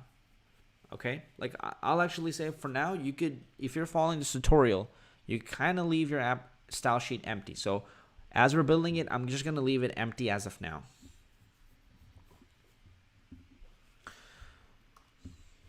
Oh, and then one thing, always kind of do this, always like sync your project with GitHub. So I'm just going to do it. You can follow along. You don't have to like do everything, but you should do some of it, okay? So I'm going to create a git ignore file first. This is important. git ignore. I'll add an idea in here so it removes any JetBrains stuff, and then I'll write Python, and then I will hit generate. So now it won't add any like dumb stuff to my Git. I'll go create a GitHub repository. Repository, new, and what should we call it? Code Daddy's list. Like that. Cool. I'll initialize this repository with the README, and we'll do create. Cool. Now I will go like that. I'll say git remote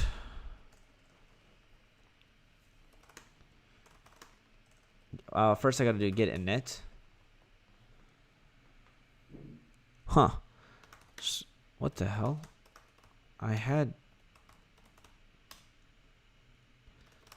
That's weird. I had Xcode. An update or something? Okay, this is super annoying. If you keep tapping enter really fast and then it asks for a yes or no, and if you miss it, then you gotta start all over again.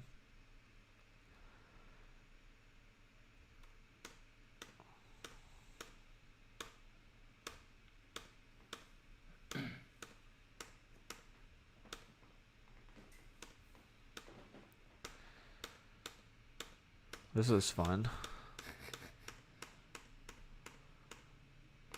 If you get all the way to the end with the spaces, then it kicks you out. Yeah, because it knows you were trying to skip it fast. So you have to hit enter. Oh my goodness.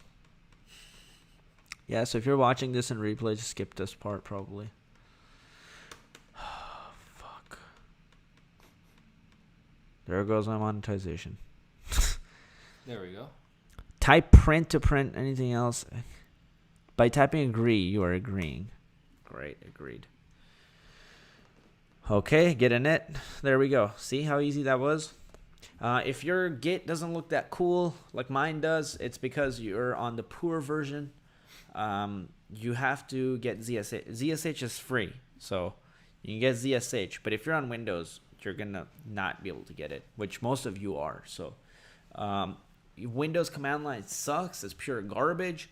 Throw your Windows laptop out. Get a fucking Mac. I think they now updated it. You're going to have so much. No, it still sucks. Really? It's garbage. Sucks by Pure default. garbage. Unless you're a professional developer, even then it's going to give you a lot of pain. So just throw your Windows computer out. Make your life easier. Or learn how to use Vagrant, and then you'll be in a much better position, okay? Learn Vagrant. It'll help you. But in between answer, use Baboon. Like, get a good command line for Windows, and then you have a chance, okay? Otherwise, every tutorial you're going to try to follow, you're going to have so much trouble, you're not going to be able to follow it. So that's why I say that. All right, let's continue. So we did git init, and now we want to make sure that, let's see what's happening here. Okay, so .idea should actually be ignored.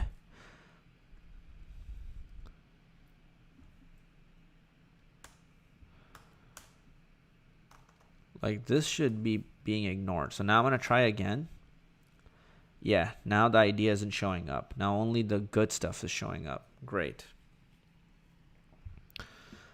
So I'm going to do git add dot git commit initial commit. And then we will do git pull or git remote add origin, and I will paste the URL. Here's the URL.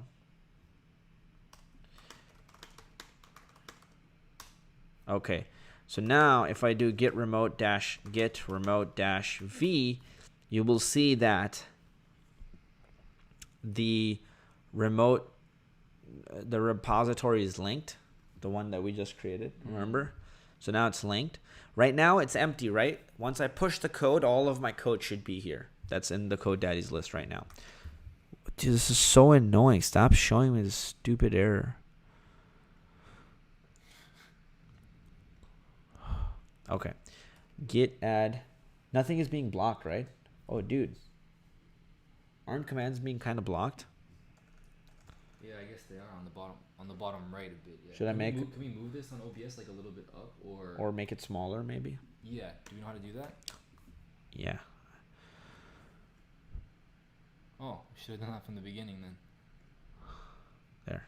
Dope. Make sure it still looks good whenever. Okay, git. So that's looking good. Now what we want to do is git push, git pull origin master. Still probably getting blocked there. Refusing to merge unrelated histories. Okay, how about git push?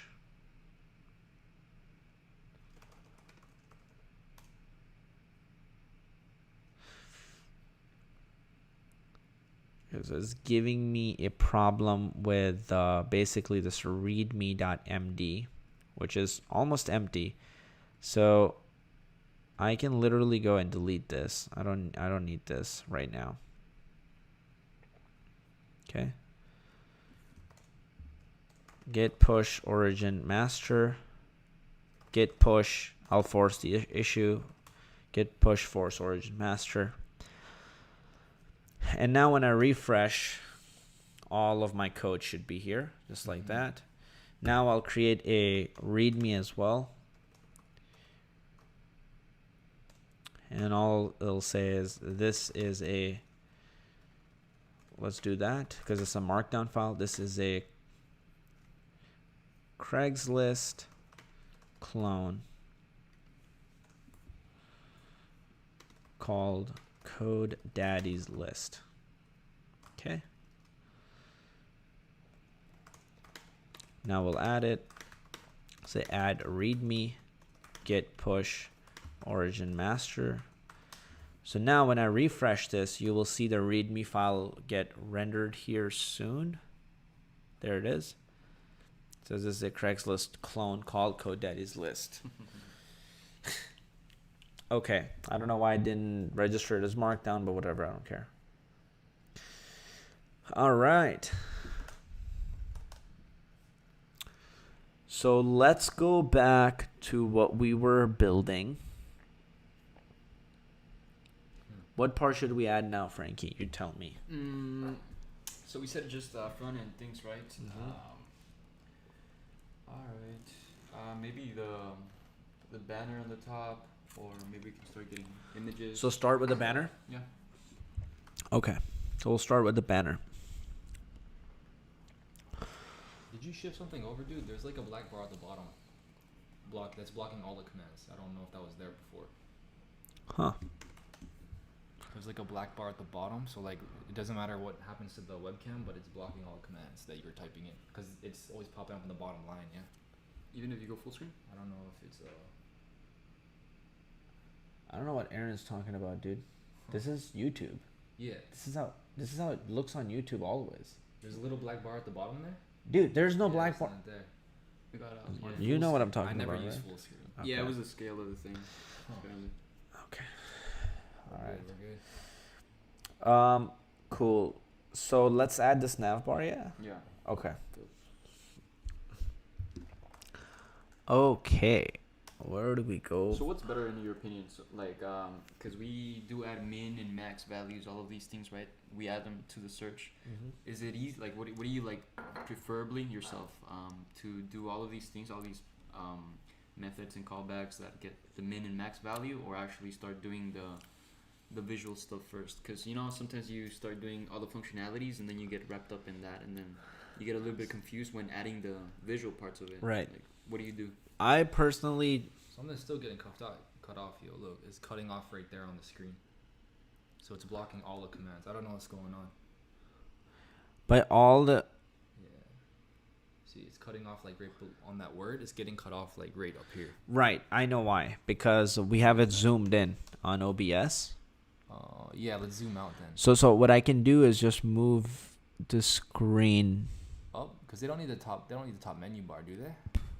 Oh yeah, a lot of the Yeah, bottom there we is go. getting cut out. That's A what I lot. thought. But the black bar is still there. Now it should be better. Should be. No, now it's gonna be completely better. Yeah.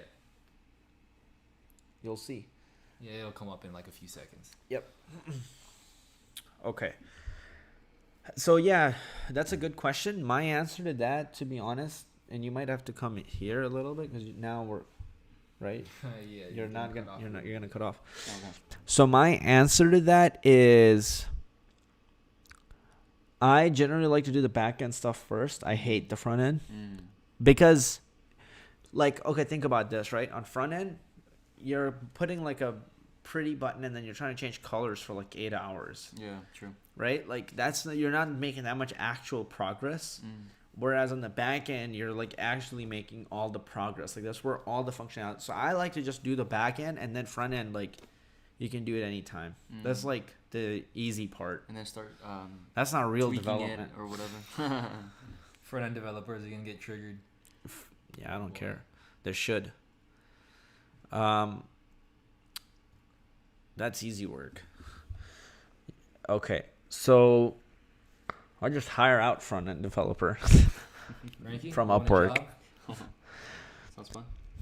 Okay, so let's build out but I want to build like the front end so people can see it. Yeah. You know, everybody's watching it because they'll find it cool. So let's build out like basic front end functionality here. All right. So in our base.html, what we want to add is the materialized theme. Okay, so I'm gonna add that in. Okay, so I'm gonna basically copy a lot of this code. Like you need static files, you need load static. So that stuff just does some basic stuff. I'll go here.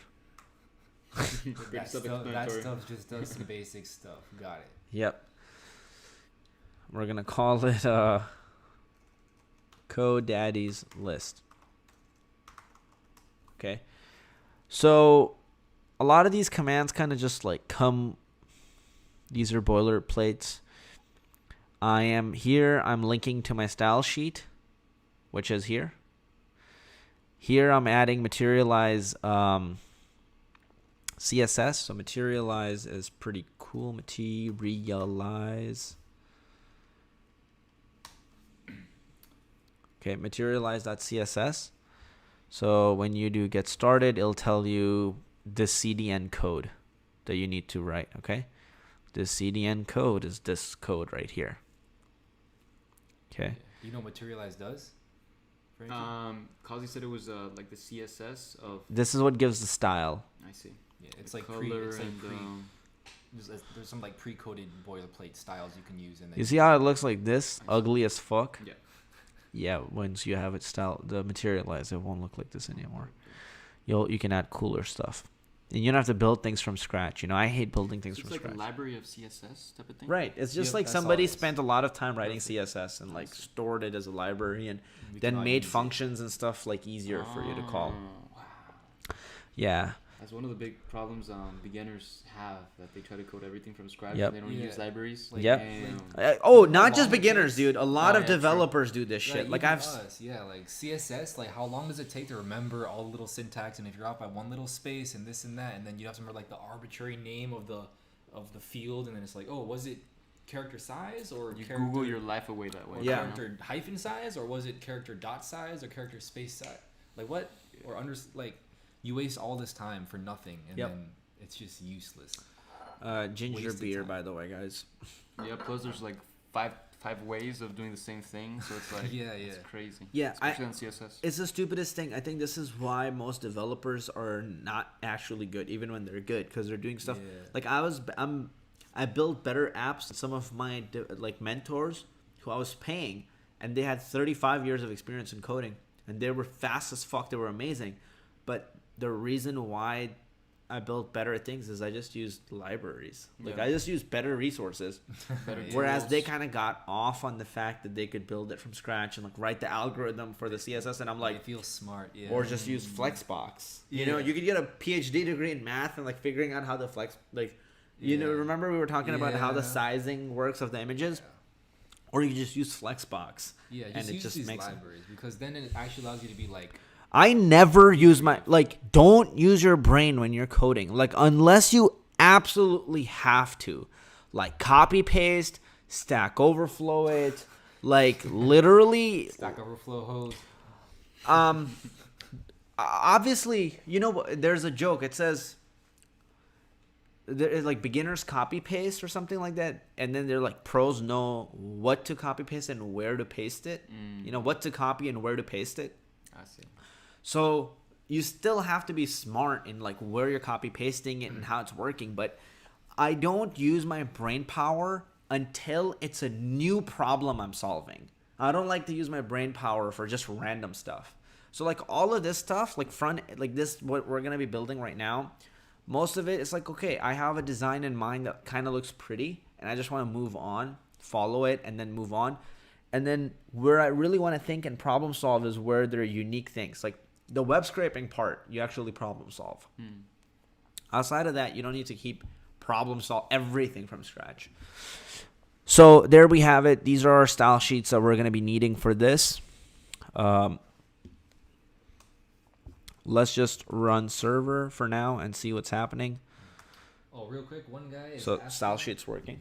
One guy's asking, how long does it take to land your first client as a web developer if you just start today? How fast did you do it? I did it. I got my first client in 3 months.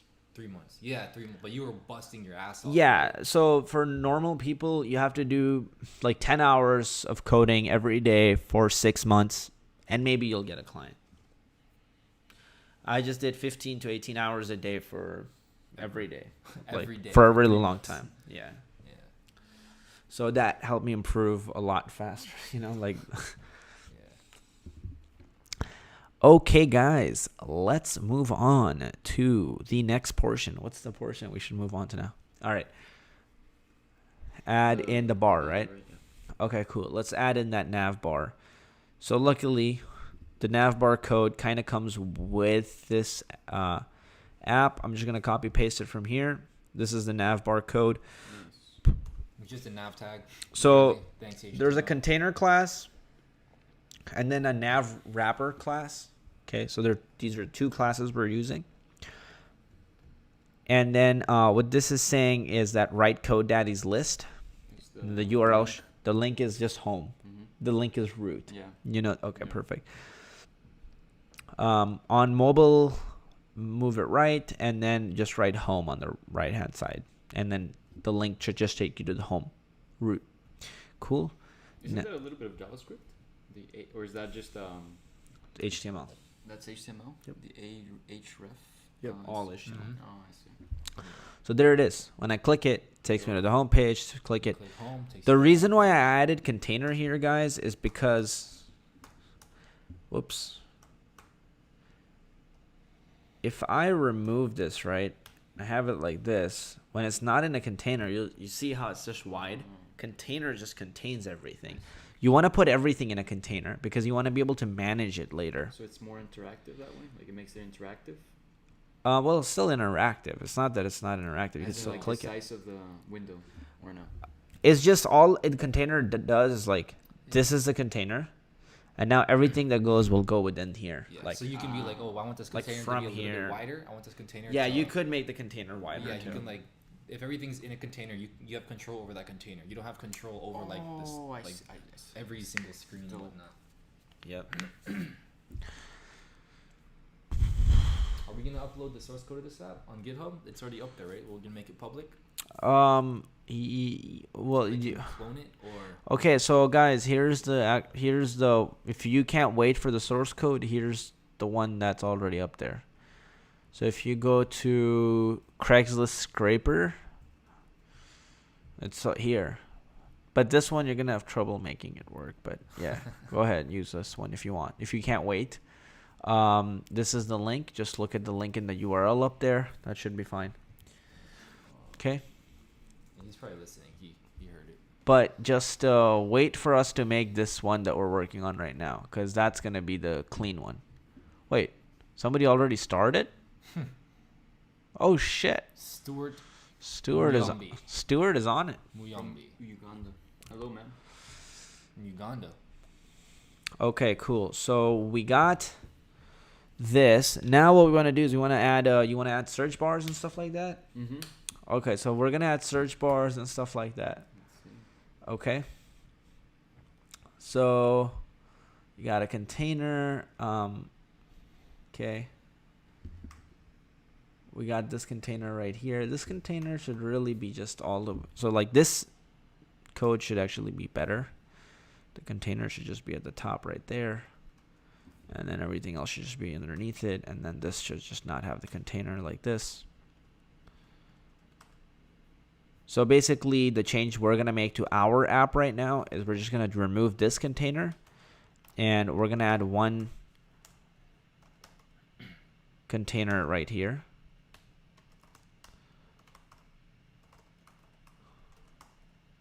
Okay. Whoops. Like that. Okay. Let's just double check this is working. Oh. That does not look like it's working. Bad idea. Let's add this container here anyway.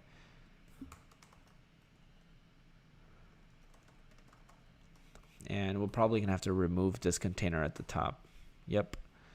Boom. Let's remove that for now. Boom. There we go. Back to where we were, guys.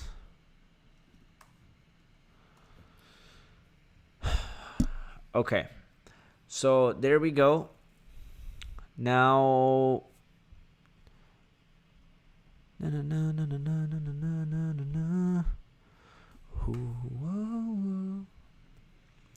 okay, so I'm gonna copy paste this part and then I'll explain it as I go. Okay, what we're trying to do here is I'll put 1 just so you can get the idea.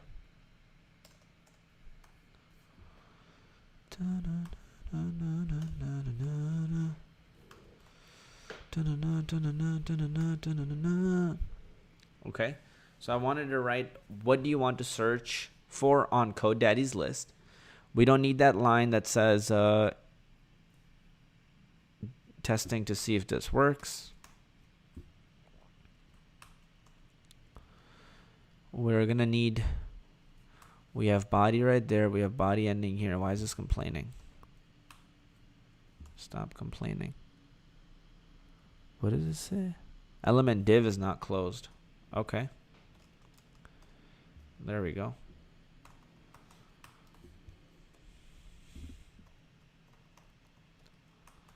Cool, refresh. Okay, that's gone.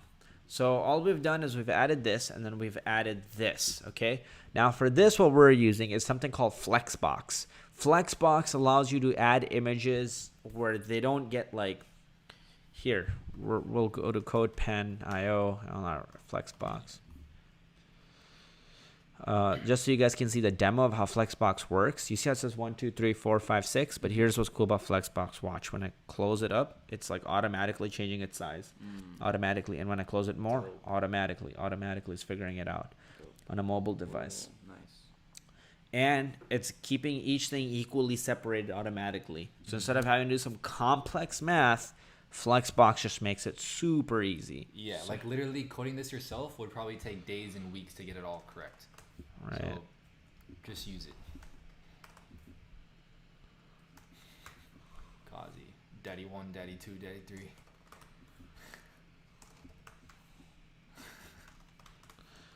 Okay.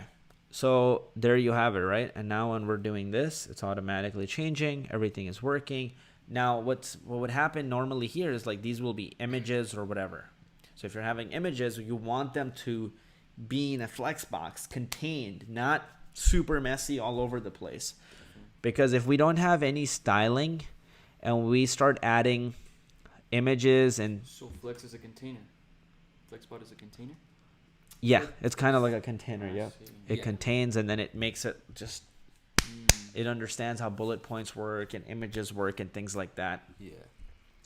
So let's get out of there. So that's why we're using Flexbox, okay? So what I've done here is this part right here, right, where it says div class row. So for Flexbox, what you need is you always need one... Everything that's like in a row here, this is one row. Then you can have another row, so then the second row will be like below this one. Okay? Whoa. Doesn't need much code, huh? Yeah, so we have one row, And then in that row, you want to put like what's the size of the thing that you want. So you could have like S4 or you could do S12 and that'll change the size. So if I go here, it'll change the size of it. Or if I go 4, it'll know what to do. Okay. So like if you keep changing the size of it, you could have like 10 images in one row.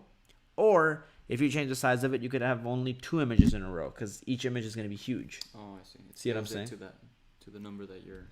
Right. So you want to make the column based on that, right? So I chose S4. What's happening over here is the following. This is what I did. So I wanted to get this. I want to get this icon. Okay. Well, how do I actually get this icon? So when I go on,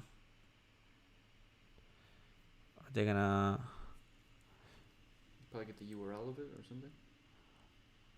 components, icons. Okay, icons. Cool. So it's like, yeah, I'm like, how do I get these icons, right? If I go to Lightning, or it's called flash_on. Wow, these guys have their own pictograms, dude. Wow, Yep. that's insane. And when I do inspect here, it kind of shows like what they did to bring it. So they did material icons, medium icon That's demo. insane. Right? Pictograms are so important in design, like hugely. I remember in my design class, we had to just Google search so many pictograms, like oh this for that, this for that. Yeah. It's crazy that this already has it. They just have the pictograms / like icons like built in and you can just use them. So for example, I can just pop this icon in, go to the code and hit refresh and like it's there. Right? So that's the really cool thing about it, which is awesome. You can just use, but these are materialized icons. So I don't even have to do anything extra. I don't have to go to like, there's this website for icons for front end. You don't have to go there. You just get them from here. And then what I did is I gave that icon a color. So I gave it the specific color. That's why it looks like this. Instead of black. Instead of black, right? And then it's called flash on. Okay, and then I wrote some copy, Craigslist web scraper,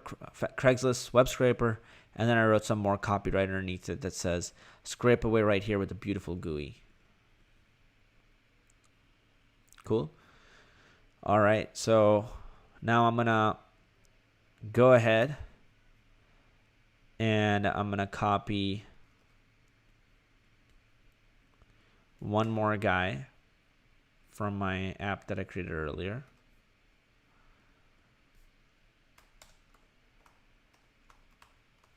Okay. Filter your searches. We built in functionality, filter based on pricing. And then I'm going to copy one more guy.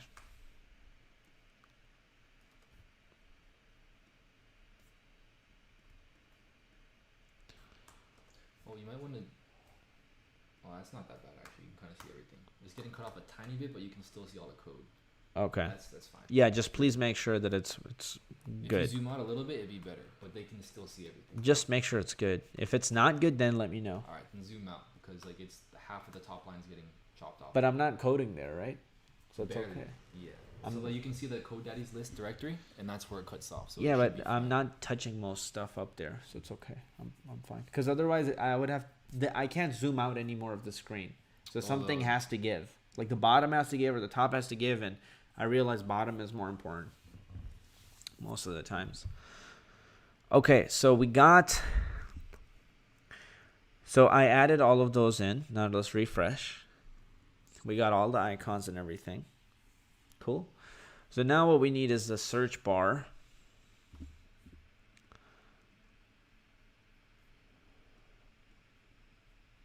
Okay. Another thing you want to do, guys, is the following. We also need this script, by the way. And right before body tag, right? Cool. Materialized script. Yep. And then we want to put everything in a container starting from here. So I'm going to go here and I'll say div, say class equals container. Boom. paste, boom, there we go. Okay. All right. And now what I want to do is I want to turn base.html into something we can keep using in all our other templates. So we want to create like a base.html, and then we want to be able to just use it everywhere. So we're going to create this thing called block content and end block content.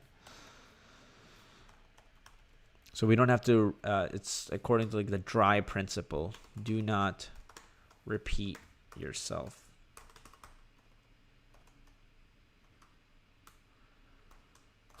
There. Okay. So I'm going to go in templates. We will create another directory. It should be called my app, I guess. And then inside this directory, we'll create a HTML file, and it'll be called new search.html. So every time you search something, it's going to open up the base HTML. Base HTML is going to be the home page. And then you're going to... And then if you create a new search, then the new search page is going to open it up there. Yeah, open up somewhere else. Yep. But because even the new search page should inherit a lot from base HTML, we're gonna do something in a little bit. Okay. So we have the new search.html. Now we want to be able to create a view for it, so then we can actually go to it at some point. So you see how the container brought everything in? Yep. That was why we did it. Okay. So let's go to views. Define, what did we call it in this app? New search. Search. So request. And then we'll say return. Okay. And we'll say my app / new search. Okay, now we just need to create a URL for it. I'm gonna go here and I'll say if anybody goes to new search, like this, So dope. this, Yes. yeah, you're getting it, right? Yeah. Awesome, I love it. We're gonna say go to the new search function that we created, and we're gonna give it a name of new search. Okay. So now if I go to /new search, it's being rendered A blank, a blank page, right? blank. Bulk. Okay, let's refresh. It's all here. So what we want to do instead is we want to inherit from we want to extend base.html new search, and then outside of that we want to say new search. Okay, so now what you're gonna see something cool happen. Where the hell does it say new search? Oh, yep.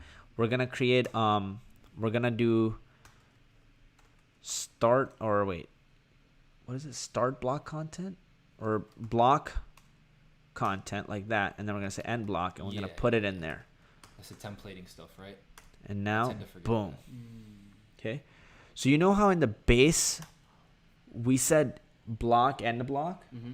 So what's happening is it's inheriting everything from the base, and anything that goes in between here, it's added on. Right. So for example, if I show you the code, it's pretty much going to be the same code except for whatever is sandwiched in between block content and block content. And that's where everything in the new search is going to appear to keep the base HTML template going. Yep. So, okay, now if I do view page source, probably have to come more this way.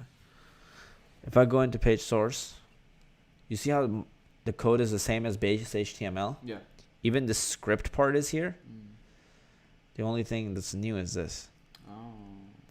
That's because of this sandwich right here. Okay.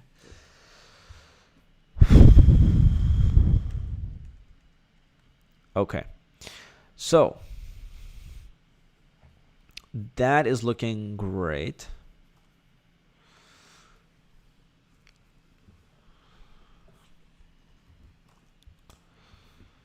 our new search template is working. But now what we want to do is we want to create like a form. So people should be able to type stuff in there and then hit submit on it. Action is where, once you submit that form, what URL it takes you to. So we want to do is like, how does it work? URL, new search. Like this. Yeah, it gotta be a string. Like that, I think.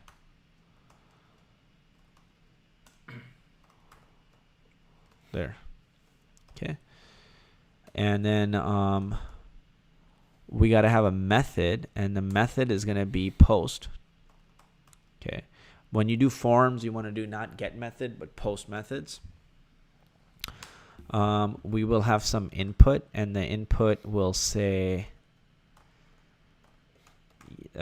type text, and then we'll say name is search, and then we'll say value search, something like that. Actually, we just need placeholder, I think. Okay. So now search with the placeholder. You see the placeholder? Yeah. So search is a placeholder. I see. Yep. I don't need this guy anymore. I can just have this. But now we need a button. Okay. So we are going to do input, type submit. Okay. And then we'll give it a name of submit. There. So CSRF verification failed. All that means is we just need to add a CSRF token in Django security feature, and then as soon as you add it, this should go away. Okay, hold on, let's try again.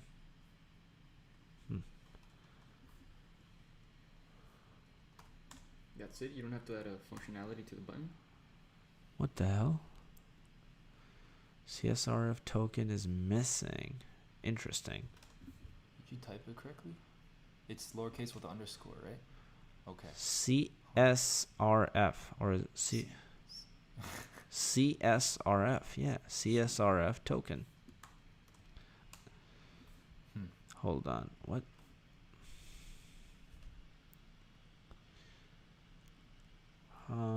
Templates, new search. Yeah. Huh. CSRF token.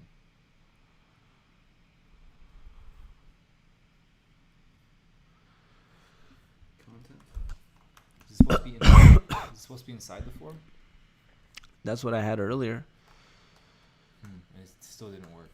Weird. Oh, maybe I just need to like start the server again. Yeah, that might be it. There, it's fixed. So now it's sending. Okay, now it's sending the actual post request. I think what you can do is like you can go inspect, and you can go in network, and I think if I hit submit, it shows you new search, like what was submitted, preview. You can do headers, and it says it was a post request. 200, it got sent correctly. Like if I change it to a get request and I hit it, you know, and I click it, it'll show me like preview what it was. It shows me what it was, and then it says I'll probably have to refresh it or something, but whatever.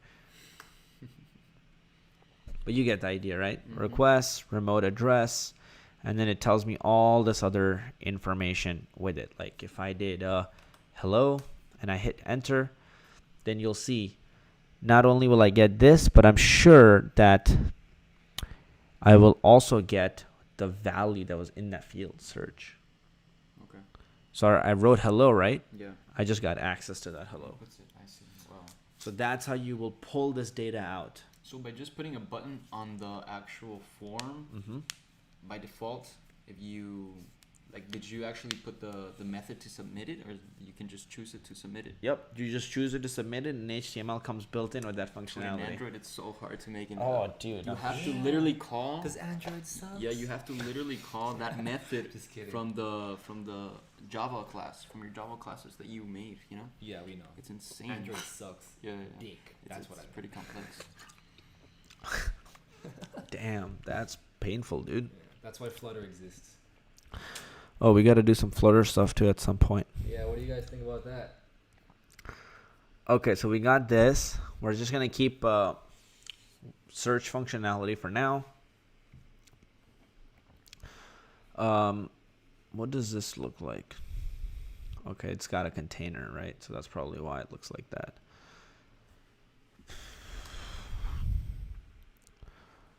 So our base HTML, there's a container here, and then it ends right here. So I'm gonna end the container here. That way everything is wrapped inside of that container. There you go. Looks better now. Okay. So we have the search functionality. We have the ugly submit button. I'm sure we can get a better, prettier button. Let's look. Oh my God, these look juicy, right? Yeah. Yeah, let's use these. Fuck the one we were using. Yeah, just use the top one. The cloud with the cloud. Oh, you wanna oh, there we go. Yeah, the airplane's actually pretty cool. Yeah, like Craigslist. Like, throw it.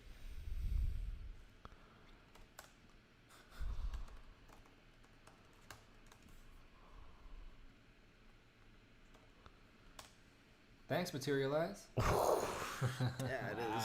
Nice. Dang. Even goes with the color palette. Let's just make sure that it's working as expected. Let's go network, hit this, new search, post. Oh, wait. Fifi.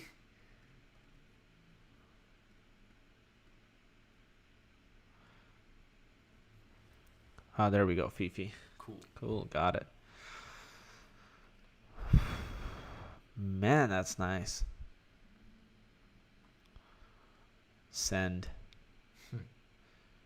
What if I did Send it. flash on? Would that work?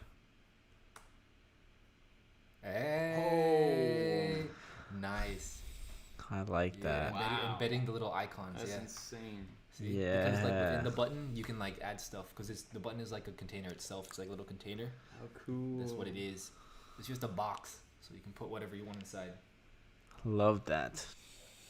Okay. So that's great. What else do we need? Oh man, I love this. Ooh, ooh, ooh. Damn. What's happening here? Kazi, man, you the man. Yeah, it'll be recorded. Yeah, I've already answered that. Guys, just do me a favor, guys. Our YouTube is fucking dying for some reason. I don't know what's happening. It's sad as shit. Like, here, I'm gonna pull up some Social Blade. I don't know what the hell is happening, guys. Like, we're producing more content than we've ever had, and YouTube is about to die. Look at this.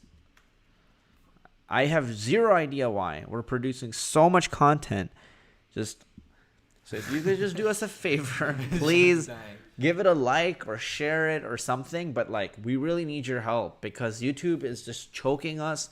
We're producing original content. We're working our ass off to make really good content for you guys, but YouTube just keeps choking us. So if you could just like it and then share it, that'd be awesome.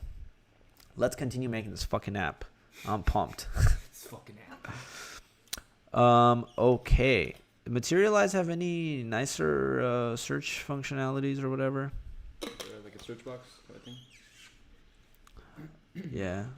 Or it's fine, I guess. Yeah, it's not that bad. Unless it was like a little bit shorter, maybe. Yeah, it's not bad, right? Yeah. It's fine. Preloader, what the hell's preloader? Ooh, when it's Ooh, for when it's searching. That's pretty cool. yeah, but then how do I stop it? When the result is found. Yeah, but how? Uh, I'll have to think about it. Okay, guys, but let's just focus on what we were working on. What's collections? That looks fun. Components and buttons. All right, so we have a good looking front end over here. Somebody just said they liked it right now. Thank you so much. Appreciate your face. Appreciate you in the face. Europe and Africa, buddy. No. Okay. Thank you. Yeah, that was great. Very informative. Okay, so now we got this form button. Now what we need to do is when somebody types in, should we just now get to the part where somebody types in, spits back some kind of results or something? Yeah, we should do that. So we got to start pumping it in the Craigslist, right? Mm-hmm. Okay, so let's create the front end for it too.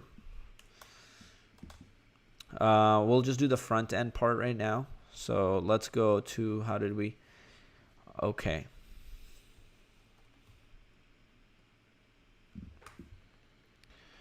All right, so let's go into views, and what we're gonna, oh, whoops, wrong views. Views. What we'll do is we'll just pull data out of the search bar for now. So whatever you put in the search bar, let's pull that out. Okay. Okay. So what we'll do, yeah, so we'll say new search is equal to, oh, let's not call it the function name because it could get pretty recursive up in yeah. Okay. Search term or request.post.get. New search, right? Oh no, just search. I think it was just search, right? Yep. So what we're doing is we're pulling out what happens when I go like this. Thank you, Frankie. So we're going here and we're getting this. Okay? Yeah, because we named it search. So this is request because it's a request. And then we do dot post because it's a post request. Yeah. Fuck. When you hit the button, right? It's a post request.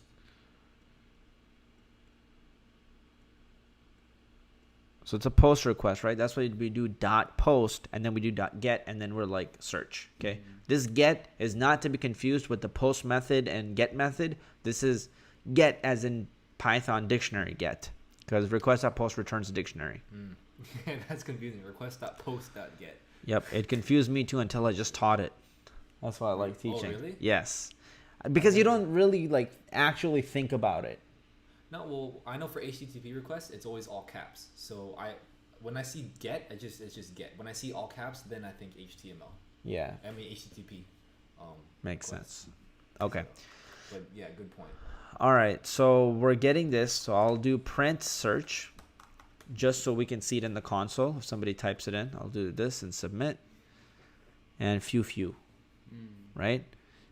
Python tutor, hit submit. Python tutor. So we're getting access to it. Now we're going to send this to our front end. Okay, so I call this variable stuff for front end. Oh, wow.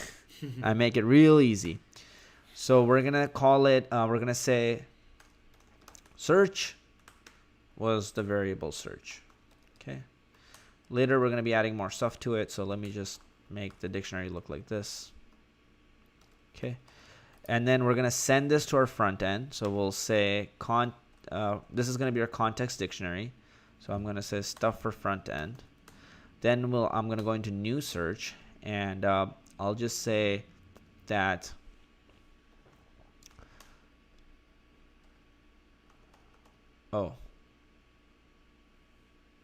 this form should be rendered in base. This should be getting rendered in base, I'm pretty sure. Because base needs to have the search functionality, you know, otherwise it's like silly. Yeah. You know what I mean? Yeah, the original web page needs to have the search form in it. Yep.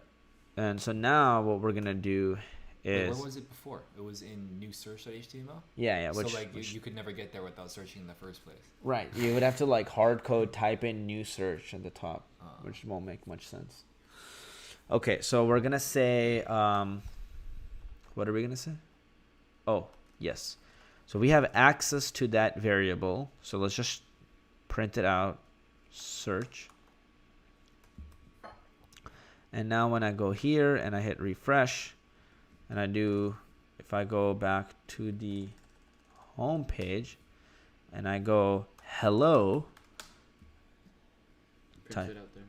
Yeah, it's like actually writing it in the HTML. So now what I'll do is I will add a H2 here, like this. I'll do it. I'll add another H2 right there. Make it pretty. And now it'll look big. And now what I'll do is style text align center. So now it's gonna be centered. And now another thing I want to do is if I'm writing like this or whatever, right? If I'm doing Python tutor, it looks silly, right? So what I want to do is pass it the filter called title. So then what that does is that no matter how you write it, it'll title it. It just forces So capitalization like of the Python first letter of every word. tutor, like that, right? That's it. I'll still do it. Okay. Sexy. Making it So pretty this is why even it's though so you don't want jacked. This is why I like. We're so fast, dude. Who's making apps this fast? Nobody. it. Pretty apps, by the way. Me 3 years ago. Broke. Who is web developer here? Oh, okay. Yokazi, since you like Python a lot, I'm gonna make it a YouTube. 1,000 playbacks. Dang, nice. Dude, if we hit 1,000 in the live stream every time playbacks, that's pretty good. It's really good. And then concurrent viewers, I guess we can solve this problem too at some point. Because if we just keep coding, people are just going to keep coming in. Yep. You know? Oh, I guess we could have told our Instagram to like swipe up or something. Who cares? All right, let's go. All right. All right. Tiny Rick. Oh, okay. I mean, any way Rick and Morty up fans? there. Any Rick and Morty fans out there? Drop a comment. Okay, so now what we're gonna be doing is I'm just gonna make a simple card for you guys right now, so you guys can get the idea of what we're about to do. Okay. A lot of this code, before you start freaking out and start panicking, this is coming from a little bit of here. Okay. What we wanted to do is we wanted to make, like, when we get the results back, we wanted to get them in like card format. So like the Craigslist picture could show up here, and then the text could show up right underneath it, and then the link could show up right underneath that. You know, that would look really, really cool. I see. That's kind of what we wanted to do. So it's like a grid of cards type of thing. Yeah, so that's kind of that's all we're gonna do right now. We're just gonna like add that grid of cards. That's it. Okay. Except nothing will be, all of these will be, you know, just right now we'll have it be like this. Okay.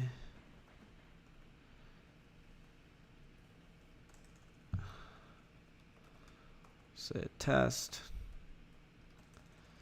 Everything will link just back to the home page for now, and then it'll be like test price. Okay. So if we go back, hit refresh. Oops. Okay. So we don't have an image. But if we were to add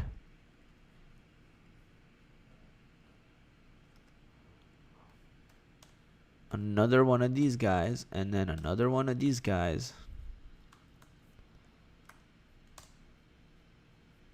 this is how it's looking right now, right? Well, that's because we don't have Flexbox, right? no, we don't have row yet. Oh, row in the. So we need a row above this. Class equals row. Okay. Okay, here we go. So in rows, you don't have to specify, like in columns as for rows, you wouldn't have to do that. What's up? You know, in columns you use S4, so in rows you don't do that. Hold on, let me just see what's happening right now. Something is awfully wrong.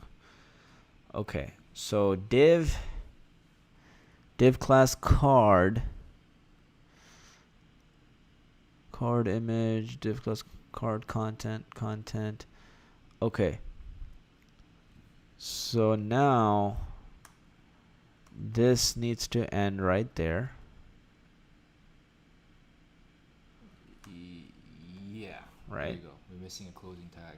For almost all of them, I think, right? Probably. There. Yeah, that would make sense. Yeah, that makes a lot of sense.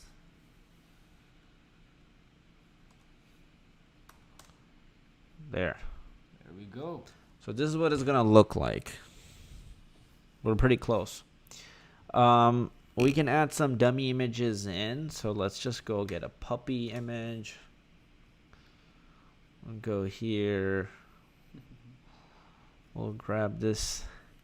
I'm gonna do copy image address. So if I do paste, it should take me directly to it. The URL. Didn't know that. Directly That's the pretty URL. jacked. That's cool, right? Copy image address. I was always like, oh, open image, a new tab. I copy, used to do paste that URL. too. Yeah, I used to do that too. Thanks, Chrome. Yep. So we're gonna go here, paste it, and delete this. Then copy this, and then paste this and delete this. Go here, paste, enter. Okay. Hey, puppy trafficking. I'll do dog. We'll do puppy. So it looks like we actually searched it up, even though we didn't. Okay, now we actually need to add the real functionality. We've added the front end, and let's add functionality for the code, for the beautiful soup part of it now. So we're gonna go views. I'm gonna go right here and I'll say from Django, from BS4 import beautiful soup. So what's cool about PyCharm is it recognizes what the hell is giving me an error. So it's not even recognizing the module. So I can just hold option, hit enter, and it tells me, it's like, you want to install it. I'll be like, cool, install it. PyCharm. Okay, just got an error. That's pretty good. That's pretty good. Okay, no module name BS4. All right, so let's go GS. So I'm going to do pip install BS4. So clearly there's a module named BS4. Beautiful soup. Yep. I'm also going to need requests library. So I'm going to do import requests. And it doesn't know what it is. So I'm going to do install requests. Please don't give me errors. Okay, good. Installed. Okay. Great. So now we have a bunch of things installed. I'm going to create pip freeze requirements.txt. So I just created a requirements file right here that has all my dependencies that I just installed. Okay.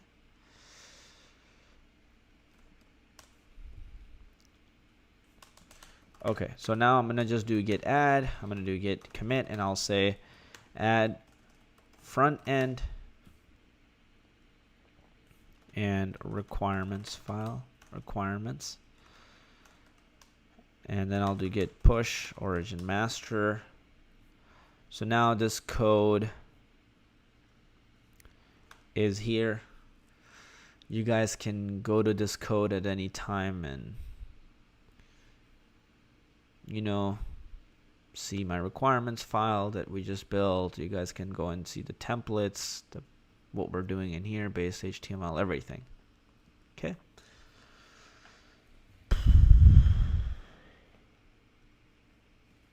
Okay, making good progress so far, guys. Beautiful. We're so generous. Yeah. Okay, so let's add some beautiful soup functionality now. So I'll do, what was the URL for the Craigslist thing that we had in the other thing? Oh, don't actually need It was this. like query or something. It had like triple letters and weird stuff. Yeah, just copy paste it. Okay, so let's build it out, guys. So here's, okay, so if I go to homepage of Craigslist, this is what it looks like. If I type in Python tutor, it builds out this query. if I remove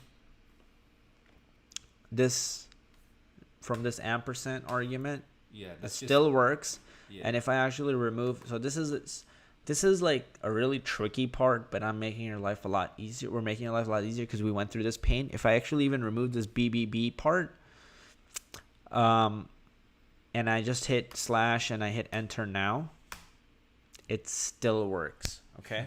So that's the base URL we're actually going to use. Now, you're not going to use this losangeles.craigslist.org one. It's obviously going to be for you, whatever is local to you. Okay, from us, Los Angeles is local. So that's why by default, it's Los Angeles here. Okay, for you guys, it's not going to be that. So build it out how it would be for you. Okay, so here's what I'm going to do. I'm going to call it like base URL or something. I'll paste it here. Base Craigslist URL, I guess I'll call it. And I'm going to remove the query because query can change at any time. So I'll do this. So then it's dynamically generated. Okay. And now we're going to do, what is it? Data is equal to request.get. What the hell is it? Search, right? The search term? We're not going to worry about min and max price right now. It's search, right? Are you trying to get the... Yeah. No, Yeah. I just want to get yeah, so we have to, I guess, build it out. Oh, you already have search. But right now, let's just do Python tutor. So let's go Python tutor and I'll hit enter. So let's just copy what we have here and paste it. And we'll call this response. Okay, then we'll have data is equal to response.text. And then I'm just going to do print data like so. Okay. And now let's go here. Let's hit refresh. Oh, because it's probably not request. Oh, it's requests. .get, because we're using the library.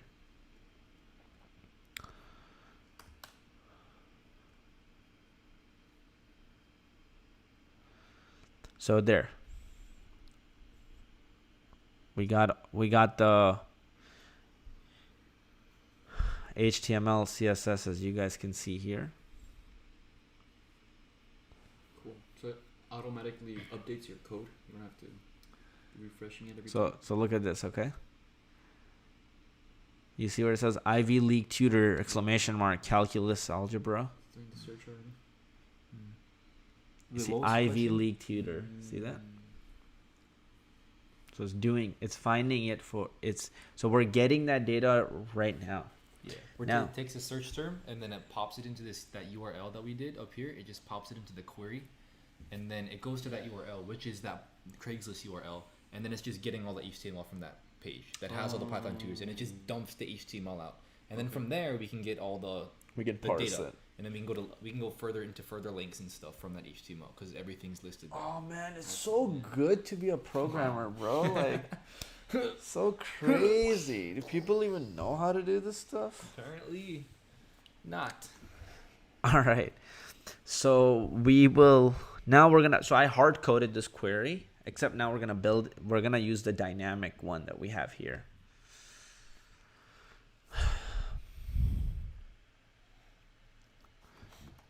Okay, so we'll build it. Ooh.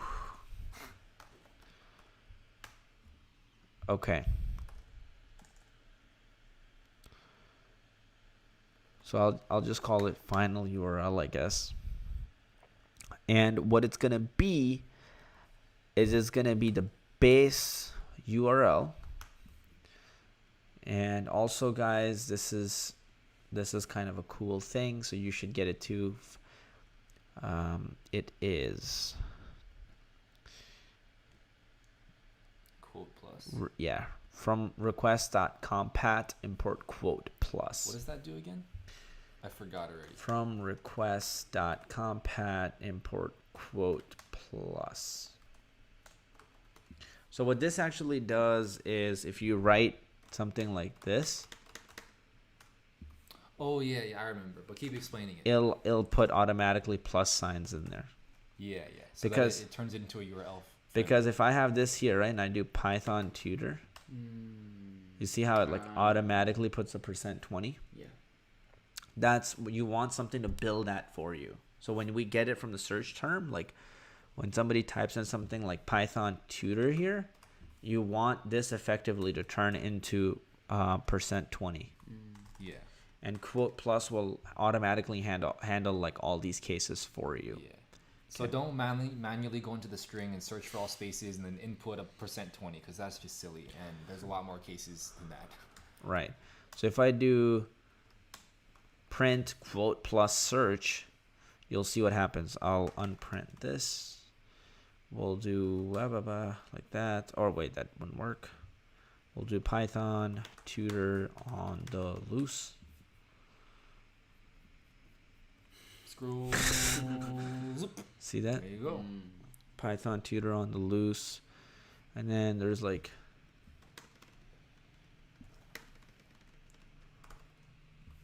probably not dots, right? Because that's not part of. Well, actually, I don't know how it would handle it. I'm curious. So you see, so it's like turning it into something that'll work as a URL. actual. You know what I mean? Like, look, right? It's Oh, dope. it'll actually work. So that's the beauty of quote plus, and the final URL is going to be, we're just gonna do we can just use a join method. Okay, URL dot, oh yeah, so we're just gonna use string concatenation a little bit here, and I'm gonna say this comma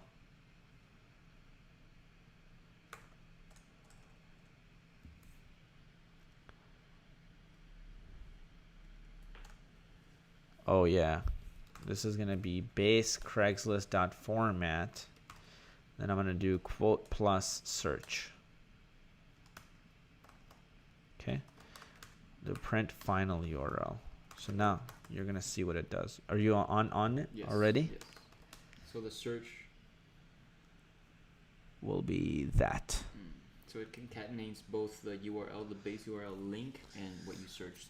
Yeah, that's what those little brackets. If you put in a string in Python, you have the I ability did to not put know everything you in there. knew this much, bro. Get your ass over here. Smarter than he looks. You know, you're faster than him, and he wasn't picking this up as fast, right?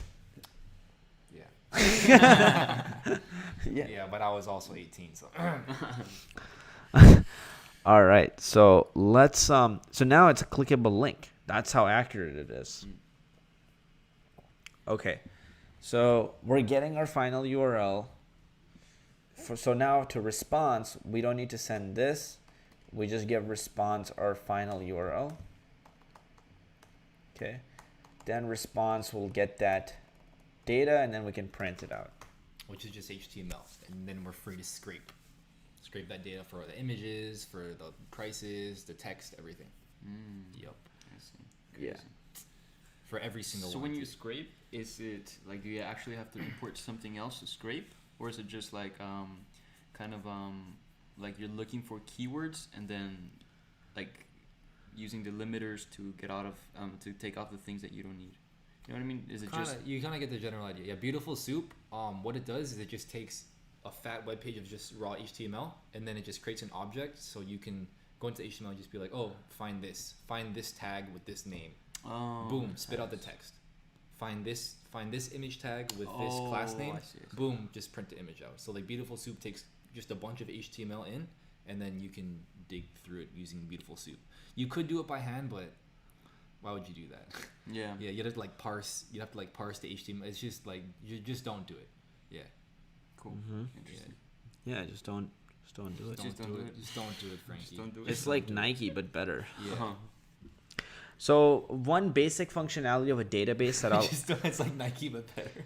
yeah. So basically, I'll add basic functionality of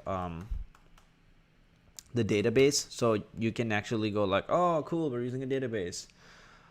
So I'll say from import models, okay.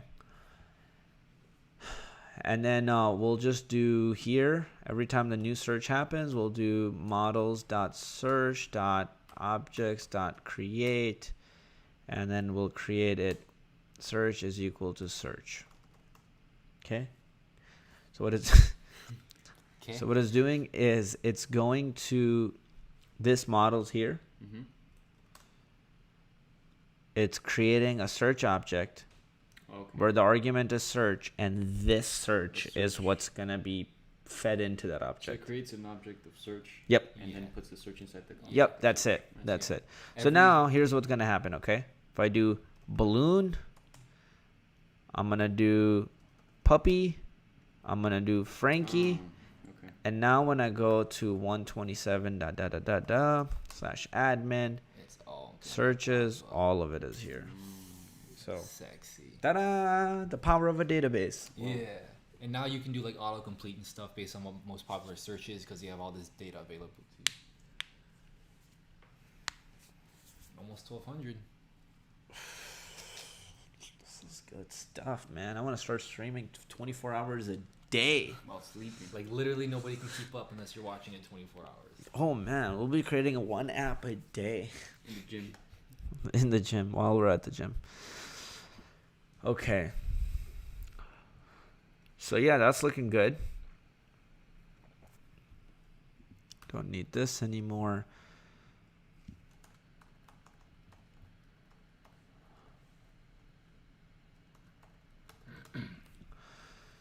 All right. Now what we need to do is we need to now start doing stuff with the data that we're actually getting. Okay. Mm-hmm. All right. So let's see here. This, we inspect. We select this tool over here. Zoom in so everybody can see. This tool is called select an element in the page to inspect it. Please use Chrome, never use Safari, everybody. Very important. Aaron. Click, hover, and it tells us that this is actually result title class. Okay. And Ooh. That's why it's capitalized like that. see that result title. Mm-hmm. So now, I have to first of all create a soup object. So I'm going to do soup is equal to beautiful soup. I'm going to feed it the data, and I will say features is equal to html.parser. Yeah. Cool. All that's doing is just parsing the HTML data. Yep. Into this object called Yeah. soup. A beautiful soup object, which kind of just like encapsulates all the HTML data into its tags. So it's like in a bunch of like nested parts in code though, instead of just a raw string of HTML. Yeah. It spits it into the HTML parser, and then it just creates a beautiful soup object I see. to easily access everything. So I'll go soup.findAll, where it's an A tag, and then the class is actually result-title. So A class is A is the link. Or A is link. Dope. So I'm saying find all the links where the class is result title. So find all of that. And now I'll do print post titles. Okay. Let's go and go Python tutor. This is crazy. Like doing everything in first try now. It's like going fucking ham. Like making it look way too easy. That took us like 5 hours to figure out, bro. Yeah, but now that we have the code to like help reference Code and also just like we've done it before. Yeah, like I've solved this problem before because it took so freaking long to figure out the patterns. Because you gotta like study the patterns and like drilling down on that is like tricky. And that was our first time using Materialize and everything, so like it was took a lot of. So yeah, so we're not actually this good. Like the first time No, around. we're pretty fucking good, we but are, like, but yeah. The second time around, the second. But this is just like it's even faster now. Yeah. Ludicrously fast. Not as much Google now. Yeah. So now what I can do is we're getting the title. So now what I'll do is I'll say print out the 0th one. Okay. So it's printing out only one of the items from that list. So what we're getting back is actually a list of tags. Okay. So I'm saying just print out one of them, the first one that you get. So you can see we're getting here result title. This is the data ID. Link. This is the link. Okay.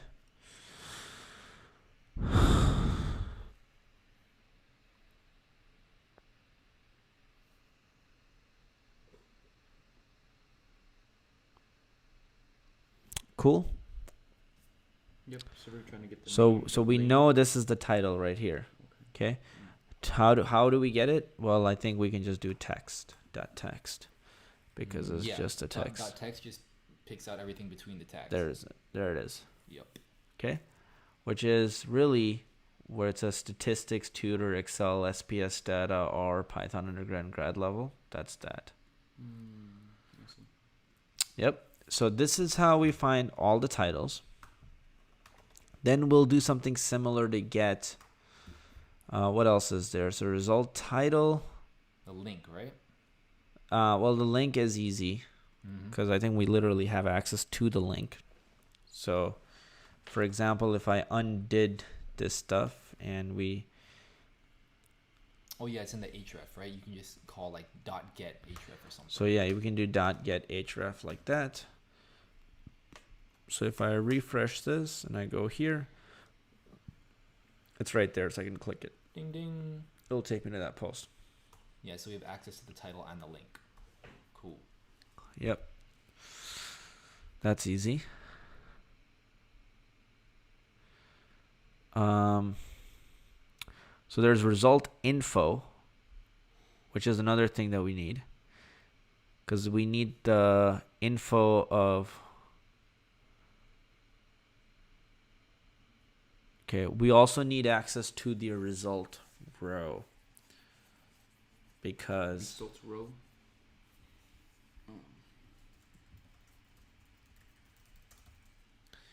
Yeah, result row.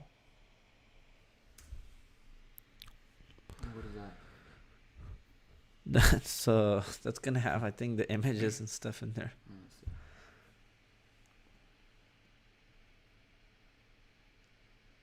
Gallery empty.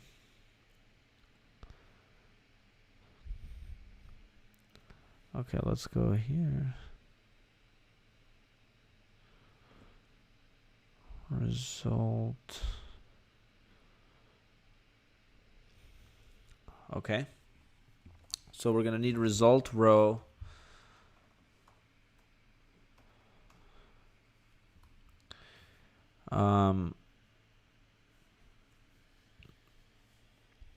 Okay, so I'm not gonna do a lot of the filtering crap because that's where it gets like really complex. And for this live stream, I just want to keep it like simpler because otherwise we're gonna be here till fucking 2 a.m. explaining what we did because it gets pretty involved. So we're gonna just make the simpler version of the app, and Got it. the final version you can get it from.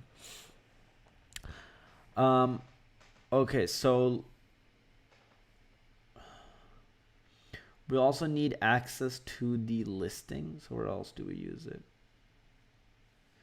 Yeah. So we need access to the entire listing so then we can go through it and get result title and all that stuff. Okay. Yeah, this is the most important part. Remember where we had to go through all of it at the same time?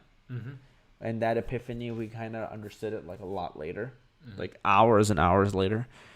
So, but just to put it in simple terms, when we're querying through this, we want to go through it like the entire thing at the same time. Hopefully that probably doesn't make that much sense to people, but that's okay. Just take our word for it. You want the project on your portfolio or not? You shut up and code it. All right. So,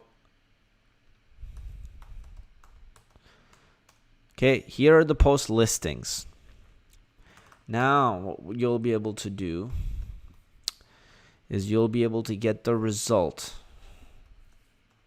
of a listing. Okay, so if I did post listings of 0. Oh, Sam's here. And you'll be able to get the URL.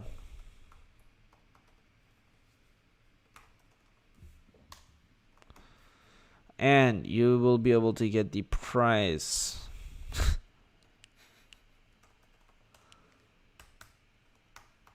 Okay, I'll explain this in just a second. And you'll also be able to get the post text. Oh man, the image ID part. Image ID should be okay, but we're not gonna do any of that regex scraping. No. That's too much. So you actually, yeah. New soup. What the hell? New soup, beautiful soup, data, HTML parser. Yeah. Why did you create a new soup object? Let's see. Oh yeah. Oh yeah. When we're in the regex thing, you don't need that anymore. It was Yeah. only if you didn't find the price. If it didn't exist, then we created a new soup object, got the text, and then Oh ran yeah. regex on that. Yeah. Don't need that.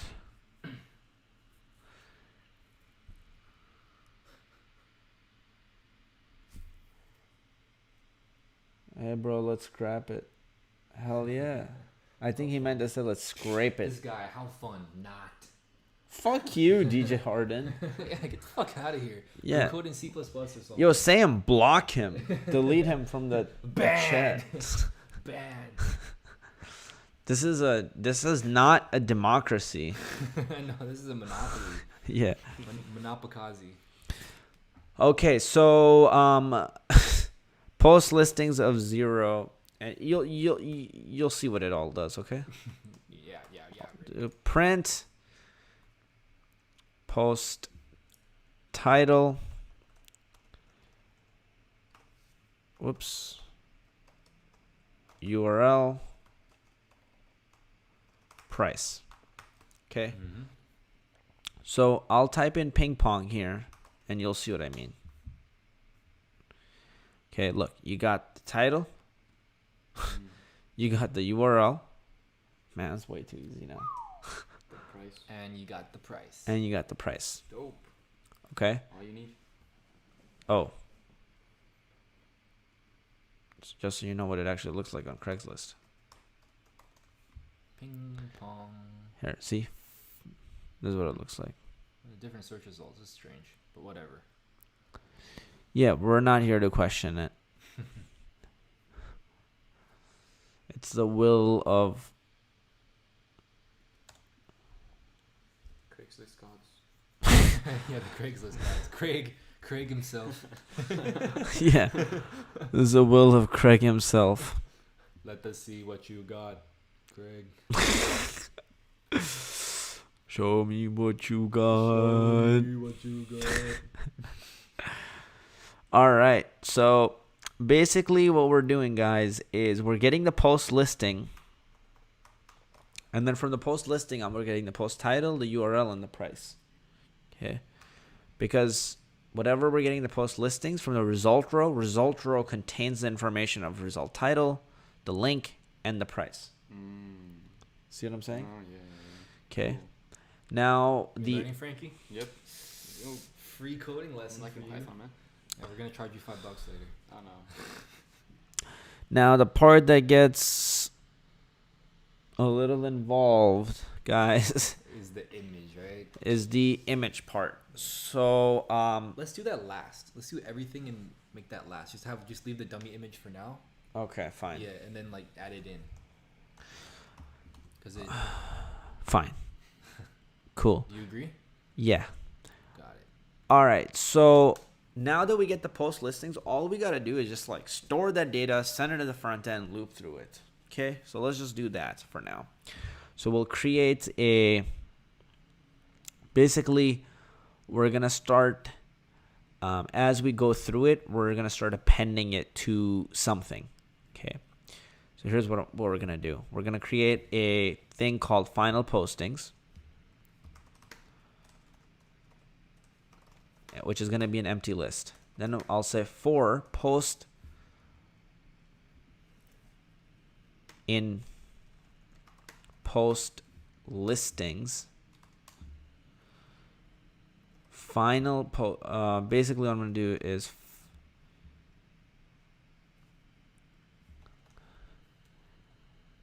post title is equal to post.find. So there's just going to be this line basically. Only difference is that it's just going to say post. Okay. This is going to say URL. This is going to say price. And here it's going to say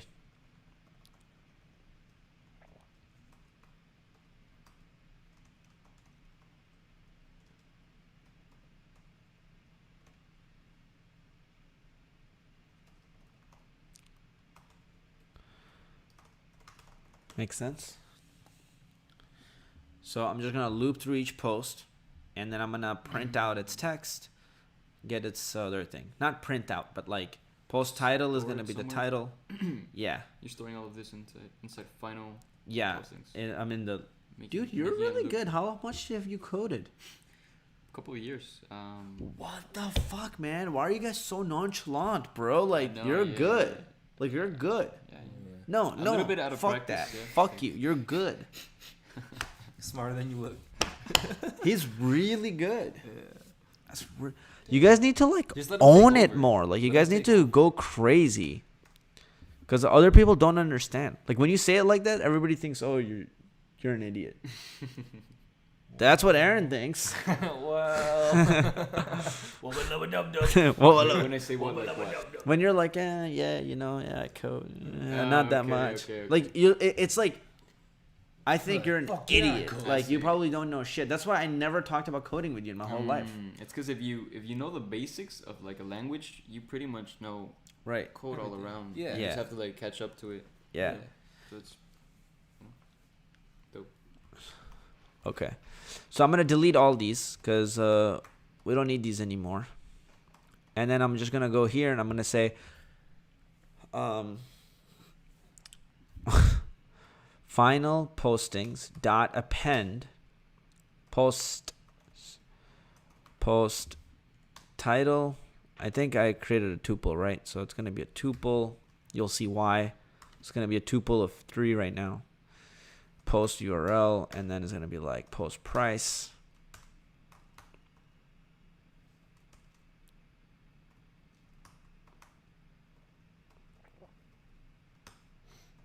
Okay. What the hell is happening?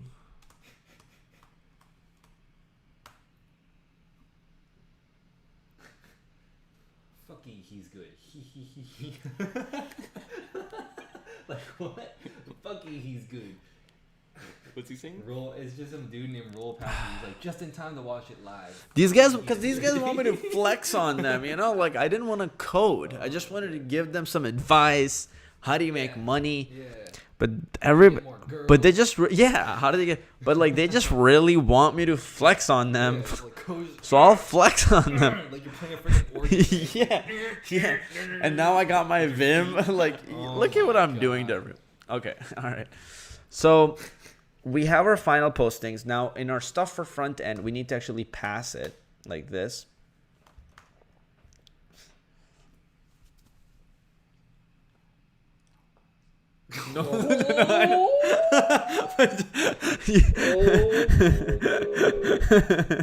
Oh my god.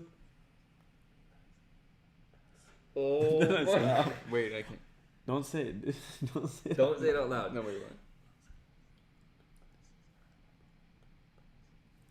I can't here. Just give up, dude. Your ears don't. Mexicans. Dude, your ears don't work.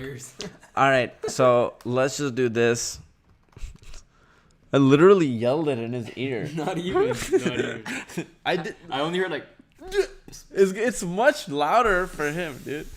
All right, whatever. So we got final postings. That's pretty good.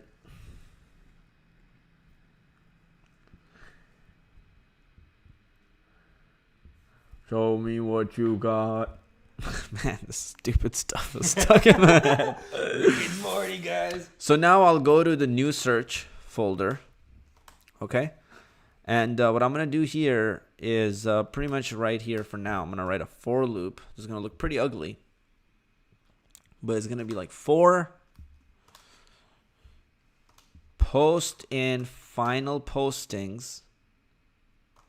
Okay? Then I'm going to have end for like that. And then I'm going to say post dot 0 Post dot 1, post dot 2. Okay. Bing, bang, boom, easy, done. Or yeah, I guess you gotta put in tags. Good practice. You actually don't have to, right? But good practice. You kind of have to, but otherwise it's all going to be on one line and look ugly. You are right. You're right. Okay. There we go. Man, everything is getting done in one try. I'm loving this. What API are you using to web to it? Don't worry about it. There's no API. We're beautiful souping it. Beautiful scraping it. All right. So here we got boom. All the posts. Yep. All the title, right?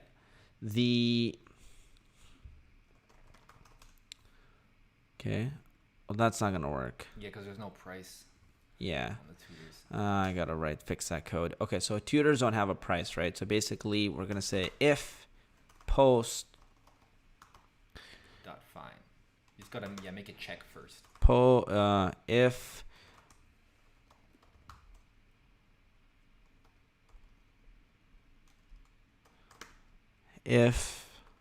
Post dot fine.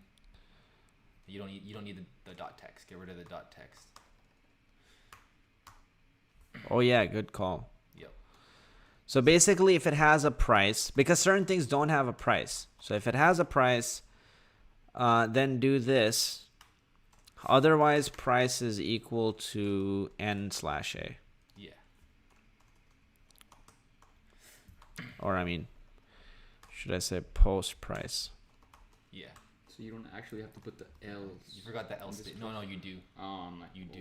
Oh This is yeah. just gonna My get phone's overwritten. jagged. I'm like, No. You have to. No, good catch, dude. You're my God, basics. dude. No. Basics. No, but that's the Break thing. you. But that's the thing, dude. Basics is where people don't have any intuition. Anyways, let's try Python tutor. There we go. NA for any of them that don't have price, which is all of them. Mm-hmm. But if we do ping pong, we'll have damn, bada boom, right? Damn. They're expensive, by the way. What? Ping pong tables. Yeah. What? Seriously? It's What? like a car. Because the dude's giving his entire balcony plus a ping pong table plus the underground parking lot. Jesus. How is he selling that? He's selling an underground parking lot. Like what? All kinds of stuff. And a balcony. Man, I need an Advil. Okay. Let's power through it, boys. Almost there. Almost there. We should have some music, man. Some like epidemic sound, like legal. Don't worry, don't put it now. These little coders freak out when you put on fucking music, so don't put it right now. We're gonna do it a little bit without the music right now. He's the beatboxer. Frankie also knows how to beatbox. Sometimes when I'm inspired enough. You know what's cool about this? What? Look, dude. it can read PyCharm and Django. So I can hit fucking play and it'll like run the code. Wow, that's insane. That's what I'm saying, bro. Oh, the laptop little touch bar. Yeah. Dope. You're a little touch bar. What the what? See how it's working? Mm. Boom. Integrity error. See how good it is? That's dope. Python tutor. Okay, there we go. So now what we want to do. What is this weird error I'm getting, bro? Forget this. 500. New search. I'm just gonna stop this one because I wasn't getting any errors when I was running it from here.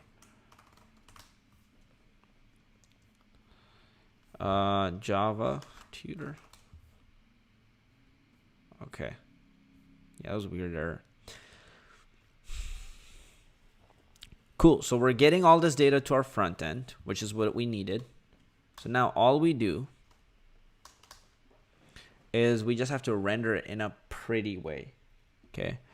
So we're going to write the same type of for loop, except now what we'll do is we'll go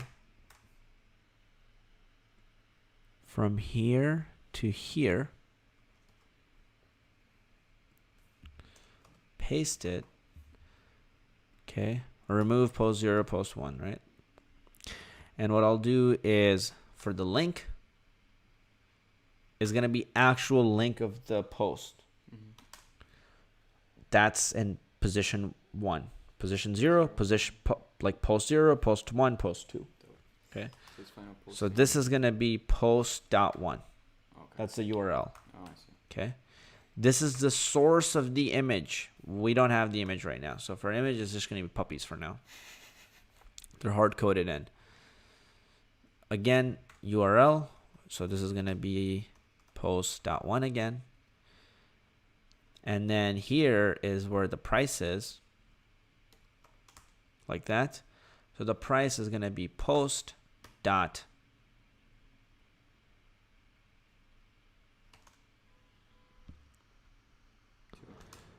two. And this, since this is a title, is going to be post dot 0. Okay, like that. Now, another thing we need to do is we need to wrap it in a row. So we're going to paste a row up here. After the for loop ends, we're going to end the row div. We can remove all of these lines here.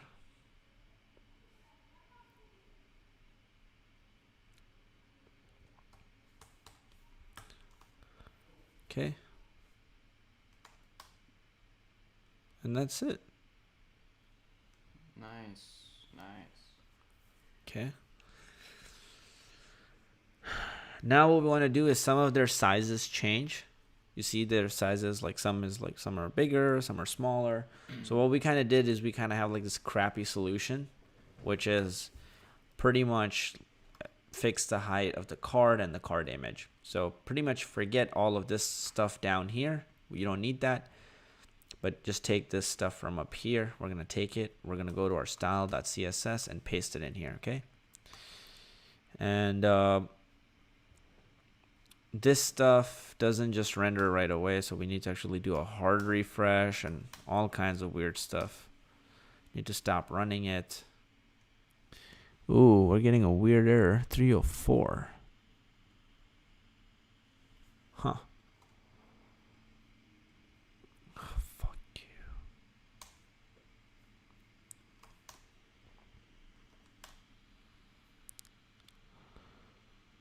So it's finding it. Get is 200, but it's still not showing it.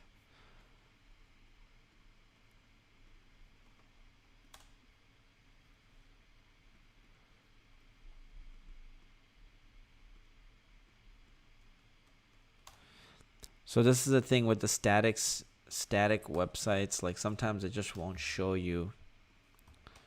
When you make a static change, sometimes it just doesn't render until a lot later. Thief. Ping pong. Thief.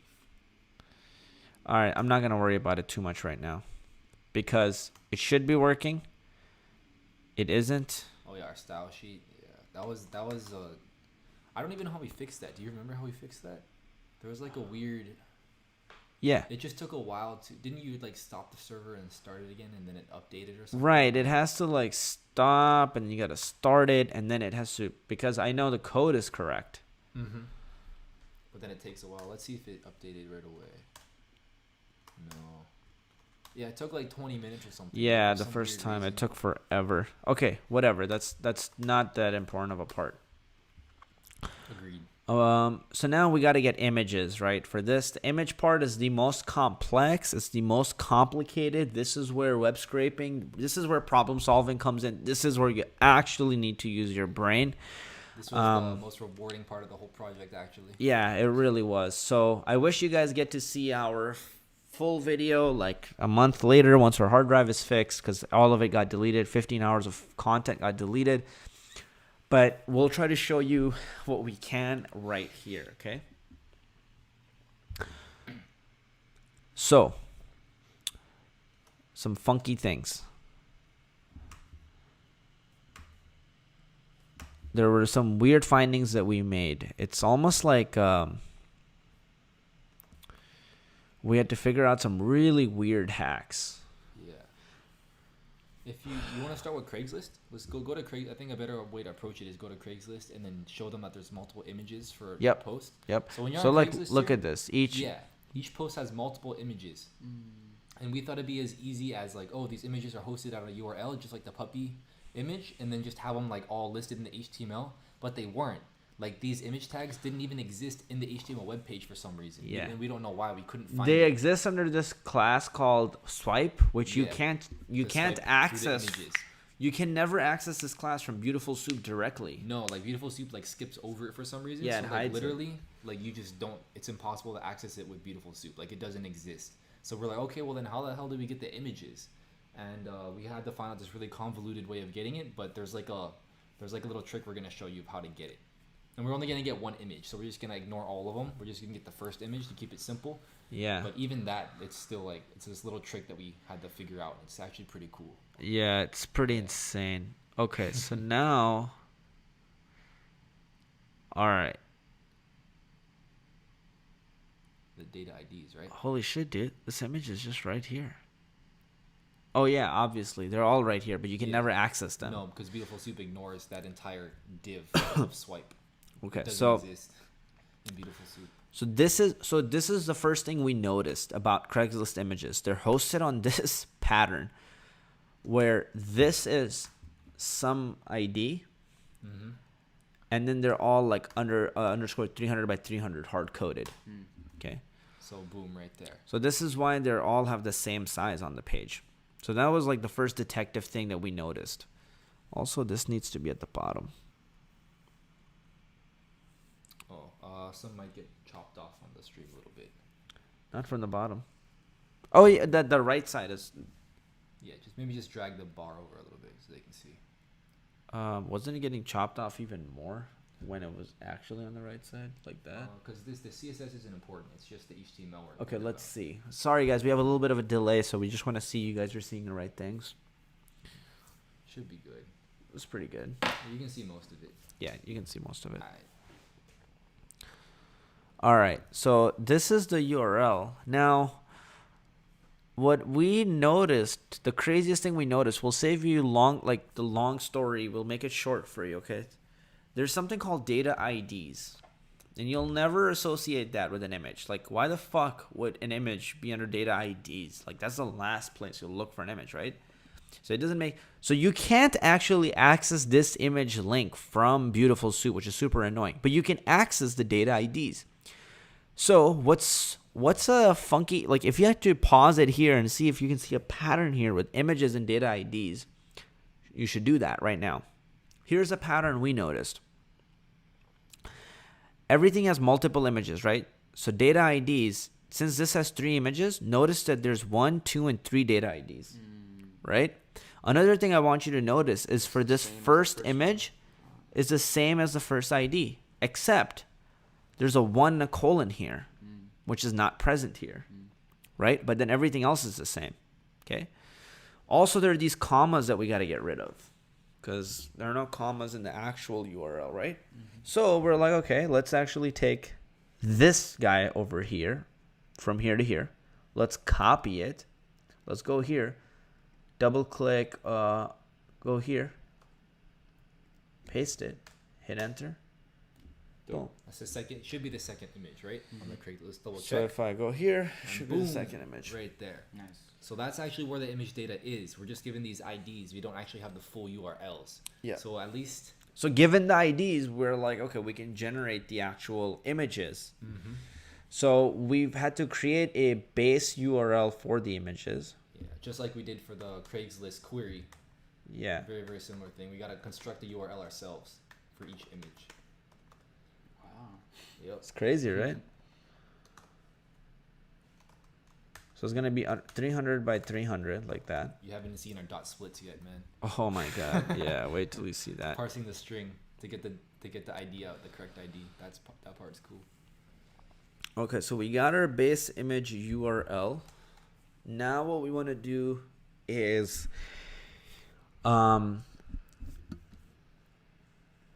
get the image from the result, get the data ID from the result row. Okay, and we don't want to get multiple, we just want to get the first image. We don't really care about all of the images. So what we'll do here is something like this. So we want to say, if it has an image. Yeah, if the data IDs exist. Okay, so in the result image class, if the data IDs exist, then what I want you to do is the post image is actually going to equal to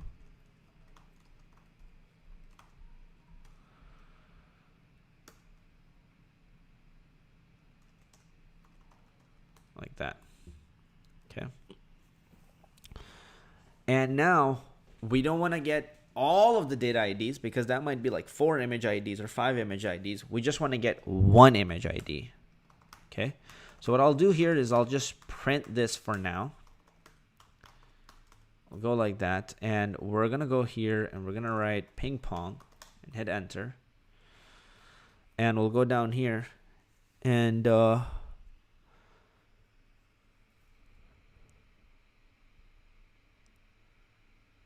what the hell? One.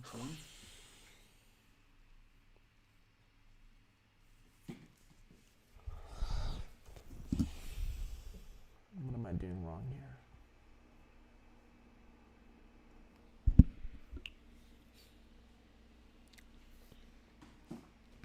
Let's see. Wait, let me see. So if post.find, if the data IDs exists, then you want to find result image dot get data IDs. No, get data IDs is a string. So when you call It's a you get the first string. character. Data IDs is a string. Yeah.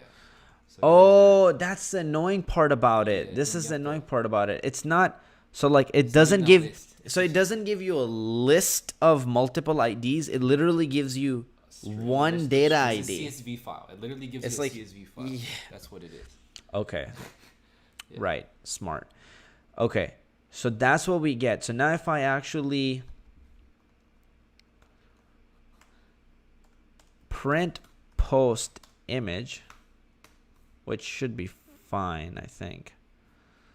Well, since I'm going to be printing it so many times, let's just go here and print it. Okay. It's doing it every single time. So there it is. That's one string. A lot of images there. Right. So it's like I got lots of post listings. So like the last post listing probably has like It's like 12 many images, Yeah. like 12 images, 15 8 images. images, something like that, right? So what I want to do is I want to just get the first one. Well, how do I get that? So what I'm going to do is we're going to do dot split on this, and we're going to split it by commas first. Yeah, Right. commas first, because you want to split the string into a list of the things separated by commas. Yep. So now we have a. So now we then have a- it actually turns into. a list. Dude, a this Python guy's list. fucking crazy good. Oh. Like he's good. Yeah. Have him code. Wait till Stop you watch touching me the code. computer. What? Wait till you watch me code. Oh dang, Flutter. Yeah. content So info. once we do comma, then what happens is that we effectively get a list that actually looks a lot like. We actually get a list that looks like this now. So then we can actually index it by the first item and the second item and the third item. So now if I do 0, Oh, and that's how it works. That's how you actually make it work now. yeah. So now what'll happen is if I go here and I hit refresh,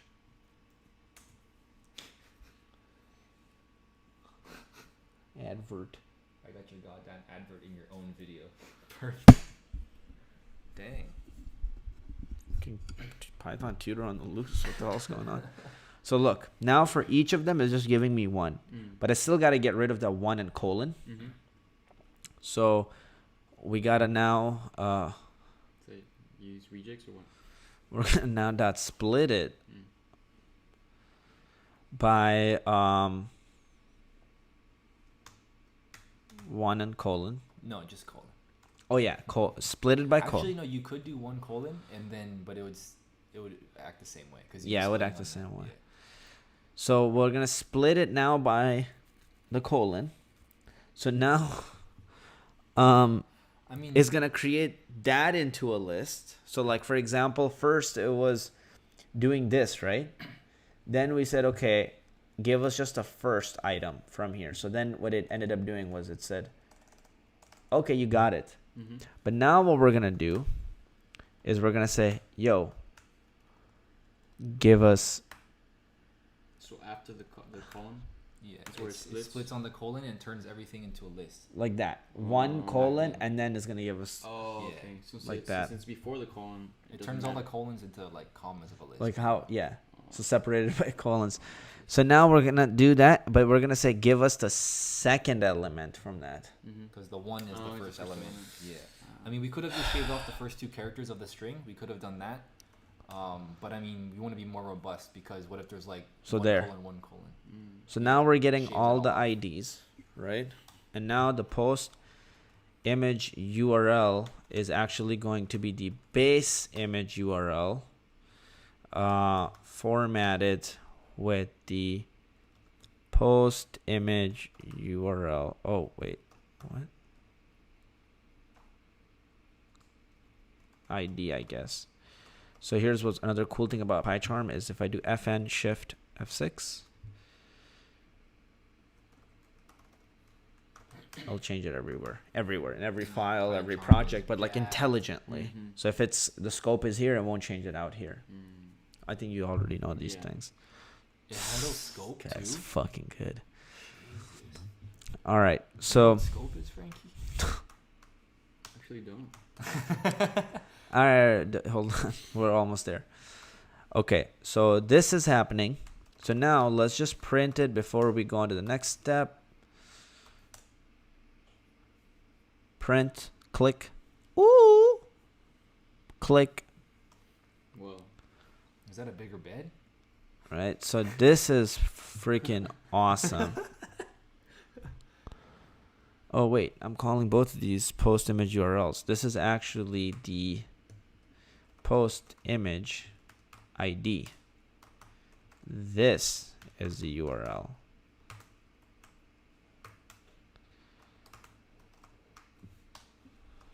Okay, so now I have to actually append this to the list. So if we find the image, this is what should happen. But if we don't find the image, we also want to give it an image. Okay, so the image that we want to give it is, we saw this. We saw Craigslist gives this to anything that doesn't have an image. The logo? This like Ah, this type of thing. cool. Okay, so then we do that. So then we say, yo, if you find it, then give me the image. Otherwise, give me this garbage. Mm. Where did these spaces come from, bro? Weird. Okay. no image, or actually post image your, whoa. Okay. What the hell is happening? Oh. So then what we say is append post image URL. So now there are 4 things that the final postings has as a tuple: title, URL, price, post image URL. Oh, how cool. Okay. Yep. So now it's sending it to the front end. So basically we go to our new search, and now anywhere there's that dog crap, right? Wow, that's so sexy. That is, right? Yeah, it's crazy. Put the first You image guys of created the URL. Wow. Yeah. Damn. Sexy, right? Love it, love it. This actually pays everything off now that he appreciates what we've done. Post dot 3. I still screw up the influencer post. There we go. So now when we go back, we refresh. Hey. There you go. Boom. Now if you click here, it'll take you to the thing. Oh man, better than Craigslist. So much Way better. better Right? than Craigslist, dude. It's Code Daddy's They list. should hire us. Yeah. We just coded you're it up right. ourselves from the scratch Why haven't they done this, huh? because Craigslist is untouchable. Too minimalistic. Craig the God. All right, now we're gonna host it on Heroku. Oh god, this is the worst part. That Git add, git commit.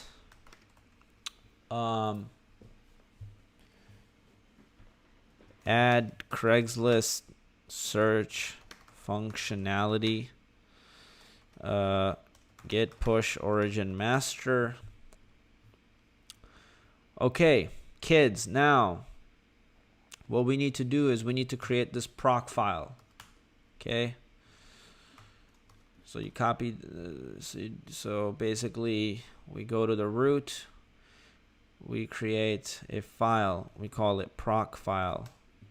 We paste this, we change this test app to code daddy's list, like so.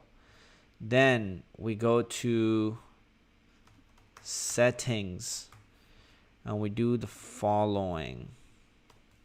Settings. We go here and we add this line of code, and we go here, and then we add this line at the top. Okay, like this. Now it's gonna need you to install pip, so you got to do pip install Django Heroku. Okay, now you're gonna run into this ugly looking error. How do we fix this error? Oh man, I'm not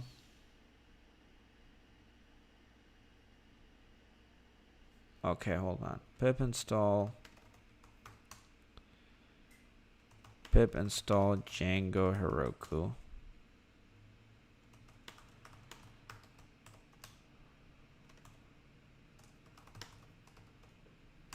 Wait, where did my PG admin go? I literally installed it a few days ago.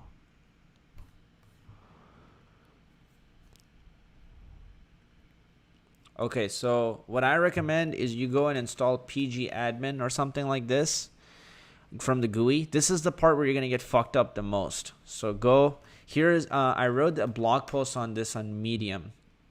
If you do how to host a Django Heroku app, you're going to run into my blog post, which is incredible. It has a lot of claps on the left-hand side, as you can see. Nice photo. Thanks, bro.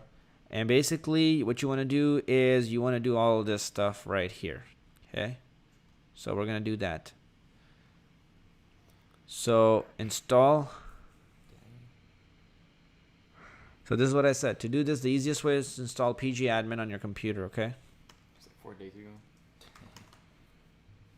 yeah. Where the hell does PG admin, man? Open it.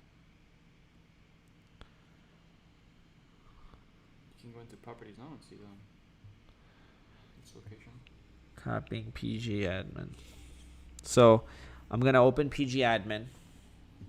Until then, I'm going to pip install Gunicorn. Pip install Kern. Done.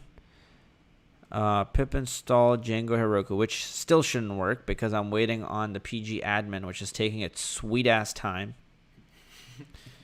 So yeah, we'll just wait.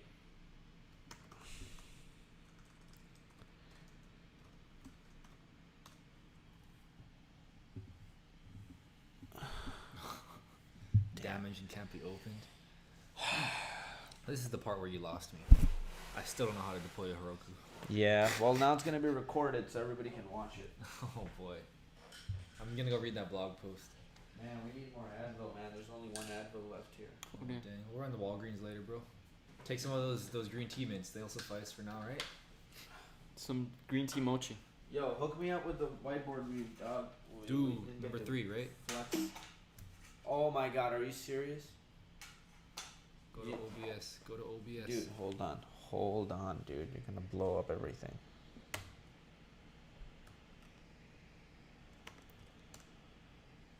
This guy, man. We prepared for this moment.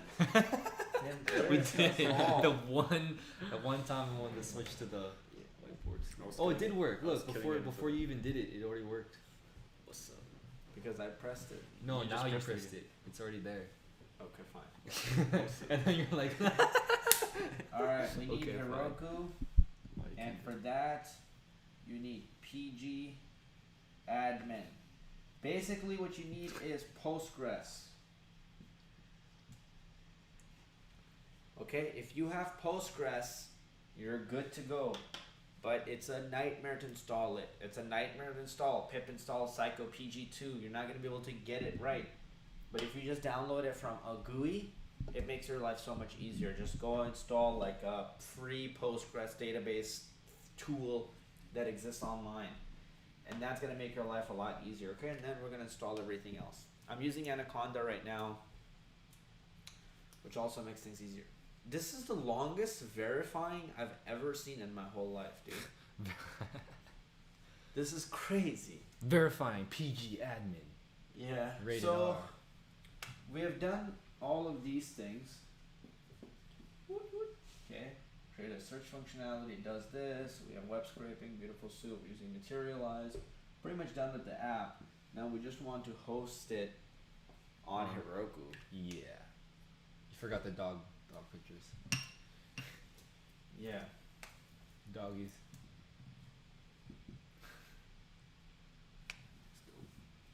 I can't draw. I don't know how to draw doggies.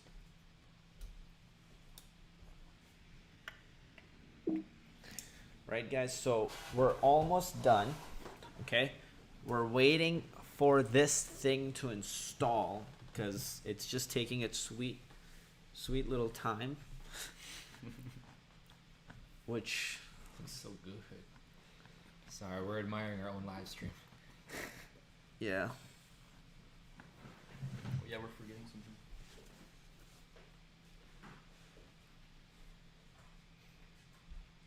Oh, somebody left for lunch. Priorities are out of order. Bruh, what is this? Bruh. Bruh, hello. What? Everyone needs bread. It's probably bruh how. He was like, how? Like, bruh, how? Because the L and the O is next to each other on the keyboard. Alright, Tatsumi, bye. Roshan, hello. Monkey Bender, hello. Goob something, glub. Goob glub. Blub-a-dub-a-dub-dub. Yeah, I was gonna Glub glub.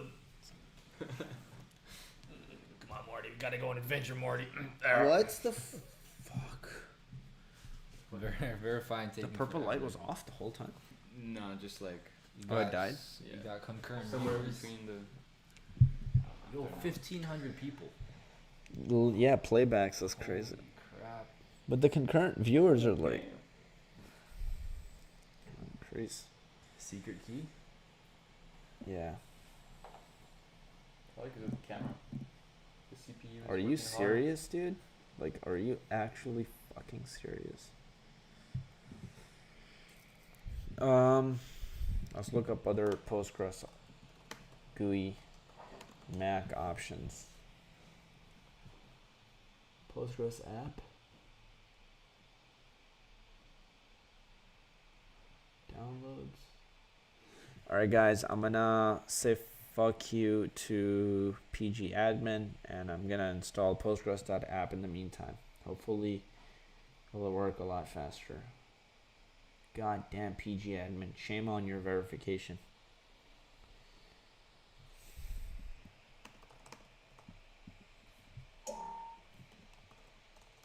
Post. Is it open already? Wow, it was installed and opened and initialized. Boom. There we go. Rafik Hazi, Postgres template. You click into it and it'll do stuff. This is awesome.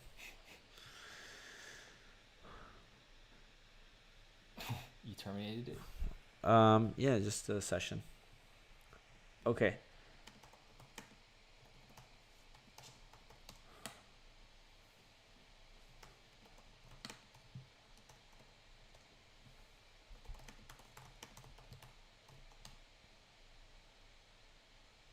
Okay, I guess Conda install Psycho PG2 was the answer. So that worked. This is why Anaconda is freaking awesome. Now let's try pip install Django Heroku. Because pip just sucks sometimes. And like you need to do something to get past it. Okay, so this should be working now. Great, stop. Okay, what else do we need? Now we need to freeze our requirements. That's important. We need to Heroku login. So there we go. We're logging in. I'm logged in now. And then what we need to do is Heroku create. And after this, what I need to do is add a database, create a new Postgres database for your app that's hosted online on Heroku. So then it can store all those pieces of information. Now make sure you run migrations. So let's do that.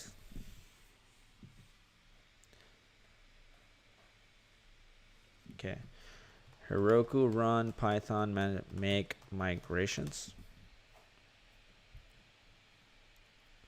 Can't open file.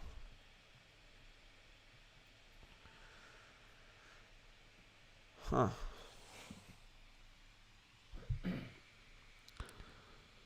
The hell does that mean?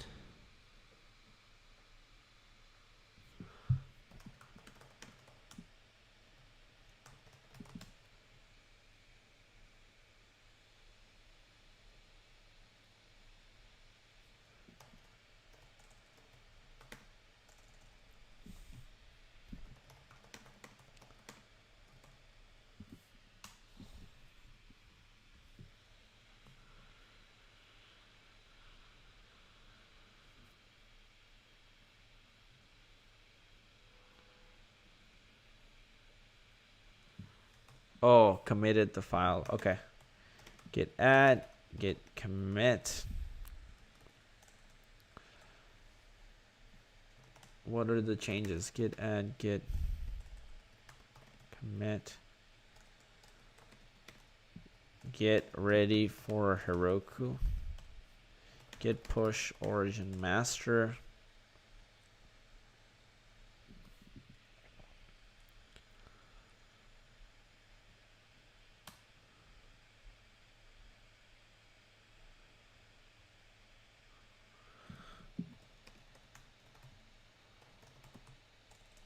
There are no migrations to make.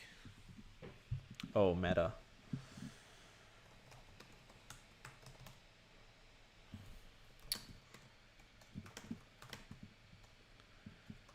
Add meta class push origin master.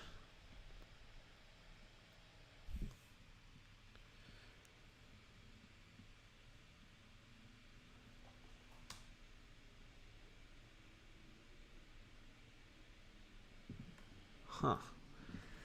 That is a really weird error.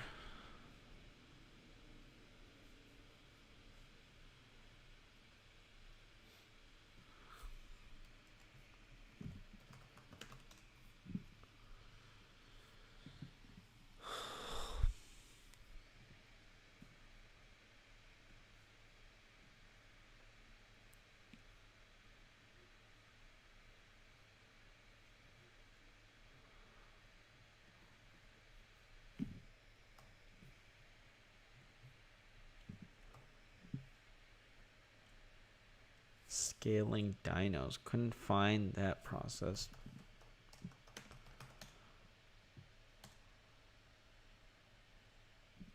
Should be logged in already.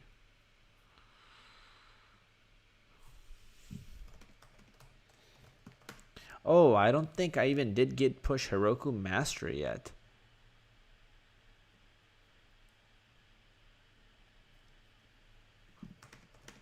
But that doesn't come first. I don't think so.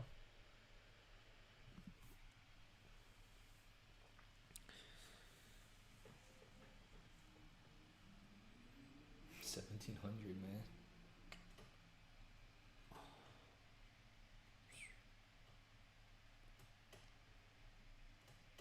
We're trying to host it. Once it works, we'll be able to link you guys so you guys can actually see this app.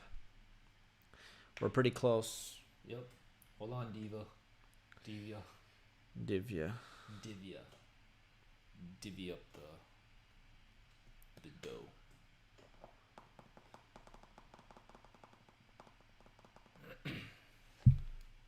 You know just as much about Heroku as I do, Frankie. You've never hosted anything? Nope.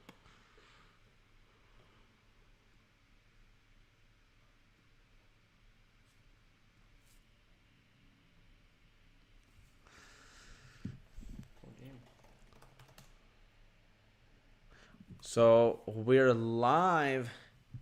This app, guys, is actually live as we speak. It's on Heroku. You can actually go to this URL right now, which I don't think they can see yet. Can you just type that URL in? Can you do something? Okay, yeah, just add it in the What's chat. the URL? Just look at it. Genite? Dude, gentle-c, man. Alright. Wait, it's not gentle. Yeah, gentle C 49. What is it? 49783.herokuapp.com. Boom.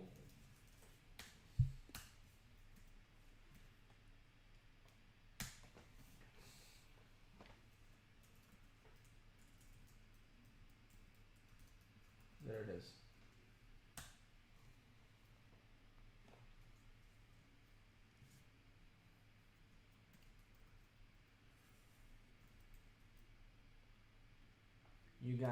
You guys can now actually go on it, but if you type something in, it won't work because I'm having a problem with the database. Heroku run Python. Some problem happening with the migrate command on Heroku, which is super weird. So you're trying to migrate the database to Heroku? It's not working? Yes. Oh, there. Nice. What command did you run? So now migrate works. Okay, so basically if it doesn't work, you push first and then you migrate after. Oh. So this app, guys, now should be working perfectly. If you hit Python tutor, it works. Wow. It's online. Anybody can use it from any computer in the world. So do you think that's the sequence? Like make it host online first and then put the database in, or is it always like that, or is it just, you know?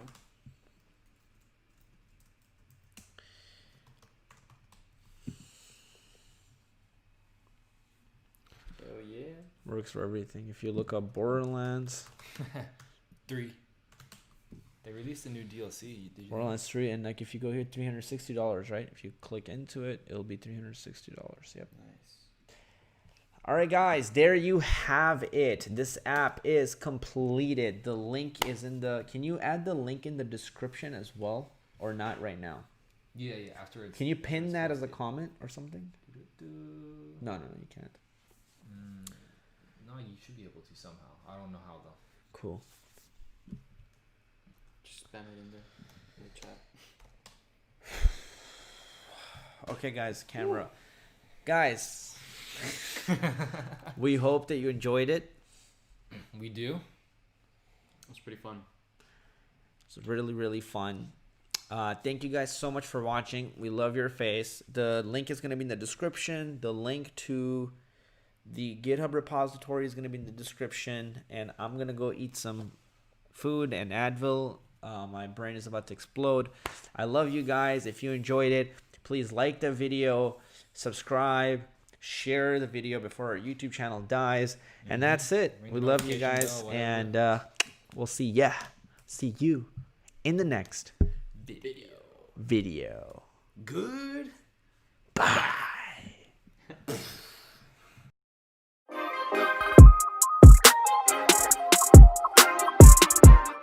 Hey you, how's it going? This is Kazi from cleverprogrammer.com. In this video, this is gonna basically be the ultimate guide on how to become a successful Python freelancer in 2019. I sat and I thought a lot about what were the exact steps that I took to be able to get there, and how a lot of other successful developers went from complete zero to being able to even make 6 figures and beyond as a Python freelancer. And I try to put them in this video for you in a step-by-step process. So this video hopefully will serve as like a manifesto that you can refer back to from time to time on your journey to becoming a developer. Now, this video will be really helpful even if you're a complete beginner with, let's say, 0 months of experience coding, the 0 to 3 months of experience coding. I will also show you how to improve your income and become more successful as a freelancer, even if you're more advanced, all right? This video will also answer some really important questions that people ask. Like, people often ask me, Kazi, I am a beginner or intermediate in Python programming. I have no prior work experience. How do I actually start earning an income from coding? So I want to address that question head on as well, because I think that's very important, especially a lot of people are students in colleges, so they don't have work experience. How do they get their first internship? How do they get their first freelancing job when people want to see prior experience? So this video is gonna help you obliterate that excuse and help you start earning an income in your first 3 months of coding. Now, this is not like some get rich quick type of thing. This is going to be a very detailed process that I'm going to lay out for you. This is going to require a lot of hard work, but this is the clearest step-by-step process that I've seen anyone ever explain. So I want to do that for you and put it in this video. Now, before we jump into the content of this video, if you could just please do me a favor, because we put a lot of time and effort into making these videos for you guys. So the best help we can get is if you could just even like the video and subscribe to the channel, and make sure you hit that bell notification next to the subscription button. So then anytime we make a new video, it'll come straight to you. Also, I have something really incredible for you at the end of this video, and I'm gonna reveal to you. So definitely you wanna stay tuned in this entire video, because that gift that I have for you, you're really gonna love. With that said, let's jump right into it. Hey, this is Rafe Kazi from cleverprogrammer.com. And on this channel, we help people become a successful Python freelancer, and we help you go from 0 to earning your first 6 figures as a Python freelancer. Now, this channel, we help you break out of your 9-to-5 job, work remotely, and live life on your own terms. So if that excites you, again, click that subscribe button and jump on this journey with us. Now let's jump into this video. So I'm gonna actually break it down in 4 steps on how to actually become a Python freelancer. Step number 1, master the fundamentals of Python. What does it look like to master the fundamentals of the programming language Python? I look at it like this. You don't have to be able to solve like super complex problems, but you want to have some level of competency. So what are the things required there, and how long does that actually take? So let's break that down. What that looks like is you start off by learning coding, all right? So you spend, let's say, 30 to 60 days learning programming, and you learn the fundamentals of the programming language for example, the basic structure and the syntax. What are variables? What are strings? How do if conditions work? What are conditionals? What are functions? What are classes? So like object-oriented programming as well. Now, once you cover most of the basics of programming, you should be able to solve problems like the FizzBuzz problem, which almost every interview will ask you.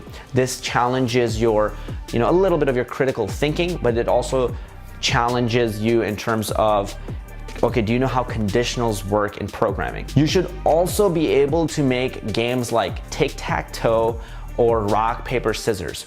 Even if you can't make them from complete scratch, that's okay, because most developers aren't making anything almost ever from complete scratch. You are actually referencing material from online, but basically, can you actually use every resource in your brain to put together this app by yourself?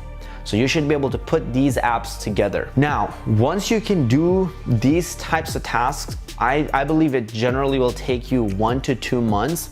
And the reason I say that is, even if you have just a few hours a week to spend, you can actually learn these skills really well. All right, I have a free Python course. I'll pop that up over here. It's called Learn Python Programming by Building Projects. And in that course, we actually teach you how to actually learn programming from complete zero. And it's a 5-day course if you go really intensely into it. So you can actually shorten your 30-day or 60-day cycle in as little as 5 days. But that does mean that you're putting in probably 5 hours or 10 hours a day. Now, if you can't put in 5 to 10 hours a day, then just understand that it'll take you probably 30 to 60 days as a realistic time frame. So within 30 to 60 days, you should be able to understand the fundamentals of Python, master them, and be able to build simple applications. Now, once you've learned that, let's move on to step 2, where you actually start earning an income. So what does step 2 look like? Now let's break it down into something tangible. Now this actually came from when people kept asking me, and I also kept asking myself when I was starting to freelance in my days. I kept coming across this problem where I was a beginner in programming or intermediate. I had like a few months of experience, but I couldn't get freelancing jobs because they were really freaking hard and required a really difficult level of high level of expertise. Like if you go on Upwork.com and you try to look up freelancing jobs, and if you're a beginner or intermediate, you're gonna have a lot of difficulty being able to actually complete those tasks or complete those jobs. Also, even some that I felt like maybe I could do, those people didn't hire me because I didn't have relevant work experience to show them. So I'm a beginner, I don't have relevant work experience, which meant then I couldn't actually go on to land these jobs. That was a huge problem. I thought, how can I actually start earning an income? Is the only way that I have to wait 3 or 4 years of college, get a degree, and then start earning an income? However, when I actually looked around, a lot of my friends who had gotten degrees, even they weren't landing jobs. And a lot of my other friends were quitting their CS majors because professors went from teaching you hello world, and then next week you were making like a fucking stock trading app. So the jump in the level of complexity was way too difficult. So most of the people who were even graduating from college are essentially self-taught developers. They're teaching themselves. So first, I thought, okay, I can rely on college or the educational system to teach me programming, because most of the people graduating are actually not relying on the school system. They're teaching themselves, and then they just come and ace classes, and then other people cheat off of their homework. So that's what's happening most of the times, right? So I thought, okay, if these people are teaching themselves, I gotta start teaching myself. But I gotta be able to find a way to earn an income before I actually start applying to places like Upwork.com. And then I came up with, what if I start teaching people what I know so far? So with my 30 to 60 days of experience coding, what I realized was, majority of the people by definition are beginners who are trying to learn. Most of the people have very little knowledge of coding, and there's a mass market looking to learn programming. And if you have 30 to 60 days of experience, you're like 1 or 10 steps ahead of most people.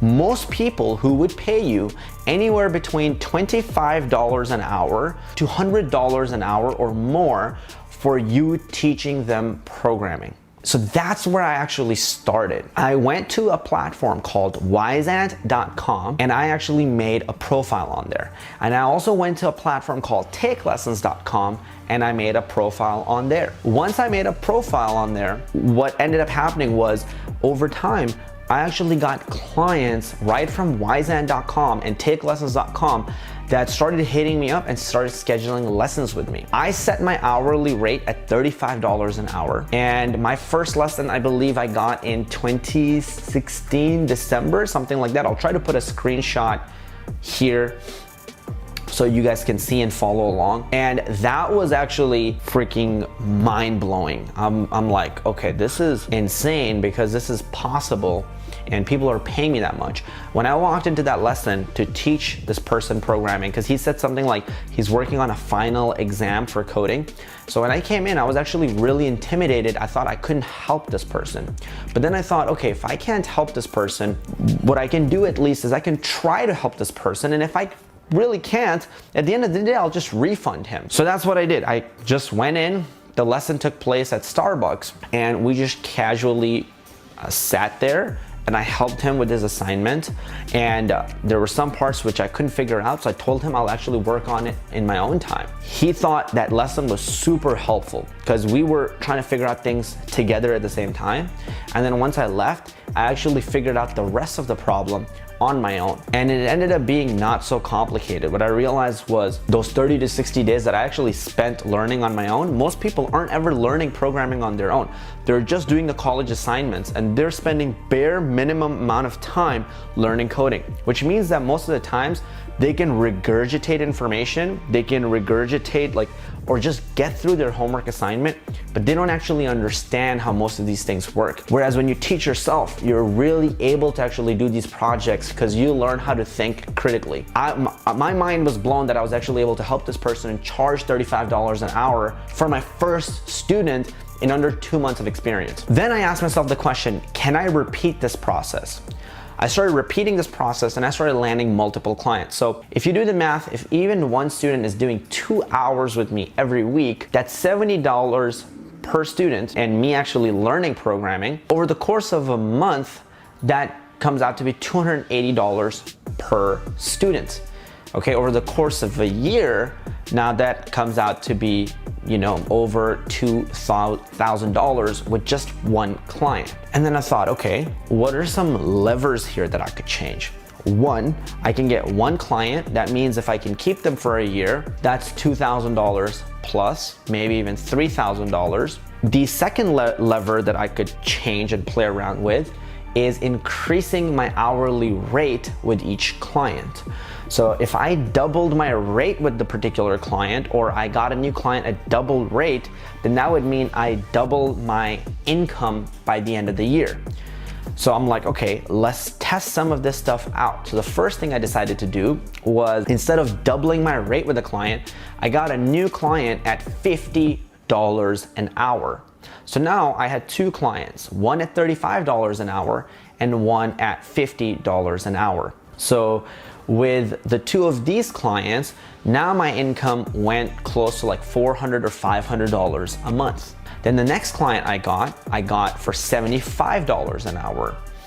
Because at this point now I started to get reviews and testimonials on my profile, which make you look awesome. I had a great profile as well. And more of these clients started working with me. So over the course of a month, my income ended up going from, when I started, it was $280, and then it ended up going to my first $1,000 a month.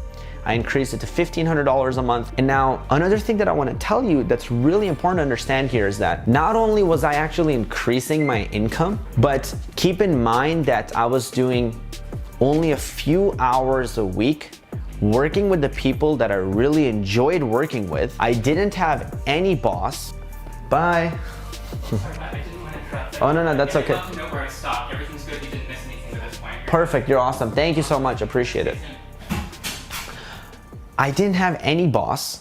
I was actually able to work by myself. Some of the clients I would meet in places that I loved going to, like Starbucks, or some of the clients I met online, so I didn't actually even have to travel for them. I got to choose my own schedule. I can travel anywhere I wanted, and I was still earning an income. And one of the most important things I'm gonna mention here is that it was the fastest way to grow my skill set in coding, because every project and every student I was taking on, everyone had assignments that would challenge me and grow my skill set. So I was improving at a rapid pace while earning an income. And over the course of 6 months to a year, I actually was able to scale from just having a few clients to having over 20 or 30 clients, and I was able to earn over $30,000 to $40,000 a year. And eventually I scaled my just my coaching and tutoring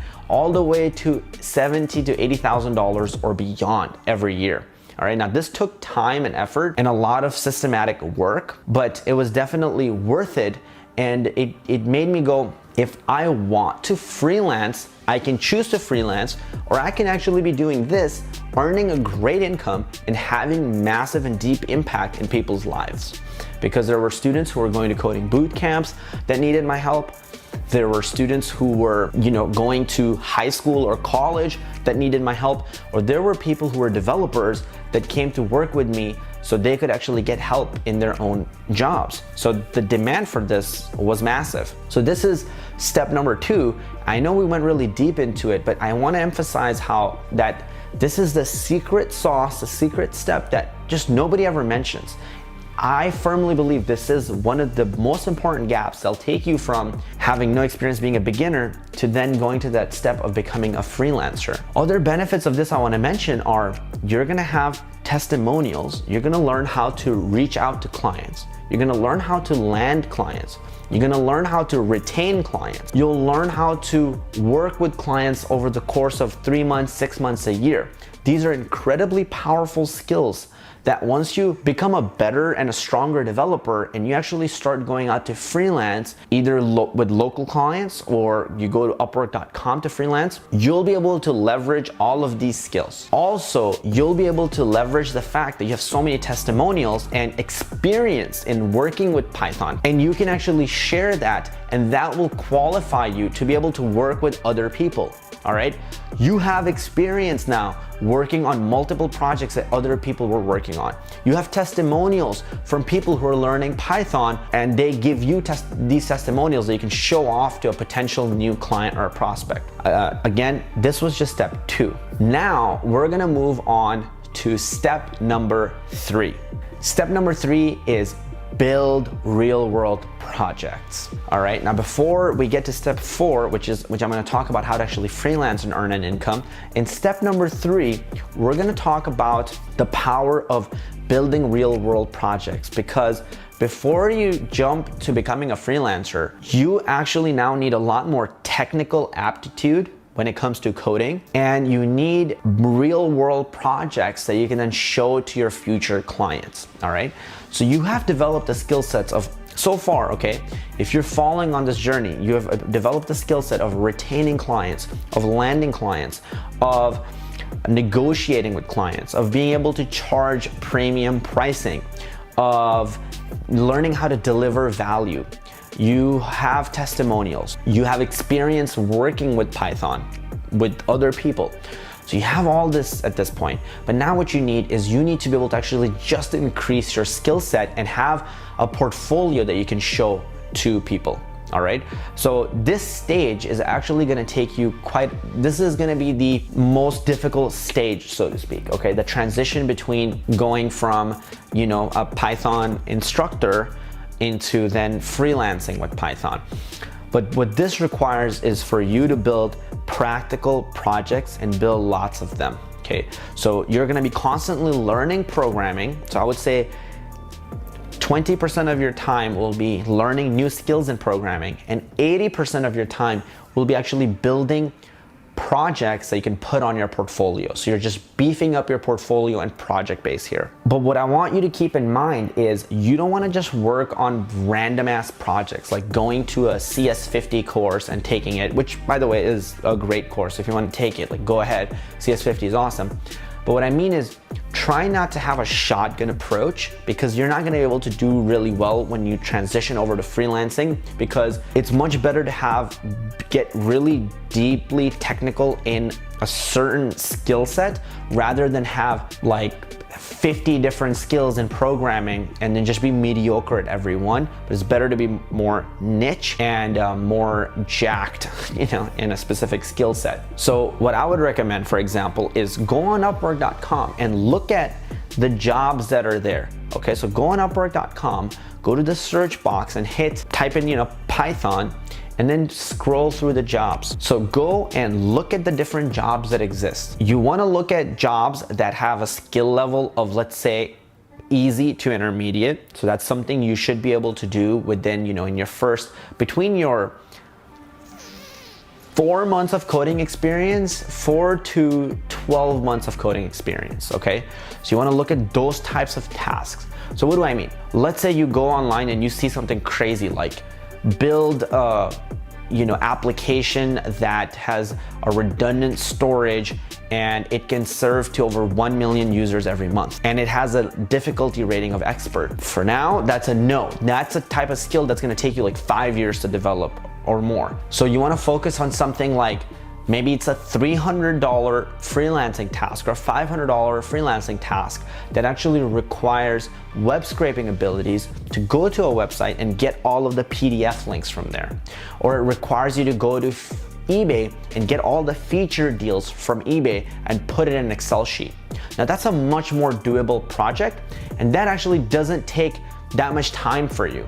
You could literally go to one of our YouTube videos on web scraping, learn that specific skill set, practice it over the course of a few weeks or days, and be able to land a client, you know, with a freelancing job. You want to make sure that as you're in this phase 3 of building real world projects, research on Upwork.com what are the types of projects that you can see yourself doing, what are the ones that you could see yourself doing in a shorter period of time, and then plan your learning around what's actually relevant and what people are paying for right now. So if you constantly see these web scraping jobs and it interests you, then what you want to do is you want to come back to the drawing board and you actually want to spend your time learning web scraping skills. So you want to develop deep web scraping skills, go through web scraping tutorials, build web scraping projects. So then when you go to that specific client in the future on Upwork.com or another client on Upwork.com that requires you to do web scraping, you can just refer them back to your work on web scraping and be like, look at my portfolio, I'm a web scraping expert, and I can help you with your task. If you're interested in doing stuff with regular expressions, or you're doing stuff with data mining, or you're doing Python stuff with web development, you know, you're interested in the web development jobs on Upwork, then go back to the drawing board and practice all your learning around web development. Okay, we even have a course called Profitable Programmer that teaches you how to be a full stack web developer with Python. So practice and go through learning those web development skills. And then once you develop those web development skills and you build, let's say, Python projects using Django, then you host those projects with Heroku and you learn how databases work like Postgres and stuff. Now you're becoming better at web development, right? And you're building a portfolio. So then in a few months, you could go right back on Upwork.com and actually apply for that job and show them your experience, show them your testimonials on, let's say, Wyzant or TakeLessons.com, and go, look at this. I can offer you the skill set I have of building these projects, and look at what my clients say about me. That's everything a person who's looking to hire you needs to know. Once they see that, it's a much easier sell on your end, and you could position yourself in a really premium way and charge anywhere from $50 an hour to $300 an hour, okay? If you're more advanced than $300, but going from $50 to $150 an hour might take you 1 to 2 years, okay? It's a doable step-by-step process, especially if you laser focus on the skill sets that are in the job market currently right now. So this is very important in terms of you look at the relevant market and then you go and plan your learning around it. all right? Spend a lot of fucking time around looking at what kind of jobs exist. Because think about this, how backwards is school? Think about the school system. The thing that determines your whole life, your major, they only spend a few days on it. When I was going to college, I had meetings with my counselor like probably once or twice a whole year. But those meetings determined 3 months or 6 months of my life. How absurd is that? That the thing that's gonna determine the 3 to 6 months of my life is essentially just 1 hour long or a 30-minute long quick meeting with a counselor that hasn't figured out their own life and are here and are handing out advice to every single student, like thousands of students with back-to-back appointments, and they're determining your life over the course of like a 20 or 30 minute or an hour-long meeting with you. And that's all the time that gets spent on it. But then all the other time is spent actually going to classes and putting in the grunt work, where I think it should almost be the opposite, because your future is the most important thing to plan for. It's almost like you're on a conveyor belt, okay? There are multiple conveyor belts. One belt leads you into the depths of hell. The other conveyor belt leads you into heaven. Now, if you actually spend a lot of time thinking about, okay, this one leads me to hell, this one leads me to heaven, you quickly do a quick Google research, which one is more pleasurable, and you find out it's heaven, then you get put on the conveyor belt and then you keep going, right? But you have to put in the work to do that research. But oftentimes, if you don't do the research correctly, then you actually might get put on the track that's gonna put you in hell in a lot of pain and, you know, a major that you never really wanted. And that's where you're gonna get on the conveyor belt and start going, okay?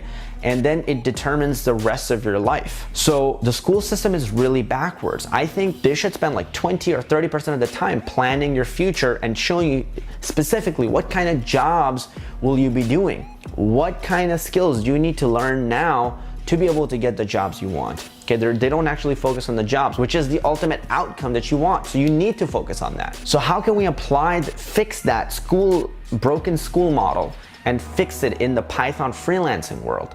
Here's what I would suggest, okay? Here's what you need to actually do. You need to look at the relevant projects and spend 20 to 30% of the time, you know, on your freaking iPhone, okay? I don't have my iPhone with me, but on your freaking iPhone, get the app Upwork.com. Put it on your fucking homepage, right next to whatever other, like the text messaging app that you have or the phone call icon that you have, okay? Put it on your homepage. Make it something fun, make it something exciting. So then you click on it, and while you're in the bathroom or you're waiting for someone in line or you're just hanging out, you click on the Upwork.com app and you just see what kind of projects and things that people are offering real money for. So once you develop that habit and you get excited by it, automatically you're gonna be spending 10 to 20% of your time actually looking at what skills you need to develop, and then you wrap and map your skills, the skills that you need to develop around, right, around the real world job market on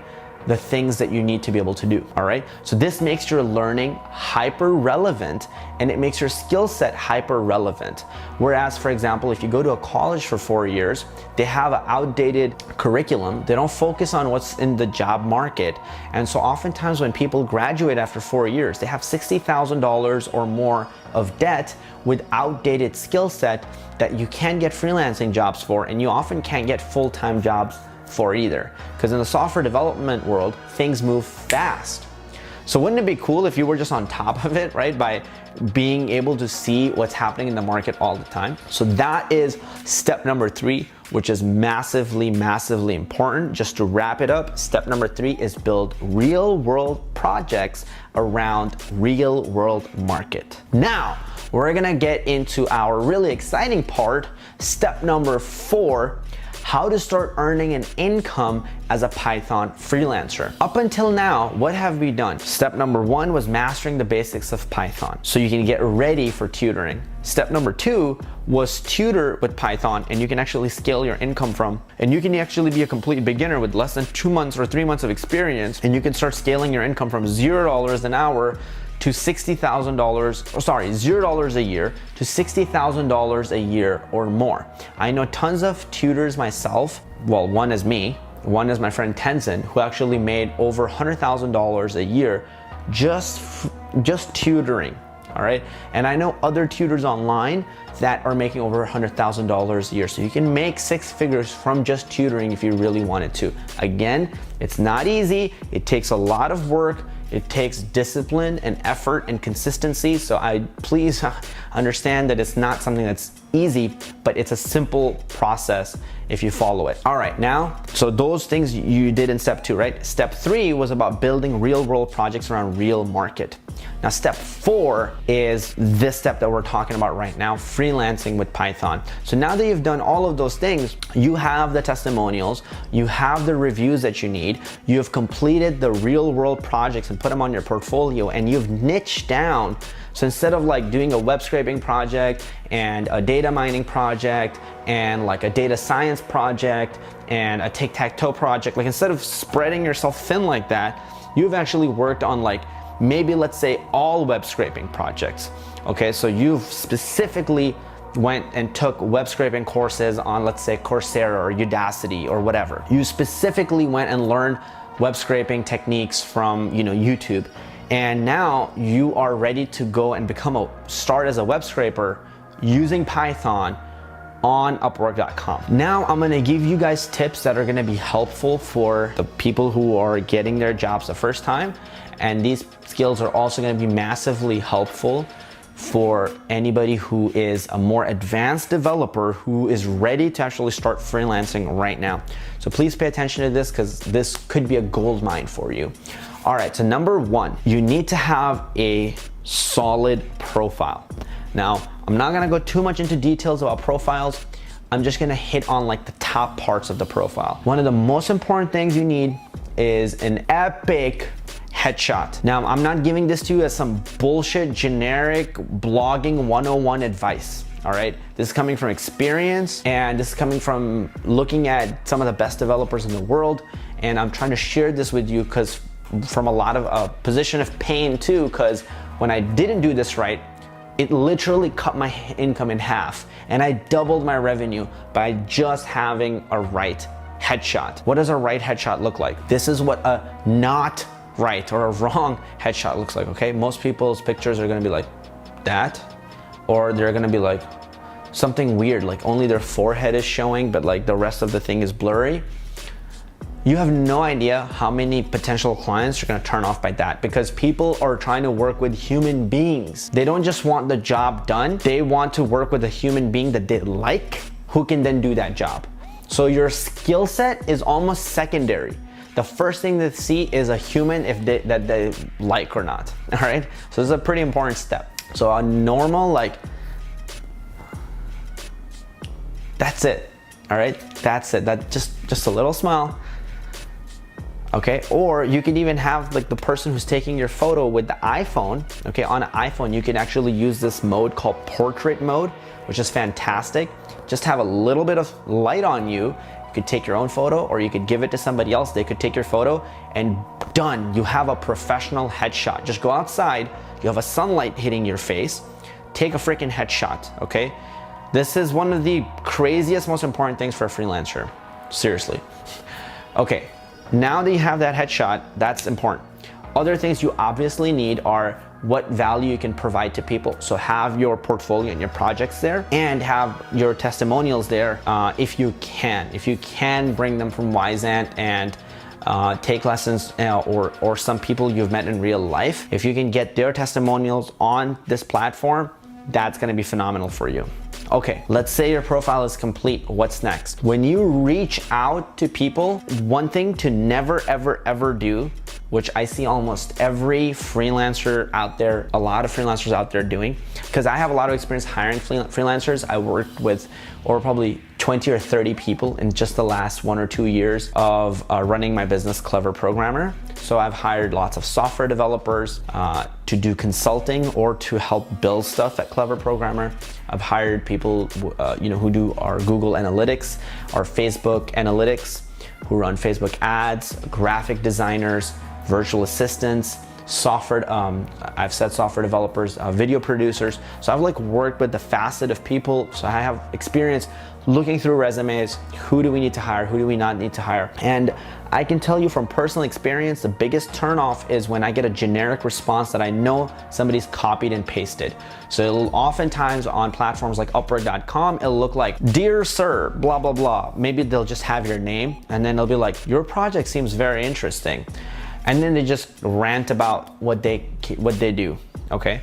And it'll be like, "Okay, why are you telling me that you do WordPress and Squarespace and Wix and all this when I specifically wanted help with Google Analytics," let's say, or I specifically wanted help with this Python project. Don't copy paste ever. It is not a numbers game. Let me just fix that for you right now. Reaching out to people is not a numbers game, okay? You are an idiot if you think it's a fucking numbers game. It's not. So let me just solve that problem for you. All right, if you wanna, you can reach out to 100,000 high-level people with just some copy-paste answer, or somebody else can reach out to like 10 people with a really solid, customized and personalized message, and they'll get back more responses that'll actually lead to something epic. All right, so please don't do copy pasting. Big mistake as a freelancer. What you want to do instead is actually send a personal message. Let's say somebody's project is, and I'll give you something specific right here on the fly, because I do this a lot and I do this in my business a lot, and I personally send out email newsletters to 70,000, 100,000 people, and I know what gets more opens and what gets less opens.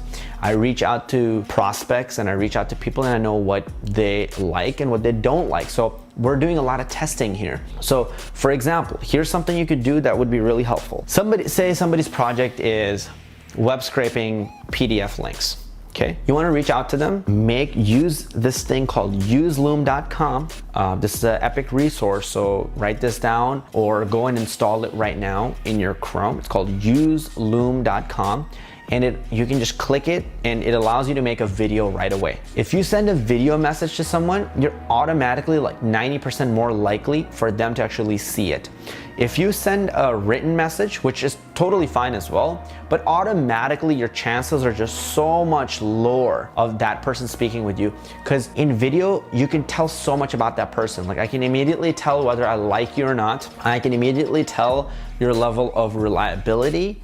If you're a person who I would like if you're humble maybe, or if you know what you're talking about or how friendly you are, I can immediately see those things. So use that to your advantage, and it also requires less work on your end. You could sit there and write this letter that'll take you forever, or you could be like, hit the use Loom button and just go, "Hey, my name is John, and I can help you with I saw that you have a web scraping project where you want to get PDF links. That's really cool because I've actually worked on a project like this. Let me show you real quick." And then while you're screencasting, you just quickly show them your project for 10 seconds and just be like, "Yeah, it seems similar. I can definitely do this for you, sir. And it would be awesome if I could just have 10 minutes of your time and we could just chat. Looking forward to it. Thank you, John." All right, now this video message, okay, you could link it to them in your initial outreach of your to the prospect. Okay, so you could say, in terms of typing, because the first thing is they're gonna see is a written message. So you could just say those things. "Hey, I put this, I saw your project, the web scraping project you have for getting all the PDF links, and I've done some similar things to this. And I've actually put together this personalized video just for you and whatever the client's name is. Let's say the client's name is Bob. I've put together this personalized video here for you, Bob. Put the link to the video and then just go, and if you have like 10 minutes to speak, I would love to chat with you. But here's my resume, here are my testimonials. I've done similar projects. I can definitely help you with this. So make it very precise and then do something with low commitment, right? If you do 5 minutes or 10 minutes, that's really easy. So for somebody to just get on a 5-minute or 10-minute call. Personally, in my experience, I hire usually like almost every 2 or 3 or the 4th max almost interview, that person I'll just hire, because otherwise it takes way too much time. So most of the people that are even posting jobs on Upwork.com are usually these solopreneur business owners that are trying to hire a contractor to get shit done and move on. They're not actually going through the regular full hiring process that, you know, a company that's looking for a full-time developer goes through. That's gonna be a much more rigorous and a systematic process. It's maybe gonna require multiple interviews. There's gonna be a technical screening. There's gonna be a culture fit screening. Then there's gonna be like a negotiation phase. That is what like big companies will do. But somebody who's looking for an independent contractor, they just wanna get on a call with you. They just wanna see your face and quickly make a decision whether you're gonna be able to do their job or not. So the more you show of yourself, the more personalized you make your message. And if you put a video in there and you show in a relevant way, you're gonna fucking kill it. Like, it's not even gonna be close, the amount of responses you're gonna get versus some other random person, all right? Somebody else who's just doing the same thing every other freelancer is doing. This is also what's gonna allow you to be able to actually charge a much higher income and command much more premium pricing than everyone else, okay? Because people constantly ask, how do I compete with somebody in Indonesia charging 69 cents an hour for coding, all right? That's how you're gonna compete with somebody in Indonesia charging 69 cents an hour, by being more premium, by being reliable, by being somebody who the other person can look at and go, this person will actually help me complete this project, right? You can also show your communication skills, because most other developers, their communication skills lack, okay? And people, I can't emphasize the soft skills part of development enough. That's the most underrated part, which is actually gonna bring you the most amount of value. Even if you look at statistics online, they say 80% of your success in your career comes from your soft skills and how likable you are, because you're working with human beings. And 20% of your success in your career is actually gonna come from your technical aptitude in any given field, especially in programming. So now those are some tips on how you can actually get these people to respond to you, okay? And if you've completed the first 3 steps that I've outlined for you, then going into step 4, freelancing phase, is gonna be much easier. Other tips I'm gonna give you on freelancing is start with smaller projects and then build up. So don't immediately start trying to do like a $5,000 contract or some like really big challenging project that you're like, oh man, maybe I can't do it. Start with $100 project or a $300 project, then move on to a $500 project and a $1,000 project. And then something really smart that you can do, right, is let's say you are working on a project where you are making $50 an hour and it's a really challenging project that you don't think you can do. Now, this is gonna be the majority of the scenarios. When it comes to freelancing and all this type of job related stuff, especially when you're not as advanced as freaking Raymond Hedinger or, you know, Rusam Guido, the guy who made Python, if you're not as advanced as them or really high level developers, most projects are gonna be a challenge for you, right? What you can do is if you're making $50 an hour and you feel like it's gonna be a challenging project, you could hire somebody on, let's say, codementor.io, which is a great platform where you can hire developers on demand to mentor you. And you could pay that developer $25, $30, $35, $40, or even $50 an hour to help you on certain tasks and for you to understand how it works. So maybe you will work with that other developer for the first few hours or maybe even a week.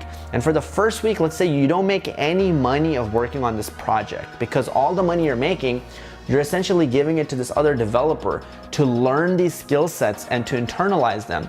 But then week 2, week 3, week 4, and over the course of a few months or a year working with this particular client, now you're just making full-on profit of $50 an hour. You see what I'm saying? So initially you're making an investment to hone your own skills. The company's paying you, you're putting that money into a developer who's then teaching you these skills. You're breaking even, and then after a few weeks of learning from that developer, now you can help them completely on your own because now you have internalized those skills. So understand how to actually use help, right? That's what made Henry Ford so incredible. he was in a court once and the lawyers were asking him all kinds of crazy questions to make him look really stupid, like trivial questions, like when was the United States created, or who was the president at a certain time, or what's the capital of some other, you know, country. And he got fed up and frustrated at one point, and then he just looked at them and he said, I can't answer these questions for you, but I can pick up the phone in 5 minutes, I'll find somebody who can. That's the level of resourcefulness you want to have, because one of the ultimate forms of procrastination is actually not asking for help, trying to do everything yourself. Most developers fall victim to this. They take some weird kind of pride in doing everything from scratch, not leveraging help. And this is very, very selfish. And this is the highest level of procrastination, because they're doing this to build their own low self-esteem that they have about themselves. So if they actually can do something from scratch completely, then it will fulfill their very low self-esteem and their very low self-image.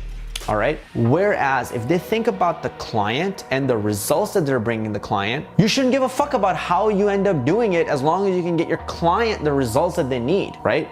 So if your client needs a completed project, I personally don't care if I have the ability to complete it from scratch or not. I can hire like a developer from Philippines, I can hire a developer from freaking Indonesia, I can hire a developer from America. As long as I'm profitable, I'll put them together and make them complete the project, and I'll deliver it to my client, or I'll get help from them to learn these skills myself and then be able to do it and then deliver the end result to my client, right?